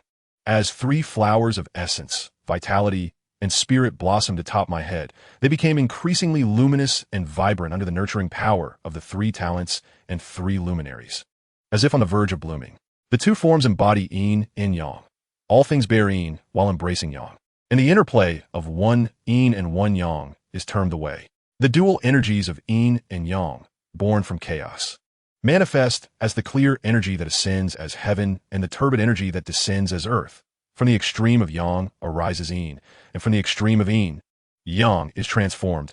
Encapsulating the essence of yin and yang in Tai Chi, my demeanor grew increasingly tranquil as the glow of my spiritual consciousness gradually illuminated, displaying the dual hues of yin and yang reminiscent of the primordial chaos, evoking an enigmatic and inscrutable sensation.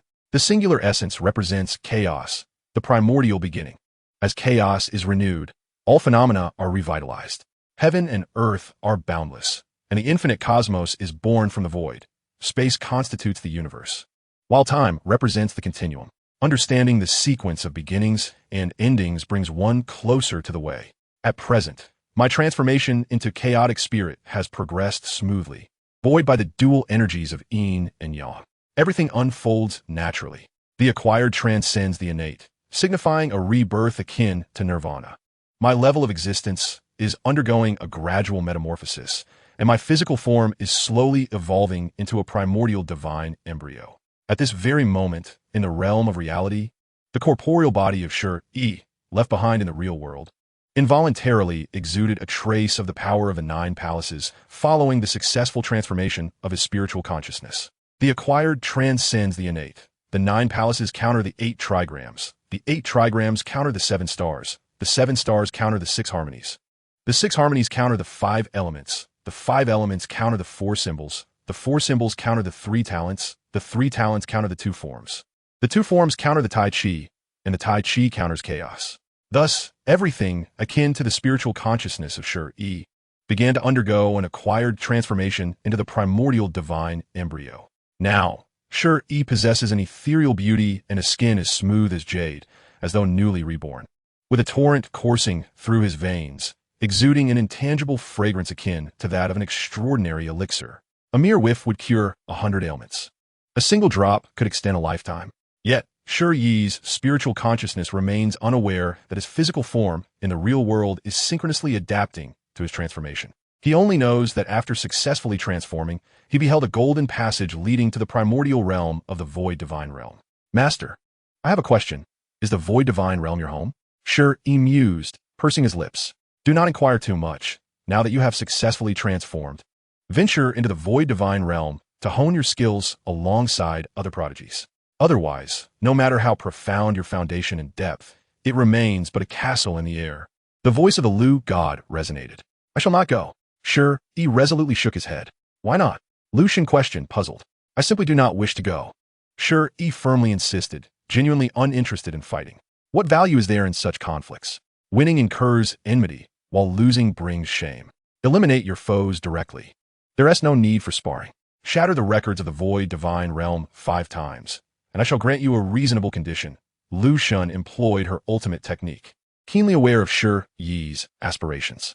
Although her request was somewhat peculiar, she sensed that by channeling Shi Yi's ambitions, he might indeed unleash a fervor that could astonish even her. Obsession and Delusion. Chapter 54. Brother, where are you? Obsession and delusion may differ by a mere character, yet they are worlds apart.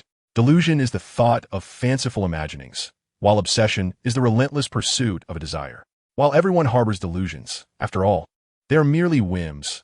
Few possess the unwavering obsession that drives them toward an unwavering goal. Most mortals experience fleeting passions, making it challenging to harbor absolute obsession for a person or cause.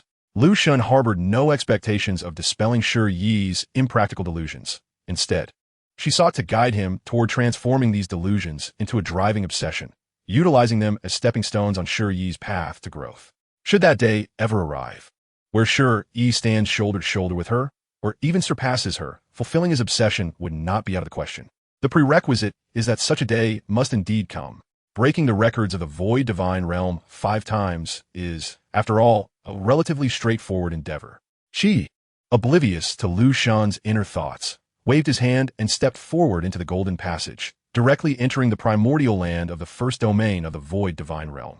His understanding of the void divine realm was limited. He only knew it to be a mysterious virtual spiritual world with the blood relocation realm situated in the initial territory, officially known as the first domain.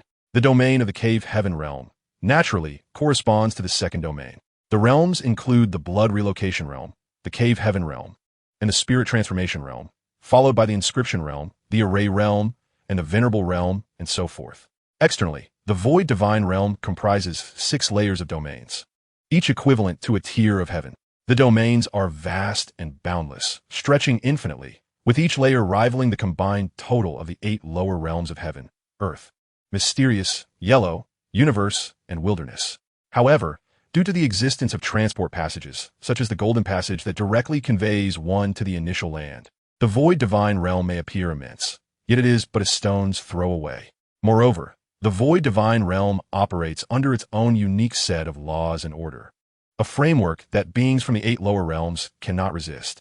For instance, in the initial territory of the first domain, regardless of the strength of your corporeal form in the real world or the height of your true realm, the spiritual consciousness formed within the void divine realm can only exert the power of the blood relocation realm. As Shi Yi departed from the Wuwang mansion, he found himself in the realm of the blood transition, having only visited the initial domain of the virtual spiritual world a few times. There, he had observed that the beings inhabiting this place were solely preoccupied with brawling, which he found rather tedious, leading him to refrain from returning. In this ethereal realm, there were myriad pursuits to engage in, yet all he encountered were brutes, fixated on combat. Now, as Shi Yi traversed the golden passage once more and stepped into the first domain of the virtual spiritual world, he was met not with the air of decay and ruin, but rather with a refreshing breeze that enveloped him in a sense of unparalleled comfort. He could hardly recall the dismal place he had previously encountered, rife with debris and decay, where his spiritual energy could not even connect with the virtual spiritual world, rendering him incapable of leaving.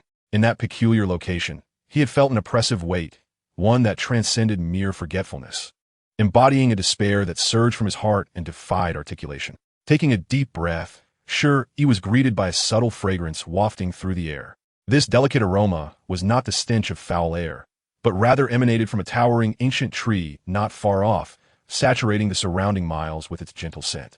In Shi Yi's heart, he recognized the magnificence of the virtual spiritual world. The air, the moisture, the trees, indeed, everything reached an astonishing level of realism, all capable of being replicated here.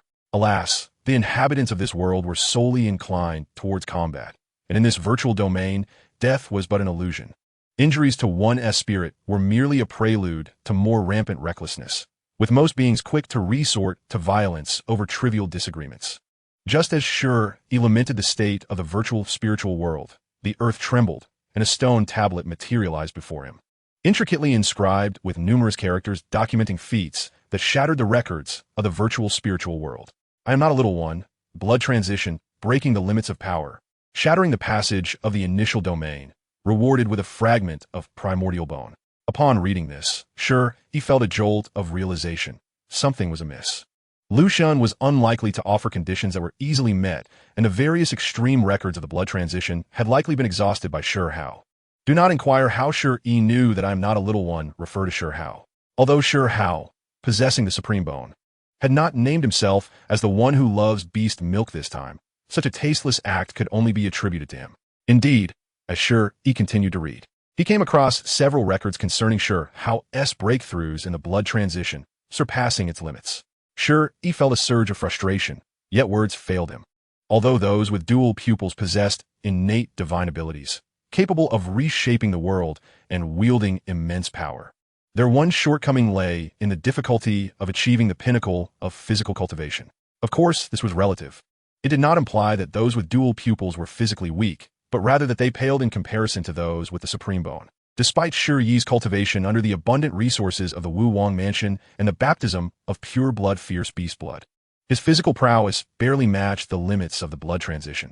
Conversely, Shi Hao, endowed with the supreme bone, experienced significant enhancement in his physical form, particularly in the early stages, easily surpassing the limitations of the blood transition. After contemplating for several minutes, Shi Yi waved his hand to dismiss the stone tablet and began to communicate with the virtual spiritual world, reaching out to I am not a little one. The virtual spiritual world, being a simulated realm of consciousness, bore resemblance to reality but was not absolute. Thus, communication through it was feasible. However, whether one receive a response was an entirely different matter. Yi-gege. The voice of Shi Hao remained as innocent as ever. Brother, where are you? Shi Yi's tone was direct. I am currently. After much stammering, Shi Hao finally elucidated his location. It was no surprise he was disoriented. After recklessly shattering the passage of the initial domain, he had plummeted into an uncharted territory. Stay put, I'll come to you. Once Shi Yi had ascertained his precise location, he once again harnessed his spiritual energy to communicate with the virtual spiritual world. The golden passage emerged from a void, and without looking back, he stepped into it. In the virtual spiritual world, the golden passage served as a comprehensive teleportation portal, allowing direct transport to any accurate coordinates. Moreover, it was the sole means of exiting the virtual spiritual world. Failure to summon the golden passage after communicating with it signified that one's spiritual consciousness would be eternally trapped within. Shi Yi's earlier panic stemmed from his inability to elicit a response from the virtual spiritual world. Fortunately, after successfully manifesting his spirit, the golden passage appeared before him, as if emerging from a network delay. In the virtual spiritual world, the first domain, amidst endless volcanoes, lay a desolate expanse, even by the standards of this realm. Here, the air was thick with the heat and molten rock of erupting volcanoes, rendering it inhospitable for most beings of the blood transition. At that moment, a phantasmal golden passage descended from the heavens, solidifying Shi Yi's form. Chapter 55, Yi-gege. I'm sorry. With a resounding thud, akin to a meteorite crashing down, the instant Shi Yi materialized, a small figure collided into his embrace. Evidently, this diminutive figure was none other than Shi Hao, sporting a high ponytail. Although at 8 years old, he was hardly small. His hairstyle and naive demeanor made him appear like an eternally youthful child. Consequently, he had adopted the moniker, I am not a little one within the virtual spiritual world, seeking to convey to others that he was no longer a mere toddler, but indeed 8 years of age. Regrettably, due to his mother, Qin Yi Ning, Shi Yi still exhibited a certain childlike innocence, lacking the opportunity to mature or gain wisdom. His attire and demeanor leaned towards the juvenile and pure. Had it not been for the recent upheaval at the Wuwang mansion following the hunt for an adult Pishio, which had nudged his thoughts towards maturity, he might have remained the same naive and carefree little one. Yi-gege, Shi Yi exclaimed, tilting his small face upwards, visibly elated. My stomach hurts. Shi Yi felt a wave of discomfort, as if his insides were churning. Currently located in the initial domain of the virtual spiritual world, his strength was forcibly suppressed to that of the blood transition. Shi Yi, having always possessed the complete and unsevered supreme bone, thrived under its nurturing. Few could rival him in the blood transition. Had Shi Yi not reached the limits of the blood transition himself, this collision would have sent him reeling. The fact that he only felt discomfort indicated that Shi Yi had not surpassed him, at most achieving stalemate. Yet, what appeared to be a tie was, in reality, a slight loss for Shi Yi, for the dual pupils did not enhance the physical form at all. Additionally, Shi Yi's presence in the virtual spiritual world was merely as a spiritual consciousness, not his true self, were he in the real world. Shi Yi's head but would not have been enough to inflict any pain upon him. Shi Yi's physical prowess is a culmination of various influences, a portion derived from the baptism of the true blood of adult ferocious beasts, another from the elevation granted by the 10 caves heaven, and yet another from the stage of spiritual transformation. The foundational realms of blood movement, cave heaven, and spiritual transformation are intricately interconnected, with each step strengthening the next. Having successfully attained the spiritual transformation of the cave heaven, Shi Yi's foundation is unparalleled, a feat unmatched by any before or after. Yet, as the saying goes, only living prodigies are true prodigies, no matter how profound one's heritage or foundation. If fate is unkind and one meets an untimely demise, they remain a false prodigy. Although Shi Yi has laid a solid groundwork within the foundational realms, he must proceed with caution, as survival remains paramount. Brother Yi, I'm sorry. Shi Yi retracted his head, clearly realizing the folly of his impulsiveness. He gazed at Shi Yi with trepidation, fearing that his brother might harbor resentment towards him for his rashness. Shi Yi is a person who places immense value on familial bonds and brotherly affection. Despite the 5 years of separation that have rendered him somewhat unfamiliar with the significantly changed Shi, the words, "You are not a calamity," spoken by Shi, have allowed this little one, often burdened by the grievances of his kin and the disdain of relatives, to experience warmth from family. An elder brother is like a father. Following the passing of the ancestors, such as Shi Yi, Shizling, and Wang of Shihongshan, within the martial king's residence, Shi, as the direct descendant, naturally holds the highest status. Shi Yi, like others in the martial king's residence, regards Shi as their pillar of support. While not necessarily obedient, there's a profound respect for Shi, the wielder of the dual pupil. A dual pupil wielder, a sage. Almost everyone believes that with Shi's establishment of the 10 caves heaven, he can lead the martial king's residence to greatness once more, becoming an indomitable force in the lower realms. I'm fine. Shi affectionately ruffled Shi Yi's hair, having calmed down and noticing his brother's anxious demeanor. He found himself at a loss for words. Free from the calamity of having his supreme bone extracted, he had lived a carefree life. Although both Shi Yi and Shizling had passed, Yue Chan and Qin Yi Ning were still alive. In a single-parent family, there remains family, not solitude and destitution. Thus, neither he nor Shi Yi has ever lacked maternal love. Shi, having lived a second life, has experienced Yue Chan's almost obsessive affection, allowing him to retain his true self. However, Shi Yi's situation differs. While Qin Yi Ning may not shower him with affection as Yue Chan does, she clearly lacks the ability to nurture a child, leaving Shi Yi somewhat naive. His eyes, filled with innocence, lack the heart of a warrior. Moreover, the departure of his father and grandfather has undeniably saddened Shi Yi. Yet when the heavens collapse, a tall figure stands to bear the weight, relieving him of the burden. In the present martial king's residence, with Shi at the forefront, Shi Yi finds a brother to lean on, while the pressure on Shi intensifies as he strives to avenge their kin. As for Shi Yi, his burden in this regard is minimal, and after engaging in sparring, he is convinced that Shi will surely exact revenge. This may sound peculiar, yet it is human nature. Shi Yi is not inherently inclined to shoulder every burden alone. Given the chance, he too wishes to experience the feeling of being protected, rather than bearing all hardships in solitude. Perhaps, with such a mindset, Shi Yi's path may have strayed, lacking the trials and tribulations needed to reach the end. However, no one is destined from birth to endure the sufferings of the world. After a few minutes, you reckless fool. You meddled with the passage to the initial land of the Void God realm, and now it's damaged. Aren't you afraid of being unable to leave? She scolded Shi Yi, finally recalling his true purpose for being here, to reprimand this reckless little brat. You meddled with the initial land passage. Aren't you concerned about being trapped? I was just testing its strength. I never expected to succeed. Shi Yi replied, cradling his head. Refrain from such actions in the future. The Void God realm has its temperament. Be cautious, or you may find yourself unable to enter again. She warned Shi Yi, wishing to prevent him from engaging in further reckless behavior. The possibility of being trapped is no trifling matter. Should one's spiritual consciousness become ensnared in the Void God realm, it would pose a significant problem. However, he could not openly discuss the risk of being trapped, as the Void God realm evidently possesses its own will. It is wiser to avoid unnecessary complications, as one never knows how speaking out might lead to unforeseen consequences. Brother Yi, I was wrong, and I won't dare to do it again, Shi Yi said, lowering his head in contrition. As always, an elder brother is like a father. Aside from his biological mother, Qin Yi Ning, the person Shi Yi is closest to is undoubtedly Shi Yi. Recognizing your mistake is good. Such boundaryless actions must not be repeated. Our martial king's residence currently lacks ancestors, leaving only our younger generation. We must not be arrogant. We must remain cautious in our daily lives, diligently cultivate, and seek to eliminate those pure-blood ferocious beasts as retribution for our kin. She chose not to pursue the matter further, trusting that Shi Yi is not one to speak insincerely.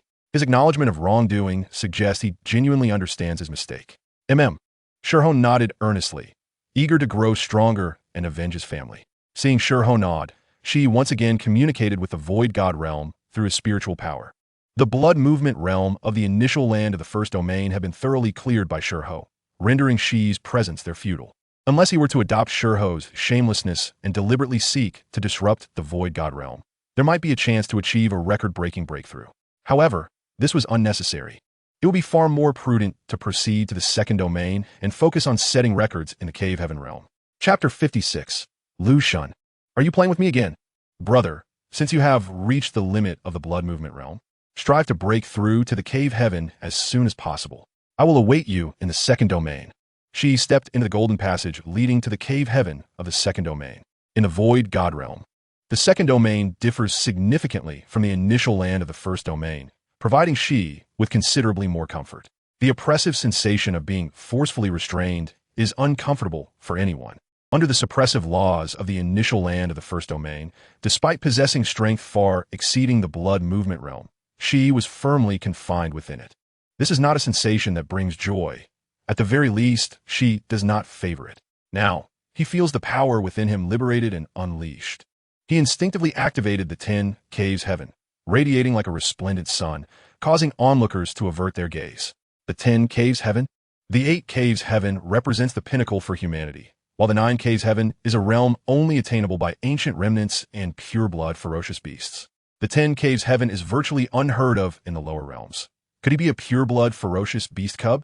No, I recognize this person. He is not a pure-blood ferocious beast cub. He is Shi Yi, the prodigy of the martial king's residence, known as the innate sage. A dual-pupil wielder with the potential to attain divinity. I never expected to encounter him here. The martial king's residence, the Rain Clan, and the Demon Spirit Lake. I thought they were all annihilated. This incident even stirred the other 7 realms. It is the first time so many human powerhouses have fallen. Stop spreading rumors. The ancestors may have perished, but the younger generation remains unharmed. Those pure-blood ferocious beasts still hold reservations. They do not dare to unleash a massacre in the imperial capital of Shurgua. Little Stone Hao and the Dual-Eyed Stone Yi are both prodigies of the martial king's mansion. As long as these brothers are alive, the mansion will never truly fall into obscurity. One day, it shall rise again. It is evident that Stone Yi's chosen location is far from desolate. This time, he is settled in a bustling area, teeming with not only humans, but also ancient remnants, and even a few pure-blood ferocious beasts observing him from a distance.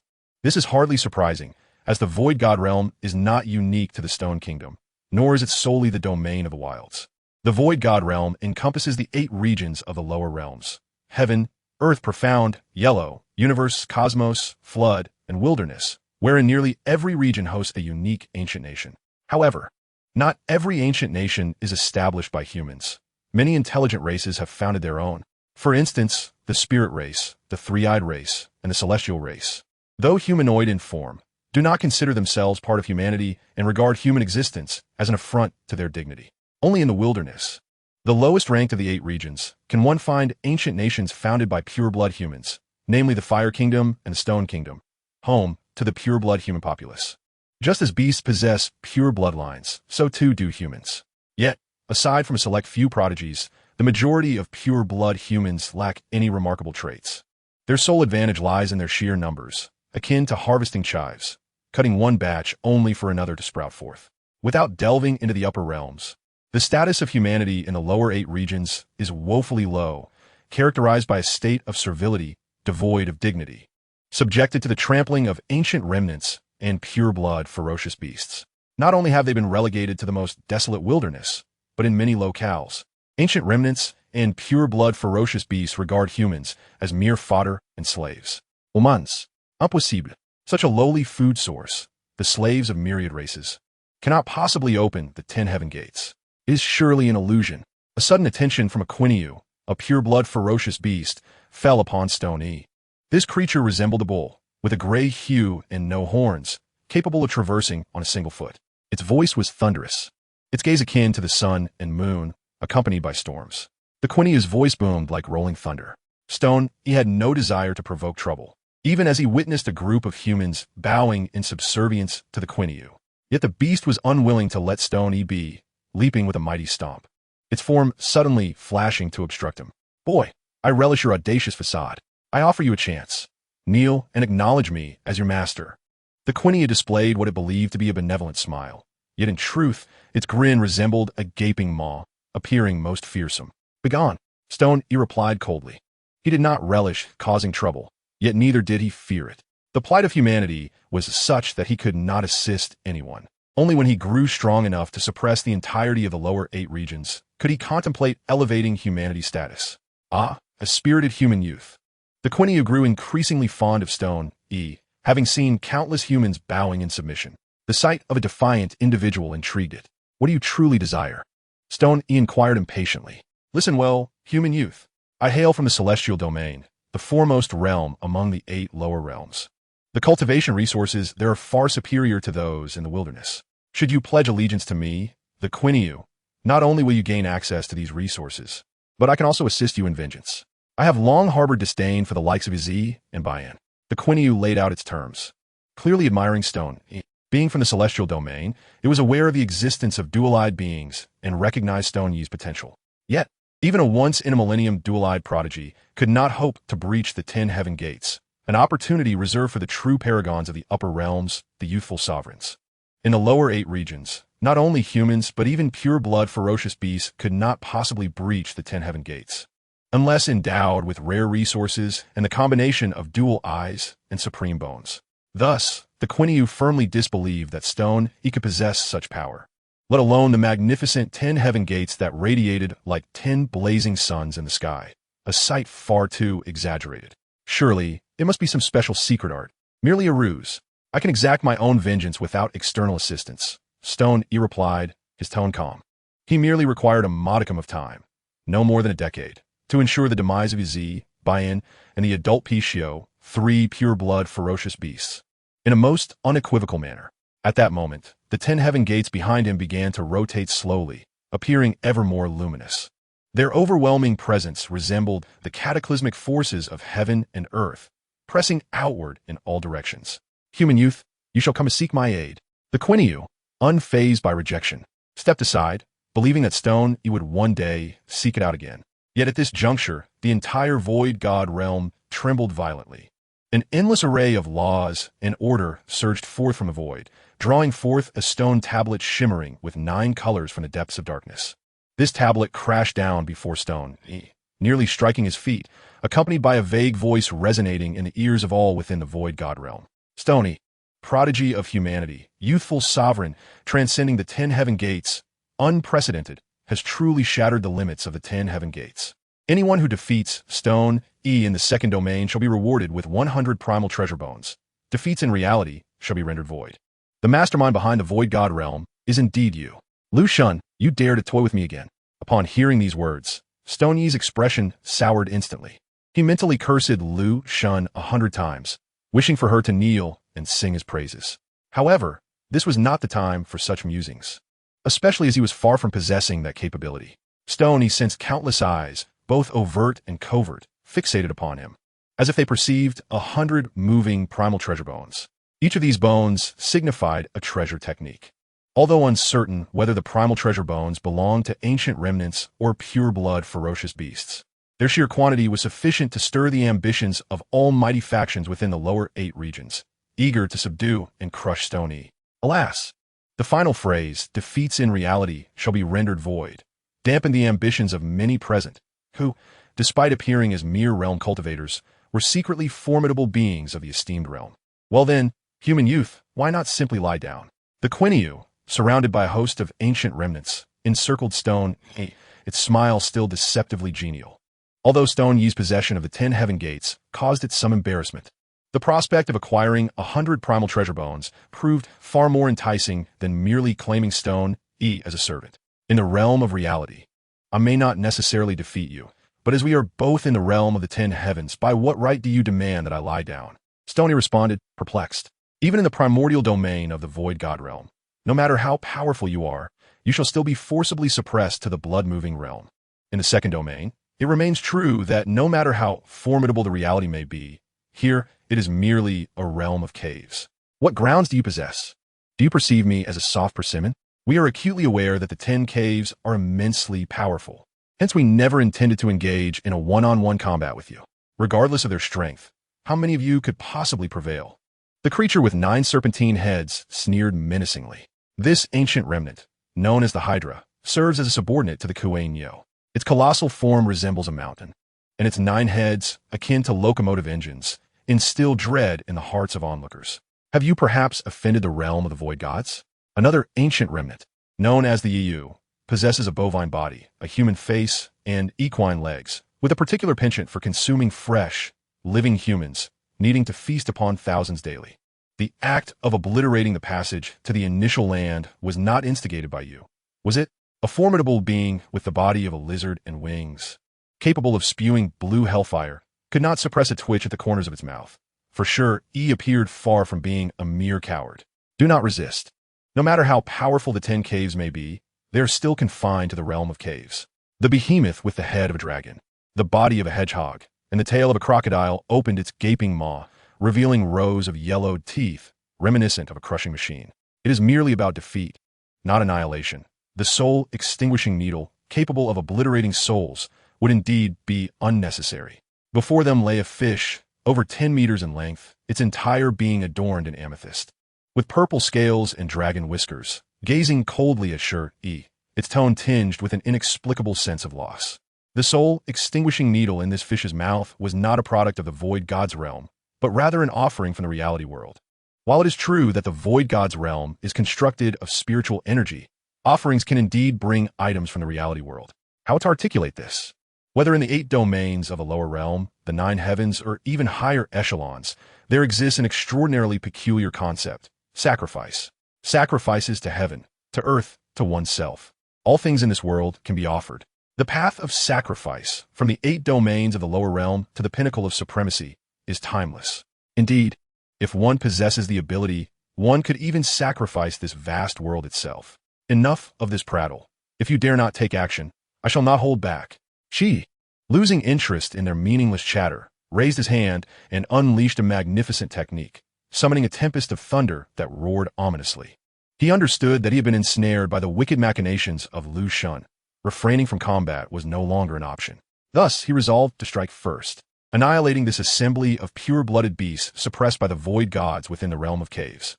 We are of the same level. Should I fear you? Even if you resort to underhanded tactics, what of it? I am Shi Yi, destined to subdue all adversaries in this world. Before long, as the 9-colored stone tablet descended, a vague voice resonated throughout the entire void god's realm. As Shi Yi's name echoed through the 8 domains of the lower realm, countless individuals began to converge upon the 2nd domain of the void gods. Golden pathways transformed into a cascade of golden rain, with figures materializing from the void, causing a surge of humanity. Naturally, it was not solely humans. Pure-blooded beasts, ancient remnants, and humanoid beings flocked here, some drawn to pay homage to the 10 caves, while others sought to vanquish Shi Yi. Fortunately, as it was merely a matter of defeat and not death, and given the ineffectiveness of defeating someone from the reality world, Shi Yi was spared the consideration of fleeing with his family. On a nearby hillside, two women stood side by side. The harbinger of calamity was indeed deserving of its name. The Rain Clan, the Martial King's mansion, the Demon Spirit Lake, all those ancient ancestors perished due to him. Now, having just destroyed the passage to the initial land, he had also brought misfortune upon his brother, Shi Yi. A voluptuous girl from the Rain Clan gazed at Shi Yi, who was embroiled in a fierce battle against pure-blooded beasts and numerous ancient remnants, her perception of Shi Hao diminishing further. Though Shi Hao was also a prodigy of the Martial King's mansion, and many once held high hopes for him, he had a penchant for attracting trouble and was, in essence, a calamity incarnate. ZMO, is that Shi Yi? A woman with a gentle appearance and exquisite features, significantly more mature than the Rain Clan girl, who appeared to be around 20, exuding an air of nobility and elegance. At that moment, she gazed intently at Shi Yi, her eyes filled with tenderness, mingled with a hint of peculiarity. She had not anticipated that the young consort her father had betrothed to her would indeed be so young. A child groom? Yes. The 16th princess. He is Shi Yi, not only the future of the Martial King's mansion, but also the future of our Rain Clan. Currently, only I and Shi Yi's mother remain of the Rain Clan. The once great lineage has long since faded into obscurity. As the Rain Clan girl finished speaking, her tone suddenly turned somber.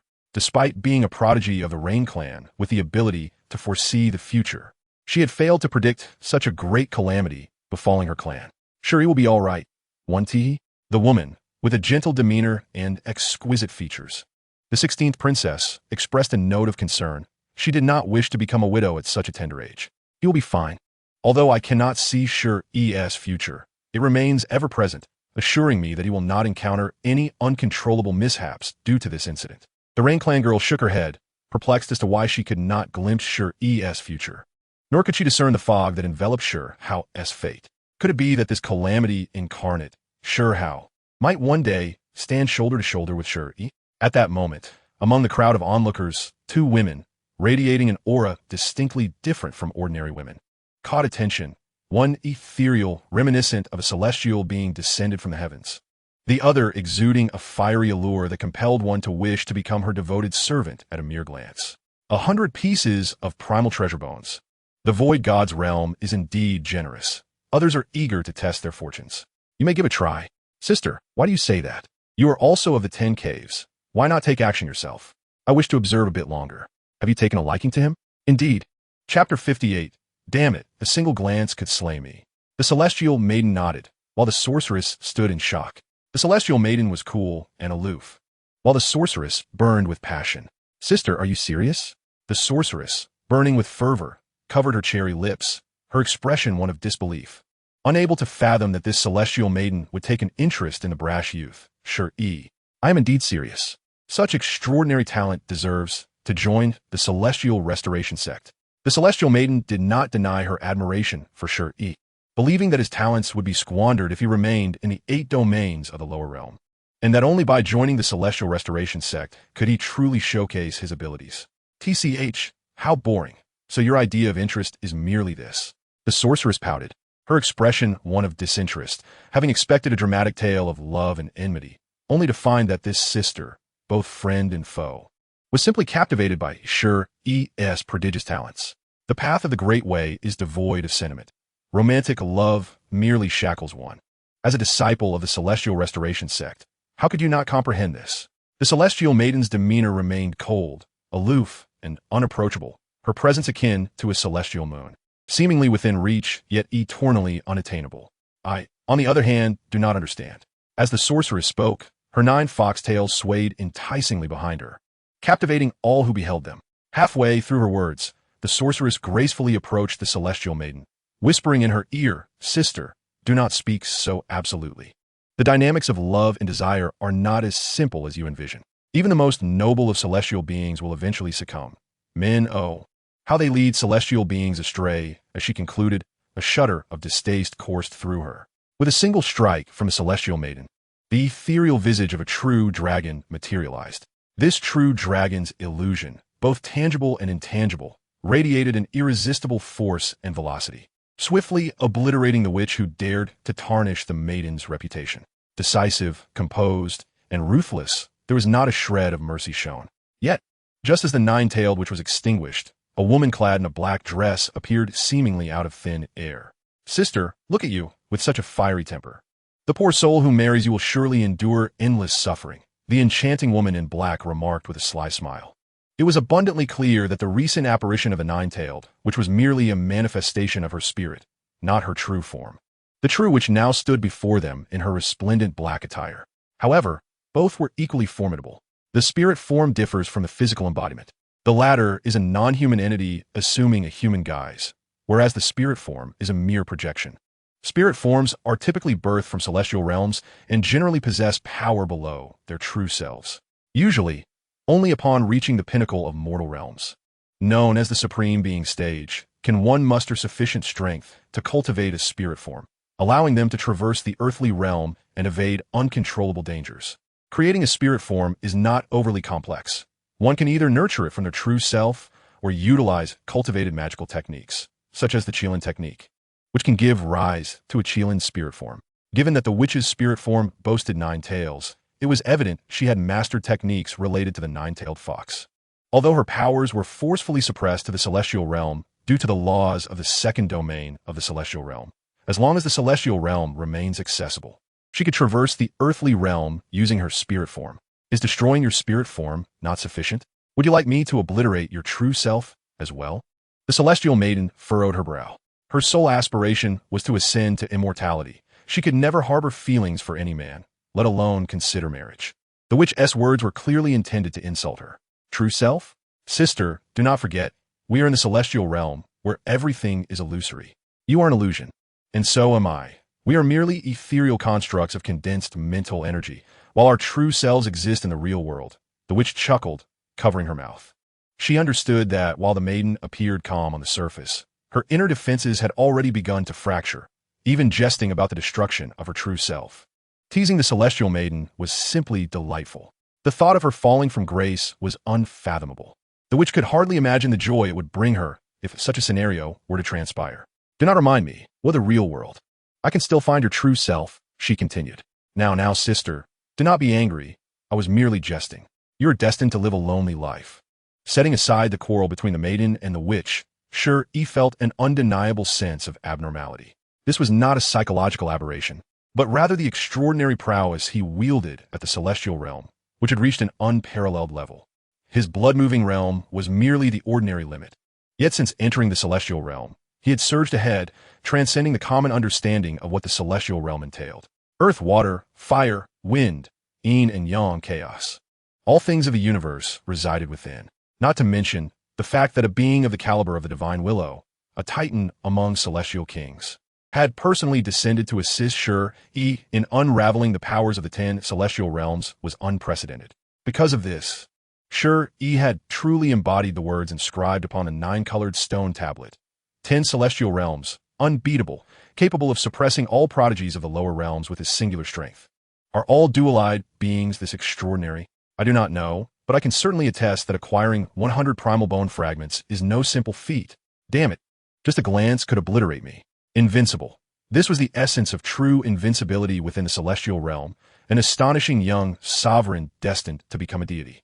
The celestial realm served as a foundation, and I perceive that this human youth's innate talent extends far beyond mere divinity. He might even achieve immortality.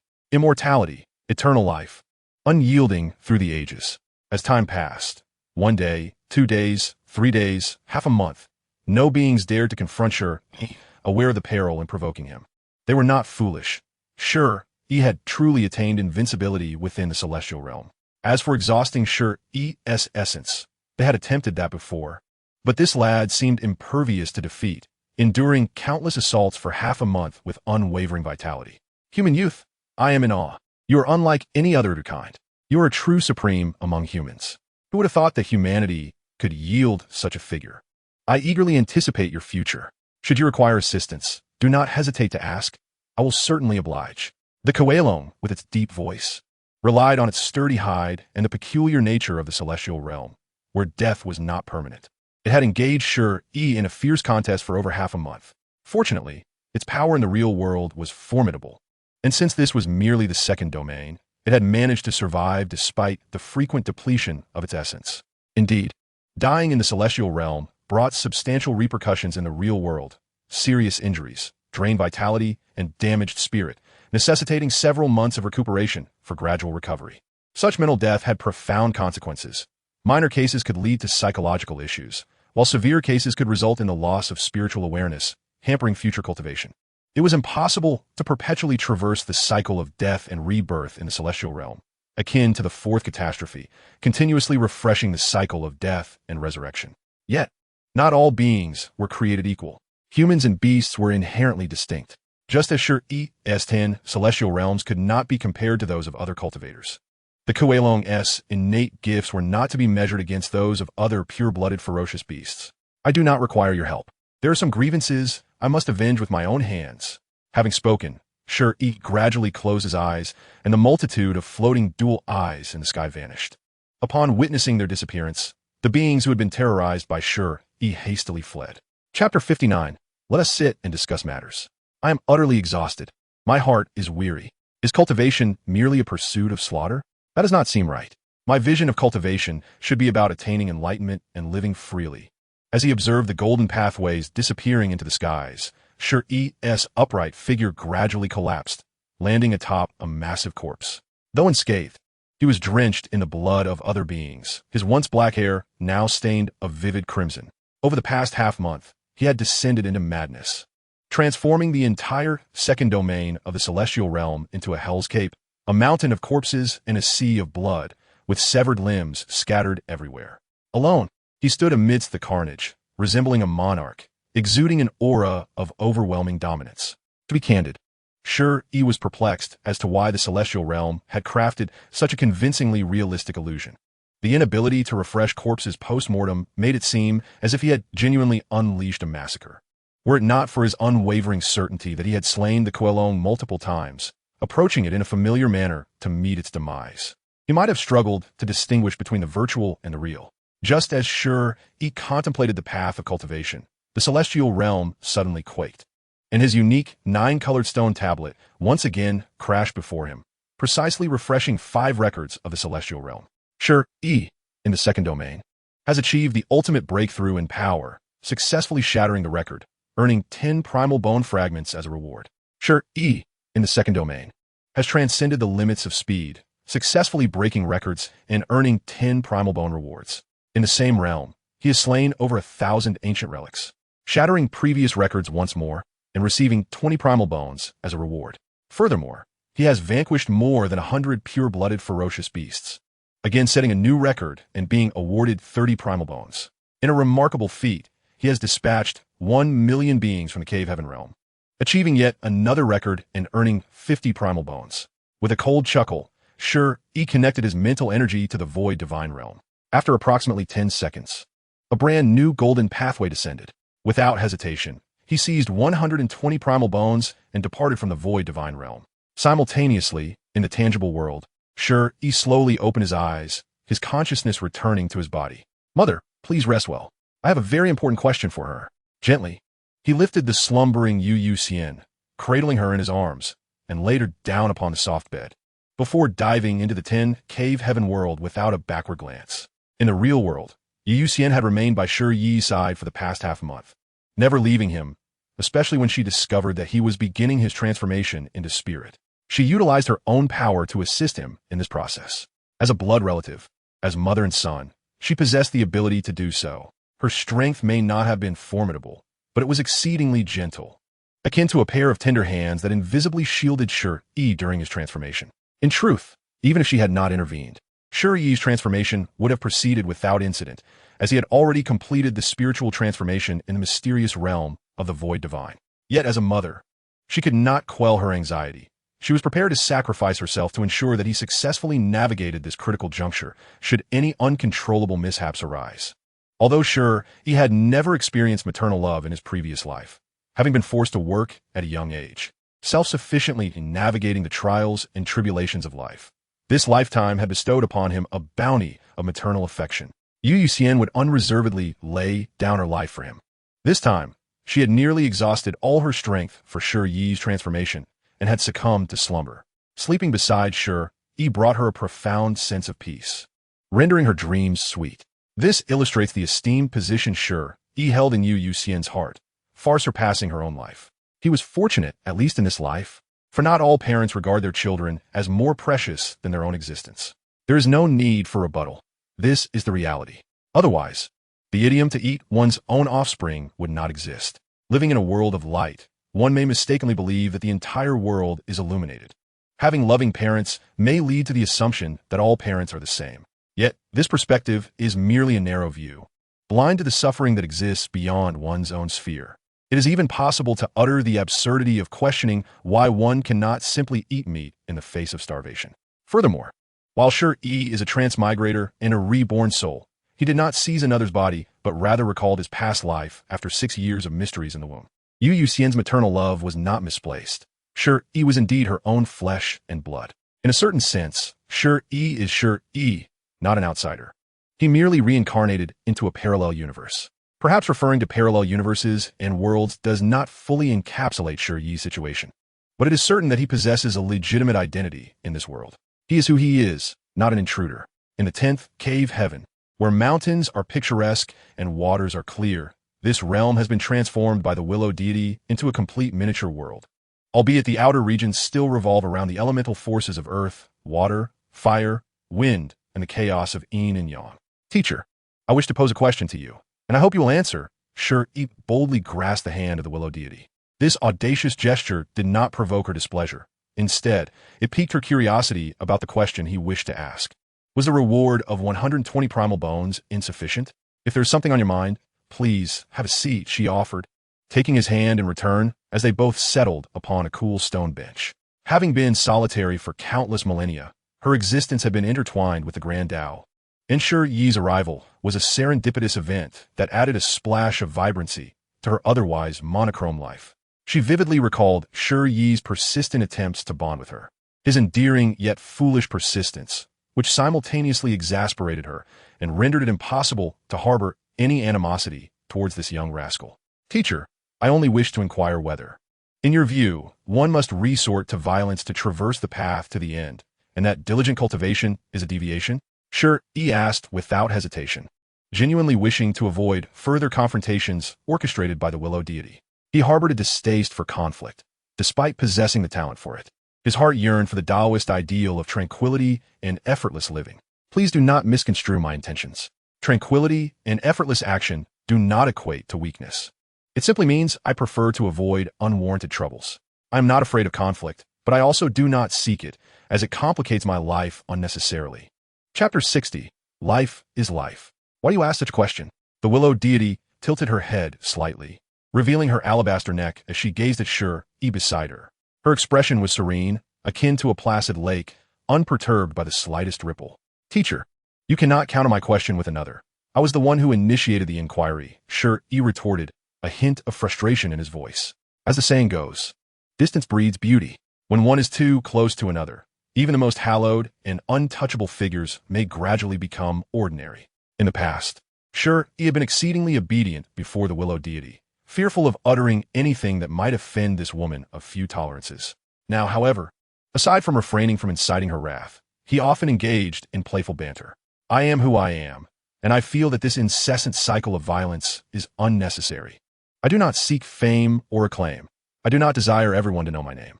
Shi Yi articulated his thoughts and feelings candidly.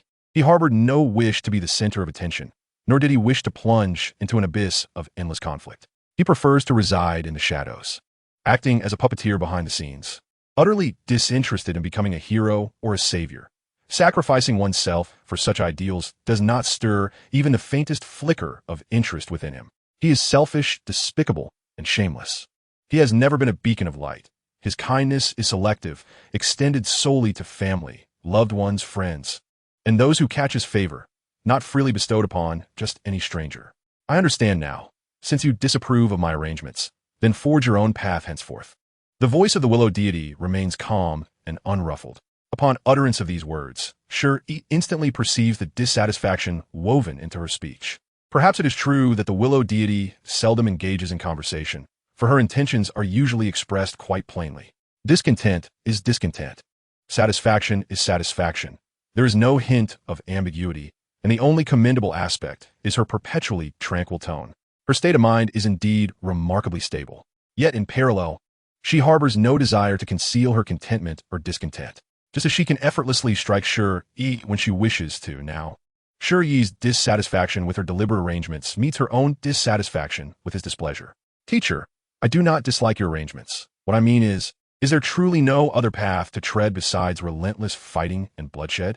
Shi Yi boldly embraced the willow deity's slender waist, resting his entire being against her bosom, docile, obedient.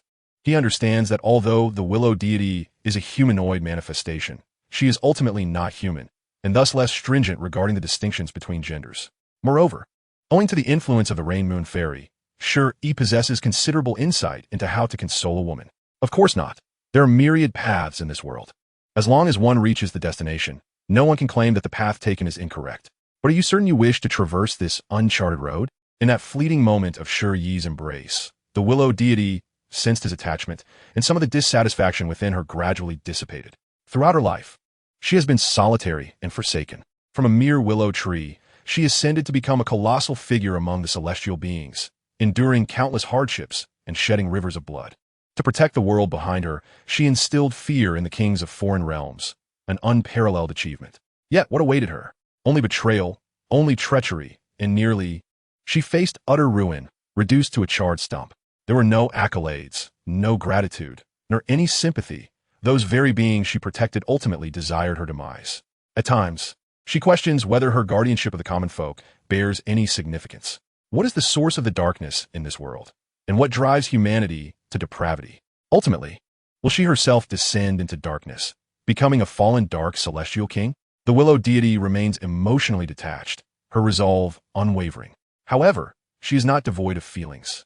On the contrary, her emotions burn fiercely, akin to the molten lava at the Earth's core, intense and warm. Even if the entire planet is frigid, its core is filled with searing magma. Fortunately, during the lowest ebb of her existence, Shi Yi burst into her world like a warm little sun, unreasonably illuminating her path. Is it not true that what is universally accepted is inherently correct? If this world is destined to follow the motif of killing to quell killing, then I shall carve out my own path. Shi Yi's tone is resolute.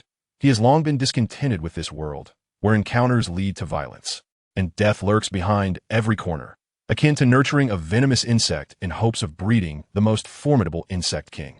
This is far from a normal world, where everyone seems to have lost their minds in a frenzy of slaughter. The path of an individual is akin to a towering mountain. No one can guide your journey. Not even I. You must walk it alone. Have you considered how arduous the future may be? The willow deity gently inquires. She finally comprehends that Shi Yi does not recoil from violence. He is ruthless in his kills and possesses an inherent ferocity. Yet, what he cannot abide is the sight of everyone, like mindless insects, continuously battling for the sake of cultivation. To him, this is not true cultivation. It appears as though everyone is manipulated by an unseen force, mindlessly slaughtering and consuming one another, ultimately becoming fodder for some intangible entity. Darkness? Light? In that moment, the willow deity suddenly recalls the unity among the kings of foreign realms, their steadfastness in not abandoning one another, their bonds of loyalty and flesh. She is also reminded of the treachery that permeates the realms. Even she herself is not immune to betrayal from her own kin. In an instant, she finds herself at a loss as to which side embodies justice, questioning the worth of her sacrifices. Logically, she should not be so bewildered, yet betrayal is profoundly wounding, especially when it comes from one's own. This feeling is one that those who have not experienced betrayal from family, lovers, or close friends will never comprehend. There is a saying that resonates deeply. Words of admonition bear little fruit. The most profound lessons come from shattered bones. One who has never endured betrayal can never truly empathize with another's suffering. Teacher, I am but a human, a race often scorned among myriad beings, likened to mere weeds, cut down and regrown time and again. Yet, the reason humanity has risen among the multitude is not solely due to strength, but also our unparalleled intellect and unyielding perseverance. The path of an individual is undoubtedly challenging. However, if I do not tread it, that path will never manifest. And once I scale this mountain, they shall hear my tale. At this juncture, Shi Yi pauses briefly before resolutely declaring, "One day, I shall stand atop the world, rewriting everything with my own hands, transforming this world, which knows only how to take and not to give, into a realm of normalcy." Indeed, in Shi Yi's eyes, this world is fundamentally abnormal. Yet, this is a common ailment of many fantastical realms. Ancient techniques were stronger, ancient treasures more potent. There is a perpetual absence of innovation, forever relying on past glories. Shi Yi suspects that this world has likely birthed some supreme existence long ago. However, it is certain that no successor shall surpass him, at best. They may stand on equal ground, but never surpass. And indeed, in a long-lost future, the likes of Huang Yi and Shu, among others, exist above the path of sacrifices. Yet, even they ultimately could not transcend the master of the three generations copper coffin, and curiously, the three brothers bear a striking resemblance to him. Most importantly, the master of the three generations copper coffin is known by the moniker of the Ailing One, for in pursuit of a higher state of cultivation, he sacrificed everything, including himself, leading to the previous world and all matters concerning him to become utterly void. Eventually, his body suffered grave afflictions, issues beyond his own resolution. To summarize, his body fell ill, an ailment for which no remedy was available.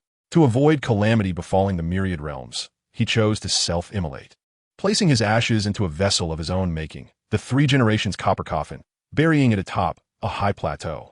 Subsequent geological transformations unveiled the copper coffin, scattering the ashes within. The highlands, tainted by these ashes, gained consciousness. Soon, 10 individuals inadvertently trespassed into this realm and came into direct contact with the ashes.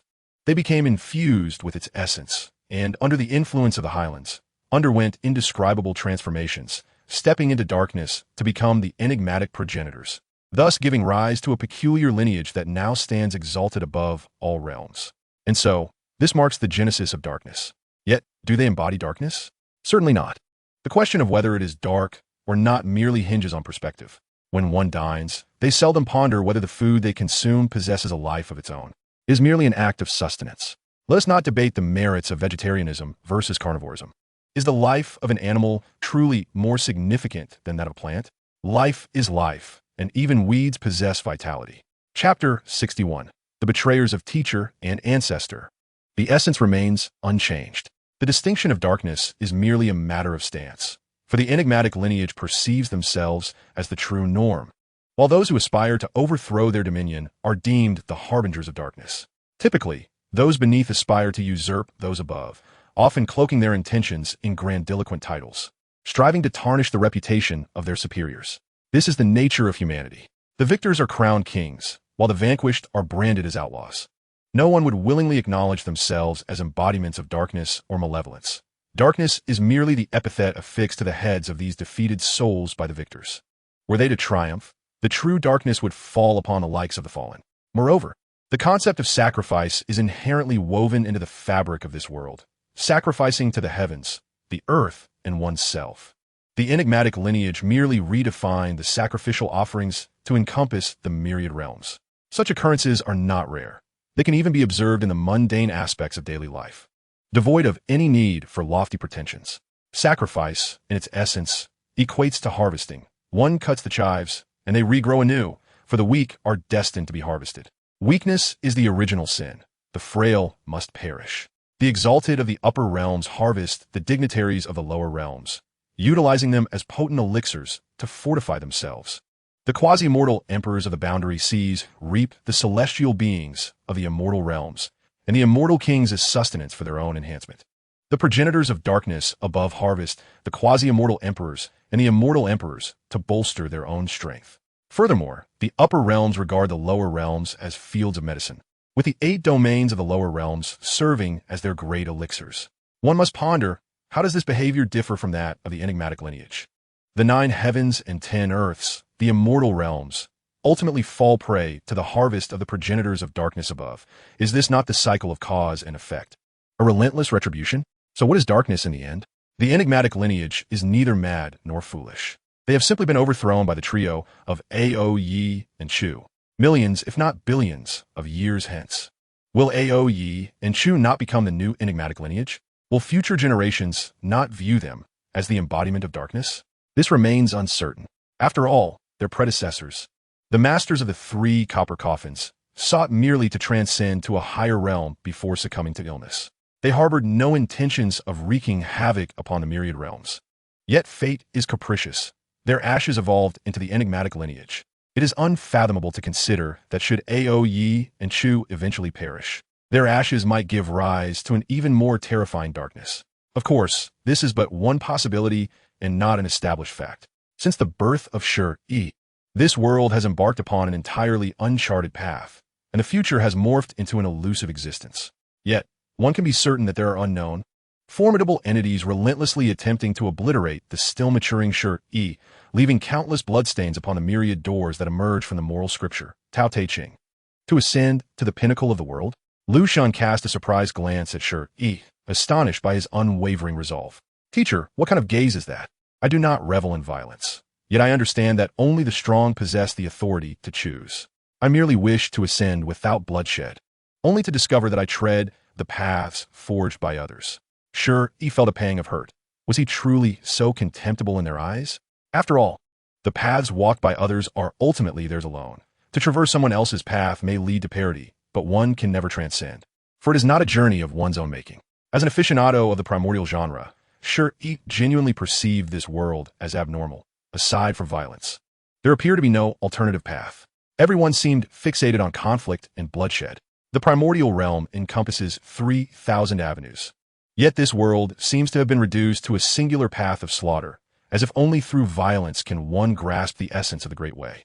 Ascending through slaughter may be exhilarating, yet when one reaches the apex and finds no foes left to vanquish, do they not find themselves trapped in an inescapable dead end?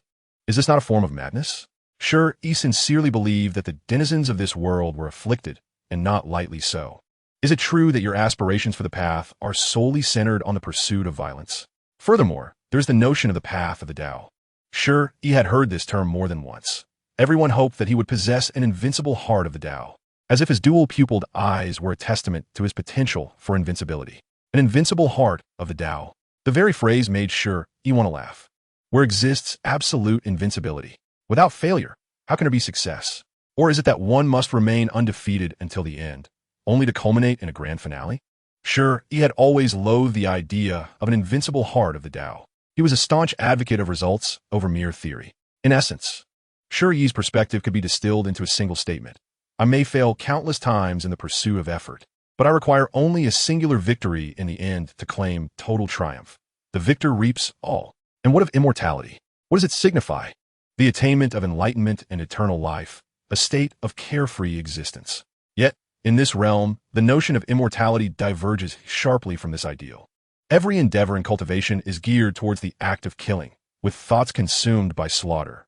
To kill one is to break even. To kill two is to gain. To kill three is to reap a bloody fortune. Is this immortality?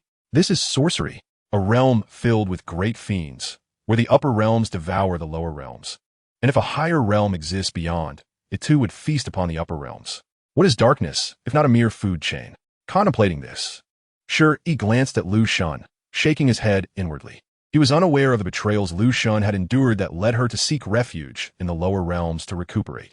Yet he understood that had she chosen to remain aloof, perched high in the clouds, she would never have descended to such a plight. The path you wish to traverse. I cannot foresee its future. This is an uncharted road, one that no one has ever explored.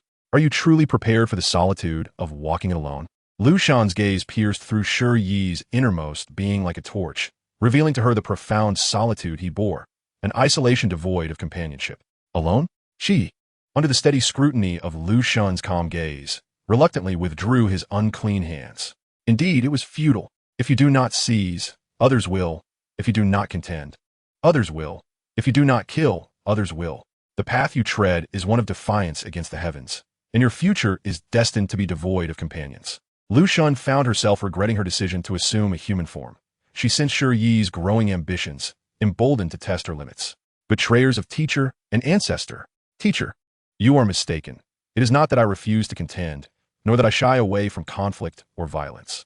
It is simply that among the 3,000 paths of the Tao, I am unwilling to walk a solitary road. Violence is not the sole avenue to enlightenment.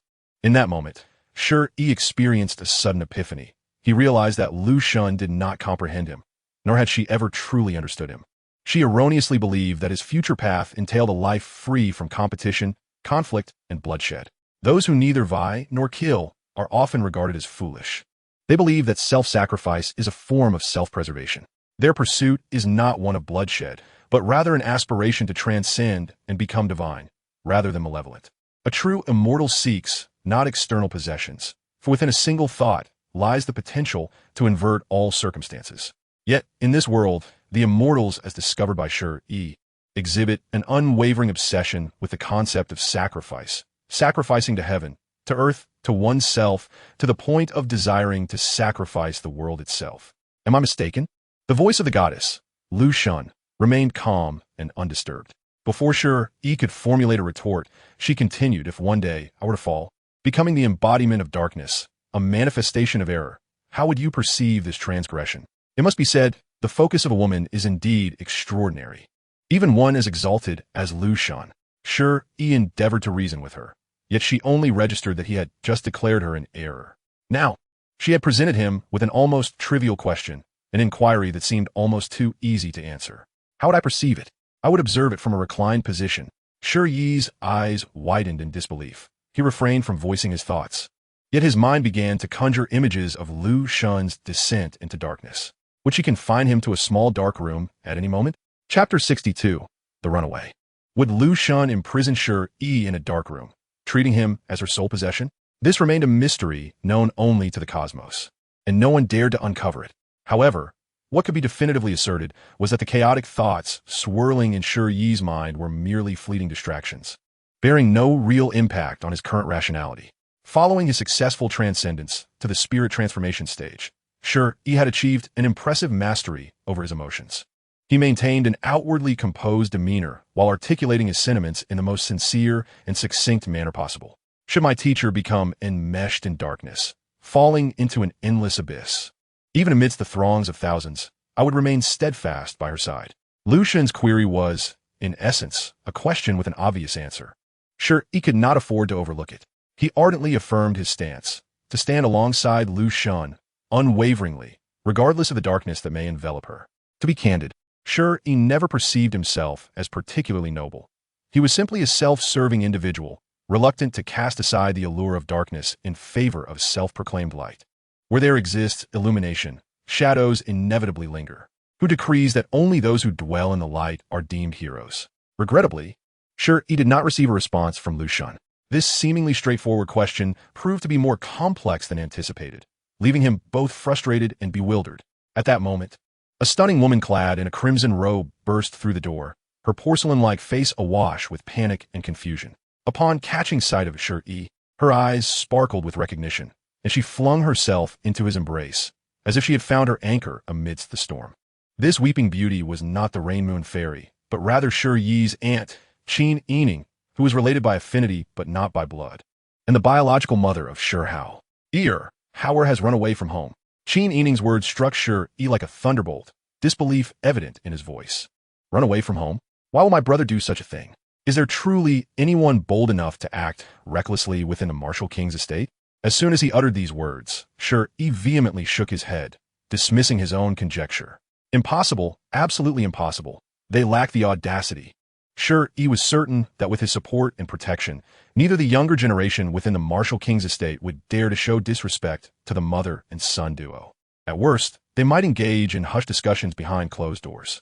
As for his mother, the Rain Moon Fairy, while she privately held a low opinion of Shi Hao and Qin Yi Ning, as long as he was present, she would never covertly conspire to expel Shi Hao. In truth, although the Rain Moon Fairy's maternal affection for Shi Yi had morphed into overindulgence, he was not one to simply acquiesce. Ironically, it was his mother who often yielded to him, nearly compliant to a fault. In essence, she would never defy Shi Yi or intentionally act against him. Even when faced with immense grievances, she would silently bear all suffering alone. It may sound exaggerated, but that is the reality. Fortunately, throughout the years, aside from ensuring that she did not cast out Shi Hao and Qin Yi Ning, Shi Yi had never subjected her to even a modicum of distress, often prioritizing her emotional well-being. Indeed, he was selfish, despicable, and cowardly, yet he was also a person who cherished those around him and valued the love of his family. Forgive Shi Yi for being so humble and for his deep concern for worldly affections. After all, he had endured a solitary and wretched existence in his past life. He had never truly experienced the warmth of love. The term Yi-gege, spoken by the Rain Moon Fairy, made him feel the embrace of maternal love, offering warmth rather than the harsh and frigid words he had known. The title of brother from Shi Hao, who had always trailed closely behind him, instilled in him a sense of responsibility. All of this was a myriad of emotions he had heard of, but had never truly felt. He understood all too well the lesson of not waiting until lost to recognize regret. He comprehended that once something is lost, it is too late for remorse. Yeah, Hao'er's departure was not due to the martial king's estate. He left us a letter. Qin Yi Ning shook her head and, from the warm embrace, produced a hastily penned letter. The yellowed parchment bore the scrawled handwriting of a child, addressed to mother and brother. Let us see what it says. Shi Yi took the letter, his gaze fixated upon the chaotic script.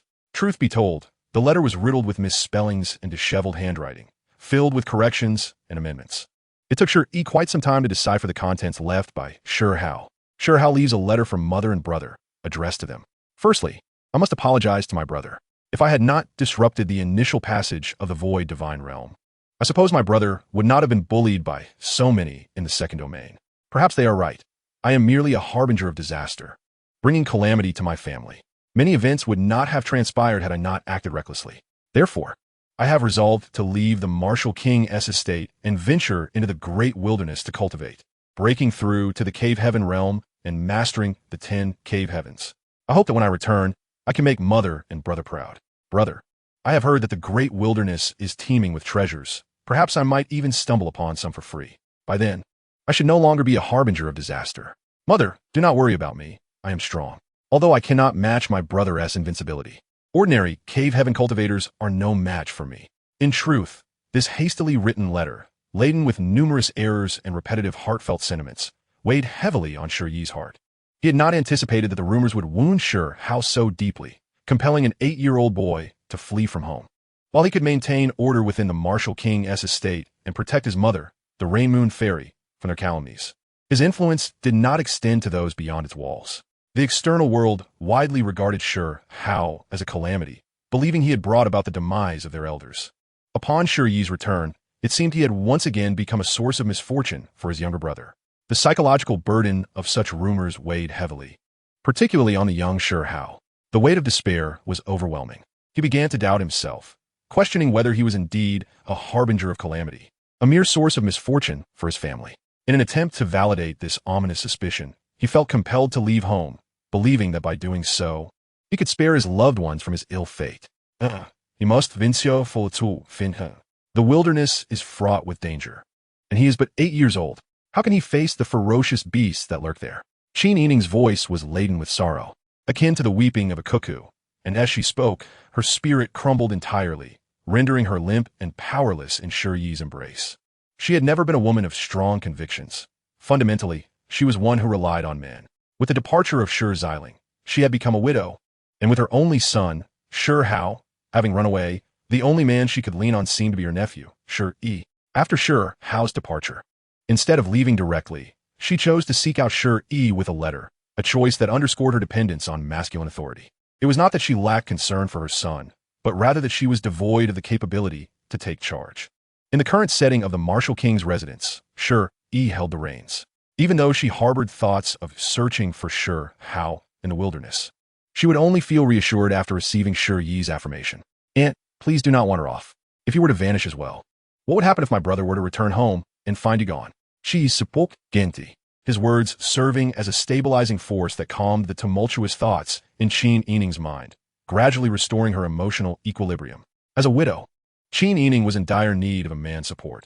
More accurately, she desperately required a man to take charge, for without one, she felt like a headless fly. You're all I have left. Please do not disappear overnight as well. Qin Yi Ning bit her lip tightly, her slender, fair arms clinging to Shi Yi with fervor, disregarding his struggles as she forcibly enveloped him in her robust embrace. Since Shi Xiling's departure, she had been in search of a pillar of support, and just then, Shi Yi returned, having assumed the role of the true leader of the martial king's residence. She had believed that her long-absent nephew, now a stranger, would resent Shi Hao as a bringer of misfortune and view her as an extraneous presence, thus casting them out. Yet he did not. Instead, he stood by them, providing the reassurance she needed to remain, alleviating her fears of where to go next, and sparing her the humiliation of returning to the old mountain to beg for refuge from those who had once scorned her and her son. "Aunt, rest assured, I will not suddenly vanish," Shi Yi said, feeling a tightness in his chest as he attempted to extricate himself from Qin Yi Ning's embrace. However, concerned about her emotional instability, his hands hesitated and ultimately settled on her shoulder. Such a slippery shoulder was the first thought that crossed Shi Yi's mind, yet he dismissed it, focusing instead on soothing his aunt and later assessing his own physical condition. Just moments ago, he had discovered that he had unexpectedly broken through to the spirit transformation realm. Although this breakthrough had occurred in the virtual realm of the illusory spirit, it had astonishingly synchronized with his reality. This was perplexing. If the illusory spirit realm possessed such synchronizing capabilities, it would be deemed the true sanctum of cultivation, rendering the pursuit of opportunities by others utterly foolish. Yet, the seemingly impossible had manifested in his own experience. To be candid, sure, he had initially failed to comprehend the changes occurring within him. Having just returned from the second domain of the illusory spirit realm, he sought to consult Liu Shen about the confusion in his heart, neglecting to acknowledge the transformations taking place within his body. After all, he had already achieved the spirit transformation in the illusory spirit realm, completing the spirit transformation cave, without realizing that his physical self in the real world had also simultaneously attained this milestone. The synchronization of realms. Sure, he fully grasped the implications of this phenomenon. If such synchronization were indeed feasible, it would mean that subsequent realms could also be transcended in the illusory spirit realm before being replicated in the real world. Moreover, it signified an infinite capacity for trial and error. But why was it that only he could achieve this, while others could not? Although Shi Yi did not understand the answer to this question, he sensed an intrinsic connection between this occurrence and the Sutra of Deliverance, along with the other 12 scriptures yet to reveal their true essence. Everything seemed to unfold naturally, as if guided by fate. The Tao operates in accordance with nature. Yeah. Qin Yi Ning held Shi Yi tightly, feeling an unparalleled sense of security. She had come to regard him as her cornerstone, the only man left in her life. Particularly after learning, during their encounter in the martial king's garden, that Shi Yi had developed feelings for a woman significantly older than himself. She instinctively projected herself into that situation. "Aunt, how long has my brother been gone?" "Almost 10 days. "So long?" Hao'er mentioned that he needed to cultivate and asked not to be disturbed. "If it were not for my concern for him." Qin Yi Ning's thoughts spiraled further. "How shameless of you to seduce your own nephew." "Mother, how did you awaken?" It must be said, women can be quite troublesome, and Qin Yi Ning was particularly so. But even more vexing was Yue Chan. As Shi Yi endeavored to soothe Qin Yi Ning's emotions, Yue Chan inexplicably roused from her slumber. Heaven help him. Shi Yi had no idea how much effort it took to pacify these two troublesome women. One was his biological mother, bound by blood, while the other was his aunt, with no such ties. Logically, one would expect Shi Yi to exhibit a natural bias towards his mother, Yue Chan, and not advocate for Qin Yi Ning, the aunt without blood relation. However, considering Shi Hao, he could not bear to watch his aunt be cast aside, especially when Shi Hao had entrusted her care to him. What if he returned? How could Shi Yi justify that? Fortunately, within the martial king's residence, Shi Yi maintained a significant standing in Yue Chan's eyes. Although she harbored discontent towards Qin Yi Ning's presence, she did not wish to create discord between the woman and her son. After half a day had passed, once he had managed to resolve the petty matters concerning both Yue Chan and Qin Yi Ning, Shi Yi began to earnestly inspect his own body.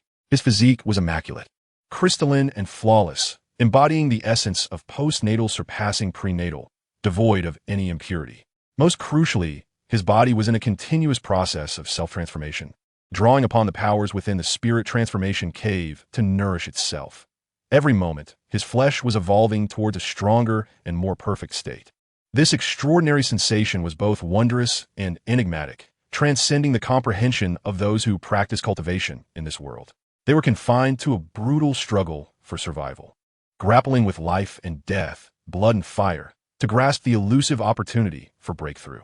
In contrast, Shi Yi, though he too practiced the laws of this world, the original truth, was merely skimming the surface, cloaked in the guise of this world's principles while forging his own unique path. Aside from the spirit transformation realm, the process of refining his body was nearly indistinguishable. Even in the cave heaven realm, he had already embarked upon a journey that diverged from the conventional paths of this world. His cave heaven was not a mere illusory volcanic crater, but a tangible microcosm. A small universe brimming with boundless earth, water, fire, and wind, as well as the interplay of yin and yang, chaos and order. Though many coincidences played a role. Had it not been for Liu Shen's promise, Shi Yi would never have conceived the idea of utilizing the 13 scriptures to evolve the 10th cave heaven, thereby embarking on an uncertain path. Yet, the reality remains that Shi Yi has successfully embarked on an entirely new path. He must continue to traverse this road into the future. So, this obscure and uncertain route ahead, will it unfold into a broad avenue of light? Shi Yi himself is uncertain, but he is assured that it is far superior to a life steeped in violence. He does not inherently reject such brutality. Rather, he perceives the laws of this world as excessively extreme, leaving little room for alternatives beyond conflict. One must either ascend through the trials of life and death, blood and fire, or perish along the way, becoming fodder for the strong. The wilderness is raw and primal. The heavens and earth resemble a prison, and living beings are akin to parasitic worms. Only by becoming a ruler of these parasites can one emerge from such confinement. Shi Yi's journey is shrouded in uncertainty. Yet, although he possesses the means of self-defense through violence, he values a more natural approach, one that does not compel him to undertake actions against his will. He seeks to cultivate his true essence, to refine his spirit and body through transformative evolution, relying on the acquired knowledge to transcend the innate. Presently, he must await the completion of his spiritual transformation before attempting to break through to the realm of inscriptions and formations. However, he ponders whether the 4 great killing formations can be inscribed within him during this process. As Shi Yi delves into contemplation, a graceful figure approaches from outside the door, followed by a melodious voice that resonates. "Cousin Shi, the Shi Emperor wishes to see you." The sudden call of cousin jolted Shi, causing him to lower his head as memories surged within him. After a considerable pause, he recalled that on his mother Yue Chan's side, there exists a distant cousin, a relative 3 generations removed, a cousin sister. The door was not locked. He beckoned, "Come in." As soon as he spoke, with a gentle click, the door opened, and a girl of about 15 or 16 entered.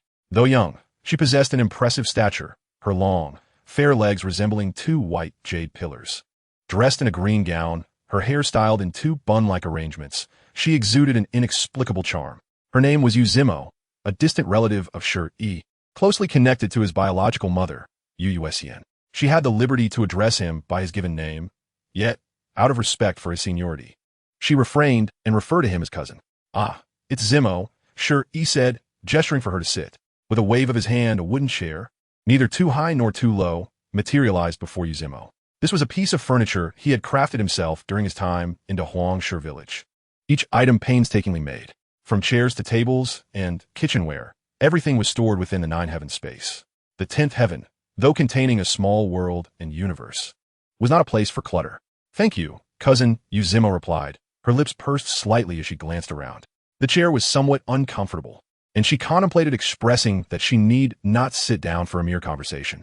However, noticing Shi Yi's warm demeanor, she sighed inwardly and adjusted her skirt, choosing to take a seat out of respect for him, to spare him any embarrassment. "No need for such formality, Zimo. What does the Shi Emperor seek from me?" Shi Yi inwitted, curiosity piqued. He had been back for nearly a month, and the timing of this summons seemed to suggest ulterior motives. Zimo was uncertain, but believed that the Shi Emperor sought him, due to Shi Yi's formidable presence in the virtual realm, where he had been making waves across the 2nd domain. This had captured the attention of all significant powers in the lower realms, even drawing the interest of the upper realms Dao factions. "Cousin, you are the hope of all in the Wuwang mansion. Please exercise utmost caution during this endeavor. Whether it be myself, my aunt, or the entire Wuwang family, we rely on your protection." She spoke truthfully. The Wuwang mansion was currently upheld solely by Shi Yi. Should he choose to abandon them, like Shi Hao, the mansion would quickly crumble. The stability of the Wuwang mansion was owed to Shi Yi's identity and talent, being a direct descendant and a congenital saint with dual pupils. Human nature tends to gravitate towards the powerful, embodying a desire for strength. It was well understood that Shi Yi, as a dual pupil bearer who had opened the 10th heaven, was destined to dominate the wilderness and potentially ascend to the upper realms, provided he did not falter along the way. Investment was imperative. Yi-gege had forcefully invested in a princess from the Fire Nation during the time in Huang, while Zhu Yan had facilitated the Shi Emperor's investment in a princess from the Shi Nation. Yue-gege and Zhu Yin, rulers of the two ancient kingdoms in the wilderness, had all set their sights on Shi Yi, drawn by the potential of the dual pupil bearer and the foundation of the 10th heaven. Thus, despite the apparent absence of support in the Wu Wang mansion, with all the clan elders slain and the forces of Demon Spirit Lake obliterated, the remaining young generation of the Yu clan had managed to escape, leaving the Wu Wang mansion nearly uprooted. Yet, with the backing of various influential factions, as long as Shi Yi did not court disaster, no one dared to lay a finger on him. As for why various factions chose to invest in Shi Yi rather than eliminate him as a threat. Firstly, he bore no enmity towards most of the powers in the lower realms, making investment beneficial. Secondly, with the clan elders of the Wu Wang mansion, the Yu clan, and the forces of Demon Spirit Lake eradicated, investment at this juncture would maximize their interests. Sure, he was not a mere character in a tale. He had just entangled himself with a perilous faction while simultaneously provoking an insurmountable enemy. His cautious nature dictated that he could not afford to create enemies indiscriminately. Cousin Zimo, are you already worried for me? I haven't even agreed to go yet. Just because he wishes to see me, must I comply? Shi replied, exasperated. Cousin, you are still young and may not grasp the gravity of the situation. When the Shi Emperor summons, we lack the authority to refuse. Yu Zimo gently shook her head.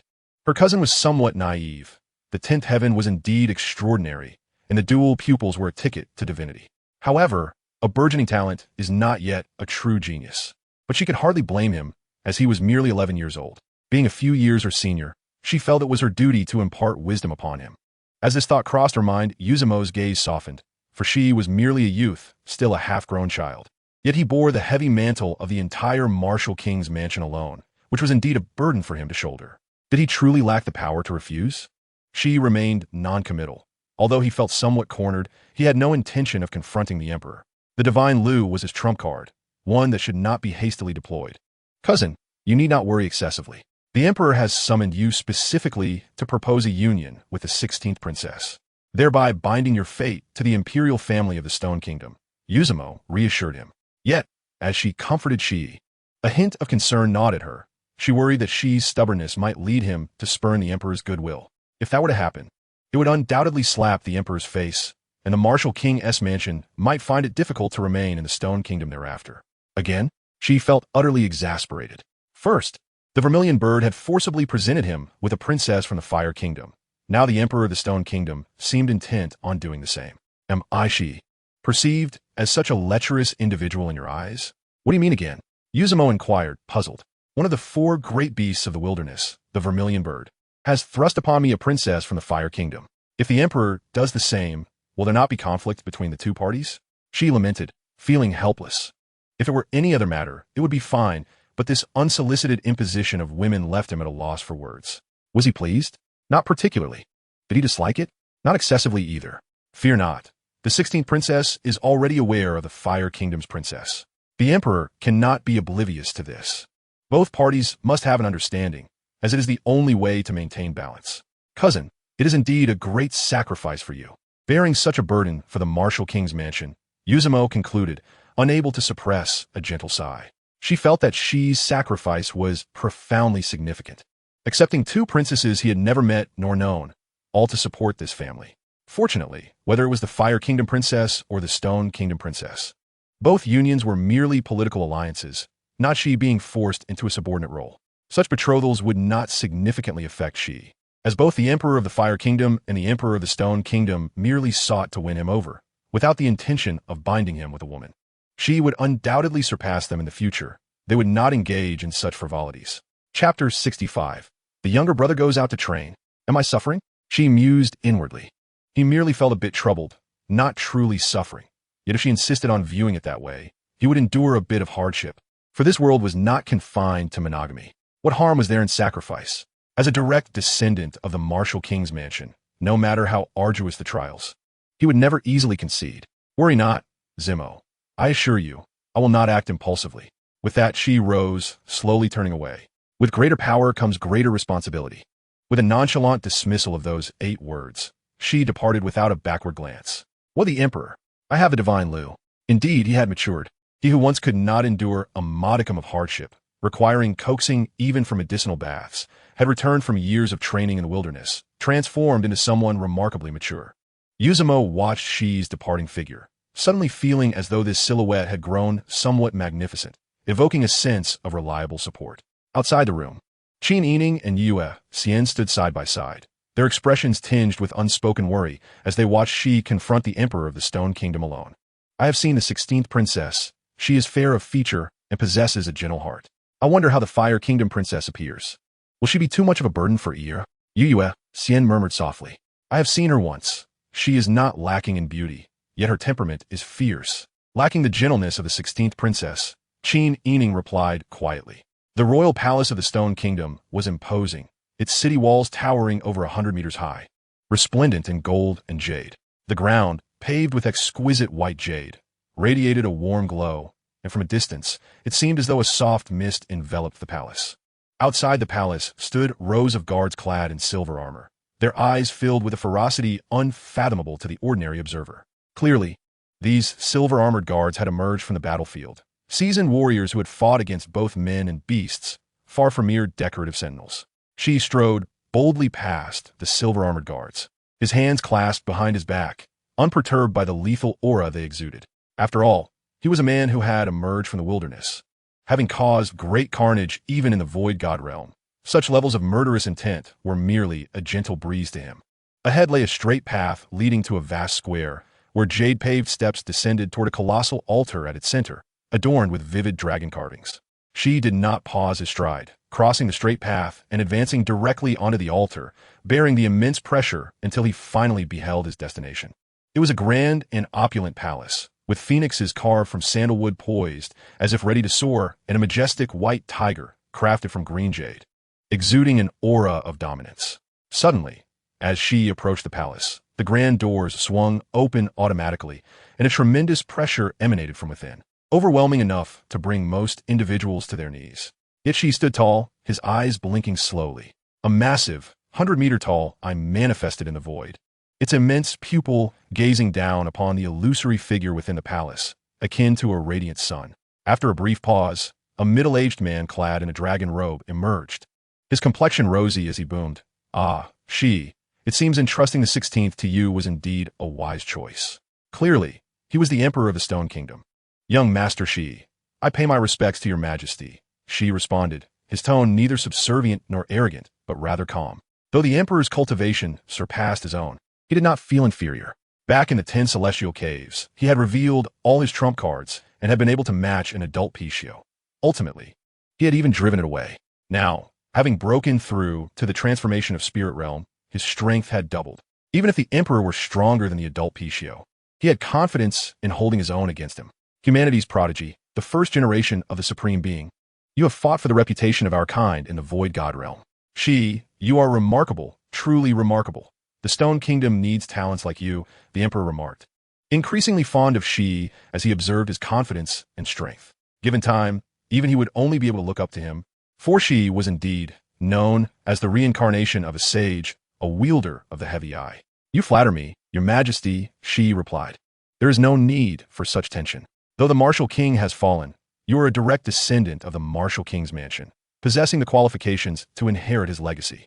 Yet I feel you are already worthy of kingship," the Emperor declared, dissipating the overwhelming aura of life that had surrounded him, appearing instead like a friendly neighbor, albeit dressed in a lavish dragon robe.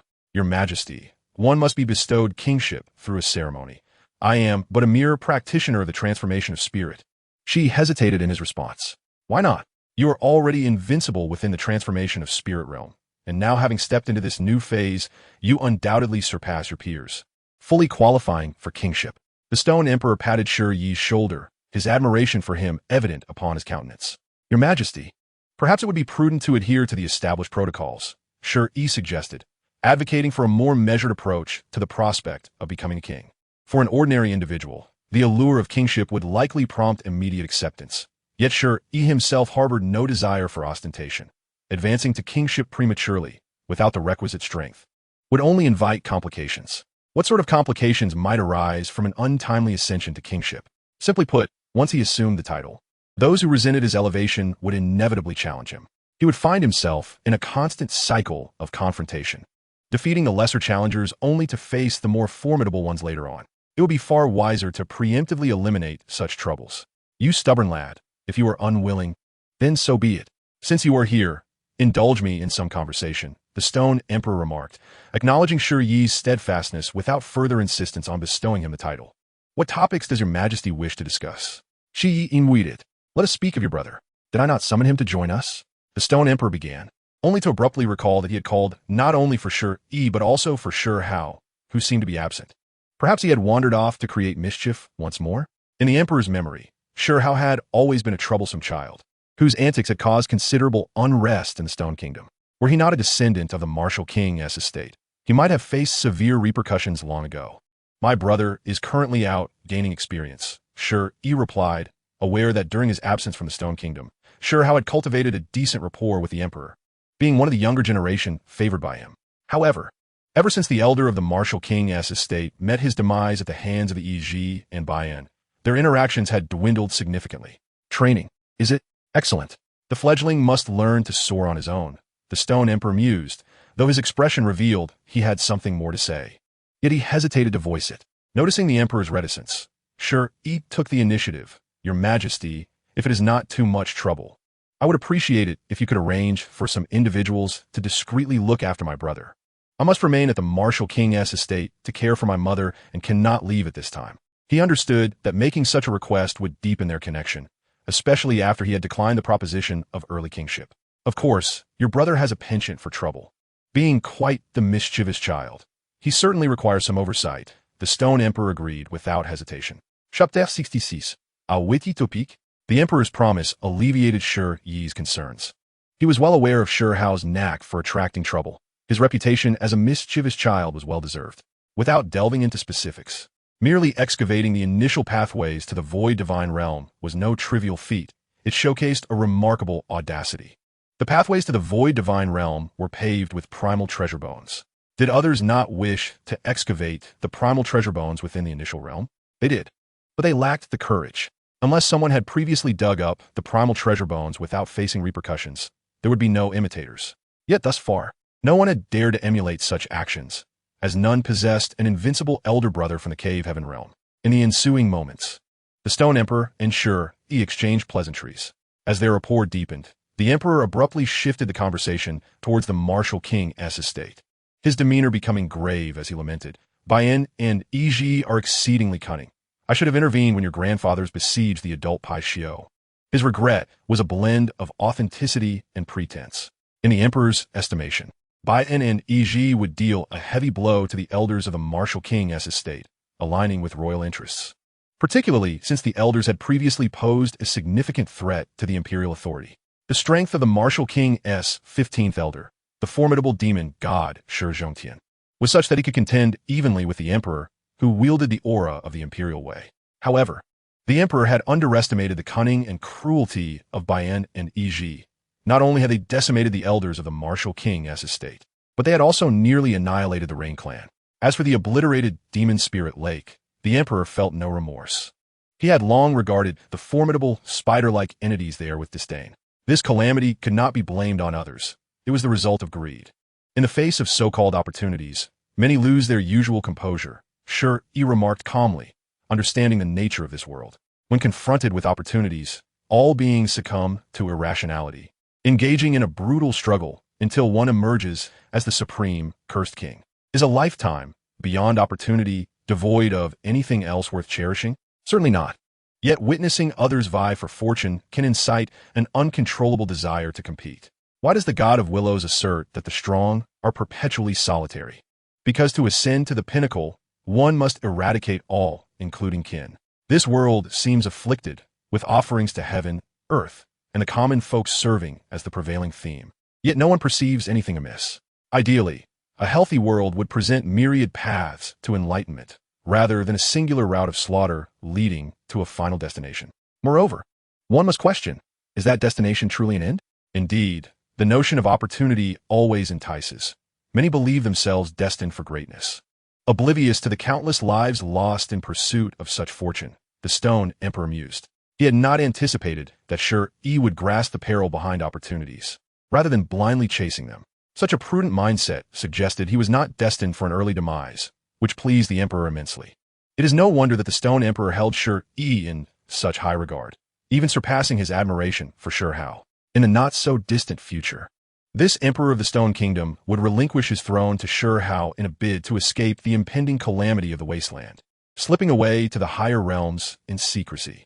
Both the emperor and Shi Yi exhibited a level of prudence, unwilling to sacrifice themselves for the so-called greater good. Yet, he had not anticipated Shi Yi's stubbornness. The young man was determined to confront the authoritative powers of the upper realms. Perhaps Shi Yi's intentions were noble, aiming to liberate the Stone Kingdom from the upper realm's dominion and secure its autonomy. However, one must understand their limitations. Such aspirations cannot be achieved solely through fervor. At that juncture, Shi Yi lacked the strength to rebel against the upper realms. What does it matter to be invincible in the lower realms? The upper realms could easily dispatch their 7 deities. Had it not been for the god of Willow's contingency plan, Shi Yi would have faced dire consequences, perhaps even death, without anyone left to recover his remains. The most tragic aspect is that even if Shi Yi were to perish in battle for the Stone Kingdom, not all would express gratitude. Many would blame him for provoking the wrath of the deities in the upper realms. Fortunately, the Stone Emperor's growing admiration for Shi Yi suggests a diminished likelihood of bequeathing the throne to Shi Yi.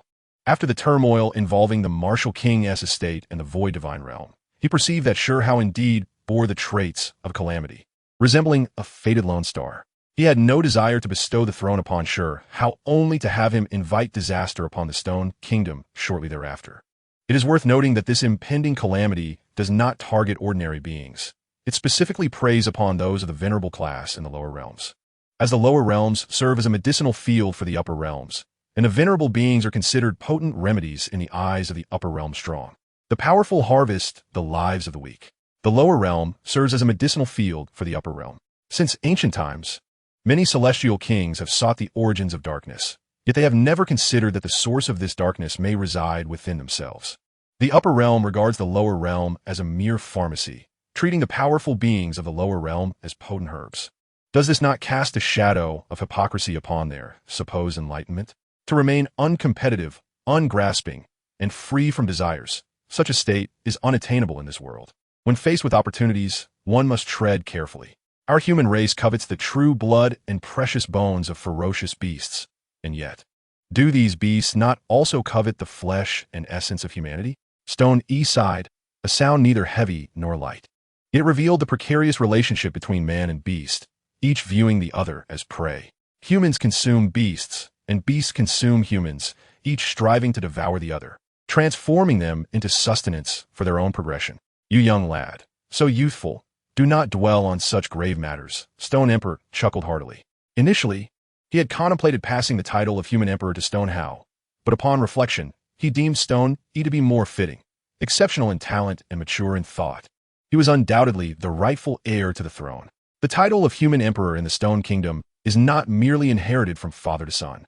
It is based on talent and strength, with the basic prerequisite of bearing the surname Stone. Do not question why the Stone Emperor does not bequeath the title to his progeny.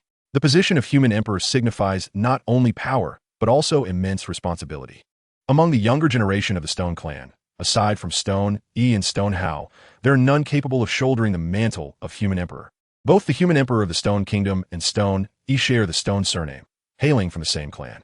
The Stone clan existed before the Stone Kingdom. Although both Stone Yi and the Human Emperor of the Stone Kingdom belong to the Stone clan, this does not imply a blood relationship akin to royal kinship. They merely share a surname. Much like how bearing the surname Li does not necessitate a familial bond with every other Li. Grave matters, you say? Stone Yi tilted his head. Indeed, at your current age, such thoughts are unnecessary. Focus on your cultivation for now. Once you grow stronger, then contemplate the relationship between man and beast. The Stone Emperor affectionately ruffled Stone Yi's hair. I shall endeavor to cultivate diligently. The enmity of my kin is unpardonable. Stone Yi replied with unwavering resolve. It must be said that the meeting between Stone Yi and the Human Emperor of the Stone Kingdom left both parties quite satisfied. Stone Yi discovered that the Human Emperor was not as unapproachable as he had imagined. Rather, he was quite amiable, exhibiting a sense of steadiness akin to his own. The Human Emperor saw in Stone Yi an opportunity for liberation, were it not for Stone Yi's tender age. He might have considered abandoning the throne to revel in the upper realm. In an unremarkable corner of the palace, two exquisite women stood together, engaged in spirited discussion about Stone Yi. He is quite remarkable, neither submissive nor arrogant. even in the face of the overwhelming presence of the human emperor. He does not exhibit an ounce of fear. Yet he is so very young. I wonder what my father is thinking. Even if he intends to arrange a betrothal, could it not wait a few years? One remarked, "You're only a few years older than him. Besides, the human emperor of the Fire Kingdom has already betrothed his only daughter. Surely the Stone Kingdom cannot fall behind. You're already among the youngest in age relative to him. You make it sound simple, but would he accept me?" The other questioned. Acceptance is not within his choice. At present, he requires the protection of the Stone Kingdom, even that of the Fire Kingdom. Whether he accepts or not, both you and the Fire Kingdom princess are his. You are correct. Acceptance is not a choice for either of us. We are both bound by circumstances beyond our control.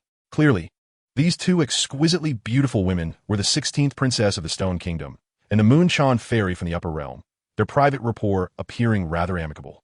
The 16th princess, under the Stone Emperor's arrangements, was ostensibly already linked to Stone Yi, and he could easily ensure her vitality whenever he wished. As for the Moon Chan fairy, she hailed from the Heavenly Restoration sect in the upper realm, embodying the essence of a saint. From a young age, she was sent to the lower realms to hone her cultivation and refine her being. Bound by circumstances, the Moon Chan mused, a flicker of unspoken emotion flashing in her eyes. She suddenly realized that she too was ensnared in a similar predicament, with certain matters beyond her resistance or choice. As the primary embodiment, she was to cultivate in peace while the secondary embodiment navigated the mortal realm, ultimately leading to the complete surrender of the secondary self, merging unconditionally with the primary.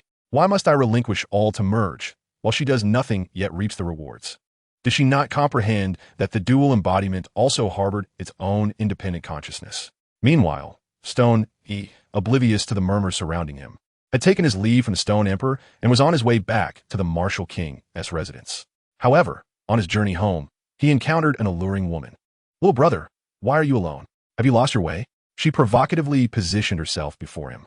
Had it not been for Stone Yi's quick reflexes, he would have collided with her, but upon recovering, he realized that reacting too swiftly was not necessarily a boon. "Please refrain from adding the term little. I understand perfectly well and am not lost," he replied, bemused by the penchant of women to prefix little before addressing young men. Furthermore, he questioned the overtly suggestive nature of her approach. Did she fear he would fail to discern her ulterior motives? "Young and clever, what I meant was your age is small. And where, pray tell, are your thoughts wandering?"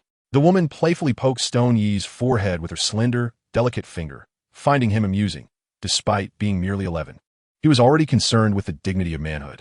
"I harbor no such thoughts. You are overthinking it. May I inquire what business you have?" Stony inquired, unperturbed by her poking and instead probing into her intentions, as she had clearly obstructed his path for a reason. "Little brother, not long ago, the remnants of the Tao scripture emerged in the wild domain. 3 golden lotuses blossomed, and the sounds of the Tao permeated the Stone Kingdom. You would not claim ignorance of this event, would you?" The woman's gaze roamed over Stone Yi, as if she had perceived something about him. "I'm aware." Stone Yi responded calmly. His tranquil expression revealed no hint of emotional turmoil, leading the woman to doubt her initial assessment.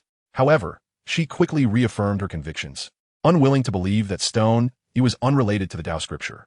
"According to my investigations, you have been away from home for 5 years and have only recently returned from the great wilderness. The emergence of the Tao scripture in the Stone Kingdom cannot merely be a coincidence," she asserted with a seductive smile, her beauty captivating enough to ensnare any man. Before her, even the most resolute of men would find their willpower wavering. The woman exuded an intoxicating allure. Her mere voice and smile could render a sovereign oblivious to his own descent into depravity. "Do you suspect me?" Stone Yi's tone remained placid. Her allure did not affect him. He was immune to her charms.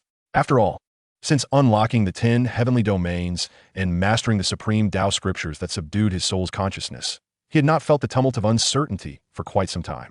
What is the heart of the Tao? He did not know. Yet he was acutely aware that such trivial charms would hold no sway over him. Unless the God of Willows personally intervenes, perhaps there might be some utility in it, and it is even conceivable that he would willingly cooperate. However, the woman before him elicited no response from Shi Yi. This does not imply that Shi Yi had lost interest in women altogether, nor had he transformed into a man devoid of desires. His indifference to seduction does not equate to an immunity to women. In fact, he harbored a considerable interest in them. Should one question his intentions in such a manner, it could indeed be construed differently. The woman was somewhat astonished by Shi Yi's unwavering resolve, yet she quickly rationalized it, for he was a wielder of the Zhong, a natural-born sage. How could he possibly be ensnared by carnal desires? In light of this, had the earlier juvenile remarks been merely a pretense on his part? The woman suddenly found Shi Yi to be somewhat intimidating. Such a man was beyond her control. Then continue to harbor your doubts. Shi Yi cast a glance at the woman before turning to depart. Some matters, the more one speaks, the more one errs. Silence is often preferable. He had no interest in discussing the Sutra of Transformation with her. In truth, he was acutely aware that many were covertly in search of the Sutra, and some even suspected him. However, none approached him as directly as this woman had. Even Shi Huang's lengthy and meandering discourse had subtly probed for the Sutra. Yet, Shi Yi's demeanor was one of unyielding confidence. If she wished to suspect him, so be it, which only served to dispel the doubts of both Shi Huang and the woman. Is this how you're leaving? I would have liked to converse with you a bit longer. The woman was taken aback, glancing at herself, and then at Shi Yi's retreating figure, unable to fathom how her allure had diminished to such an extent. She had always been the one to depart first. Never had a man chosen to leave before her. No, we have nothing to discuss, and besides, I do not even know who you are, Shi Yi replied without turning back. I hail from the Celestial Fox clan. Ask around. Who does not know the Celestial Fox Fairy? She had boldly revealed her true identity. Unlike Yue Chan, she had not cultivated dual forms, merely distinguishing between her true self and her avatar, with the former being her true form and the latter her spiritual incarnation, which she typically presented as the Celestial Fox Fairy. The spiritual incarnation was distinct from the Fashan. The Fashan was a transformation of non-human entities into humanoid forms, while the spiritual incarnation was a manifestation, generally possessing strength below one's own realm. The Celestial Fox Fairy? Sure, he scratched his head, recalling her as the witch. The witch possessed two identities, one as her true self, and the other as a celestial fox avatar. But why did she not have a tail? Although he could not deduce the reason, he did not turn back to inquire about the whereabouts of the Celestial Fox Fairy's tail. Knowing her identity sufficed, and there was no need to delve deeper into every matter. What sure he remained unaware of was that her lack of a fox tail was a consequence of her reckless words in the Shi Yi, which had provoked the genuine Yue Chan fairy to obliterate the witch's celestial fox avatar. Although death in the Shushengir merely resulted in a loss of vitality, the celestial fox's spiritual form in the real world had also sustained damage, preventing her tail from manifesting. Chapter 68. Time flies. 2 years passed. Upon returning to the martial king's manor from the palace, Shi Yi did not immediately engage in cultivation. Instead, he immersed himself within his 10 hidden realms. Inside this small world of his 10 realms, the air was filled with the melodious chirping of birds and the fragrance of flowers, creating a serene ambience. At the center of this miniature world sat the god of willows, her legs crossed, as still as an ancient willow tree. It was only when Shi Yi leaned in, intending to overstep boundaries, that she slowly opened her eyes. As she did, the celestial rivers of the universe reflected behind her, rendering her presence sacred and untouchable. Rebellious disciple, why do you neglect your cultivation, only to seek me now? There was a hint of impatience in the god of willow's voice. Shi Yi's daily visits had begun to irk her. Could this wayward disciple, consumed with thoughts of ascending the metaphorical tree, not grant her a moment of peace? Teacher, since I have broken the records of the Yi-gege 5 times, you owe me a reasonable request. Shi Yi boldly embraced the slender waist of the god of willows, fully aware she would not recoil from such closeness. Otherwise, he would not have been able to hold her. Some matters require men to take initiative, rather than waiting for women to act first. In the god of willow's perspective, this was merely a normal intimacy between teacher and disciple. As long as Shi Yi remained respectful and his hands did not wander, she could accept it, for it indicated his closeness to her. Unless one harbored ulterior motives from the outset, few would resent a disciple's affection. While the god of willows recognized Shi Yi as a source of nuisance, she did not outright reject his affectionate approach. Yet, in Shi Yi's eyes, the god of willows epitomized his ideal, the true goddess. When opportunities to gain favor arose, he was determined to seize them. With time, he believed he would eventually succeed. Timidity would lead to failure. One could not reach great heights without taking small steps. Shi Yi understood that women like the god of willows, who had lived for millions of years and encountered countless prodigies, would find it nearly impossible to view a junior like him with any interest. Her resolve was steadfast, and the concept of a romantic partner was alien to her. She accepted him as her disciple not out of goodwill, but due to his identity as a Zhongtingjia. However, certain things required effort. Without striving, one would remain forever unfulfilled.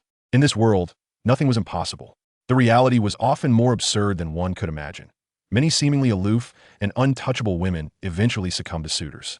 If one believed something to be impossible, it indeed would be, for they themselves had resigned to that belief. But sure, he never thought this way. He felt he had ample opportunity. An older woman is like a gold brick. The older, the more valuable. The more aged, the more she might grant. An older woman of 3,000 years, one could ascend to the celestial ranks. Sure, he could not find the words to express his thoughts about a woman 300,000 years old. But he was certain that if he could secure such a powerful ally, his future would be boundless. Though his actions might suggest a dependency, if he could bypass decades or even millions of years of hardship, he would not hesitate to embrace such a path. Contemplating this, sure, he patted his stomach.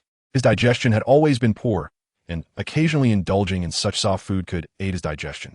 Moreover, this soft food was both delightful and tender, and merely holding onto it felt exquisite. The God of Willows is truly delightful. You are not dissatisfied with the path I have set for you, are you? The God of Willows spoke with a calm demeanor. To be honest, she could not comprehend Shi Yi's infatuation with her. There were so many women outside, princesses, fairies, witches, and worldly beauties. Yet, he singularly cherished this willow tree. Nevertheless, her heart was as unyielding as stone, impervious to matters of love that could affect her cultivation. Throughout her journey, she had been alone, accustomed to solitude and loneliness. Having a disciple was already her limit. Yet if sure he knew the thoughts of the God of Willows, he would remind her of the saying, water drips through stone. There was no disdain, absolutely none. Teacher, please do not say that. I merely wish to carve my own path, to forge a way to the heavens. If this path proves unfeasible, I shall not persist stubbornly. I will heed your guidance then. She nestled closer within the embrace of the divine Liu, inhaling the fragrant essence that enveloped her. His resolve wavered, torn between hesitation and doubt, and without having exerted himself, he had already contemplated an escape route. The tone of Liu's voice shifted, losing its calm composure, laced with a hint of frustration over his lack of determination. Who among the ambitious considers defeat before even embarking on the journey? Such a mindset, rife with trepidation, could never lead one down the path of enlightenment. Master, she spoke earnestly, as the adage goes, one should not fret over victory before the battle, but rather be mindful of potential defeat. As long as the mountains stand, there is no fear of running out of firewood. If this path proves unviable, then I shall seek another. Those who stubbornly tread a solitary path unto oblivion are either foolish or naive, especially those who sacrifice themselves for the sake of the multitude. As he spoke, she suddenly noticed a change in Liu's demeanor. Her gaze upon him held a depth that stirred an unsettling sensation within his heart. He quickly swore that he meant no offense, questioning if he had inadvertently struck a nerve. Unbeknownst to him, his words had unwittingly nudged Liu deeper into the abyss of despair, altering her perspective from selflessness to a burgeoning selfishness. She began to doubt her own grandeur. Contemplating a life of ease alongside Shi, cared for by a devoted disciple, living peacefully and blissfully. Indeed, in Liu's eyes, Shi's preoccupation with retreat, his lack of resolve, epitomized a surrender to mediocrity. Yet, Liu was not inclined to reflect on Shi's wavering spirit. Rather, she found herself lost in contemplation of her past sacrifices and the true value of her endeavors. Why should she forfeit her own well-being for the sake of others? Her sacrifices and contributions had yielded naught but betrayal and disappointment. Despite her efforts for the realms above and below, who truly valued her? They seemed to wish for her demise, for upon her death, her essence and legacy would become theirs. This, she mused, was the nature of fate. As perceived by the world, a grand opportunity, albeit a grim one. It is a harsh truth that the so-called fortunes of this world often arise from the demise of the strong, with the weak scavenging the remnants of their glory. Even the most coveted treasures of fortune are born from the bloodshed of countless souls. It is a tragic reality, yet it is the essence of this world, a place where the strong devour the weak, and darkness is a construct of humanity's own making. While those same individuals seek the source of that darkness, time flowed relentlessly, and 2 years passed. During this span, Shi diligently cultivated his skills, achieving mastery in the spirit transformation realm, poised to break into the inscription realm at any moment. In truth, the inscription and array realms are closely aligned, with the former involving the engraving of special runes, while the latter builds upon these runes to devise intricate formations, greatly enhancing one's combat prowess. Meanwhile, 2 years had also elapsed for Shi Yi, who had ventured into the vast wilderness, achieving a breakthrough into the 9 heavens. It was time to return home. It would be ill-advised to come back empty-handed. He had heard whispers of treasures emerging from the depths of the wilderness. He thought simply, returning home without a gift would be awkward. He had departed with flair, but returning empty-handed would feel quite embarrassing. Thus, he resolved to bring back a token to present to his family, a gesture to prove he was no harbinger of misfortune. His intentions were commendable.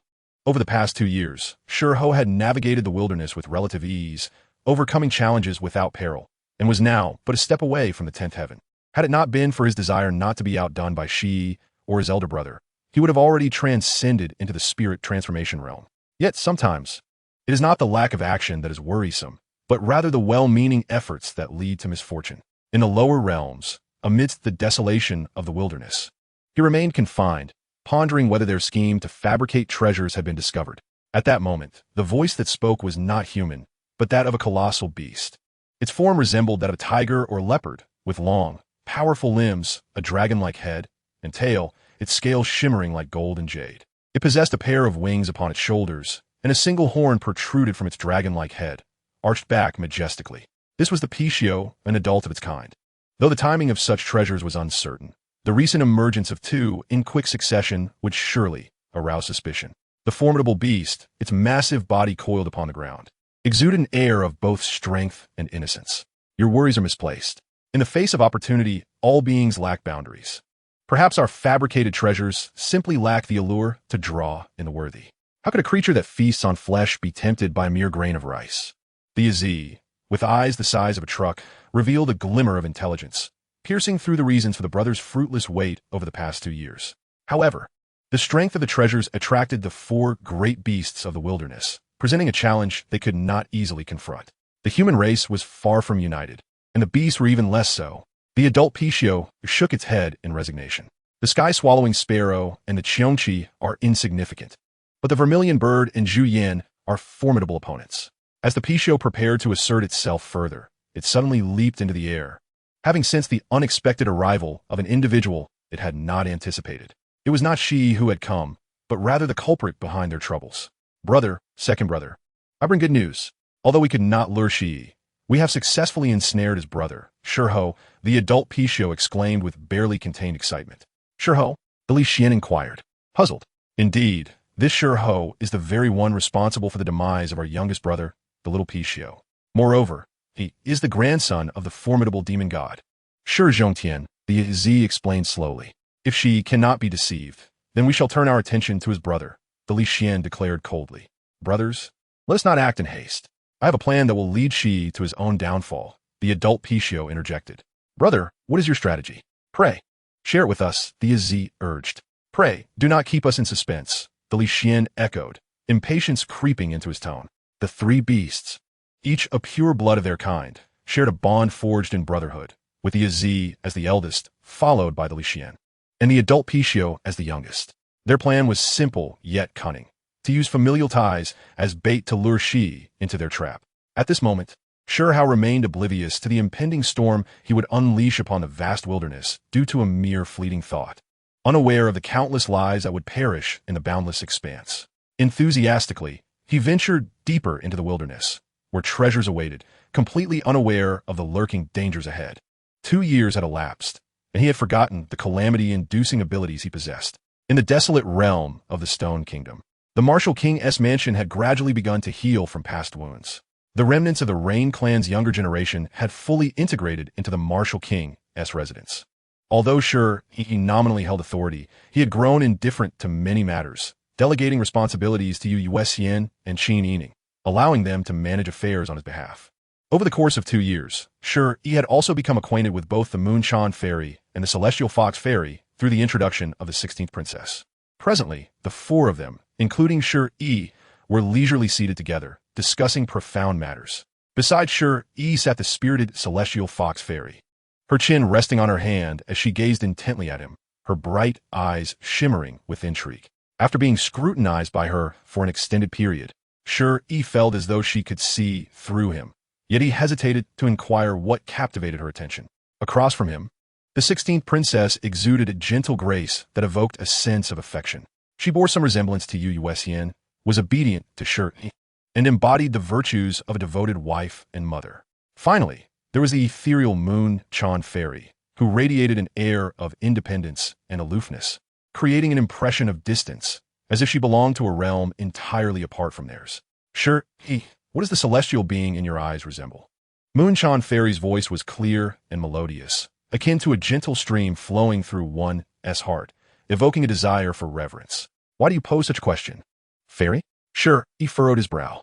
This Moon Chan Fairy truly embodied the essence of a celestial being, despite his puzzlement over her transparent veil that partially obscured her face. She undeniably stirred a sense of conquest within him. Upon first encountering her, he had nearly envisioned names for their future children.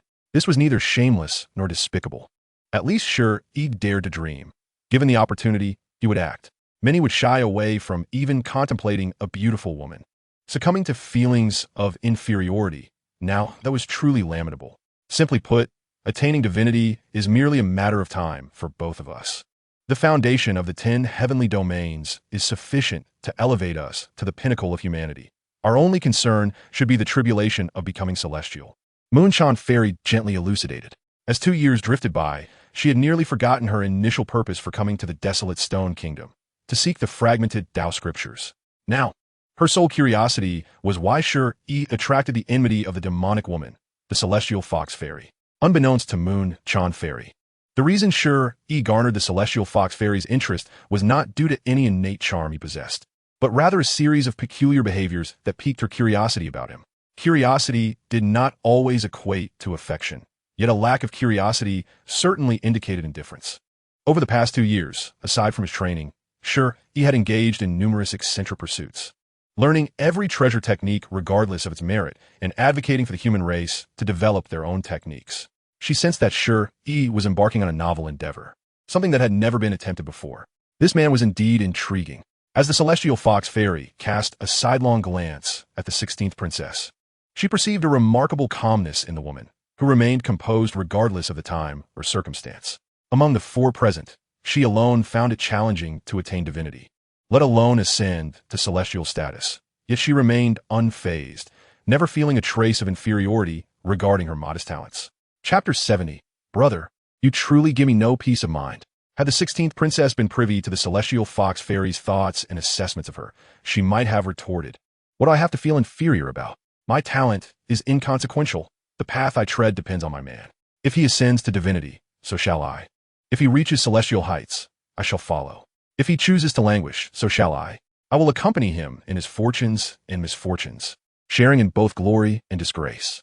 Since the day I was betrothed to Shi Yi, I have understood that I need not exert myself beyond measure. I merely need to support him wholeheartedly, for his future dictates mine. Should he rise to unparalleled heights, I will soar alongside him. There is no need for concern. Should his fate be fraught with tribulations, leading to his untimely demise, then I must accept the hand fate has dealt me." After a brief moment, the celestial fox fairy's gaze flickered away, returning to Shi Yi's face. Perhaps the environment was too tranquil. She felt a touch of fatigue, her head nodding slightly, reminiscent of a foolish fox. However, Shi Yi's subsequent utterance of 6 words invigorated her completely, following the mundane, opposing the celestial. These 6 words were imbued with profound power. As the celestial fox fairy regained her focus, the light in Moon Chan Fairy's eyes sparkled, while the 16th princess lowered her head, seemingly enlightened, though she lagged behind the others in comprehension. If their insights were measured, Moon Chan Fairy grasped 90%, the celestial fox fairy 80%, while the 16th princess only achieved 10%. This disparity explained why the 16th princess found even attaining divinity to be a challenge. Yet now, the 3 of them struggled to unravel the meaning behind Shi Yi's 6 words, sensing that they conveyed the essence of ascension, albeit remaining shrouded in ambiguity. Shi Yi, unfazed by their bewilderment, recited, following the mundane, opposing the celestial, all lies in the inversion. If I declare inverting, then I shall invert. Inversion has its roots. 1, 3, 3, 1 inverts. 3, 3 overlaps to the 9th heaven. Above the 9th heaven lies the 9 truths. The 9 truths return to the oneness. The interplay of yin and yang gives rise to creation. Following leads to life. Opposing leads to ascension. This was a song, known as the Inversion Song.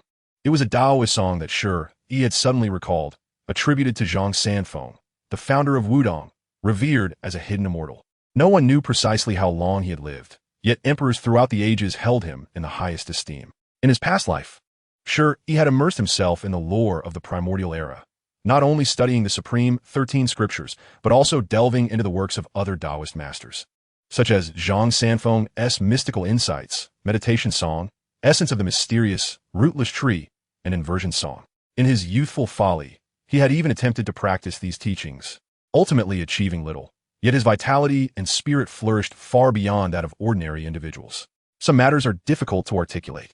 Even if an ordinary person lacks the innate aptitude for cultivation, diligently following Taoist principles for health will invariably enhance their vitality, without leading to detrimental practices or physical maladies.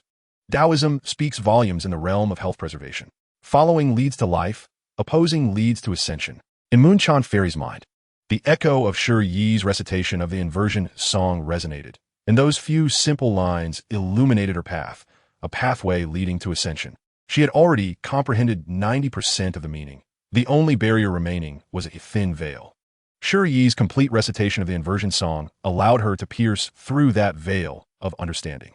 However, Moon Chan Fairy regarded Shi Yi with a profound gaze. She disliked owing favors, believing that the grace of understanding must be repaid in the future. To conform is to be mundane. To rebel is to be transcendent. This song, each word a gem, subtly resonating with the principles of the Tao. Could it be that you, dear brother, are indeed a reincarnation of a sage? The celestial fox maiden approached Shi Yi, locking eyes with him, and she felt as though he were a treasure, occasionally uttering words of enlightenment that struck her profoundly. Although she had yet to grasp the essence of conforming to the mundane and rebelling to achieve transcendence, given her innate talent, it was merely a matter of time. Bewildered by the unexpected fortune she had received, she pondered that aside from offering herself in return, there was little else she could do. Of course, not just yet. If Shi Yi were to offer himself, it would not be too late. With this thought, the celestial fox maiden narrowed her eyes. She was not like the Moon Chan maiden, who had cultivated both primary and secondary forms, with an independent consciousness existing between them, potentially leading to conflict in the future. She was merely a spiritual avatar of the sorceress, her thoughts entwined with those of the sorceress, devoid of independent consciousness. She had genuinely contemplated offering herself. A sage? I'm not a sage. I am merely an ordinary person of no distinction. Sure, he was acutely aware of his own abilities. Despite being a bearer of the dual pupils, hailed as the reincarnation of a sage, he was not the creator of the profound scriptures, merely fortunate enough to have them inscribed in his mind. An ordinary person? The celestial fox maiden scoffed, uninterested in retorting to Shi Yi's proclamation. If even he could be deemed ordinary, then surely no one in this world could be considered normal. As time flowed by, half a month passed. Aside from his cultivation, Shi Yi engaged in discussions of the Tao with both the Moon Chan maiden and the celestial fox maiden. Such days were tranquil and beautiful. However, tranquility does not always prevail. Troubles often come knocking, even when one seeks peace. On one particular day, while Shi Yi was engrossed in studying divine arts, an unexpected piece of news sent him into turmoil. He furrowed his brow, gazing at the armored man kneeling before him. The armored man, having surpassed 50 years, bore the marks of experience on his forehead, with strands of gray hair adorning his otherwise robust stature. Superficially, he appeared quite formidable. Yet before Shi Yi, he was nothing. What did you say? My brother Shi Hao encountered mishaps while searching for mountain treasures deep in the great wilderness, and is now engaged in a bloody battle? Shi Yi inquired, his brows knitted tightly. His presence was as profound as an abyss, causing the armored man to sweat profusely. Yet he could only manage a reluctant response. Yes, a bloody battle in the great wilderness. Are you all just idle bystanders? A group of spirit transformation realm guards unable to protect my brother? Shi Yi could not suppress his ire. It was not that he was prone to anger or projecting his frustrations onto others. He simply could not accept the gravity of the situation.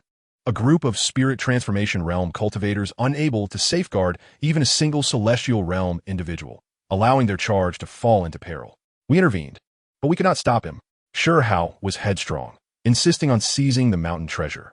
By the time we caught up, it was already too late to rescue him from the onslaught of ferocious beasts. The armored man wiped the cold sweat from his forehead, never having anticipated that. Despite being of the same spirit transformation realm, he would feel as insignificant as an ant before Shi Yi. As a regular cultivator, he had experienced the might of prodigies before. First Shi Hao, who could easily outpace them, and now Shi Yi, who, despite belonging to the same realm, radiated an aura akin to that of a mature ferocious beast, capable of tearing him apart with a mere breath of pressure. Enough, you may leave now. You need not concern yourself with what comes next.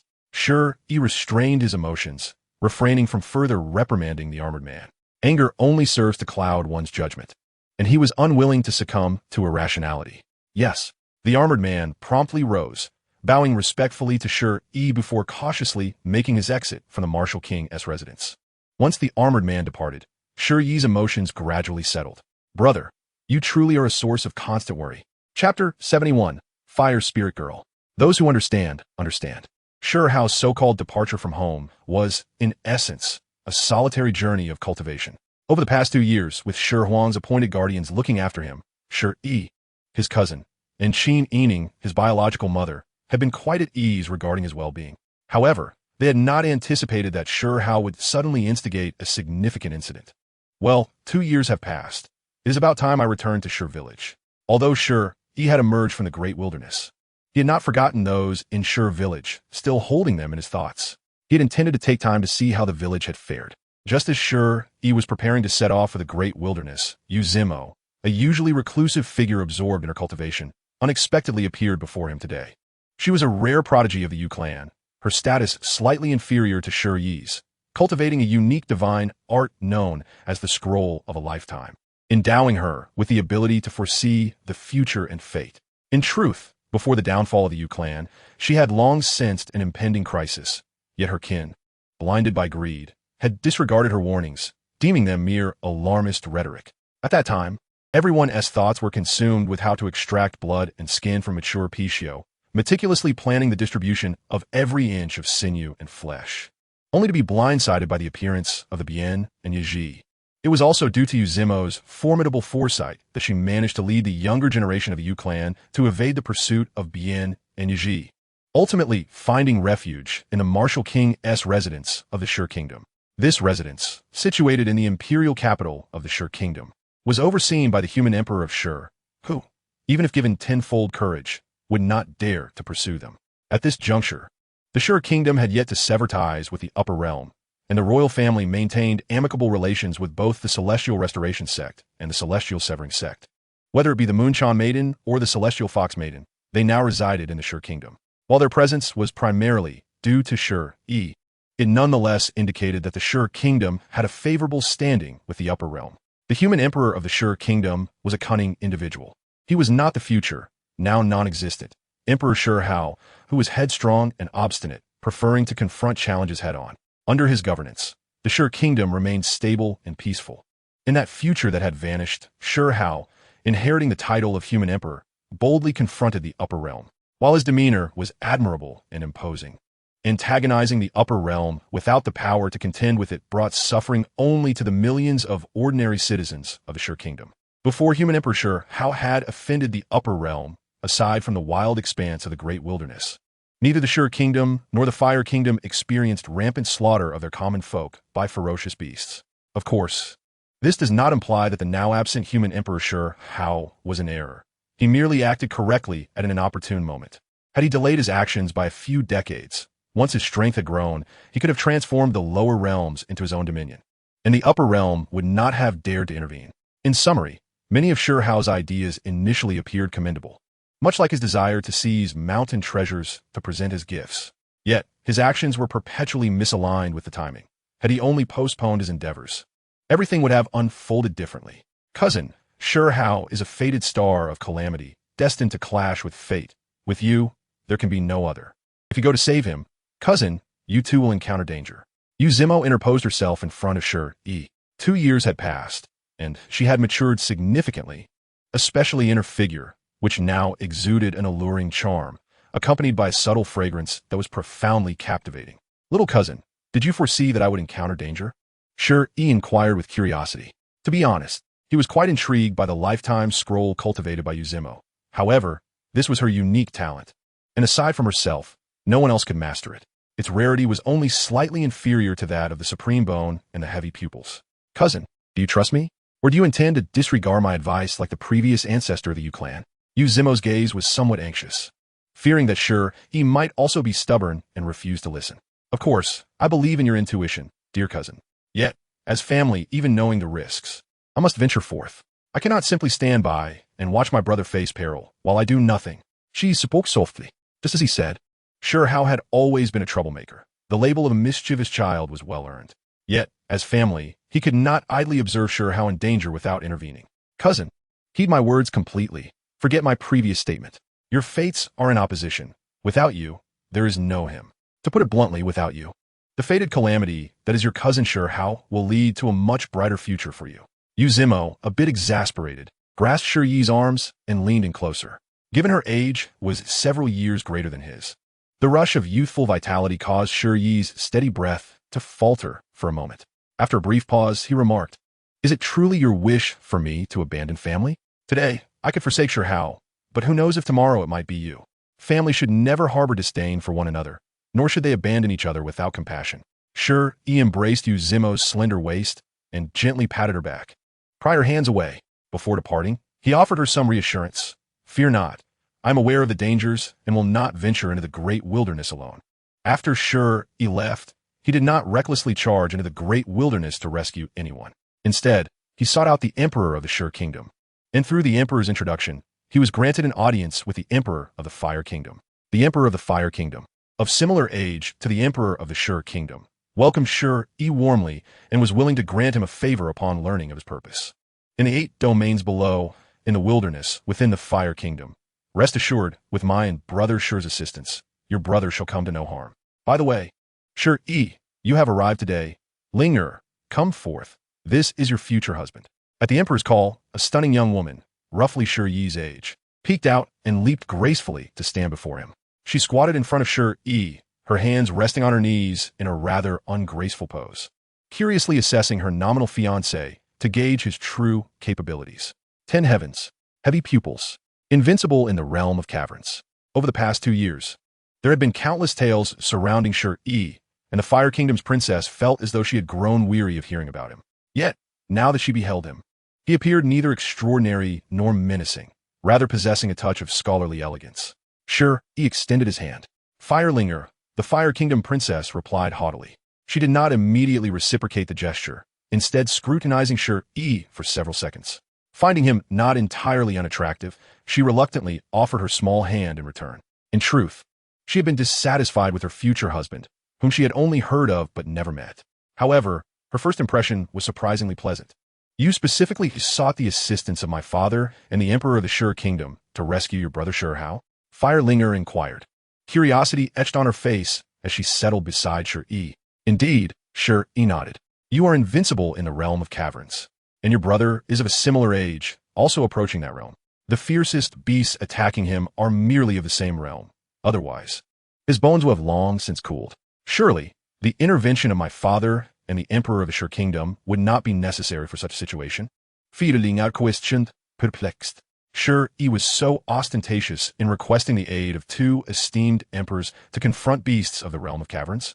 Was this not a boastful claim of invincibility? Chapter 72, Abomination. Fire Ling'er's thoughts were nearly transparent on her face, filled with skepticism. She questioned whether Shi Yi's reputed invincibility was merely a fabrication, a facade that belied his true inadequacy. To this, Shi Yi maintained a tranquil demeanor, neither elated by praise nor disheartened by criticism. He felt no urgency to validate himself, for true strength does not falter in the face of doubt from the weak. Falsehoods cannot wound. Only the truth is a sharp blade.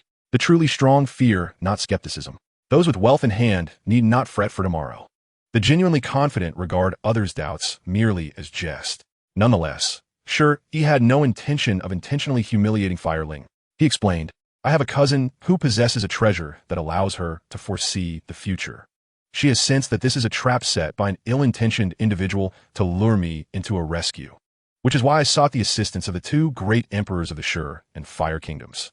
Unnecessarily, Shi Yi wished to conceal the existence of the goddess Liu. Although he was unsure if her frequent interventions might attract the attention of enemies, he preferred to keep her involvement minimal. After all, she had fallen to the lower realms due to betrayal. Should it become known that this ancestral spirit had yet to perish, who could say whether it would draw the notice of the higher realms or even the celestial domain? "Ah, I see." Huo Ling'er pondered thoughtfully. In truth, she was not overly concerned about whether Shi Yi was genuinely invincible. She merely detested pretense. His explanation alleviated her doubts. Minutes passed. "By the way, Shi Yi, why have you not sought me out in the past 2 years?" Fire Ling'er suddenly recalled, feeling a twinge of indignation as his nominal wife, that he had never once come to find her. Did he think her inferior to the 16th princess of the Shi Kingdom? Why would I seek you out? Shi Yi retorted. Why would he travel to the Fire Kingdom for her? Was he not content spending time with Goddess Liu? Moreover, had it not been for Yue-gege pressing his head, he would never have consented to this marriage. You agreed to this union of your own volition. It was only then that my father betrothed me to you. What is it that this princess gains from it? Fire Ling'er said, tapping Shi Yi's head in mild frustration.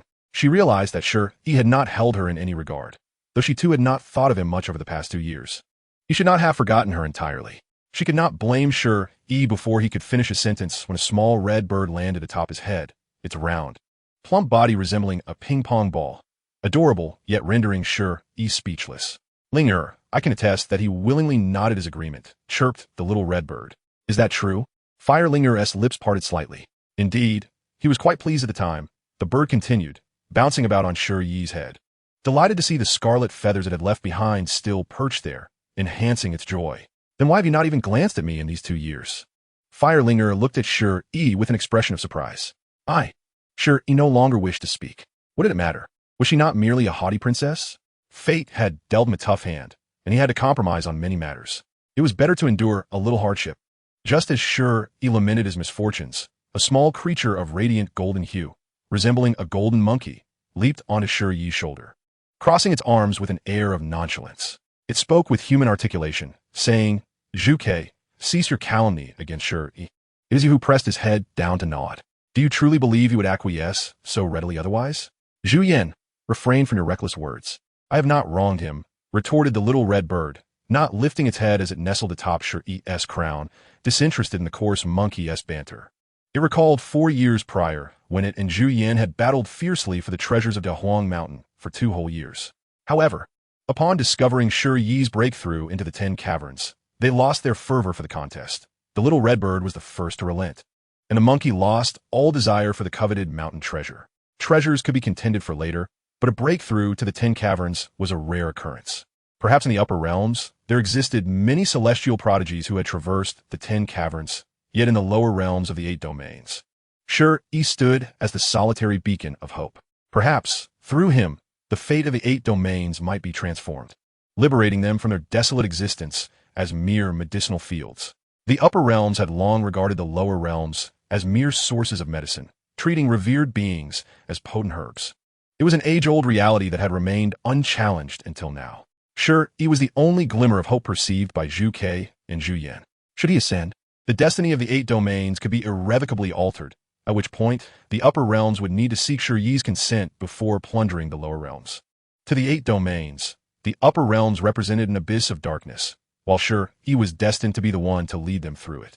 After all, Yue-gege and Zhu Yan, as 2 of the 4 fearsome beasts of Dahuang, would not easily grow close to a human. 3 days passed. In the depths of Dahuang, amidst nameless peaks, the vast wilderness stretched endlessly, its mountains layered and teeming with countless ferocious beasts, creating an atmosphere of profound darkness. Atop one of these bleak, unnamed summits stood a boy of approximately 10 years, his garments stained with blood, a radiant treasure bone gleaming at his chest. Surrounding him were over 100 ferocious beasts, their eyes filled with malevolence, eager to pounce, as if they longed to rend the boy apart. Brother, mother, forgive me. I should not have been so willful. Perhaps I truly am a harbinger of disaster. As these ferocious beasts do not turn upon each other, but frantically converge to hunt me down, as if under some form of compulsion, disregarding their own lives in this relentless pursuit. The boy clutched his chest, feeling the bone within beginning to crack under the relentless strain of battle, perilously close to shattering. He could not comprehend why these beasts, instead of seeking the mountain treasures, were so fervently intent on his annihilation, as if driven by some unseen force. In the shadows, a voice echoed, Brother, we intentionally let that group of spiritual realm humans escape. Logic dictates he should have learned of the situation here by now. Is it possible he truly cares not for his kin? Impossible. If he does not come to their aid, he will surely face public condemnation. It is as if humanity is bound by a moral obligation, yes, a moral coercion. Ha ha ha. We're devoid of morals. No one can bind us. After days of brutal combat, it seemed the boy was nearing his limit. This is a worthless child. He pales in comparison to his brother, who grows ever more vigorous, while this one is on the brink of exhaustion. Yet, he was not without merit. The bone in his chest was remarkable. Without it, faced with the onslaught of so many beasts, he would likely have been devoured long ago. 3 colossal, pure-blooded beasts lay hidden in the shadows, their cold gazes fixated on the boy embroiled in battle, as if observing a corpse. Half an hour passed. The boy coughed up blood, sinking to one knee, his chest about to rupture when suddenly 10 great suns ascended, illuminating the despair and darkness within him. Brute! A thunderous voice echoed against the azure sky. In the next moment, a tempest of thunder descended.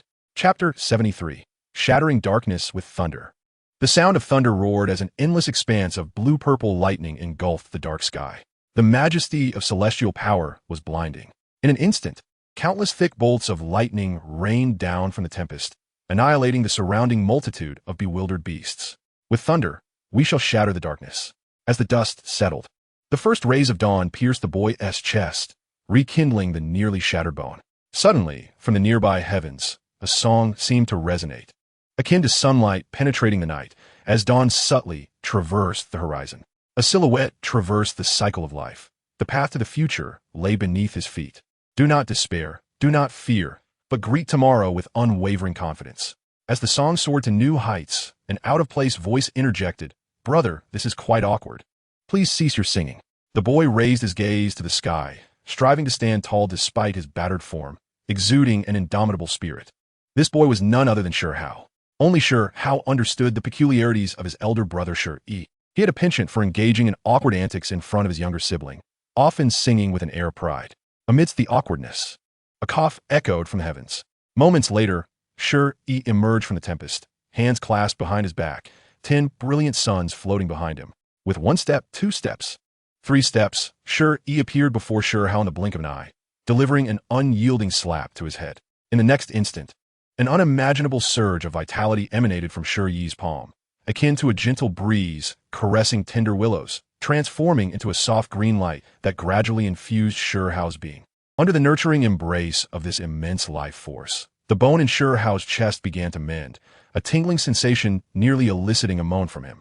As Shi Yi's bone healed, the 9 caverns gradually revived, while the ethereal 10 caverns flickered behind him. This perilous encounter was both a calamity and an opportunity. In the face of life and death, Shi Yi comprehended the essence of the 10 caverns. "Brother, after this lesson, will you still sneak away from home?" Shi Yi inquired. "I am not like you. If I do not venture forth, I shall forever lag behind your footsteps," Shi Yi countered, shaking his head. "You little rascal, I cannot always be there to save you, and you dare to not call me brother Yi anymore." Shi Yi could not resist delivering another slap to Shi Yi's head. This slap was devoid of divine techniques. It was a straightforward strike that sent Shi Yi nearly tumbling, his face full of mud. "Brother, I am no longer a child of 3. I have grown up. Besides, is it not acceptable to simply call you brother?" Shi Yi protested, cradling his head in a mock display of grievance. After venturing out into the world and encountering numerous people, he realized that perhaps his mother, Qin Yi Ning, had coddled him for far too long. Skyward brave brother Yi, in both demeanor and attire, he recognized his own immaturity, akin to a 3-year-old who had never matured. At 10 years old, he felt it was high time to grow up. "Still talking back? Just wait until we return. I shall teach you a lesson, you little rascal." Shi Yi feigned another slap, causing Shi Yi to instinctively retract his head. "Still wish to return? I dare say. You brothers shall not be leaving today." As the 2 brothers engaged in their playful scuffle, 3 colossal beast silhouettes, towering 100 meters high, emerged from the shadows, encircling them. Beneath the resplendent radiance of Shi's 10 heavens, the forms of the 3 beasts gradually materialized, a full-grown Pishio, a Bian, and a Yi. The presence of these pure-blood ferocious beasts exuded a terrifying aura, instilling a warning to the lurking predators of the great wilderness not to interfere. "Long time no see, Shi. It was worth the 2-year wait to finally catch up with you," the adult Pishio declared, a satisfied grin adorning its face. Though such a smile on a beast seemed peculiar, it nonetheless attested to its extraordinary intelligence. To eradicate the root of the problem, that is the way. While humanity may be insignificant, some truths hold merit. As long as you draw breath, my brothers and I shall remain unsettled. The Bian advanced slowly, akin to a ferocious tiger, gauging Shi's strength. Yet no matter how it probed, it could only sense the complete aura of a spirit transformation realm. "While the mountain treasure would a ruse to lure you here, I never anticipated your patience. Were it not for your brother's peril, you likely would not have ventured into the great wilderness at all." The Yi bared its enormous maw, revealing an unrestrained, murderous intent that surged like a tempest, enough to bring even an ordinary spirit transformation realm practitioner to their knees under its pressure. "You have manipulated us."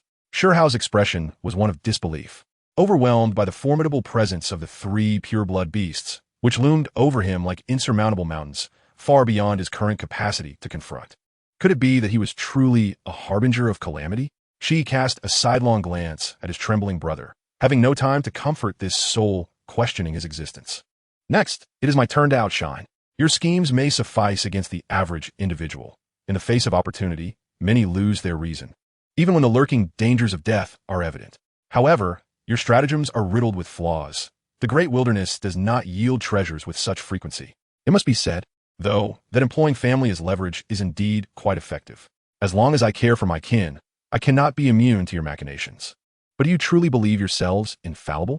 That I would naively fall for your tricks and place myself in jeopardy? One must possess not only the requisite martial prowess, but also intellect." As his words fell, Shi gently clapped his hands, summoning two emperors of humanity from the void.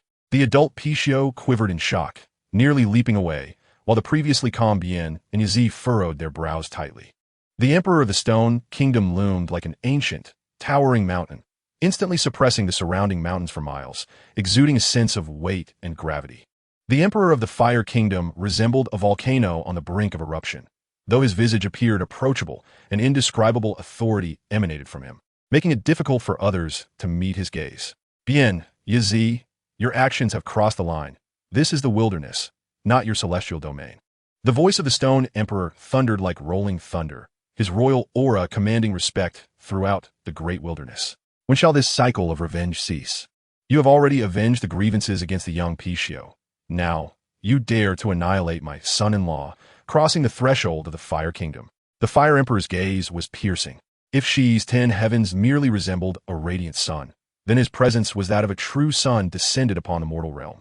However, what chilled the hearts of the Bien, Yi, and the adult Pishio was the sight of a small red bird perched upon Shi's head, with a golden monkey standing on his shoulder. Chapter 74. Burn you to ashes. Shi, how foolish of you to call upon two great emperors for support. Yet, you have even summoned the Yue-gege and Yue Chen. The adult Pishio was the first to voice its outrage. It held little fear of the two ancient kingdom emperors.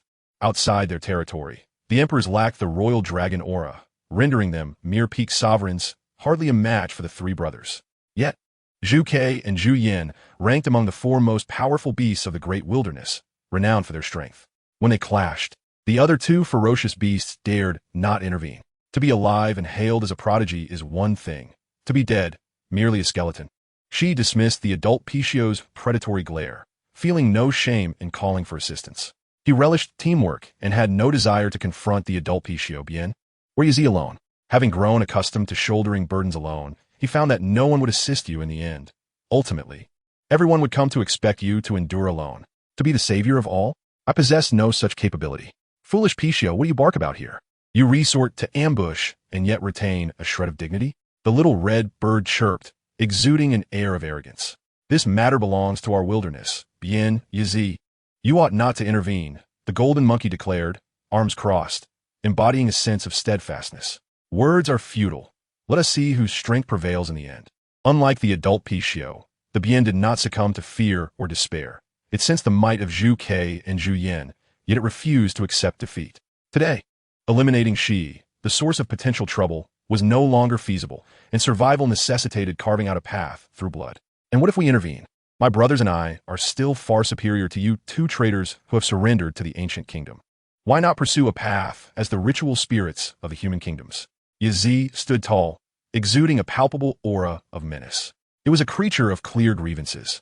Should its brethren be in peril, it would never stand idly by. Yet proud as it was, it held a low opinion of the Yue-gege and Yue Chen who had allied with the ancient kingdom. Do not bring race into this. Though we are both ferocious beasts, we are not of the same lineage. The divine birds soaring in the skies are not to be compared with you earthbound creatures. The little red bird continued to chirp atop Shi's head, treating it as its second nest, bouncing about without a care. This may sound somewhat childish, and indeed, it was. Yue-gege, though still young, was akin to a 6-year-old girl in human years, playful and spirited. Unlike humans who age annually, Pure-blood ferocious beasts like Yi-gege are undoubtedly long-lived, maturing only after a century. Earthbound beasts? The weight of those words struck hard, causing the adult Pishio, Bian, Yi, and even Shi, Hao, the Emperor of the Stone Kingdom, the Emperor of the Fire Kingdom, and Zhu Yin to turn their gazes towards Quebec. Why are you all looking at me? You two-legged creatures, when I say earthbound beasts, I refer to the four-legged ones. The little red bird retorted haughtily. Noting this exchange, Shi pondered deeply. Birds of a feather flock together. Perhaps the Fire Princess, being the daughter of the Fire Kingdom, is indeed influenced by Quebec otherwise. How could the 16th Princess of the Stone Kingdom be so refined and cultured, while the Fire Princess is so brash and unreasonable? I have always detested self-important birds like you.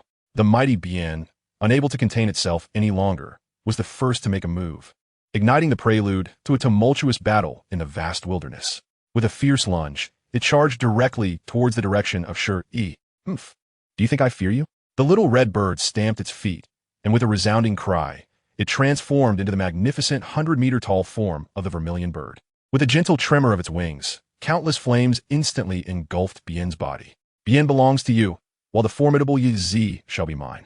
Perched upon Shi Yi's shoulder, the golden little monkey extracted a needle from its ear, casting a glance at Hao behind him before leaping towards Yi ahead. In midair, the golden little monkey's form swelled with the wind, rapidly expanding into the towering figure of Zhu Yan.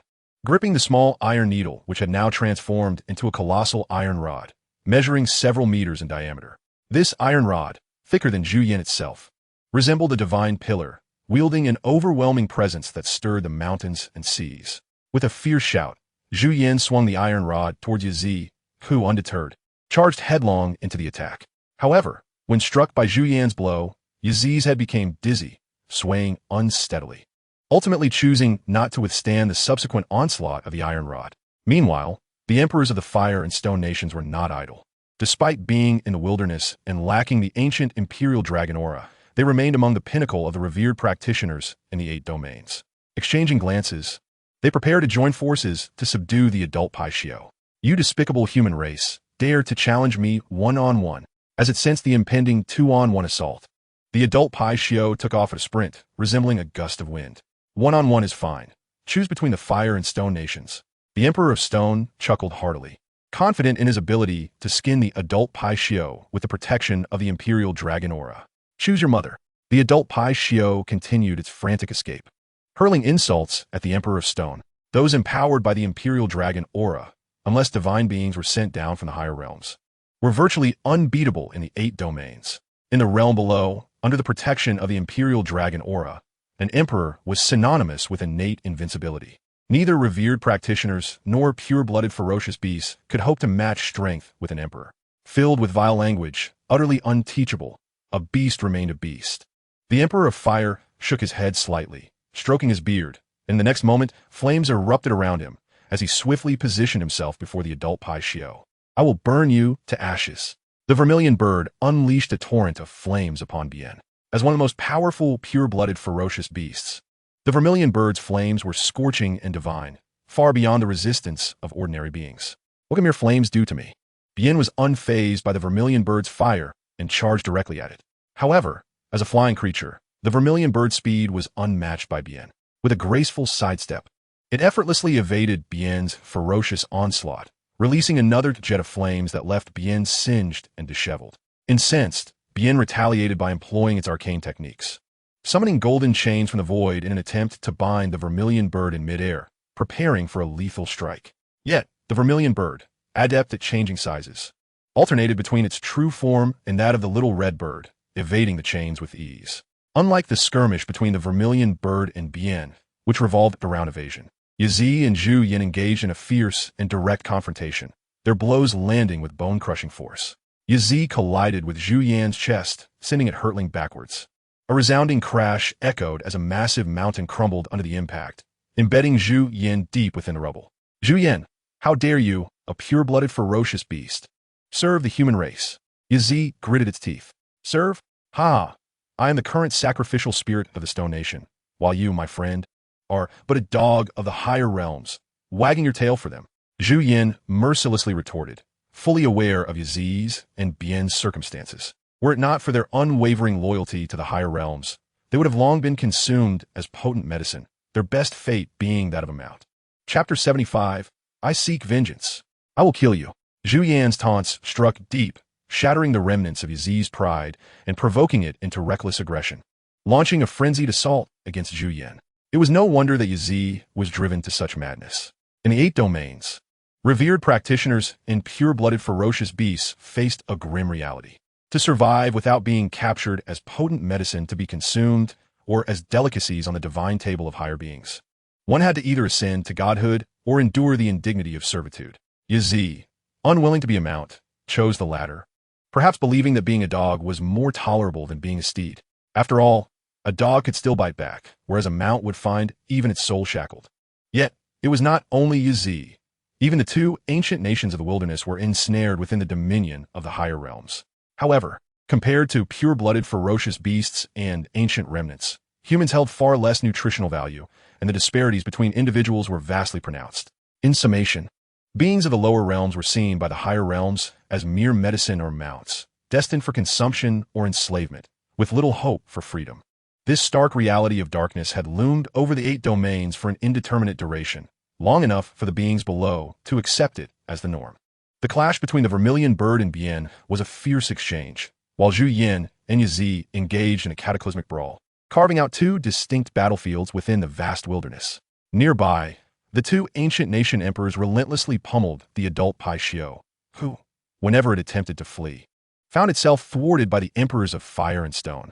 Witnessing this scene ignited a fervor within Shi Yi, who glanced at Shi Yi, hesitating to voice his thoughts. If you wish to go, then go. As long as you do not perish, I can forcibly bring you back. Shi Yi sighed, covering his face, utterly speechless at the thrill some had for combat, feeling the urge to join in despite his reservations. Brother, be cautious. In a battlefield of revered practitioners, even a moment's carelessness could lead to my demise. Shi Yi earnestly cautioned Shi Yi before succumbing to the boiling blood within him, manifesting the 9 hollow heavens, and, with a firm step upon the ground, lunging towards the adult Pai Xiu.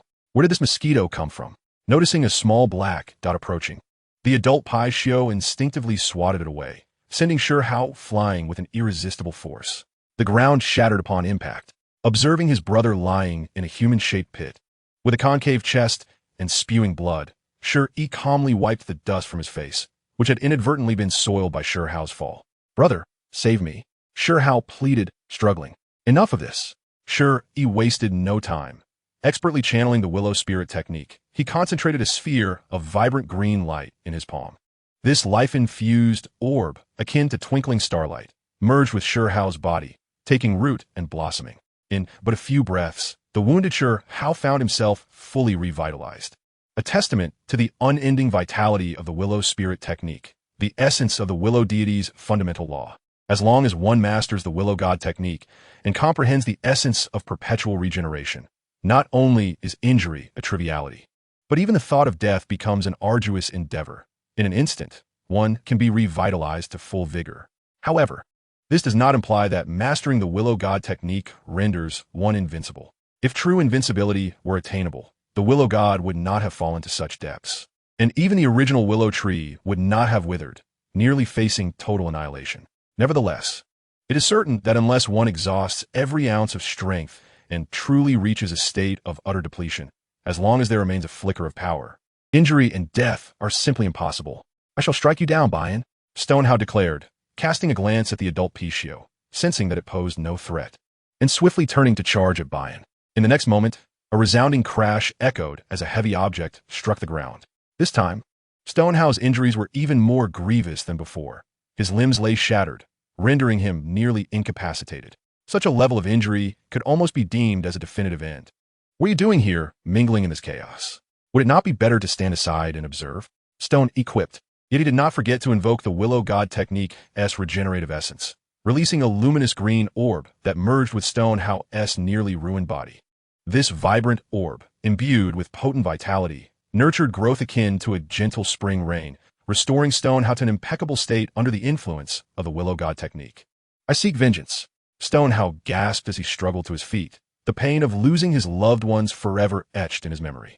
Even with diminished strength, lacking the capacity to retaliate, he was determined to forcefully take a bite out of his adversary. In the next instant, the bones in his chest trembled violently, causing the very heavens to quiver in response. Soon, an indistinct radiance descended from the heavens, coalescing into a hand that materialized before the onlookers, embodying the profound mysteries of celestial transformations. This hand, lustrous as jade and adorned with intricate runes, exuded a terrifying power capable of obliterating all. As it gradually reached for the position of Yi, though it appeared slow, its speed was deceptive, obscuring the vastness of its reach. Is this supreme technique truly the legendary Supreme Bone? Pondered the Emperor of the Stone Nation. Although Stone Hao had not wielded this supreme technique for the first time, having previously invoked it within the Martial King's estate, it had been thwarted by the estate's inherent barriers. Both the Martial King's residence and the Stone Nation's royal domain possessed their own protective barriers, rendering any external observation of the technique's execution impossible unless the barrier was breached. It seems that little Stone is no ordinary figure, mused the Emperor of the Fire Nation, stroking his chin in contemplation. He failed to recognize the Supreme Bone. Unlike the distinct dual pupils, the Supreme Bone was not as readily identifiable, and the Emperor's awareness of it was merely cursory. However, this did not imply the Supreme Bone was superior to the dual pupils. If the Supreme Bone was rare, then the dual pupils were merely uncommon, and the latter's characteristics were exceedingly apparent. In his youth, at the tender age of 3 or 4, Stone Yi could not conceal his dual pupils. It was impossible to remain unnoticed with such striking features. In contrast, Stone Hao had managed to keep his Supreme Bone hidden, even from his biological mother, Qin Yi Ning. As fate would have it, at that moment, the jade-like hand, descending from the heavens, seized Yi with a terrifying aura that threatened to obliterate all. This technique possesses commendable power, capable of causing me harm. Alas, the one wielding it is rather ineffectual, lacking the potency of Zhu Yan's club. Yi scoffed. Having endured a crushing blow from Zhu Yan, with a dismissive sneer, he opened his gaping maw and lunged at the jade hand. A resounding crack echoed, reminiscent of shattering glass, as the hand, under the force of Yi's attack, rapidly developed fissures, fracturing into nothingness in midair. Meanwhile, as the supreme technique faltered, Stone Hao coughed up blood, his spirit nearly collapsing. Alarmed, Stone Yi hastily placed his hands on Stone Hao's head, channeling the Willow God technique to nourish his soul and body with the essence of perpetual regeneration, fearing that a moment's delay could lead to his demise, leaving him unable to face his aunt, Qin Yi Ning. Brother, you should refrain from engaging. You are ill-suited for this battlefield. Stone Yi implored earnestly. Brother, I wish to try again. I yearn for personal retribution. Stone Hao exclaimed, his body restored to its former state, yet stubbornly launching himself back into the fray, only to be hurled out once more by the residual shockwaves, like a tattered cloth clinging to a jagged rock. This served as proof that heartfelt entreaties could not sway a headstrong mule. This time, Stone Yi refrained from fully restoring Stone Hao's physical condition. Instead, he utilized the Willow God technique to tenuously sustain his life while retrieving the ancestral beast bone and hide acquired from Stone Village. The beast bone, an unknown creature's arm bone, shimmered like fine jade, resembling an exquisite work of art. The hide, worn and stained with blood, emanated an unsettling aura. This ancestral relic from Stone Village did not require high cultivation to unleash its power. Even a mere mortal could wield it against foes far stronger than themselves. You are still young, dear brother. There is no need for such reckless sacrifice. I understand your desire to personally avenge your enemies. Allow me to help you fulfill that wish today. As he spoke, Stone Yi gently pressed the unknown beast's arm bone onto his own arm, where it seamlessly integrated, merging into one. In an instant, Stone Yi's stature surged, transforming him into a towering figure over 3 meters tall, muscles rippling with a primal ferocity. Pressing the hide against his chest, a dazzling array of stars illuminated the area, as countless intricate runes surged forth, melding with his flesh. Once the runes were inscribed, forming a cohesive whole, a terrifying, barbaric aura radiated from Stone Yi, sweeping across the realm like a tempest. In that moment, he surpassed even the ferocity of the fiercest beasts, rivaling the young offspring of the ancient 10 fiends. In the next instant, 10 blazing suns erupted into the sky, illuminating the world. In that moment, Stone Yi resembled a deity descended from the heavens. At the time of the 10 cave heavens, bolstered by the first and second ancestral relics of Stone Village, he could hold his own against an adult Pishio. Now, having achieved the pinnacle of the spirit realm, on the cusp of entering the inscription realm and array realm, the aura he exuded surpassed that of the adult Pishio. Despite the fact that Stone Yi's current strength was derived from external sources, he had attained the ability to confront Bian and Yi. This astonishing spectacle left not only the injured Stone Hao in awe, but also startled the emperors of the two ancient nations, as well as the little red bird Yue-gege and the golden monkey Shi Yi, who were equally taken aback. The adult Pishio trembled in fear, sensing the threat posed by Stone Yi. Even the emperors of the two ancient nations could merely contend with him. There was no doubt that Stone Yi now possessed the capability to vanquish her. Bian and Yi exchanged glances, a seed of retreat taking root in their hearts. They had no desire to assist their brother while endangering their own lives in the process. Whether or not Stone Yi relied on external aid was inconsequential. It was akin to a child wielding a firearm. So long as one could pull the trigger, death was a distinct possibility. However, to withdraw from this confrontation would prove to be no easy task. The little red bird, Yue-gege, and the golden little monkey Yi, upon discovering the genuine possibility of vanquishing the formidable Yi and Bixia, transitioned from an initial exchange of blows to a relentless pursuit. Their intent was not to inflict harm, but rather to capture. One should not underestimate such occurrences. Even among humans, conflicts arise over mere differences in skin tone. The internal discord among ferocious beasts of disparate races can often be more profound than one might imagine. The prospect of annihilating Yi and Bixia was undoubtedly a source of delight for the little red bird and the golden little monkey Yi, who yearned to devour these flesh and blood elixirs. At the exalted level of the revered ones, each individual represents a potent elixir. You consume me, I consume you. It is a cycle of mutual devouring. Before the overwhelming presence of the imposing Shi Yi, Hao could only gape in astonishment, unintentionally murmuring, "Brother, your ability to conceal is remarkable. Not only do you possess the power to heal and save, but you can also ascend multiple great realms in an instant. Why then, do you remain so cautious?" In his perspective, if he were endowed with such a formidable capacity for rapid elevation, he would effortlessly crush the adult Bixia, and Yi without the need for assistance. Hao held an unwavering belief in his invincibility among peers, especially bolstered by the power of the Supreme Bone, which filled him with confidence to challenge those beyond his level. This conviction was not only his source of self-assurance, but also the foundation of his indomitable spirit. However, such excessive caution and timidity could jeopardize the preservation of an invincible mindset. It struck him that his brother seemed to lack this invincible spirit altogether. He had always been averse to hardship. This thought left Hao feeling disheartened, as he had once envisioned himself as a protector of his brother, the pillar of their family. Yet, upon maturing, he found himself a harbinger of misfortune, completely ineffectual in all respects. Even in moments of dire straits, he remained sheltered beneath his brother's protection. Had his brother merely been indulging him in childhood play? Was it possible that, despite his aversion to hardship, he labored more diligently than anyone else in secret? Such adept concealment. 16. Following him would surely not suffer losses, pondered the Emperor of the Stone Kingdom. Although he did not possess only one daughter like the Emperor of the Fire Kingdom with his cherished fire spirit, he had many sons and daughters. Yet his most beloved was undoubtedly the current Princess 16, though reliant on external forces rather than genuine realms. The ability to ascend several great realms simultaneously indirectly indicated Shi Yi's remarkable potential. The Emperor of the Fire Kingdom regarded this with thoughtful contemplation. He understood that the methods of enhancing one's power through external aids varied greatly among individuals. Just as a single sharp blade can be wielded by some to butcher livestock, while others may use it to slay gods. Meanwhile, in a secluded locale of the vast wilderness, two celestial maidens stood side by side. "Sister, something seems amiss with the 10 heavens of that odious younger brother.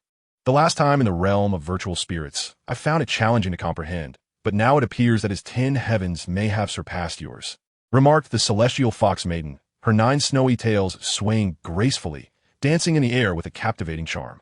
Indeed, he has carved a unique path at the pinnacle of the 10 heavens. If his 10 heavens are akin to the blazing sun, then ours are merely the luminous moon. The Moon Chan maiden maintained a composed demeanor, exuding an aura of tranquility, as if she were a celestial being descended to earth, evoking a sense of distant admiration. The resplendent sun and the shimmering moon sound perfectly harmonious. "Sister, have you perhaps developed romantic feelings?" teased the celestial fox maiden, her hand covering her mouth in feigned disbelief. "I am but her second self and the saintess of the heavenly restoration sect, untainted and destined not to marry," replied the Moon Chan maiden with a frosty tone. Is it true that saintesses cannot marry? The saintess of the upper realm resides in the martial king's manor and is still his aunt. The celestial fox maiden remarked dismissively. Unbeknownst to Shi Yi, his older sister, the celestial fox maiden was persistently attempting to unite him with the Moonshine maiden. Curious to see how this seemingly distant and unapproachable celestial figure would behave upon her descent into the mundane. However, he had no time for such musings. Qin Treasure Technique. A blurred silhouette of a Kirin quietly manifested behind Shi Yi, raising its formidable foot and launching it towards the adult Pishio. The very fabric of space was locked down, and time slowed. Looking up, one could only behold an immense foot descending upon the adult Pishio. Although Shi Yi's Kirin treasure technique was incomplete, consisting solely of the Kirin step, evading it was not an option, especially with the two ancient kingdom emperors restraining him. The adult Pishio had no choice but to endure this strike. In the face of imminent peril, the adult Pishio could no longer afford to conceal its strength and unleashed its innate treasure technique. The single horn on its head arched back, radiating a brilliant spectrum of colors, forming a protective barrier around itself. However, in the past 2 years, the adult Pishio's strength had remained stagnant, while Shi Yi had broken through to a new great realm. Could it withstand this foot? Chapter 77. Do not give up too easily. D. Even though the adult Pishio had activated its innate treasure technique at great cost, enveloped within the dazzling protective barrier, all it could perceive at that moment was the word death. Once, a single step of the Kirin could shatter the vast heavens. Shi Yi's Kirin step now represented his ultimate strike. He was not a mere trifler like Kakarot from the Dragon Ball realm. When he engaged an adversary, his resolve to deliver lethal blows was unequivocal. Would he merely probe the enemy, watching them become empowered? Apologies, but Shi Yi was known for his decisive actions. This blow, was not only Shi Yi's most potent attack, but also one that was undeniably fatal. Perhaps sensing the immense killing intent emanating from Shi Yi's consciousness, the vague silhouette of the Kirin behind him became more defined.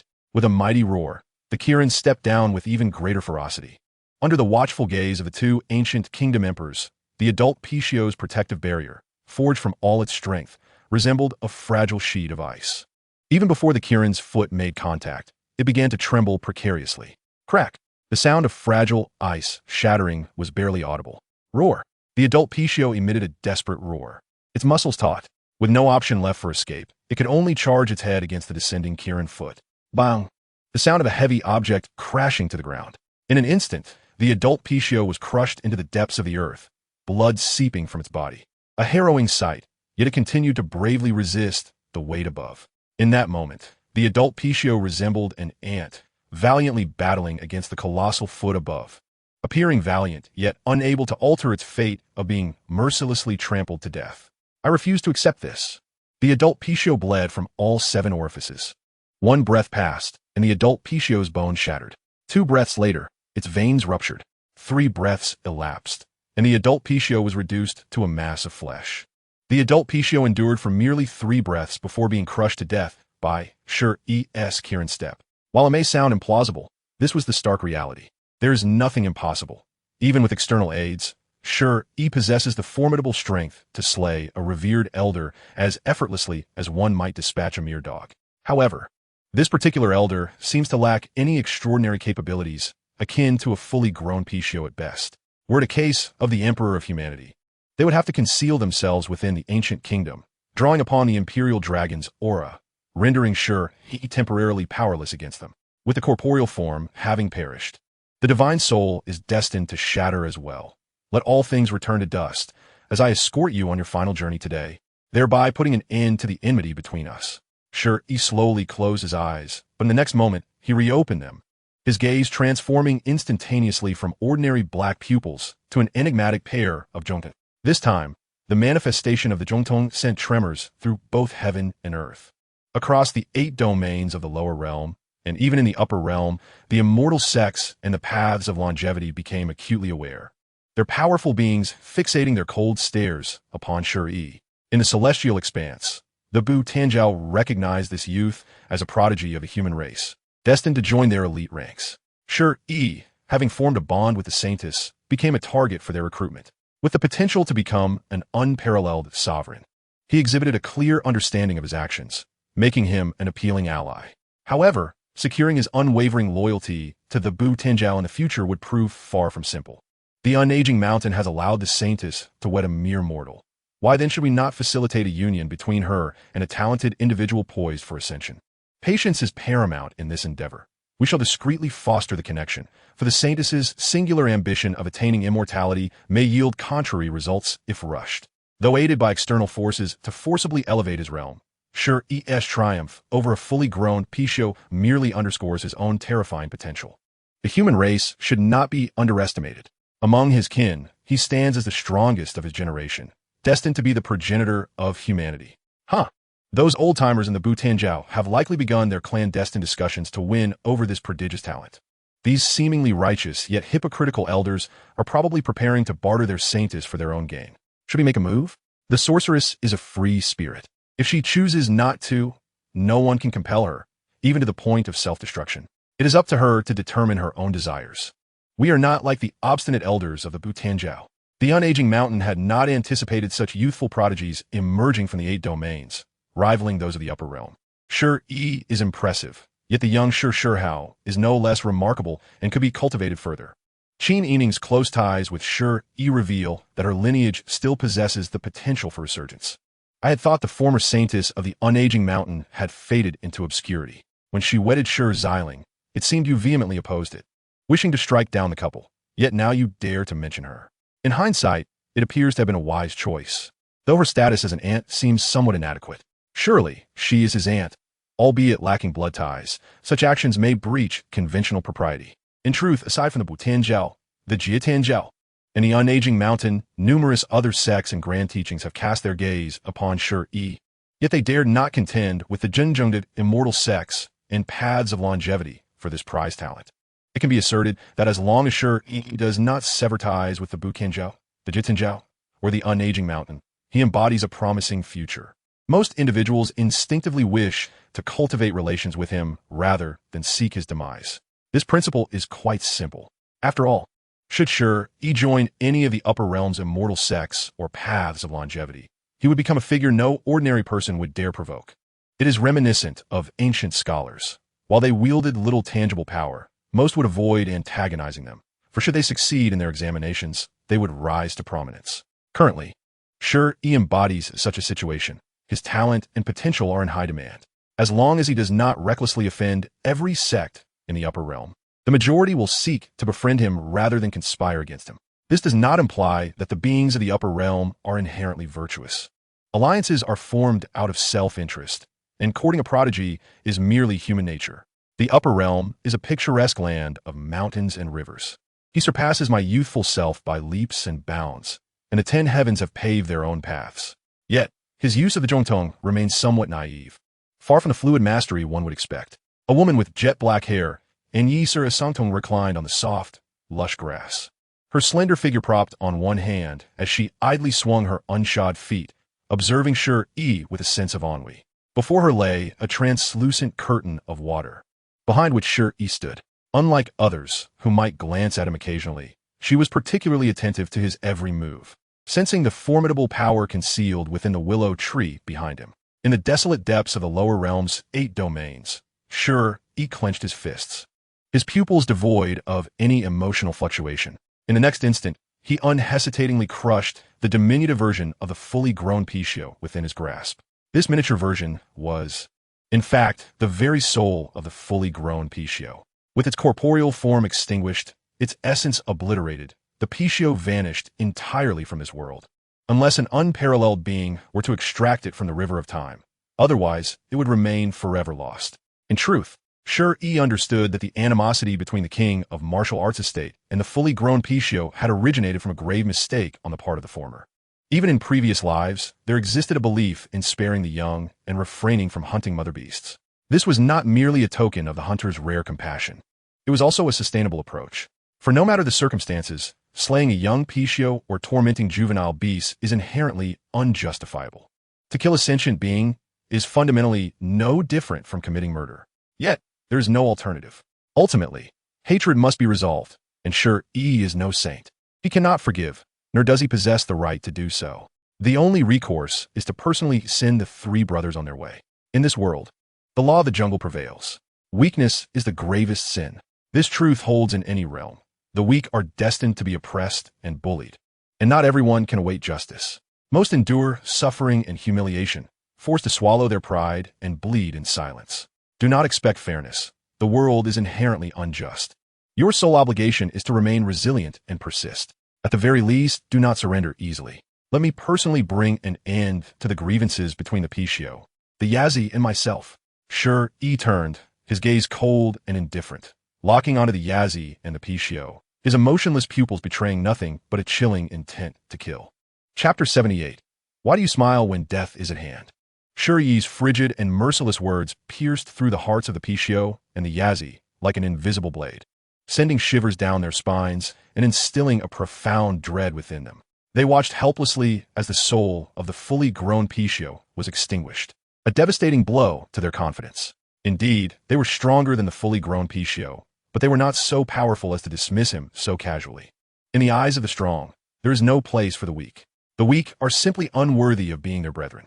The fully grown Pishio was able to stand alongside them due to certain innate qualities, and even they could not breach the colorful barrier derived from its life force in a short span of time. It appears that today, the three brothers have met their demise, yet succumbing to your hands does not seem entirely unjust.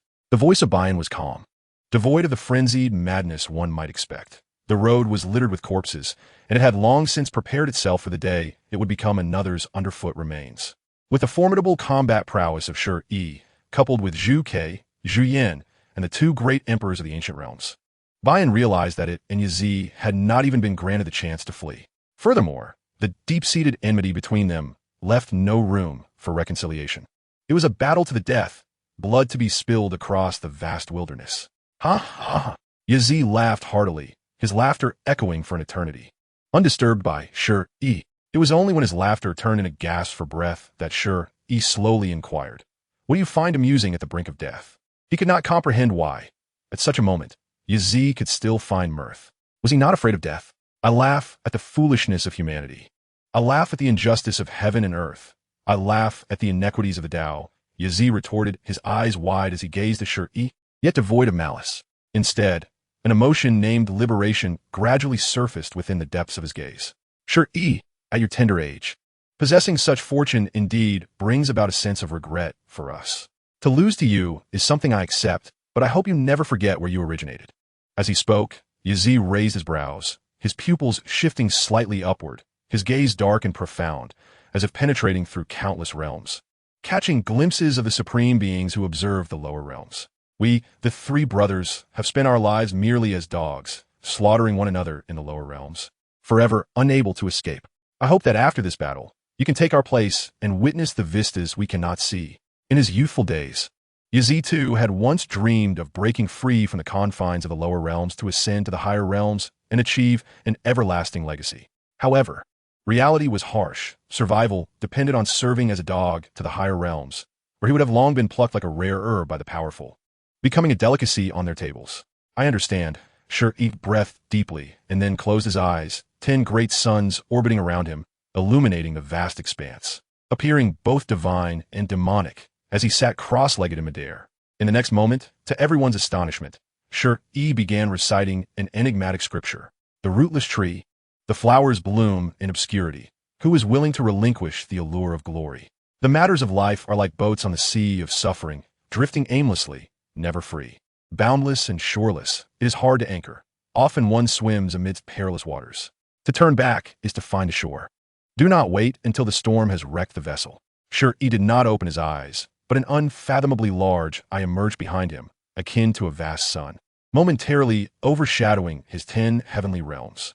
This unimaginable eye, initially resembling a normal human eye with a black pupil and a cold gaze, was unmistakably Shi Yi's own. The rootless tree, flowers are but faint. As the tree ages, it must renew its tender branches. The plum intertwines with the willow, the mulberry connects with the pear, passing on the ways of cultivation. Since ancient times, the immortals have known the grafting method. When one ages, there are indeed remedies to heal. Seek out the renowned masters. Inquire about the methods. The path to swift cultivation is still too slow. As Shi Yi opened his eyes, the profound gaze returned, and the enormous eye behind him transformed into a colossal pupil, instilling a deep sense of dread and all present. This included Yue-gege, Zhu Yan, the two ancient emperors, and even Shi Yi, all feeling an unimaginable pressure, one that transcended the limitations of mortal existence. The rootless tree, flowers are green. The wine and flowers of immortals have spanned the ages. In a land of fireworks and feasts, one must not indulge in meat or silver. To offend silver is to lose the treasure of longevity. Wine and meat pass through the gut, yet remain in the heart. Open the door, I say to you. Without flowers and wine, one cannot attain the Tao. Sure, he was not reciting any supreme scriptures, nor was he invoking the texts of salvation or the Taoist classics. Rather, he was simply sharing a piece of writing that urged one to cultivate the Tao in the heart. This exhortation, titled The Rootless Tree, was penned by the Taoist Master Zhang Sanfeng, who often lamented his late start in cultivation and wrote this piece to encourage others to pursue both the Tao and inner peace. Life, like a tree without roots, cannot endure. In this fleeting existence, marked by birth, aging, sickness, and death, one may vanish in an instant. 100 years of time is as fleeting as a flicker of light, akin to the rootless tree. The 24 verses of the immortal elder, bearing the title The Rootless Tree, awaken humanity, helping them see through the illusions of life and urging them to cultivate their essence. Now, as Shi Yi recited the rootless tree, he spoke only 3 lines from the 24. Yet the immense eye behind him exerted a pressure so profound that Bayan and Yi found themselves unable to move. The oppressive force they felt was magnitudes greater than that of Shi Yi, Yue-gege, Zhu Yan, and the two ancient emperors combined. However, such a level of power was far beyond Shi Yi's capacity to sustain.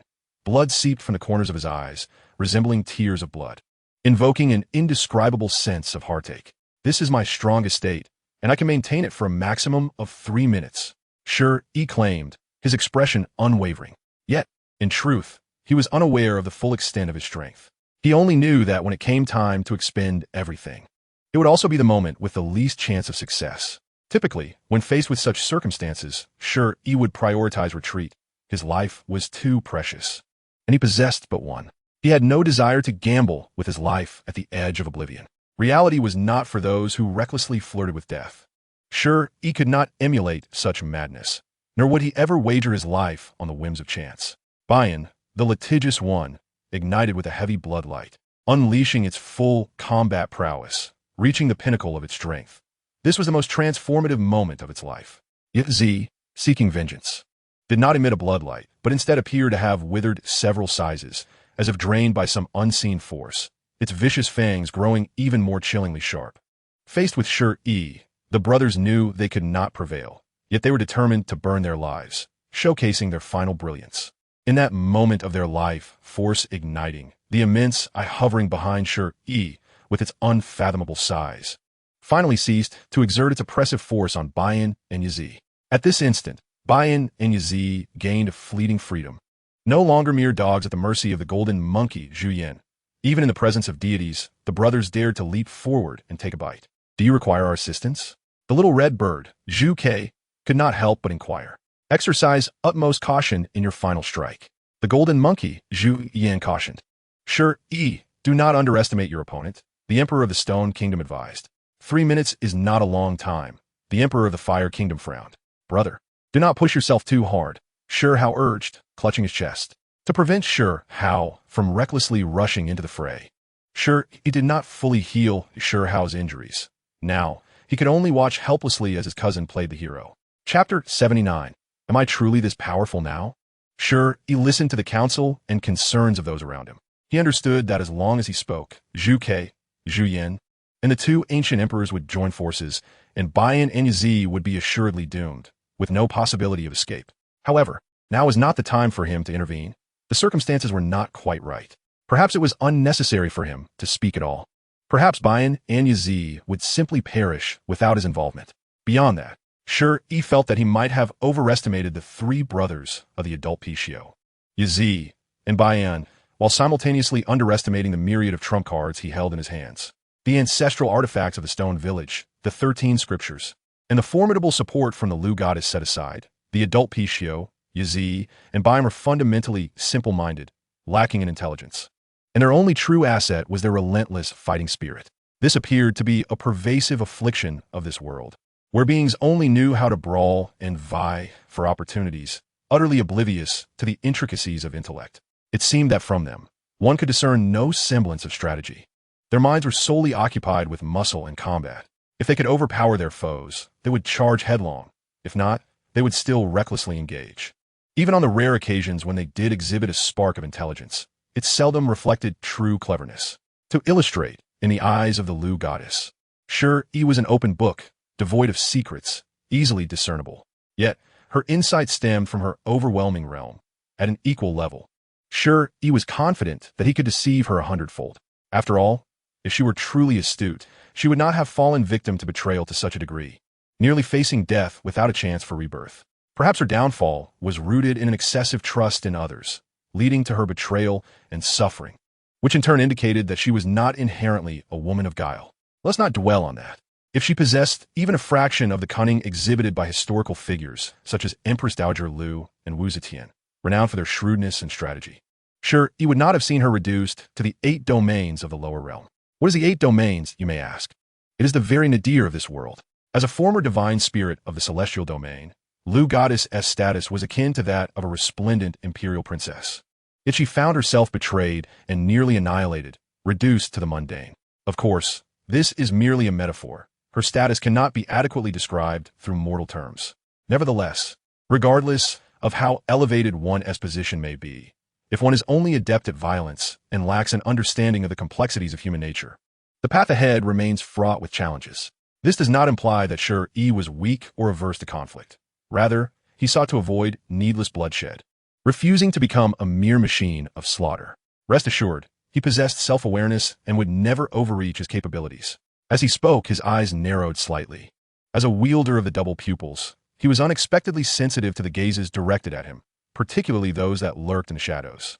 However, there was no time to ponder the origins of these stares, as Bayan and Yi charged forth, choosing to burn their life force for a desperate fight. They radiated a brilliant light. The Qilin step, the ethereal figure of the Qilin manifested behind Shi Yi, its massive form eclipsing the sky, exuding an aura that rivaled that of the 2 pure-blood beasts. In the next instant, the Qilin's figure flickered, its powerful limbs anchoring firmly to the ground. As it opened its great maw, a silent roar reverberated through the void, creating a colossal wave of energy that surged forward. With a force swept, the earth shattered, as if a dragon were turning over. In Shi Yi's past life, such a display would have resulted in an apocalyptic earthquake within moments. One step, Shi Yi, suspended in midair, slowly raised his right foot, mirroring the motion of the Qilin behind him. In this process, time seemed to slow. As the Qilin's foot reached the appropriate height, it suddenly descended upon Bayan. Boom. The foot landed squarely on Bayan, and Shi Yi's form continued without pause, as though it felt no resistance. Though Shi Yi was powerful, the desperate Bayan and Yi were no slouches. Such a level of attack was insufficient to subdue them. 2 steps. The Qilin figure behind Shi Yi solidified slightly, appearing less ethereal, its power doubling compared to the first step, and it once again struck down upon Bayan. Boom. This time, Bayan's form faltered, as if encountering immense resistance. Yet, gritting its teeth, its momentum surged again, quickly shaking off the powerful force. 3 steps. The Qilin figure became even more substantial, its power quadrupling compared to the first step. Thus, this kick was not easily countered. Bayan began to show signs of being unable to withstand it, retreating over 100 meters. Fortunately, at that moment, Yi surged forward, using its own body to absorb the pressure. Let's not speak of anything else. Their brotherly bond was far from superficial. In that instant, a twinge of reluctance surged within Shi Yi. Yet, he swiftly suppressed this unwarranted compassion. While he possessed kindness and mercy, he would never indulge in foolish sentimentality that could leave him vulnerable. For steps, surrounding Shi Yi were 10 radiant suns, akin to 10 stars on the verge of exploding, flooding the area with boundless divine radiance, further solidifying the Qilin figure, which began to take on the essence of reality. The power of the 4th step was already an 8-fold increase over the first step, yet even with blood spilling from their mouths, Yi and Bayan still managed to endure this kick, one powerful enough to subdue most ordinary venerables. 5 steps. The 5th step represented a 16-fold amplification of the first step. Even Shi Yi found it somewhat taxing. Nevertheless, this step successfully sent Yi and Bayan crashing down, plummeting into the vast earth. Boom! The earth, spanning thousands of miles, shattered instantaneously. The destructive force of Shi Yi's fifth step was akin to that of an asteroid striking a planet's surface, delivering an unimaginable blow to Yi and Baiyan. This strike rendered them incapable of rising, appearing as if they had already perished, had it not been for the faintest hint of breath that betrayed their continued existence. Am I truly this formidable? Shi Yi mused quietly. He recalled that 2 years prior, during the quest for the mountain treasure, he had executed the fifth step, successfully shattering the 7-colored barrier formed by the adult Pishio's innate treasure. However, at that time, he had just left Stone Village and was unaware of the events unfolding at the Royal Martial House. Otherwise, he would not have so easily let the adult Pishio escape. Now, 2 years later, Shi Yi had transcended the 10 heavenly domains, successfully reaching the pinnacle of the transformation realm, the foundation of the transformation cave. The metamorphosis of body and soul, and the transition from acquired to innate had become incomparable to his past self. His physical form sparkled like crystal, pure and unblemished as a mountain spring. A mere whiff would cure 100 ailments. A taste would bestow a century of longevity. His soul, once akin to a fragile tofu, easily crushed, had transformed. Now, after undergoing metamorphosis, his soul had become remarkably resilient, akin to transparent rubber, impervious to being crushed by mere hands, and impossible to harm without special means. Furthermore, in the realms of bloodline, cave, and transformation, Shi Yi had pushed each boundary to its extreme. He had successfully transitioned from the acquired to the innate, no longer a muddled being of the acquired realm, but a divine and sacred innate being, his physical form having undergone a transformation into an innate divine embryo. Thus, even with the same Qilin step and the same fifth step, they were no longer comparable. It was akin to the punch of a child, which could never match the weight of an adult. Chapter 80, just a little bit more. To be honest, Shi Yi found himself somewhat startled by the fifth step of his Qilin stride. He sensed that he had yet to exert himself fully. Yet his opponent was already unable to withstand the onslaught, the entire encounter leaving a sensation akin to a tiger's head and a snake's tail. However, such a phenomenon was hardly surprising. The foundation he had established was remarkably solid, particularly in the realm of the cave heaven, which could be deemed unprecedented and unparalleled. This foundational strength in cave heaven subsequently influenced his potential in the spirit transformation realm, rendering his capabilities unfathomably deep, and his physical form successfully transcended the innate limitations of the postnatal stage. Thus, even though his current prowess was forcibly augmented by the ancestral artifact of Stone Village, it had nearly reached an invincible status within the 8 domains of the lower realm. Not even the top-tier, pure-blooded, ferocious beasts like Yi and Baiyan could stand against him. Yi and Baiyan were formidable beings. The adult Paixio was certainly no weakling. Yet, when faced with someone of Shi Yi's caliber, they found themselves at a loss. The theory of a wooden barrel states that the capacity of a wooden barrel is determined by its shortest plank. To increase its capacity, one must raise that shortest plank as high as possible. Shi Yi's mastery of the 10 cave heavens elevated his weakest point to an infinite height. As long as he could endure, the enhancement provided by the ancestral artifact of Stone Village was more than sufficient for him to exert his influence in the lower realm. Of course, this was limited to the 8 domains of the lower realm. While the ancestral artifact was indeed impressive in the eyes of the powerful beings of the upper realm, it was not sufficient for them to covet it. And the 8 domains of the lower realm lacked the capability to compete for it. This was also due to Shi Yi's cautious nature. The treasures he displayed to the outside world were always just adequate, not reaching the level of attracting covetousness from the heavens and the earth alike. For example, the ancestral artifact of Stone Village. Everyone could see the enhancement it provided to Shi Yi. Without it, he might very well struggle against even an adult Paixio. Yet, there's a saying, those who are worthy cannot be defeated, and those who can defeat them are not worthy. This is akin to a film Shi Yi had seen in his previous life, the Heaven Sword and the Dragon Saber.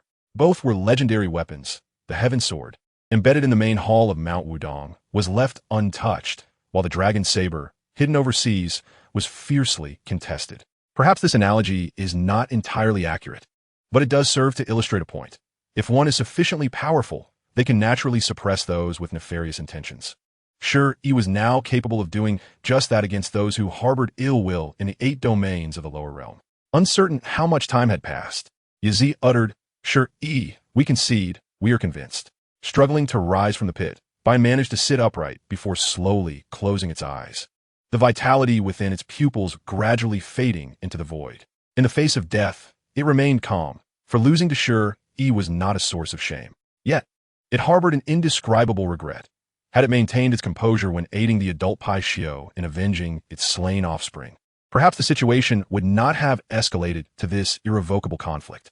However, maintaining rationality is a challenge for anyone, let alone a pure-blooded ferocious beast. Shi Yi, those vistas we cannot see, let the future take our place in witnessing them. Yi was slightly better off, yet its life force flickered like a candle flame, easily extinguished by a gentle breeze. It had long understood that it would never escape this life.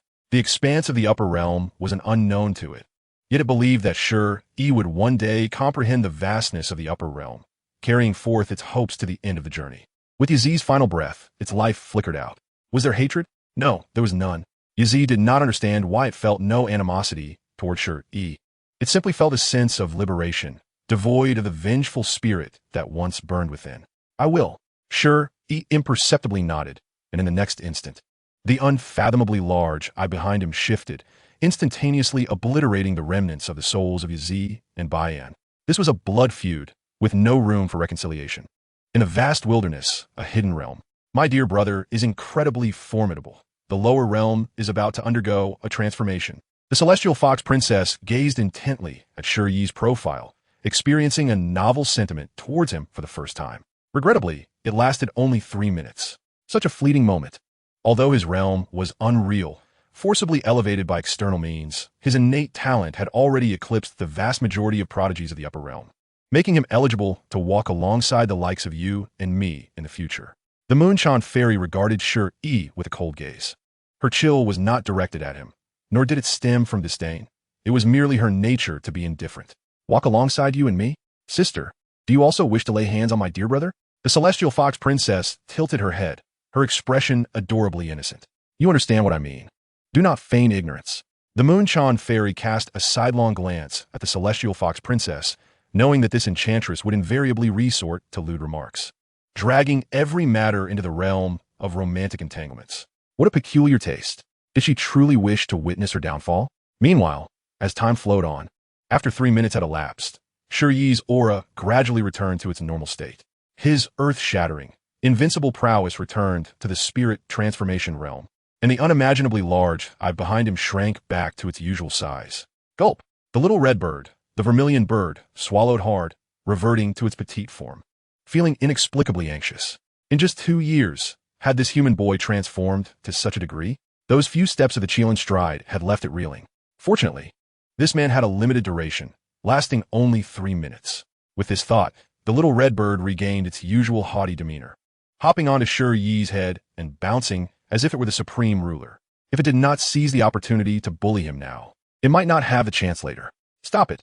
Shi Yi felt the little red bird's antics as it pranced on his head and reached up to catch it, only for it to deftly evade his grasp. Just keep making a fuss, the little red bird chirped. Seeing this, Shi Yi chose to ignore it, understanding that this little creature, not much older, possessed a childlike temperament. The more one cared, the more spirited it became.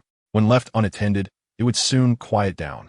Your current state is astonishingly powerful, yet such a pity it lasts only 3 minutes. Otherwise, you would truly be invincible in the 8 domains of the lower realm. The golden little monkey, Zhu Yan, perched on Shi Yi's shoulder, spoke with admiration. In that state, even with its tough skin and sturdy flesh, it had no choice but to retreat from Shi Yi's brilliance. With gains come losses. 3 minutes is already considerable. Shi Yi, while lying, felt no shame. Without the Liu goddess law, he could indeed only maintain such high-intensity combat for about 3 minutes. But he needed to retain at least a smidgen of trump card. Just a smidgen. 3 minutes was far too brief. Had it not been for Yue-gege and Zhu Yan, as well as the 2 of us blocking the retreat of Baiyan and Yi, they would have had no chance to escape, let alone stall for time, and the outcome could have been dire. The Emperor of the Stone Kingdom spoke with palpable regret. He had long wished to relinquish his title. Yet if only Shi Yi could endure a little longer, he would have long since passed the imperial title to him. What are you saying? How old is Shi Yi this year? Can't you wait a few more years?